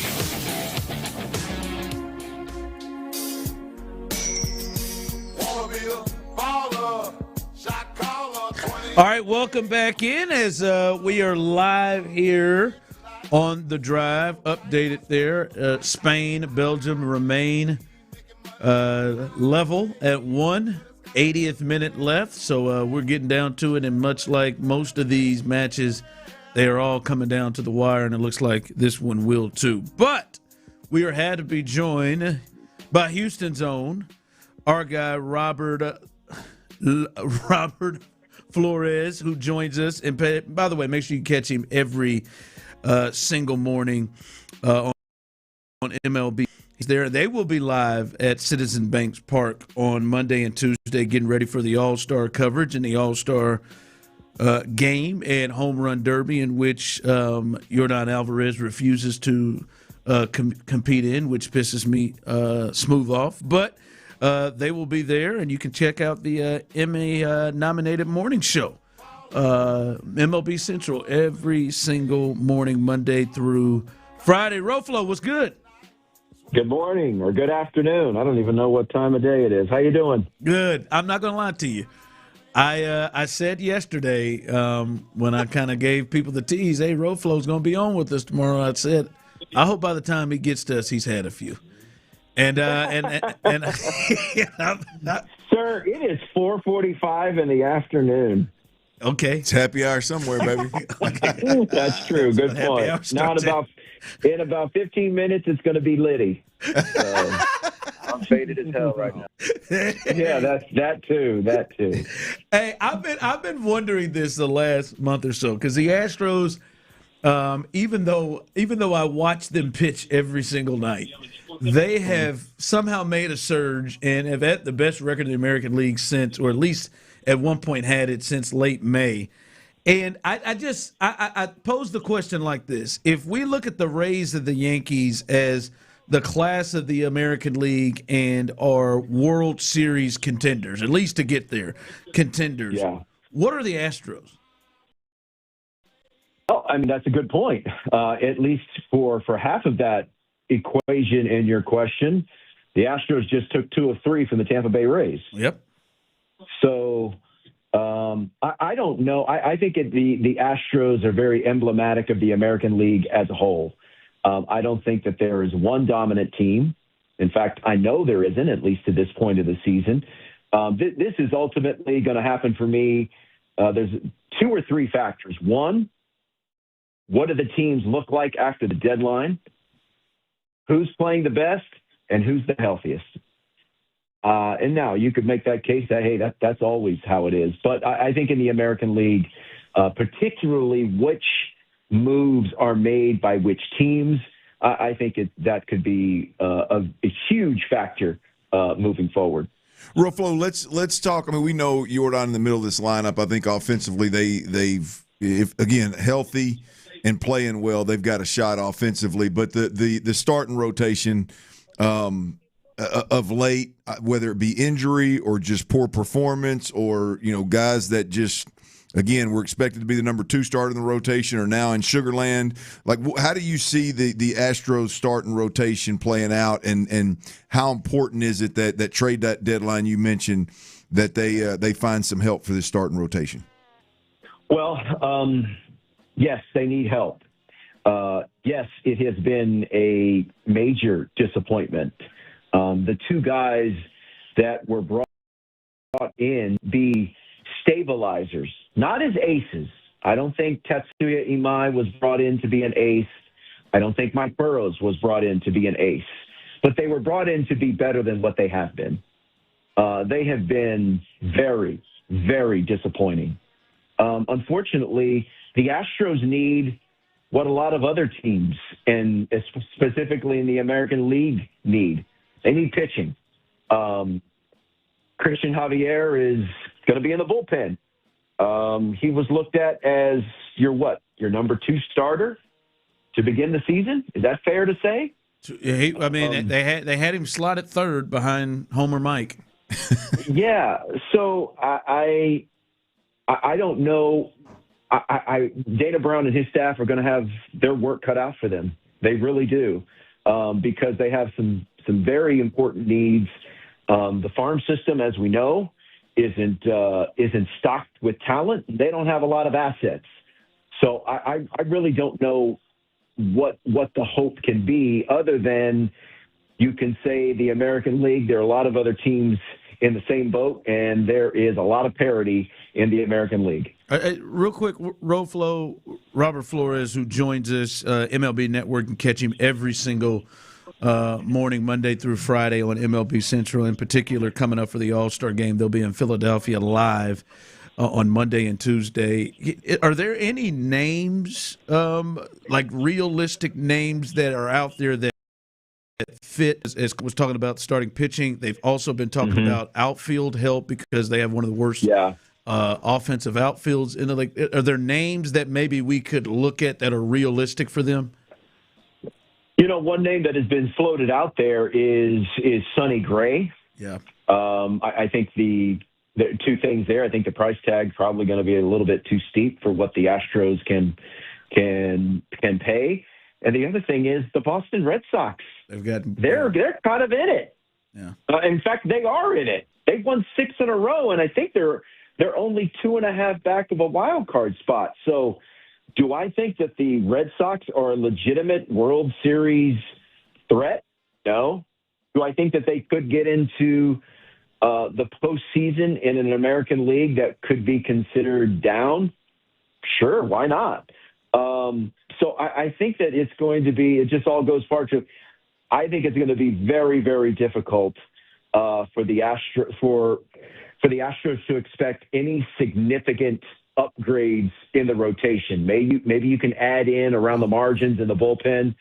As far as outfield, you mentioned the outfield. They definitely need help there. And one name that I think that they should have been on even before he got to Colorado was Mickey Moniak. Yeah. He's got one more year of club control. He's the right age. It's the right price. But there's going to be multiple suitors for him as well, I would think. Well, Roflo, we'll see what kind of moves, whether it's bad or it's an arm. Either way it goes, we're in need, and some might say desperate need. But one thing that is not an issue is that big fella in the middle of the lineup, man. Yordan Alvarez. Yeah. How special of a season is this, and how special do you think it can be? I mean, we're talking Triple Crown, we're talking MVP. How big of a year do you think it could end up being for Yordan? Well, you just said it. I think he's going to contend for the Triple Crown.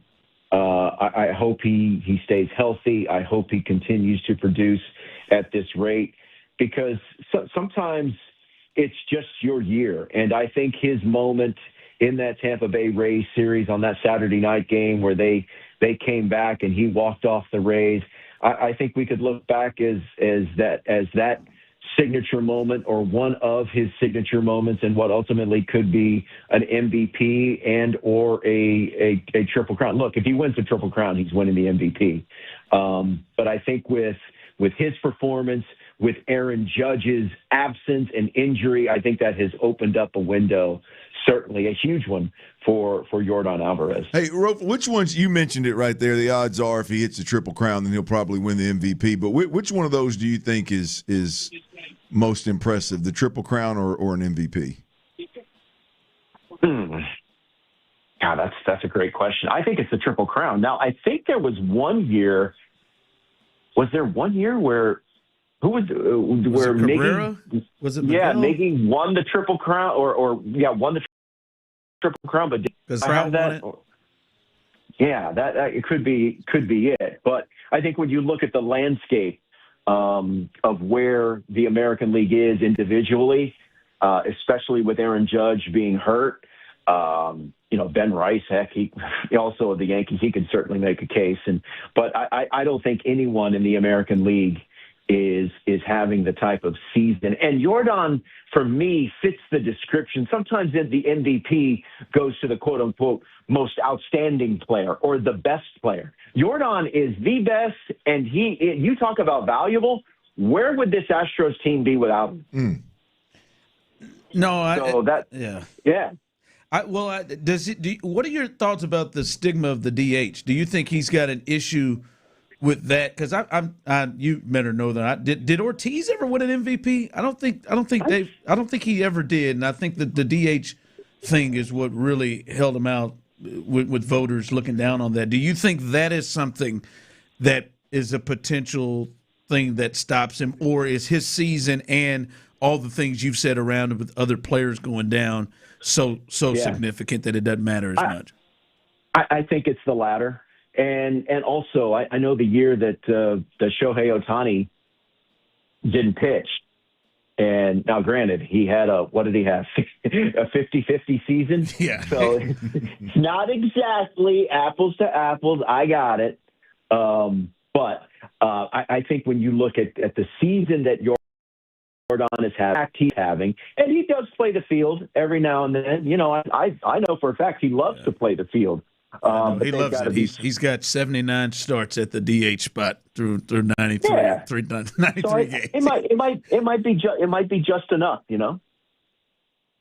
Yeah, I hear you on that. All right, Roflo, man, we'll definitely watch you guys as the All-Star game approaches. And Before we let you go, do the Astros get in the playoffs? I hope so, but I honestly don't know. They may, Clint. I mean, they may find a way to sneak in. What happens beyond that, I don't know. But can I add just one thing real quick before we go? Yeah. So I posted this photo of Justin Verlander the day he announced that he was retiring at the end of the season. It was a photo that I took of him that he asked me to take at Fenway Park back in 2017 when they closed out the Red Sox in the postseason. Just a simple little photo, just whatever. Can I tell you that photo has 130,000 views on my Instagram page, largely because Yankees and Red Sox and throw in the Dodger fans, they want to relitigate what happened in 2017. My comments are an absolute dumpster fire. Are you getting in the basement with them? Oh, what do you think? He is in 15 minutes. Yes, I am. I've got time. I always have time. I love it. Hey, the hell with that. When they go low, we go high. Now I'm going down the basement with them. My wife always says, "Why do you engage?" And I was like, "They want my attention. I will give them my attention." Because it's all about engagement, baby. Exactly. There you go. Unbelievable. I noticed you've been extra salty on Twitter, and I love it. All right, Roflo. We'll catch you down the line. All right, guys. Y'all have a good weekend. Bye-bye. All right, that's Robert Flores again. Every single weekday morning, MLB Central, and especially coming up for the All-Star Game Monday and Tuesday. They're live in Philly, which will be fun. What you got coming up?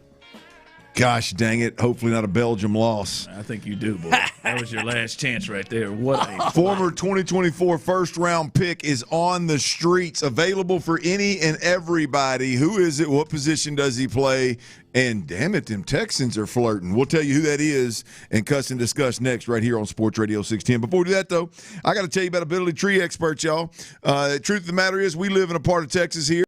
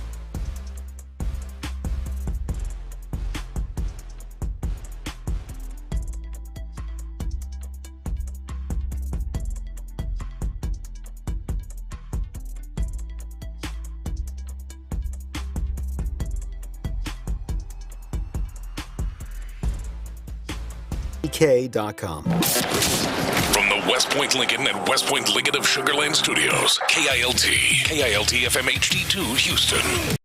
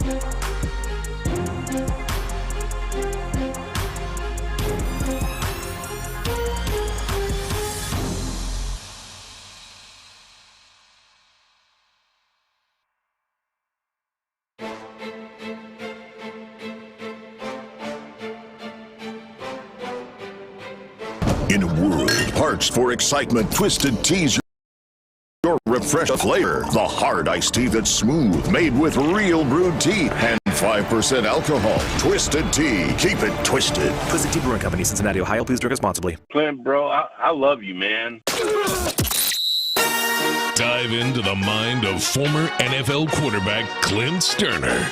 I was thinking about coming out of the chute here and telling y'all about my new boots that I got on, but y'all want to talk about puppy chow? What is that, ostrich? Hell no, that's python. It's Sturdy's Daily. Before we get to that boner. On The Drive with Stoerner and Hughley. Before we get to that boner that I mentioned in that tease, y'all, I got to give Tyler a little love, man. Today's Dirty's Daily is powered by T-Mill's Best Bets. My man went 4 for 4 last night out there making folks that money. T-Mill. Hell yeah! I'll bring Dirty's Daily to all the people, especially for a 4 for 4. That's what I'm talking about. A little 4 for 4 night, made some money. Big time performance. Look up big time performance, man. Now you can have you a solid Friday, have you a hell of an end of the week. Look, I'd rather finish strong than start hot. Yeah, shook off that Monday. I'm just gonna tell you. That Monday was rough, but CT he can't help but bring up that rearview mirror now. That's why I wanted. That's why I wanted. That's why I wanted to do it. I just made the comment of I'd rather finish strong than start hot. You over there brought up Monday. No, you said Monday first. Damn it! I just beat you to the punch. Hey T-Mill, I wanted to get you that Dirty's Daily. Powered by. I want to get that to you because I love you, but I also wanted to get that to you before it didn't take him 2 seconds. But I wanted to quick with it. That's right. Before he took your 4 for 4 and drug it off in the ditch and talked about your Monday. Quick with it, just like his feet. What was Monday? Small ankles. Small ankles. What was Monday though? I don't know what was it. It was rough, wasn't it? It was. Dang it, guys! 4 for 4 last night. It was a rough one, huh? 9 for 15 for the week. All right, y'all. If that Monday. Hey, we've got a former first round pick in 2024 that's on the streets, and available, and our Houston Texans are flirting. They're interested. Y'all check it out, man. Terry and Arnold a cornerback for the Detroit Lions. He was a first-round pick in the 2024 draft, so you do the math. I believe he's got 2 more years left on, or what would be 2 more years left on a rookie contract, plus the 5th-year option, right, is what you would think. Well, he's been released by the Detroit Lions because he got into some legal trouble off the field. All right, now he's out, $1 million bond. He's out. The judge said he doesn't have to wear a ankle monitor. He can travel for work. He can work out for teams. Now, allegedly, he was part of a kidnapping and where they assaulted these cats and beat up on them pretty good. Allegedly, he watched from his car outside. Some other guys did this. And it was in response to, he apparently was from an Airbnb he was at. He had $250,000 worth of merchandise stolen. They thought these were the guys that did it. And allegedly he orchestrated this whole find these guys, beat them, assault them, tie them up in an apartment kind of deal.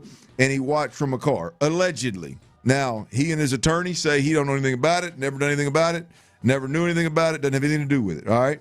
Needless to say, Detroit released him. So you got a first-round talent, started a lot of games in the NFL the first 2 years. He's on the streets, boys. And this is not something that typically Nick Caserio and DeMeco Ryans, I think, entertain. But they have absolutely entertained Terrion Arnold, right? That's my decision. So much so, he's worked out for the Texans, y'all. Agent Nicole Lynn, who, by the way, is Ed Ingram and Will Anderson's agent, so knows Nick Caserio well recently. Nicole Lynn, they're throwing the word around, testified. She said in court today that the Texans were one of 4 teams who had reached out about potentially signing Arnold. Adam Schefter, he reported that Terrion Arnold took a physical in Houston on Thursday. Dave Burkett, who is or was a reporter in Detroit, I believe, he said Terrion Arnold worked out with the Texans today. So I don't know if this is just a physical yesterday, a meeting, physical yesterday, Texans worked him out today. But at the end of the day, Terrion Arnold is on the street, and he's a free agent. So much so, guys, that he's not bound, or whoever, I guess the whatever team signs Terrion Arnold is not bound to that rookie contract that he signed. So he is legitimately a free agent at this point in time. And which leads you to believe if anybody signs him while he's still in these legal issues, right, you're going to get an extremely team-friendly deal. You could sign him for the minimum right now. He could sign with somebody for the minimum right now, and they would have the rights to him moving forward for however long they agreed for that to happen. And the Texans appear to be really interested. Now, I think it's worth noting that he is an Alabama kid, an Alabama grad. He played ball at Alabama. Don't know if he graduated. Don't know if he came out early or not. But he went to Alabama, played for Nick Saban. Nick Saban wrote a letter that was really impressive about the character and the integrity and just everything glowing about Terrion Arnold. He wrote that to the judge. It is now public knowledge. So clearly who this kid is and has been to everybody around him doesn't fit whatever happened, whatever he's allegedly done here. We'll see how it all unfolds. But DeMeco Ryans and Nick Caserio clearly are interested. Ron, just your thoughts on them just entertaining Terrion Arnold, given the issue, the legal troubles that, along with what this means for the Texans, or what it looks like for the Texans if they were to bring him in that corner, in that defensive back room. Yeah, I'm downright floored, shocked that they are entertaining this. Now, I'm not even saying it's a negative thing completely, because I think one of the complaints here is that the Texans just traditionally have just taken any of these type guys off the board, and some of them could be guys that you could look at that could be of help, but they seem to really character is a really bigger piece for them in players than some other teams. And so I'm shocked that they're entertaining this on that front because we've just not seen them go after players. They've had guys like Jimmy Ward in-house that have done things. By the way, I don't think Jimmy ever played another down for the Texans after all of that stuff came out. Right. But they are going out and seeking him and bringing him in for a physical and a tryout. That's one way I'm shocked. And then when you combine that with, all right, this is arguably the biggest strength on this team. Obviously, the headliners with Kamari Lassiter and Derek Stingley Jr. Yeah. But then Jalen Smith is somebody that they like and are excited about. D'Amico has talked about in a major way. His season was derailed by injury. Hopefully that he is back. They like Tremont Smith as a backup at times. So it's when you're combining his legal troubles that are fresh right now. He's out on a $1 million bond and was just allowed to be able to travel to work out for teams. Combine that with this doesn't seem to be an aggressive need for them right now. And then the other part is, Glenn, he's not really been that good at football since he's been playing. He has been one of the most penalized players in his 2 years. PFF graded him just last year 97th out of 114. There's been some injuries there from last year. So when you combine those three parts, the way his play has been, his legal issues, and the fact that this is a position group that I think they probably feel pretty good about right now going into the season. I'm downright shocked that they went this direction. Yeah, well, I mean, look, it would definitely be one of those that you can sign him for damn near minimum, and there's just very low risk, high reward, low risk from a financial perspective. And I do wonder, Ron, how much of his struggles, how much of that has to do with the system he was in, the pressure that they were able to get on the quarterback or not get kind of deal. Not saying that obviously Aiden Hutchinson's there, he can get some pressure on the quarterback, but just the scheme wise, how much of that was the issue and how much of it was him. So, anytime you get a chance to get your hands on what I think this guy outside of the legal troubles, I think this is a perfect fit for D'Amico Ryans and Nick Caserio. I think that's why they're entertaining it. But nonetheless, if you can bolster this defense and get even deeper at that cornerback position, I think it would be big for the time being. I also think, again, where I don't know exactly how good he is or isn't. I know he's talented, but how good of a corner is he in this system? How much of a fit is he in this system? We talked about their ability to sign both Derek Stingley Jr. to a top contract as much as Kamari Lassiter to a top contract. How does a guy like Terrion Arnold, if he comes in and plays well, how much of that gives you an answer to if you lose one of those guys? So I think this is a very, very real possibility. I'm not saying it's going to happen. Right now there's 4 teams, I think, that have expressed interest. You got the Colts, the Seahawks, the Texans, and the Jets. The Jets, obviously, his former defensive coordinator in Detroit is the head coach with the Jets right now, and so that one makes good sense. How much you think the Alabama connection for D'Amico? He's got some former teammates from Alabama on the team. Has because I feel like it's got to be the perfect storm for them to even entertain. Well, yeah, look for D'Amico to talk specifically to Henry To'oTo'o and Will Anderson about this kid and about his character and about. I mean, that's intimate, man. You know, there's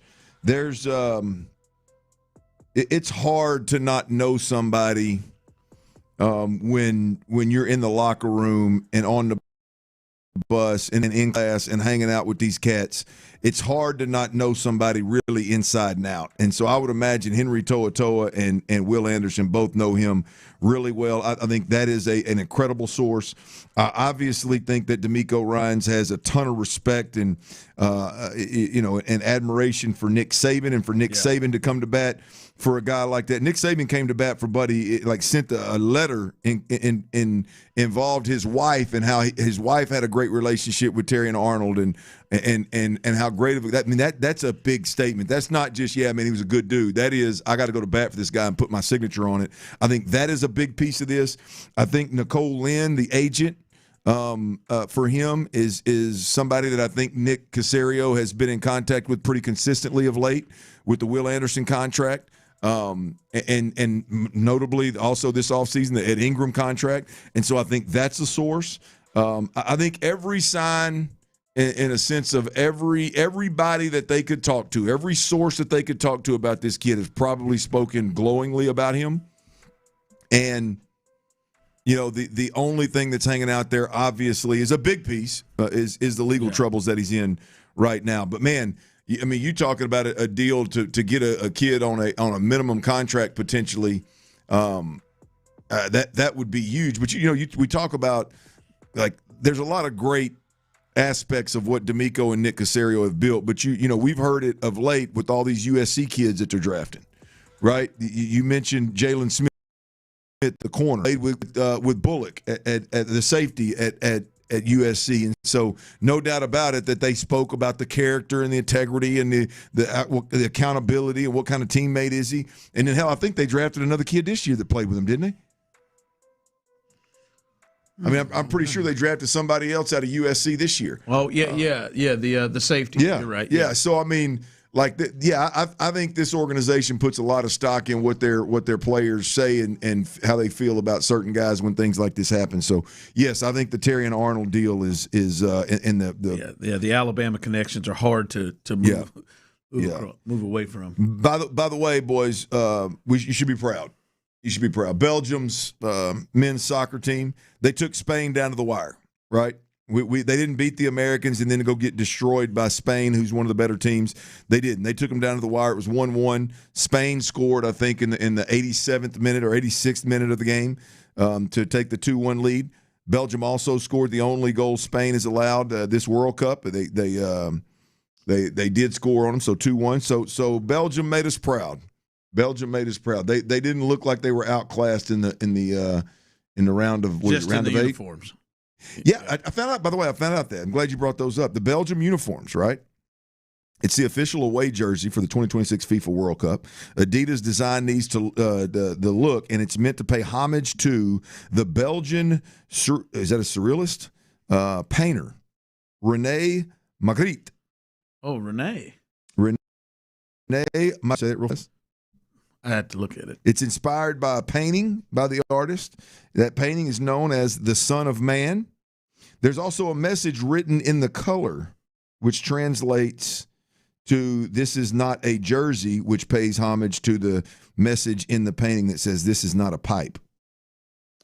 So there is a little deeper meaning right there. Yeah. So I can appreciate it. Just not a fan of the jersey, but I can appreciate what what it all means. Unless they had any say so.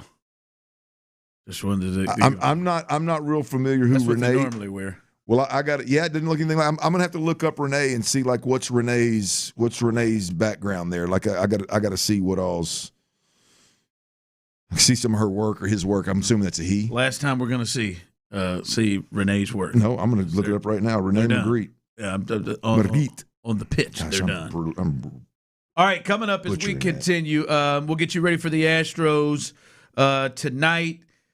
Tonight's game is about one player to me in particular. We'll talk about him and some news, you've guessed it, roster news with the Astros. We'll tell you that coming up next. Texans training camp is 3 weeks away. Are you ready? We are. The best football.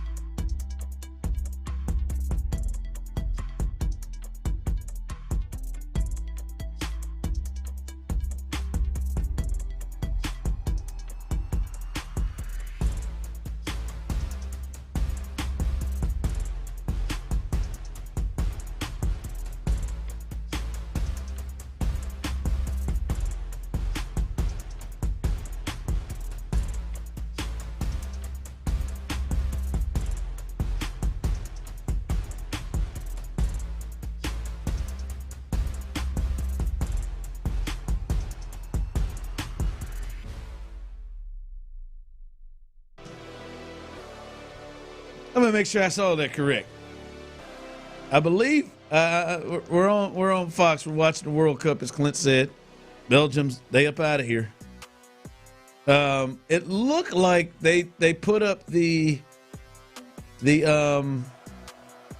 promo for the All-Star game, and they had Yordan Alvarez on there representing the American League, which should be. Absolutely, he should. Like he's the but. You know, you generally, I wonder sometimes they put him up there as a star of the show. There, sometimes you wonder if they did. I really feel like if he competed in the home run derby, he'd be even more of a star or more known. But whatever. But good to see Yordan getting that respect of all the All Stars. Man, they could have put Mike Trout up there. Of all the All Stars, that they went with Yordan Alvarez to represent the American League. Aaron Judge out there, too. Could have put them both. Two of Tyler's favorites. I got a message for those Yankee turds. Thank you.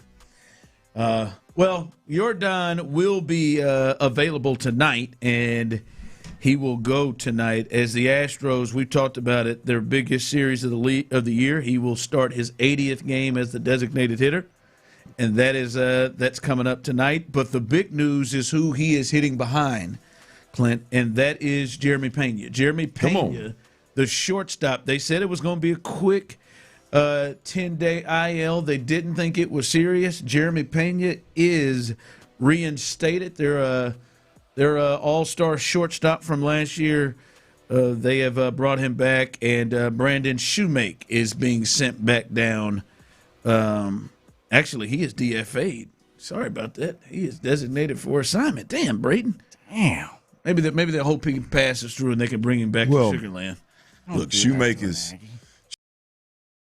one of the don't do much complaining, man. This run of injuries the last 2 years for the Astros has made a lot of them boys some money. Yeah. I mean, look, the guys that have benefited from these injuries is the Brandon Shoemakes of the world. So take that paycheck when you can get it, and then just ease on back down. Just ease on back down. Yeah, he'll get somewhere. I mean, you remember he had a little promise there. There was something there. This last stint, he's had him a few just errors. I think he's got a little something to him. I mean, no, he doesn't have enough to him to overcome a bunch of errors, but I think he's got a little something to him. These errors have been a little questionable here a little bit here at short and at second. But they DFA him to bring back their all-star shortstop, Jeremy Pena. And Clint, the Astros are 26-22 when Pena plays and 20-27 without him. So it's a panty dropper. Clearly, Mr. Panty Dropper, he makes a difference. He makes a difference in the field.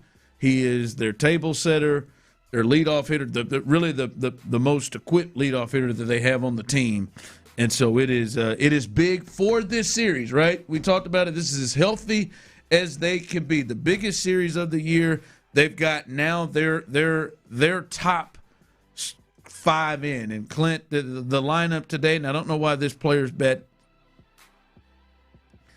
I'm just going to read the top 5s. I'm not going to read the rest of the lineup. Jeremy Pena leading off. Alvarez is the DH.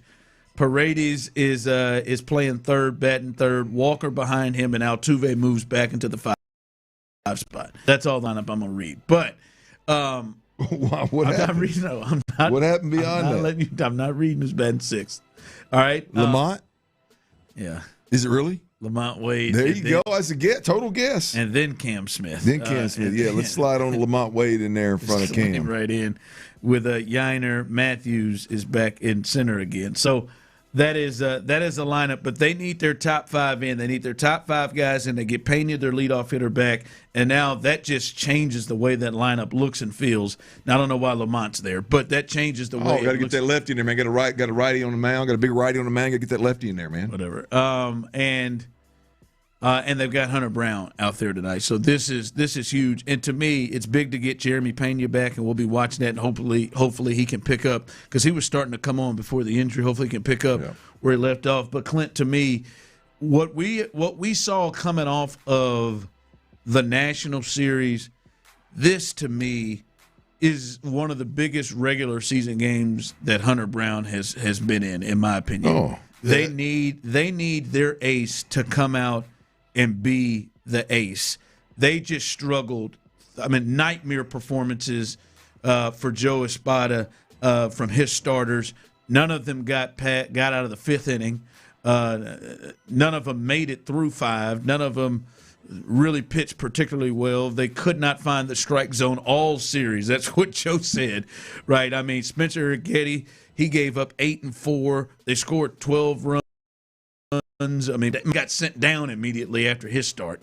And Imai, they didn't trust to stay in long either. So Hunter Brown needs a big-time performance, an ace-level performance tonight for his team. Ron, Hunter Brown gave up more earned runs in that game against Tampa where the wheels came off, which we went on to win. He gave up more earned runs in that game than he has in all of his other games this season combined. Yep, you're right. That's another part of it. He's coming off of an awful performance. Bingo. Yeah. Personally, for Hunter Brown, this is if you're going to be the dude, if you're going to be that dude, if you're going to be who Hunter Brown thinks he is and who we think he is, not that you don't have to be perfect. You can obviously have the wheels come off from time to time, but you damn sure can't go back-to-back when the team needs you the most. They bailed you out and won 10-8 in the last time the wheels came off. This has got to be a game personally where Hunter Brown goes out there and he's just above having back-to-back inexcusable nights. And so it's a big night for him personally. I think, look, when you look at the Astros, whether you look at this as just, hey, the momentum that they've won, what have they won, 6 of the last 8? Series, 7 of the last 9, something like that series. There's still some momentum there. So if you just look at the momentum that they've built, you don't want it to be all for none, right? So you got to get back on the right side of winning series, and it would be big to do it this week. And then you look at it's the Rangers, right? So whether you're looking at in the division or you're looking at the wild card, either way it goes, you're looking up at the Rangers. And so this is a monster series, and definitely the biggest of the season, and just the stakes in there are big on both sides, but definitely for the Astros because they're looking up. There is a real chance, and I mean, to be honest, we don't know who the hell's pitching Sunday. So stupid. We don't know who's pitching Sunday, but the first 2 games are the 2 best starters you can throw out there. It's Hunter and Peter Lambert today and tomorrow, and realistically, you have a chance that things could fall, that you're in first place in the AL West by the end of the weekend. You're 2 games behind the Rangers, who are currently in first place in the West, and you play them 3 times over this weekend. All right, the Mariners are a game and a half in front of you right now in the wild card. Right, so you could find your way into a playoff spot by the end of the weekend. By winning the series, you can find your way into the playoff spot. By sweeping them, you can find your way into first place in the West potentially.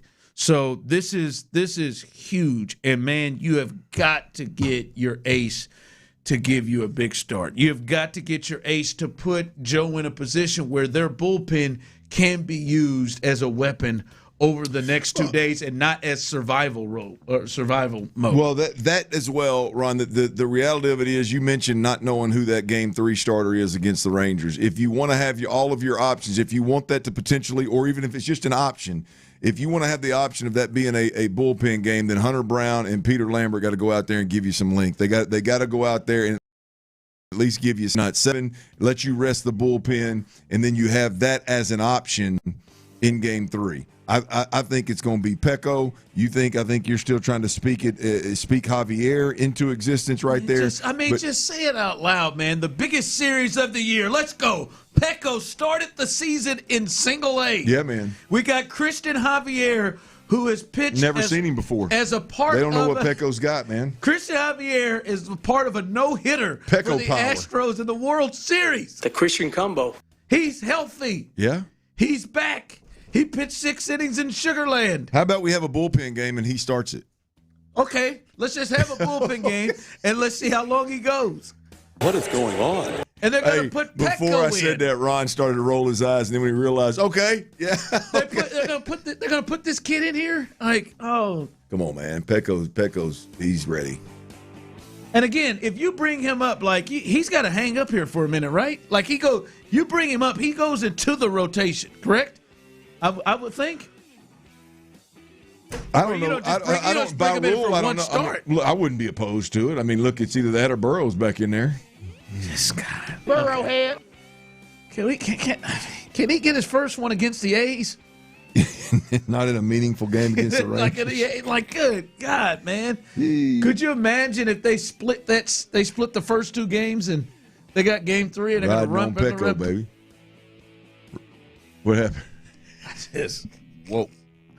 Again, guys, I just $1 million a year. That's lovely.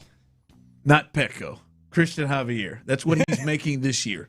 He's going to make another 21 plus next year. He's living like it. And I really hope we get to see the nastiness that guy's capable of at some point again. Listen. If we don't, it's probably going to end up being the wildest thing of this year. In a year where there's been a lot of bad that we could call wild. And I'm not even going to sit here and tell you that Christian deserves this. He's done something that really deserves it. The only reason why he deserves the spot is because, look at what's around him. And he's got to be sitting here saying, damn it, I deserve as much as he might does. Yeah, my resume deserves this. He deserves it. Good Lord, man. We'll see Sunday. They run that rookie out there. We'll see. I don't know. I'll be watching. Good God. All right. Big series coming up. Let's see if the Astros can roll through it. Coming up, Clint was right about this, but I do think this player is strongly being disrespected. We'll discuss that coming up next. All right. Look.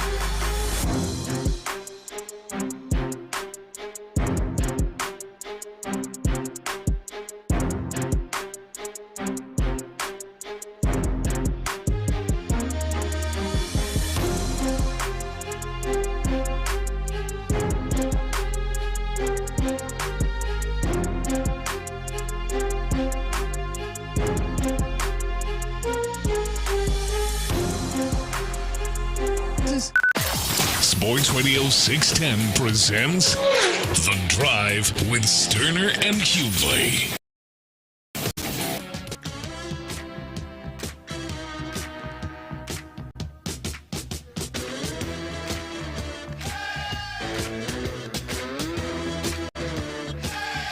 I want to do.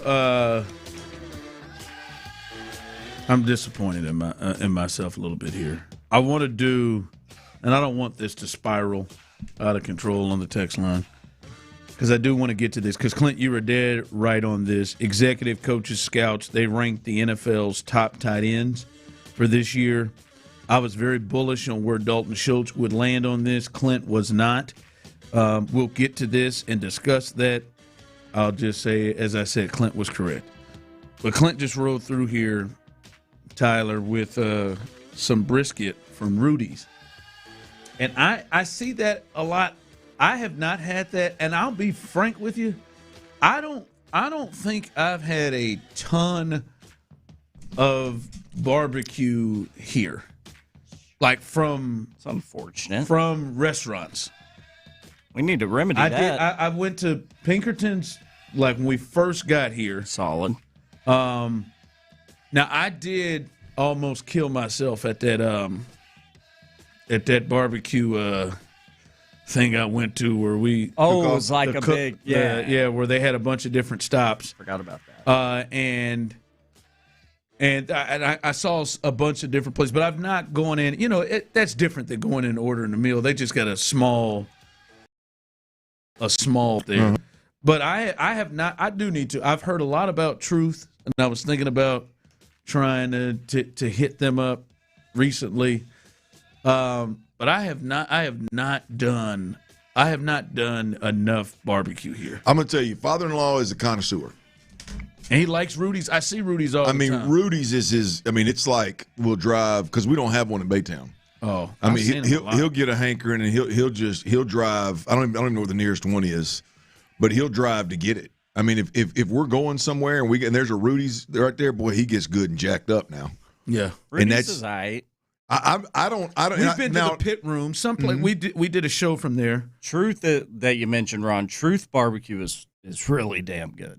Is that right? That made my mouth water when you mentioned it. Yeah. Yeah, it's good. I've eaten in there before.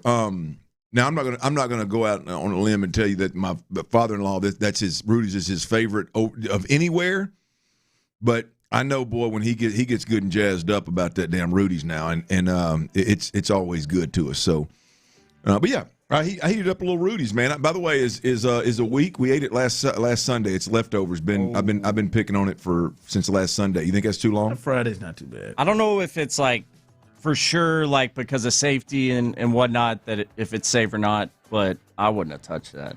That's too long for me. I'm gonna tell you, my wife got about 2 days in leftovers, and she's not. Yeah. She won't eat leftovers anyway. But if she's forced to, if it's in there more than a couple of days, she ain't touching it. As I was raised by a mother who made a great career for school. They are so big out there into their safety at the refineries. Mm-hmm. That includes people like my mom, like the office workers, like at their desk, and they would have like training sessions or whatever, like all the time about like what not to do, and like after this many days, if you have leftovers, you better throw them out. You'll get sick, then you'll get everyone else at work sick. I'm gonna tell you, she hammered that in my head. I don't go more than like 3 days. I'm gonna tell you, who I'm trained by. I definitely do. I'm trained by Iron Gut Granny, and I'm gonna tell you, my mother. I bet she eats 3 meals a day that my wife was on her way to throw in the garbage. I ain't got no use for you. And Granny says, "Don't even think about it. He put that in my truck. I'll take it home." Gosh. I bet it's 3 meals a day, boys. I mean, 3 meals a week. I bet it is. Yeah, I think you're probably safe, but I don't touch anything after 3 days. And Granny's not a how many days. She's a visual. Take a peek at it. Oh, yeah, that'd be good. There ain't no mold on that. Oh, yeah. I mean, you can really like there's been times where it's the day amount. Like, I don't even care. I'm an iron gut as well, typically. Like, I let's don't take a look and smell. I don't. You could tell me. You could typically tell me, yeah, it's been in there a week. Cool, I'm good. Let me look at it. Let me smell it. It'll be all right. Granny has put stuff in the car and taken it home that when Lauren tells her how long it's been in the fridge, even I check up. I'm like, ooh, I don't know about that. Granny's like, put it in the truck. I'll take it home. I'll eat it. I got a sensitive tummy. I can't be doing that. Yeah. Yeah. When you call it tummy. When you call it a tummy, it should probably sensitive. Y'all have tummies too. We all have tummies, and we all poop. I got an iron gut, and I take a dump. I got a stomach, and I take a.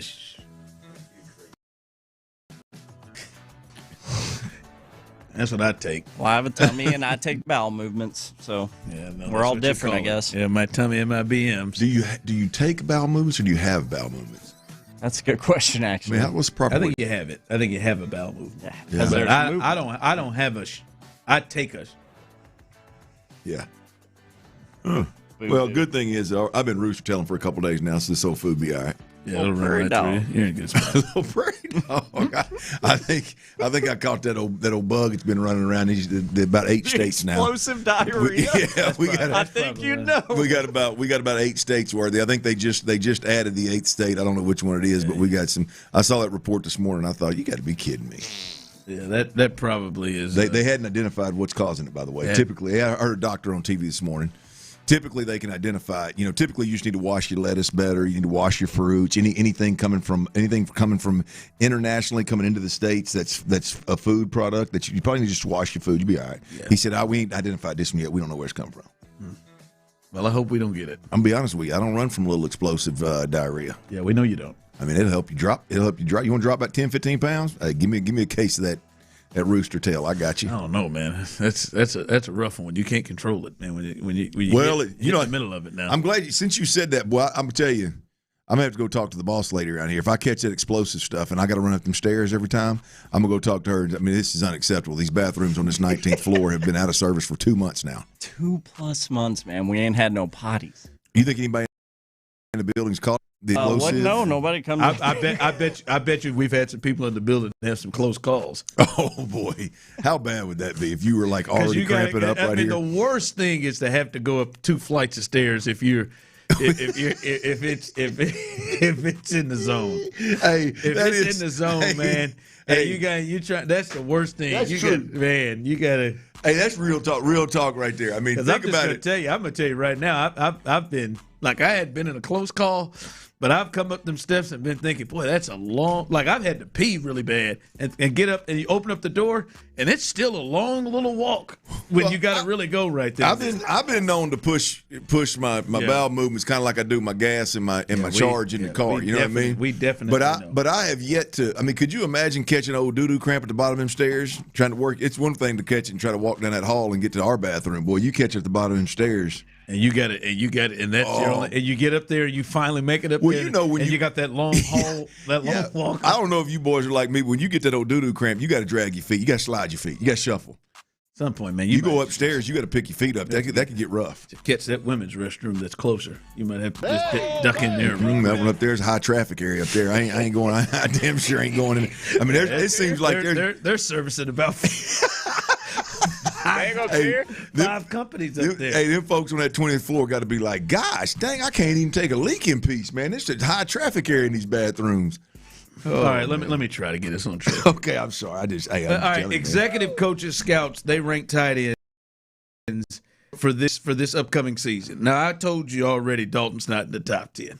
Now, I thought Dalton would be in the back half of that top 10. Clint, are you surprised to hear that he is 18th? He's the 18th name that they put out there. Surprised? No. Disappointed in that ranking? Yes. It just, again, it feels very disappointing to me. Well, I don't think Dalton Schultz gets the respect that he deserves. I definitely don't. And this is just another example. I think, the thing is Dalton Schultz is not a playmaker. Dalton Schultz is just steady Eddie, be where you're supposed to be. He's not going to run away from anybody. He's not going to go up and make great catches. He's going to be where he's supposed to be when he's supposed to be there. He is a Nick Caserio special. Do your job. I don't want you to do any more, any less. Just do your job and don't cause problems and just hang it, just try hard, work hard, go home. He is a Nick Caserio special. Now, I think the ability to stay healthy, the ability to be dependable, the ability to have good chemistry with your quarterback and put up good numbers, I doubt there's 17 tight ends that I would pick before him. Who you got? Who was it? To me, well, There are two guys in the top 10 that I personally would take over right now today. You take Schultz over? Yeah, I would like. So one was Bowers, two was McBride. I'd probably take McBride, but one, and then they got three. Okay. Sam Laporta 4. Mm-hmm. By the way, more catches and more yards. Dalton had more than Bowers, more than Kittle, more than Laporta, more than Tyler Warren, who was 5th, more than Tucker Kraft. He got injured. He was on track. But more than him, even more than Colston Loveland, who is 7. And then for me, I would take Kyle Pitts was 8th. I would take Dalton over Mark Andrews right now, who was 9. I think Mark is starting to age his way out. This is Mark Andrews last year, who's playing with Lamar, and there was some injury stuff there, but he had 48 for 422. Dalton's got him by almost 400 yards receiving. And then, as much as I love this guy, I would take Dalton over Kelsey right now.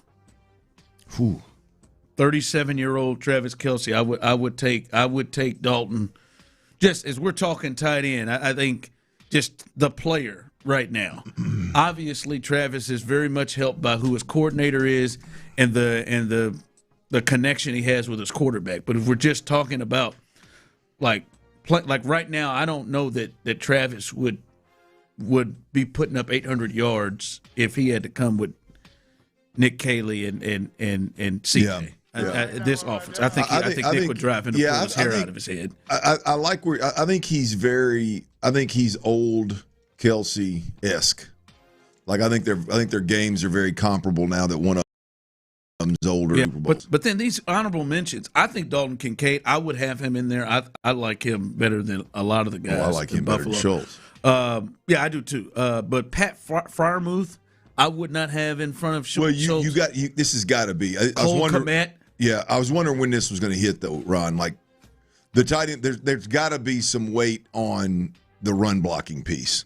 I get there's got to be with some of these guys. Cole I don't know him. I don't know those other guys well enough to know. Now I know some of them are more receivers, but I like Jake Ferguson. I like him, but I don't think he's where he is right now. Harold Fannin Jr. was coming on for the Browns, and then they've got Hockenson, Likely, and then Schultz with Goddard behind him and Gadsden behind him. Boy, to my disrespectful, didn't Goddard have 11 touchdowns last year or something? Yeah, he had like 400 yards. Yeah, but damn. Yeah. Someone texted in George Kittle post Achilles being that high is crazy. Yeah, but George is definitely one of those guys. He impacts the game in multiple ways, and the way that they use him and moving him around. Again, now we're talking about the system maybe, but the way that they move him and he impacts the game in both phases. It's a no-brainer. Kittle's definitely. He may not be 4. I don't know, but I mean 3. Now he's not one I was pushing, but. Again, Dalton, well, that's 82 catches, 777 yards with this offense through multiple quarterbacks that seem to struggle. I don't know. 29, I thought he was disrespected. All right, coming up, 5 o'clock fire.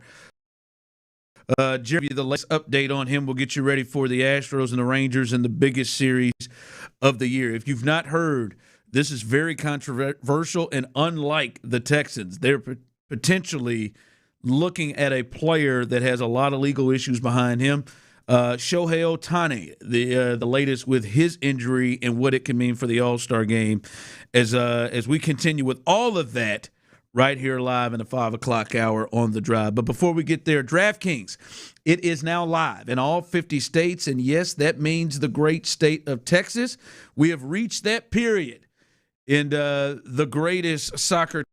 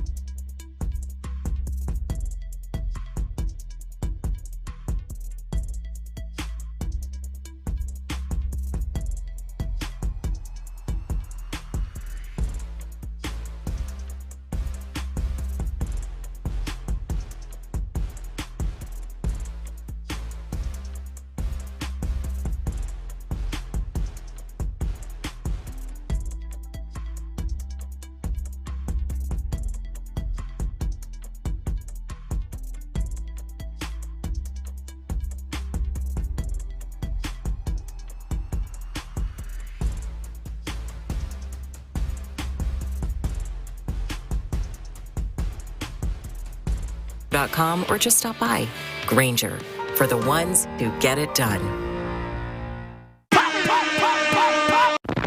Sports Radio 610 presents The Drive with Stoerner and Hughley. It's the 5 o'clock fire. It is 5 o'clock. Congratulations. Hopefully you're off work. Luckily for you, Old Dirty Show and T-Mill have the latest. And the latest is, all right, I want to get to the Astros stuff and get you ready for what's going on. But, ESPN Sham Sharon just came on, and he's tweeted this out. And it said there was a physical altercation between Bam Adebayo, or as Kendrick Perkins calls him, Bam Adebayo, and Tyler Hero. And they got into an altercation in a Las Vegas hotel. He goes on to say the altercation occurred at a practice court in the Las Vegas hotel this morning, sources say, starting when Bam approached Hero about comments the guard made critiquing the center on social media after their 7-year run in Miami ended. I feel like Bam came to him. This is my alleged guess, just based off the understanding of the two individuals. I believe Bam came to him like a man and talked to him, and then Tyler Hero got spicy. Got a little spicy because he's pissed off already. Probably, I mean, he got traded. I know he's from the Milwaukee area. That is a young man that looks and dresses like he is loving his time in Miami. And he bounced, and I feel like he got to saying something slick. And Bam feels like a guy that who his next move will be to put his hands on you. I wonder, was this a punch? Was this a grab? Him up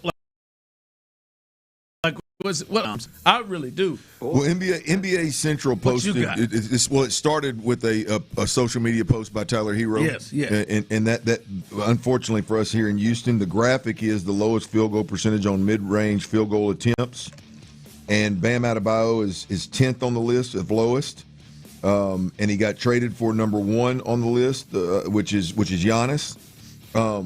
So you now have – I'm sorry, to get traded for. He's now teamed up with Giannis. So I guess Tyler Hero was saying you got two dudes that can't shoot mid-range. As a Rockets fan, unfortunately, I look at the graphic. I didn't even realize it was Giannis at 1 because I was distracted with it's Amen Thompson at 2, and it's got Şengün at 9.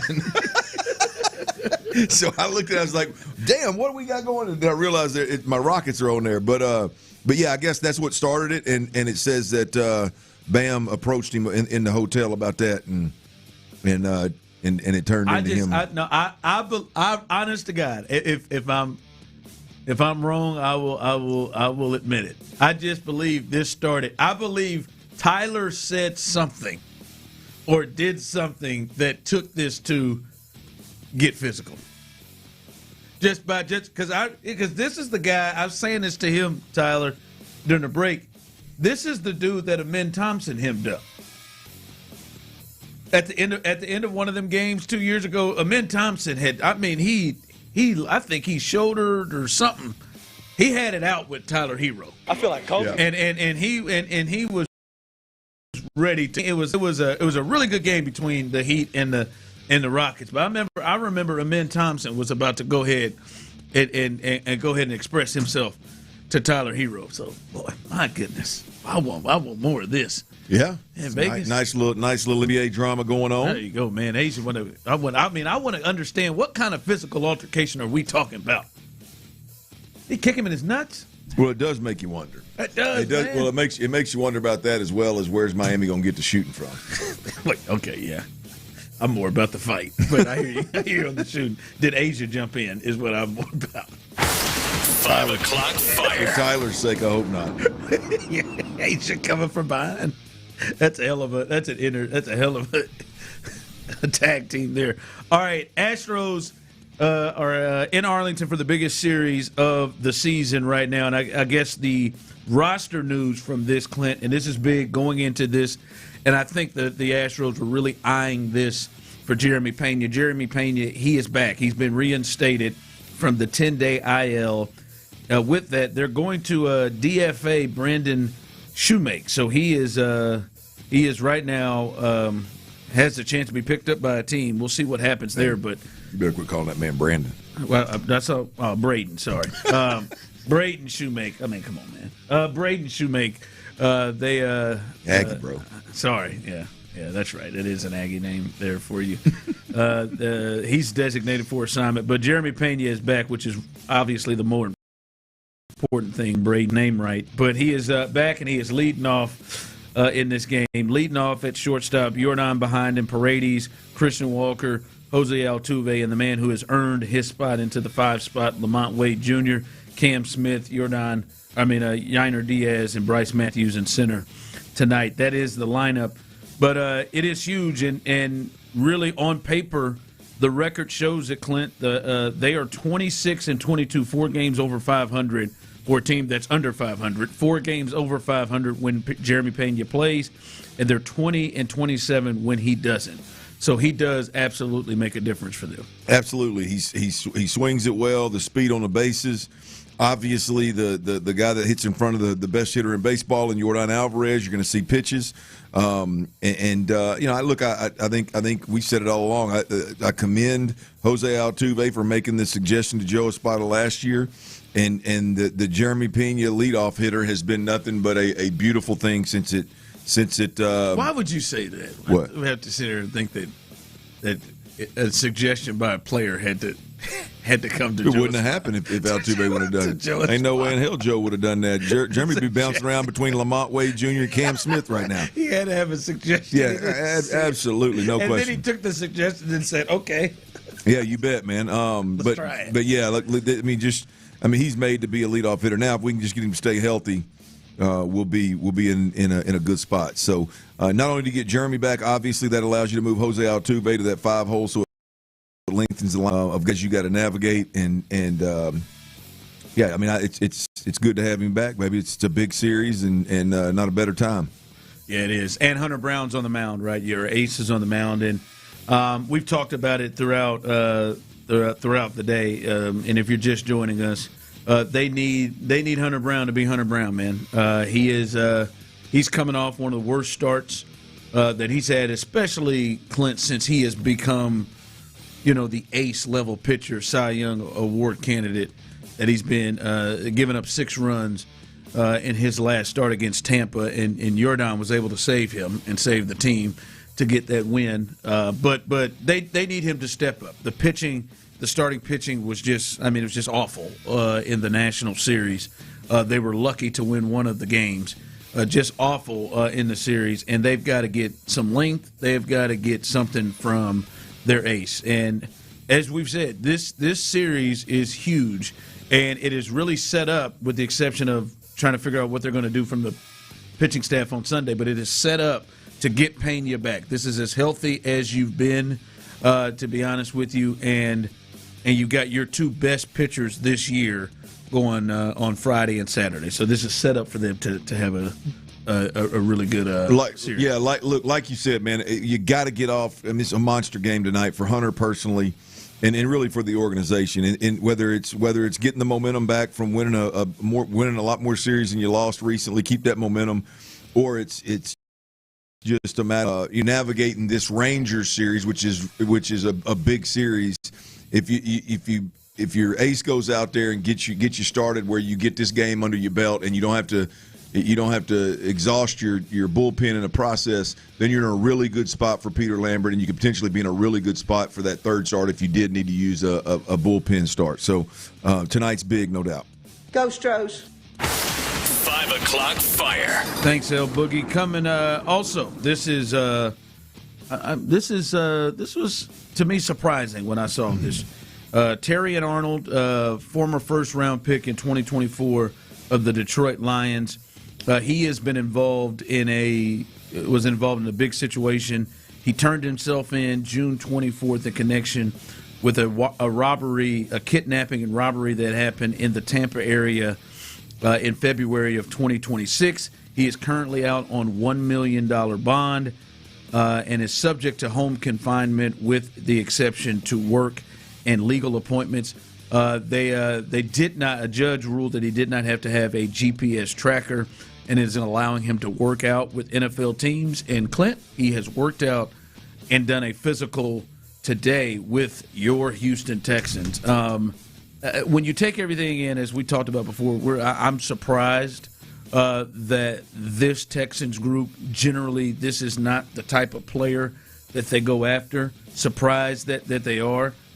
What is, for you, the likelihood that Arnold is a member of the Houston Texans? How serious are you taking this? Oh, I'm taking it serious. I mean, I don't know why any team, much less a team that's wired the way the Texans are, would attach themselves to what's going on with this Terrion Arnold situation if they weren't serious about potentially bringing him in. I mean, this wasn't – I mean, you don't give a guy a physical to see if his mind's right and if he can play football. You give a guy a physical to make sure that physically, if you sign him, his body's in a really good space. I don't see – I don't know why you would physical a guy if you don't have intentions of at least entertaining to sign him, right? You could have found a way to under the radar sit across the table from this cat and see, who is he really? You could have, as they've done, I'm assuming, called Nick Saban and others that have been alongside Terrion Arnold to get a good feel for him. I don't think you fly him to Houston at all. Especially if you're wired the way the Texans are and you typically steer clear of players with legal issues unless they're already in your building and you're actually standing by those players. You typically steer clear of them, right? I don't know why you would bring him in and give him a physical if you weren't strongly considering signing him to your roster. Look, it's a low-risk, high-reward situation for whoever signs him. The rookie contract that he was under is no more. It's void, so he's a free agent. He can sign for whatever. I got to believe at this point, given the legal issues, a team is going to be able to sign him probably for minimum and probably for a year or 2 years, a short-term deal, which is a huge win for an hand on a former first-round pick that's got 2 years experience in the league. So yeah, I mean, I think it's very, very real that they would bring him in. I mean, if you're as good as this defense already is, if you could get it potentially, if you could get your hands on an insurance policy of, hey man, if either one of my corners go down, hey, if injury this year, if we get into a point where we've got to move one of these corners because we have to pay our quarterback $60 million a year and we can't keep 2 corners and 2 edge rushers, what are we going to do at that cornerback position? If you want to buy an insurance policy, it'd be okay to pay league minimum for it instead of going out and doing it a different way. So I think this has got real legs. I think the ties to Alabama between Nick Saban and DeMeco Ryans, I think the ties to this specific player with Will Anderson and Henry To'oTo'o is real. So, yeah, I think it's got legs, no question, Ron. Yeah, I think it's hard not to take it serious because they've done a physical and worked him out and got him in the building. But I'm just going to say, Tyler, I don't think the likelihood is low because I just don't think he's that good at football. That's a different deal. Like, to go along with everything else. Well, they clearly don't feel that way, or they wouldn't have brought him in. Yeah, but also I think I wonder how. Yeah, but as you said, I think it's a low risk. Very. And if you watch him a little bit, and he comes in, and maybe he gets to camp, but the fact that he's a factor this year to me is really low. I mean, you talked about an insurance possible. It's to me like having Homer Mike as an insurance policy in your pitching staff. I mean, he's a body, but I mean, is he that good? I mean, he's just. I mean, obviously he had first-round talent, but I mean, what he has put on tape and on the field has just been one of the worst corners in the league in 2 years. Now, he would be going to arguably the best coach and situation defensively around the league, but, yeah, he's just been a penalty machine and has got beat. I think I saw that quarterbacks had like an 88% passer rating when they were throwing his way. So I don't know. I think the football part is going to hold him back potentially as much as the legal stuff. We'll see. 5 o'clock fire. All right, breaking here in the last hour, Shohei Ohtani, the best player in baseball, who is a Cy Young and MVP candidate this year. He is dealing with some knee issues, and he is going to not only miss tonight, but he is going to miss the All-Star game. And is that still? Do you think that's still a big hit for baseball right now? That maybe like Shohei, maybe their biggest star is not at the All-Star game, or do you think people are they've got enough star power? No, that people are intrigued to watch the game. You think this hurts them? This is a whole country tuning in. Oh, that's a good point. I mean, this is Shohei Ohtani's a whole country tuning in. So yeah, this hurts. This hurts in a much bigger way than we probably understand here in America. I think the viewership is cut significantly without him in the mix. Yeah. That's a good point for him. And plus, I mean, you just want him in. He has the ability to pitch and he's going to hit. Yeah. It's a big deal. All right, coming up, it's the 5 o'clock hour, and you better stay tuned the rest of the way. Tyler's hot, 4 for 4 last night, which means he is 7 for 8 the last 2 days on T-Mill's Best Bet. So stay tuned. That's coming up in the 5 o'clock hour. And wait till you hear what a prominent football voice had to say about decisions potentially D'Amico will have to make with his most important player. We'll discuss that coming up next. Starting. It's whether you're driving around.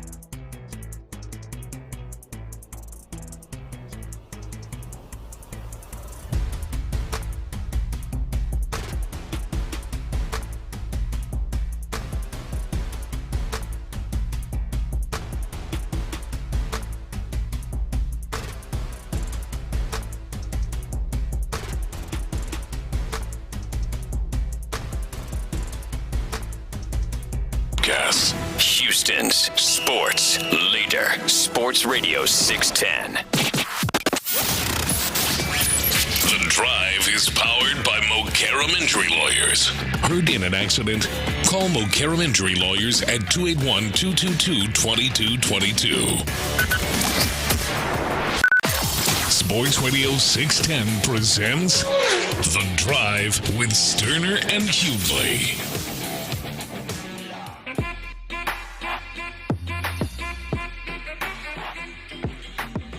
Congratulations to Spain as they're able to get past Belgium today, and they win 2-1. Spain giving up their first goal of the tournament. Had allowed a goal in the entire tournament. Belgium, the team that defeated the United States, they out as Spain advances to the semis to face France. And I mean, you hear some of the experts, these may be the two best teams remaining, complete teams, Spain and France. So that, I'll be honest, Tyler, that's what I'm going to watch. Oh, I will too. I'm into this. I'm pissed off I'm into it now, but yeah, I'm a little annoyed these aren't in prime time, but whatever. I mean, there's France and Spain, they're going to play on Tuesday at 2:00 while we're in here. So we're into the round of 4, ain't they? That's it. Yeah, semifinals. Got a couple more. They didn't move me. France does a bit. Mbappe's pretty. I mean, he's that footwork is sexy now. Yeah, France, and then in Spain. That's tomorrow. We got two, Norway and England, which is one that I know that you two are really in on. Is that me and Tyler? Yeah. Is that me versus Tyler? Norway and England. Yeah, them English can whoop that ass now. Tyler's got the big fella. Yeah, like they did in 1776, huh? Oh, the big fella's out here. Big fella's out here doing commercials and stuff. He's distracted. I don't think he's recently doing those commercials, but I hear you. They talking like he's baby Gronk or something. Yeah, Thor is what he is. That's pretty decent out there. You put anybody out there amongst a bunch of cats that are about $120, they're gonna look big. Well, he looks big. How big is he? He looks really big. How big is that fella? What's his? I'm gonna go 6'3", 210. Max. Let's see how big he is.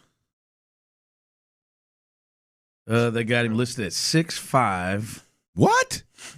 6'5", 210. What? How old you do? He ain't 6'5". He is a big sucker. He's a unit. He ain't 6'5". Clint, what height would you accept if 6'3"? What I said. It's anything that was going to be ahead of. I just saw you weren't going to accept. I just saw him standing next to that. What's that? I think he's English or British comedian, kind of heavyset dude, real famous. James? Yeah, it didn't look like no 6'5" to me standing next to that guy. Yeah. Oh my boy, 6'5", 210. Boy, it looks it. I go about 6'3", 210. That's what I had. When you want to get him at the NBA, you want to get him at the combine. Yeah, stand him up next to a 6'5" NBA guard. No, he ain't doing it. He ain't doing it. They had, Kansas had Flory Badunga 6'10" all year long, 250. He got to that NBA draft kit. He was 6'7" and 3/4. 235 pounds. Yeah, he shrunk a little bit, huh? Whoa, what in the hell? But no, so the World Cup is coming towards the end, but the Final Four, at least one side of it, is set with Spain and France coming up on Tuesday. All right, Clint, Mike Florio, obviously Pro Football Network and Pro Football Talk? Pro Football Talk, not network, but NBC. He works with him. You catch him on Sunday Night Football as well. He was on his show talking about not just really C.J. Stroud, but the potential decision that DeMeco Ryans will have to make, and if he'll be able to make this decision in the season. Here's Mike. Well, I think it is the obvious, and I think the key is the willingness or lack thereof of the coaching staff to do something about the obvious when the obvious happens. If C.J. Stroud continues to struggle, you can't just continue to blindly let him play. Davis Mills was 3-0 as a starter last year when C.J. Stroud was out with a concussion. And I remember we were at Soldier Field for the Rams-Bears game watching Texans Patriots that afternoon, and we just all assumed after halftime it was going to be Davis Mills. And they still didn't move to Davis Mills. And there's a chance they still could have won that game. As Sims said all last year, the Texans' defense is good enough to win a championship all by itself. When the offense is actively working against it, not that they're doing it on purpose, but the offense was pulling down the team. And the defense was still good enough to get as far as they did. So, hey, clean slate for C.J. Stroud. He's still their guy. He hasn't gotten his long-term contract yet, but for now he's their guy. The flaw would be to blindly cling to C.J. Stroud if what we saw in the postseason, both against the Steelers and against the Patriots, continues into 2026. Now, listen, I think, I personally, Clint, think it is just silly talk going into the year talking about him being benched for Davis Mills. For me personally, I think he's your starting quarterback. Now, they have not given him an extension, but he is your starting quarterback, and it is clear he should be your starting quarterback. He's been your starting quarterback the last 3 years that you have had this success. And the gap between him and Davis Mills in talent and what they can do is large. I think it's silly to be talking about benching him. Yes, if that man starts putting the ball on the ground 10 times in 2 games, all right, that's excessive. But how realistic do you think this is, at least in that building? How realistic do you think that CJ has a shorter leash than he has had in the past in terms of him being benched? Absolutely, I do. And that's not. I'm not. Look, I think when your backup plays as well as he did, and the team has success with the backup on the field, you bomb the last couple of games of the season, one of which knocked you out of the playoffs. There's clearly a fit issue that has been that's known throughout the building because they're talking about ownership and buying. This is what we need him to do. Blah blah blah. It wasn't just year 1, year 2 in the offense. And then the big piece here is them not giving him a contract this offseason.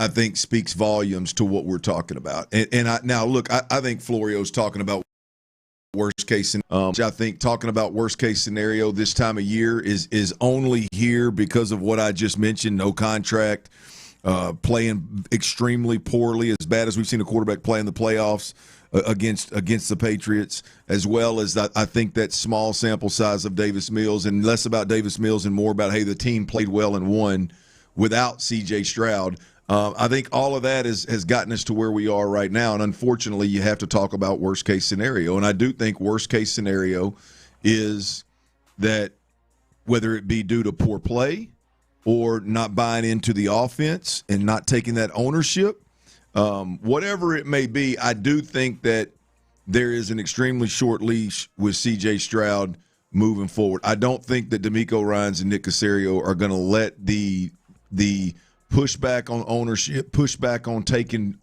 buying in, or obviously turnovers. I don't think they're going to let that hold this team back again this year. So I do think it's worst case scenario, but I do think it is unfortunately a real conversation. I think for him to get benched, it would have to be extended, just poor play where he is just flat, just for a long stretch of time, not giving you a chance to win, and probably, I think you kind of spoke to this, probably some other things that are factor that they aren't seeing eye to eye. I think any way you slice it, just poor play from the quarterback position involving turnovers, and a lot of turnovers in the first month of the season are going to make it very hard for them not to bench C.J. Stroud. And I mean turnovers and not being able to handle the adversity that comes with those turnovers. Again, very worst case scenario on the field. Now, I do think that there is a layer to this. I think mediocre play And inside that building, there's pushback or tug of war, if you will, on the buy-in and the ownership and the fit in this offense. And C.J. Stroud wants to do things this way, and Nick Caley wants it done that way. I do think that there is some mediocre play along with that could also come into play and be a formula for C.J. Stroud to get real uncomfortable in terms of his starting position here in Houston. So I don't think that it's just a matter of, hey, CJ, you go out and you turn the ball over 7 times in the first 3 games, boy, you're going to get benched. Now, that obviously would probably lead to some serious conversations about it, but I do think there is just some mediocre, nonchalant play with pushback in that building about the offense or the fit or what they're doing schematically that could lead to some tough decisions for D'Amico as well. Yeah, well, yeah, like you said, man, it had to be the absolute worst case scenario to where, to me, you just can't you just like you just can't win with him type of scenario. Well, or you just don't feel like you can, like you feel like you can get more stability and more buy-in and more ownership from a lesser player, but which would be off, like, to me, off like other stuff than just physical. Sure, it would be a bigger, it would be a bigger, it'd be about more, right? The interesting thing here is, CJ can't afford that. That's why I don't think it's likely. CJ can't afford to not buy in. It is a contract year for him. Like this, it is what it is, partner. This is the offense you get. This is the coordinator that you get. Love him or hate him, this is what you get. Hey, the offensive line, I don't know that they're going to pass protect better. It depends on how well we run the ball. But this is the offensive line that you get. It is a contract year for him. He has got to be all in, buy all in, take ownership. I don't think he has any – there is no way, Ron, that CJ can afford to ultimately push back to any degree at any point in time with this group. I say that to say I think even if he is disgruntled, I think he bites his tongue. I think he does what he's asked to do. I think he's a good soldier, goes with the flow. And if you just play mediocre, you get a contract or you get traded. That's what I think where CJ's only at. way if he doesn't is if the offense just starts to suck going their way and he's looking bad. Then I could see some heads banging with each. Hopefully that doesn't happen for this group, and they can work together and come up with the right offense that can work for both of them. All right, T. Mills' best bets coming up next. He is 7 for his last 8, folks. 4 for 4 last night, 3 for 4 the night before. He is on what they call a heater. So stay tuned. Have a chance to win some money going into the weekend. T. Mills' best bets coming up next. All right, talking about going into the weekend. Look, it happens when you least expect it, y'all. 1 second, everything's fine. You're all good. And in the next second, man, you're hurt. Your whole life is on hold. Your life is turned upside down.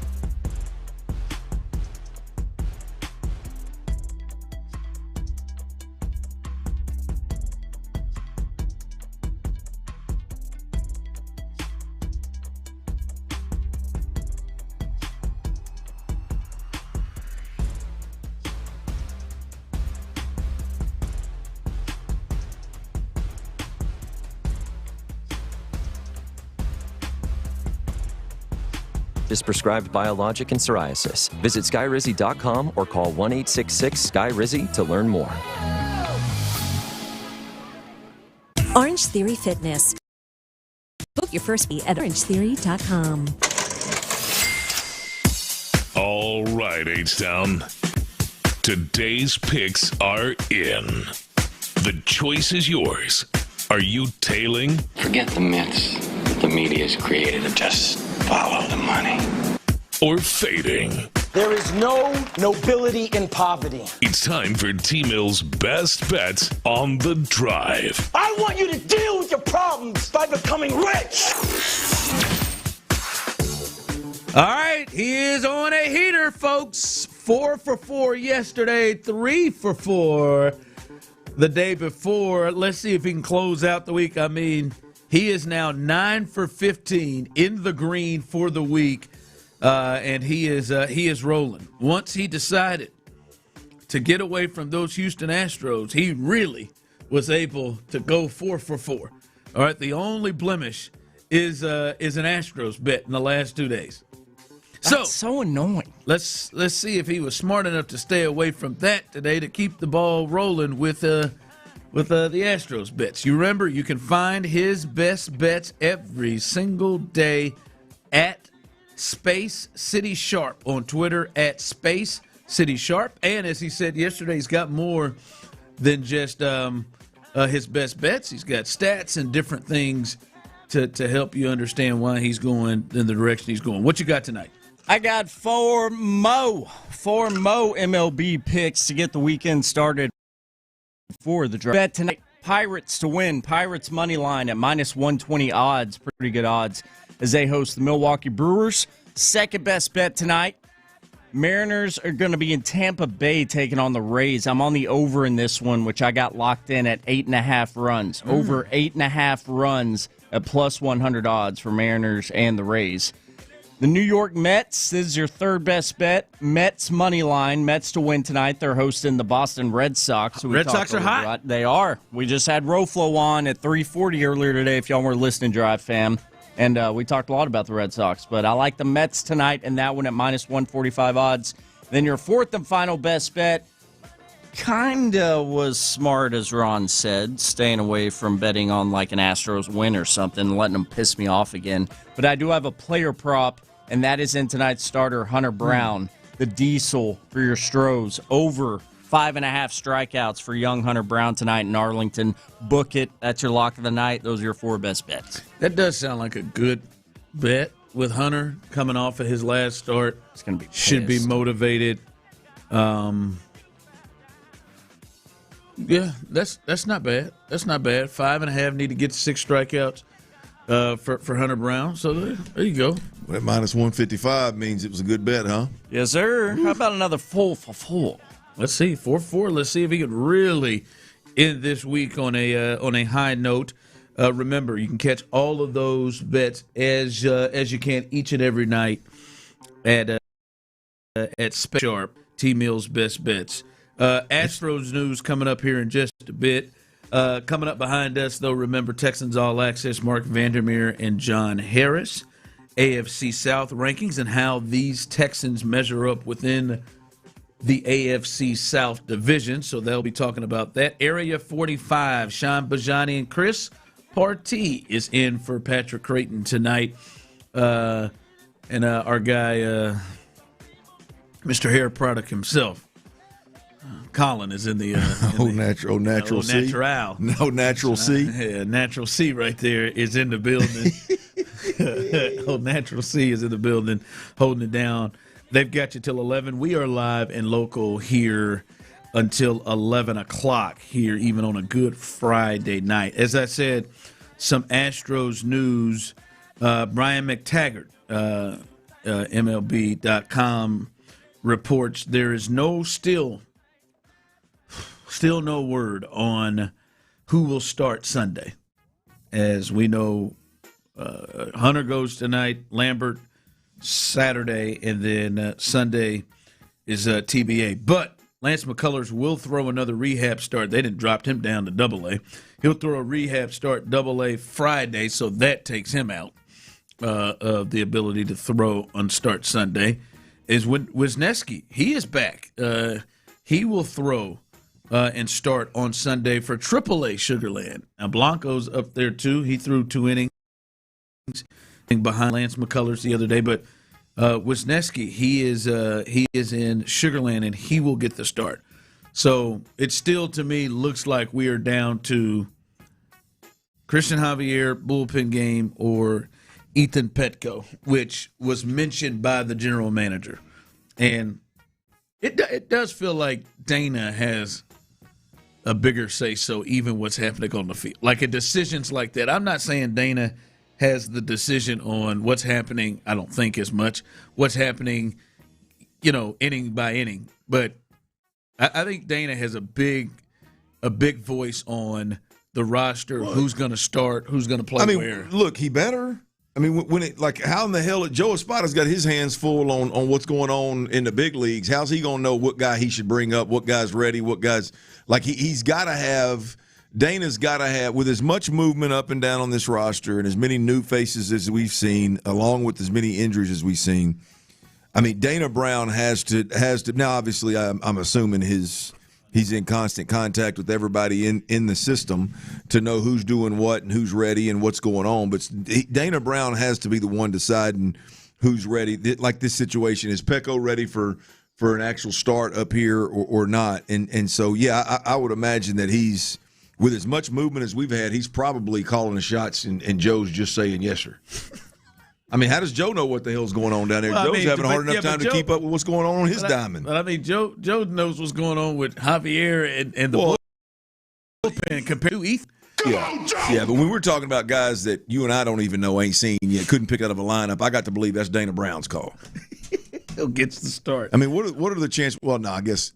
What are the chances we got deep enough with these injuries that we actually called up a guy that Joe had never seen, that Joe couldn't pick out of a lineup? I don't think Joe's seen them all this spring. You think it's spring training? All of them. I know he's seen all of them. I know he's seen most of them. We got a lot of injuries, Bub. He may not remember them. It's starting to get a little bit more healthy, though. You think every one of these pitchers that we've seen last year and this year, you think he knew before they took the mound? I would hope with Wisniewski and Blanco and McCullers coming on, maybe they won't have to get down to a single A level. Yeah, but I mean, you think all these guys we've ran up on that mound these last 2 years, you think he's known it? You think he's talked to those guys, seen them, and talked to those guys before? I bet you he's got a couple foreign names. I bet a couple of them names. I bet a couple of them guys before they get in that clubhouse the day they started. He doesn't. I don't know. He may not remember all the conversations. He's met them and talked to them. Yeah. You think? Yeah. I mean, D'Amico knows all 80 of the guys that he's had to deal with. I mean. Yeah, I think he's. Well, he don't have 50 guys playing an hour away. Yeah, but he had them all at spring training. Like he had them all there. He had them all there, met with them all, and watched them all. You think? I think so. Yeah, I think so. By the way, breaking news here: San Antonio Spurs Victor Wembanyama has signed a 5-year maximum rookie scale contract extension. What is that worth? $252 million. Underpaid. Holy Sue. That's $50 million a year. Could Wembanyama decided on the 25% maximum instead of the 30% supermax escalator to 303 after he and the Spurs went through multiple frameworks, a major decision for the All-NBA star and Defensive Player of the Year entering his 4th year. Left a little on the table, Left a little table, so to maybe help out there. Heavens. Yeah, hey, Wembanyama, man, you obviously you can't do this thing alone. You remember how tired you were in Game 4? Remember how you get the hell beat out of you? Let's get you a little protection, man. Why don't you leave a little money out there for us to work? No, you can't say that, Clean. You're rooting for him. No. It wasn't. I absolutely was. Absolutely was. It was pissing me off. Little cash. So $252 for Victor. But the thing is, Clint, though, that's a 4-year extension, right? I mean, how much is he gonna make over the years? I mean, I think we need to all pray for Wemby. This is the start right here. I mean, he's 22. How much he's gonna probably have 2 more contracts before he's minimum. 30, maybe before he's 30. Oh yeah. This one and another one. That next one, there's no telling what he's gonna make. generational wealth, dude. That's wild. Alien. And the Spurs, they have probably positioned and prepared themselves much like certain teams that have certain players that he's never leaving. And so he's never leaving us. So what you think he left on the table there? Enough to make a difference? Yeah, probably. Because and yes, to make enough a difference for them, they don't need a difference like the Rockets. You know what I'm saying? They just need it. They probably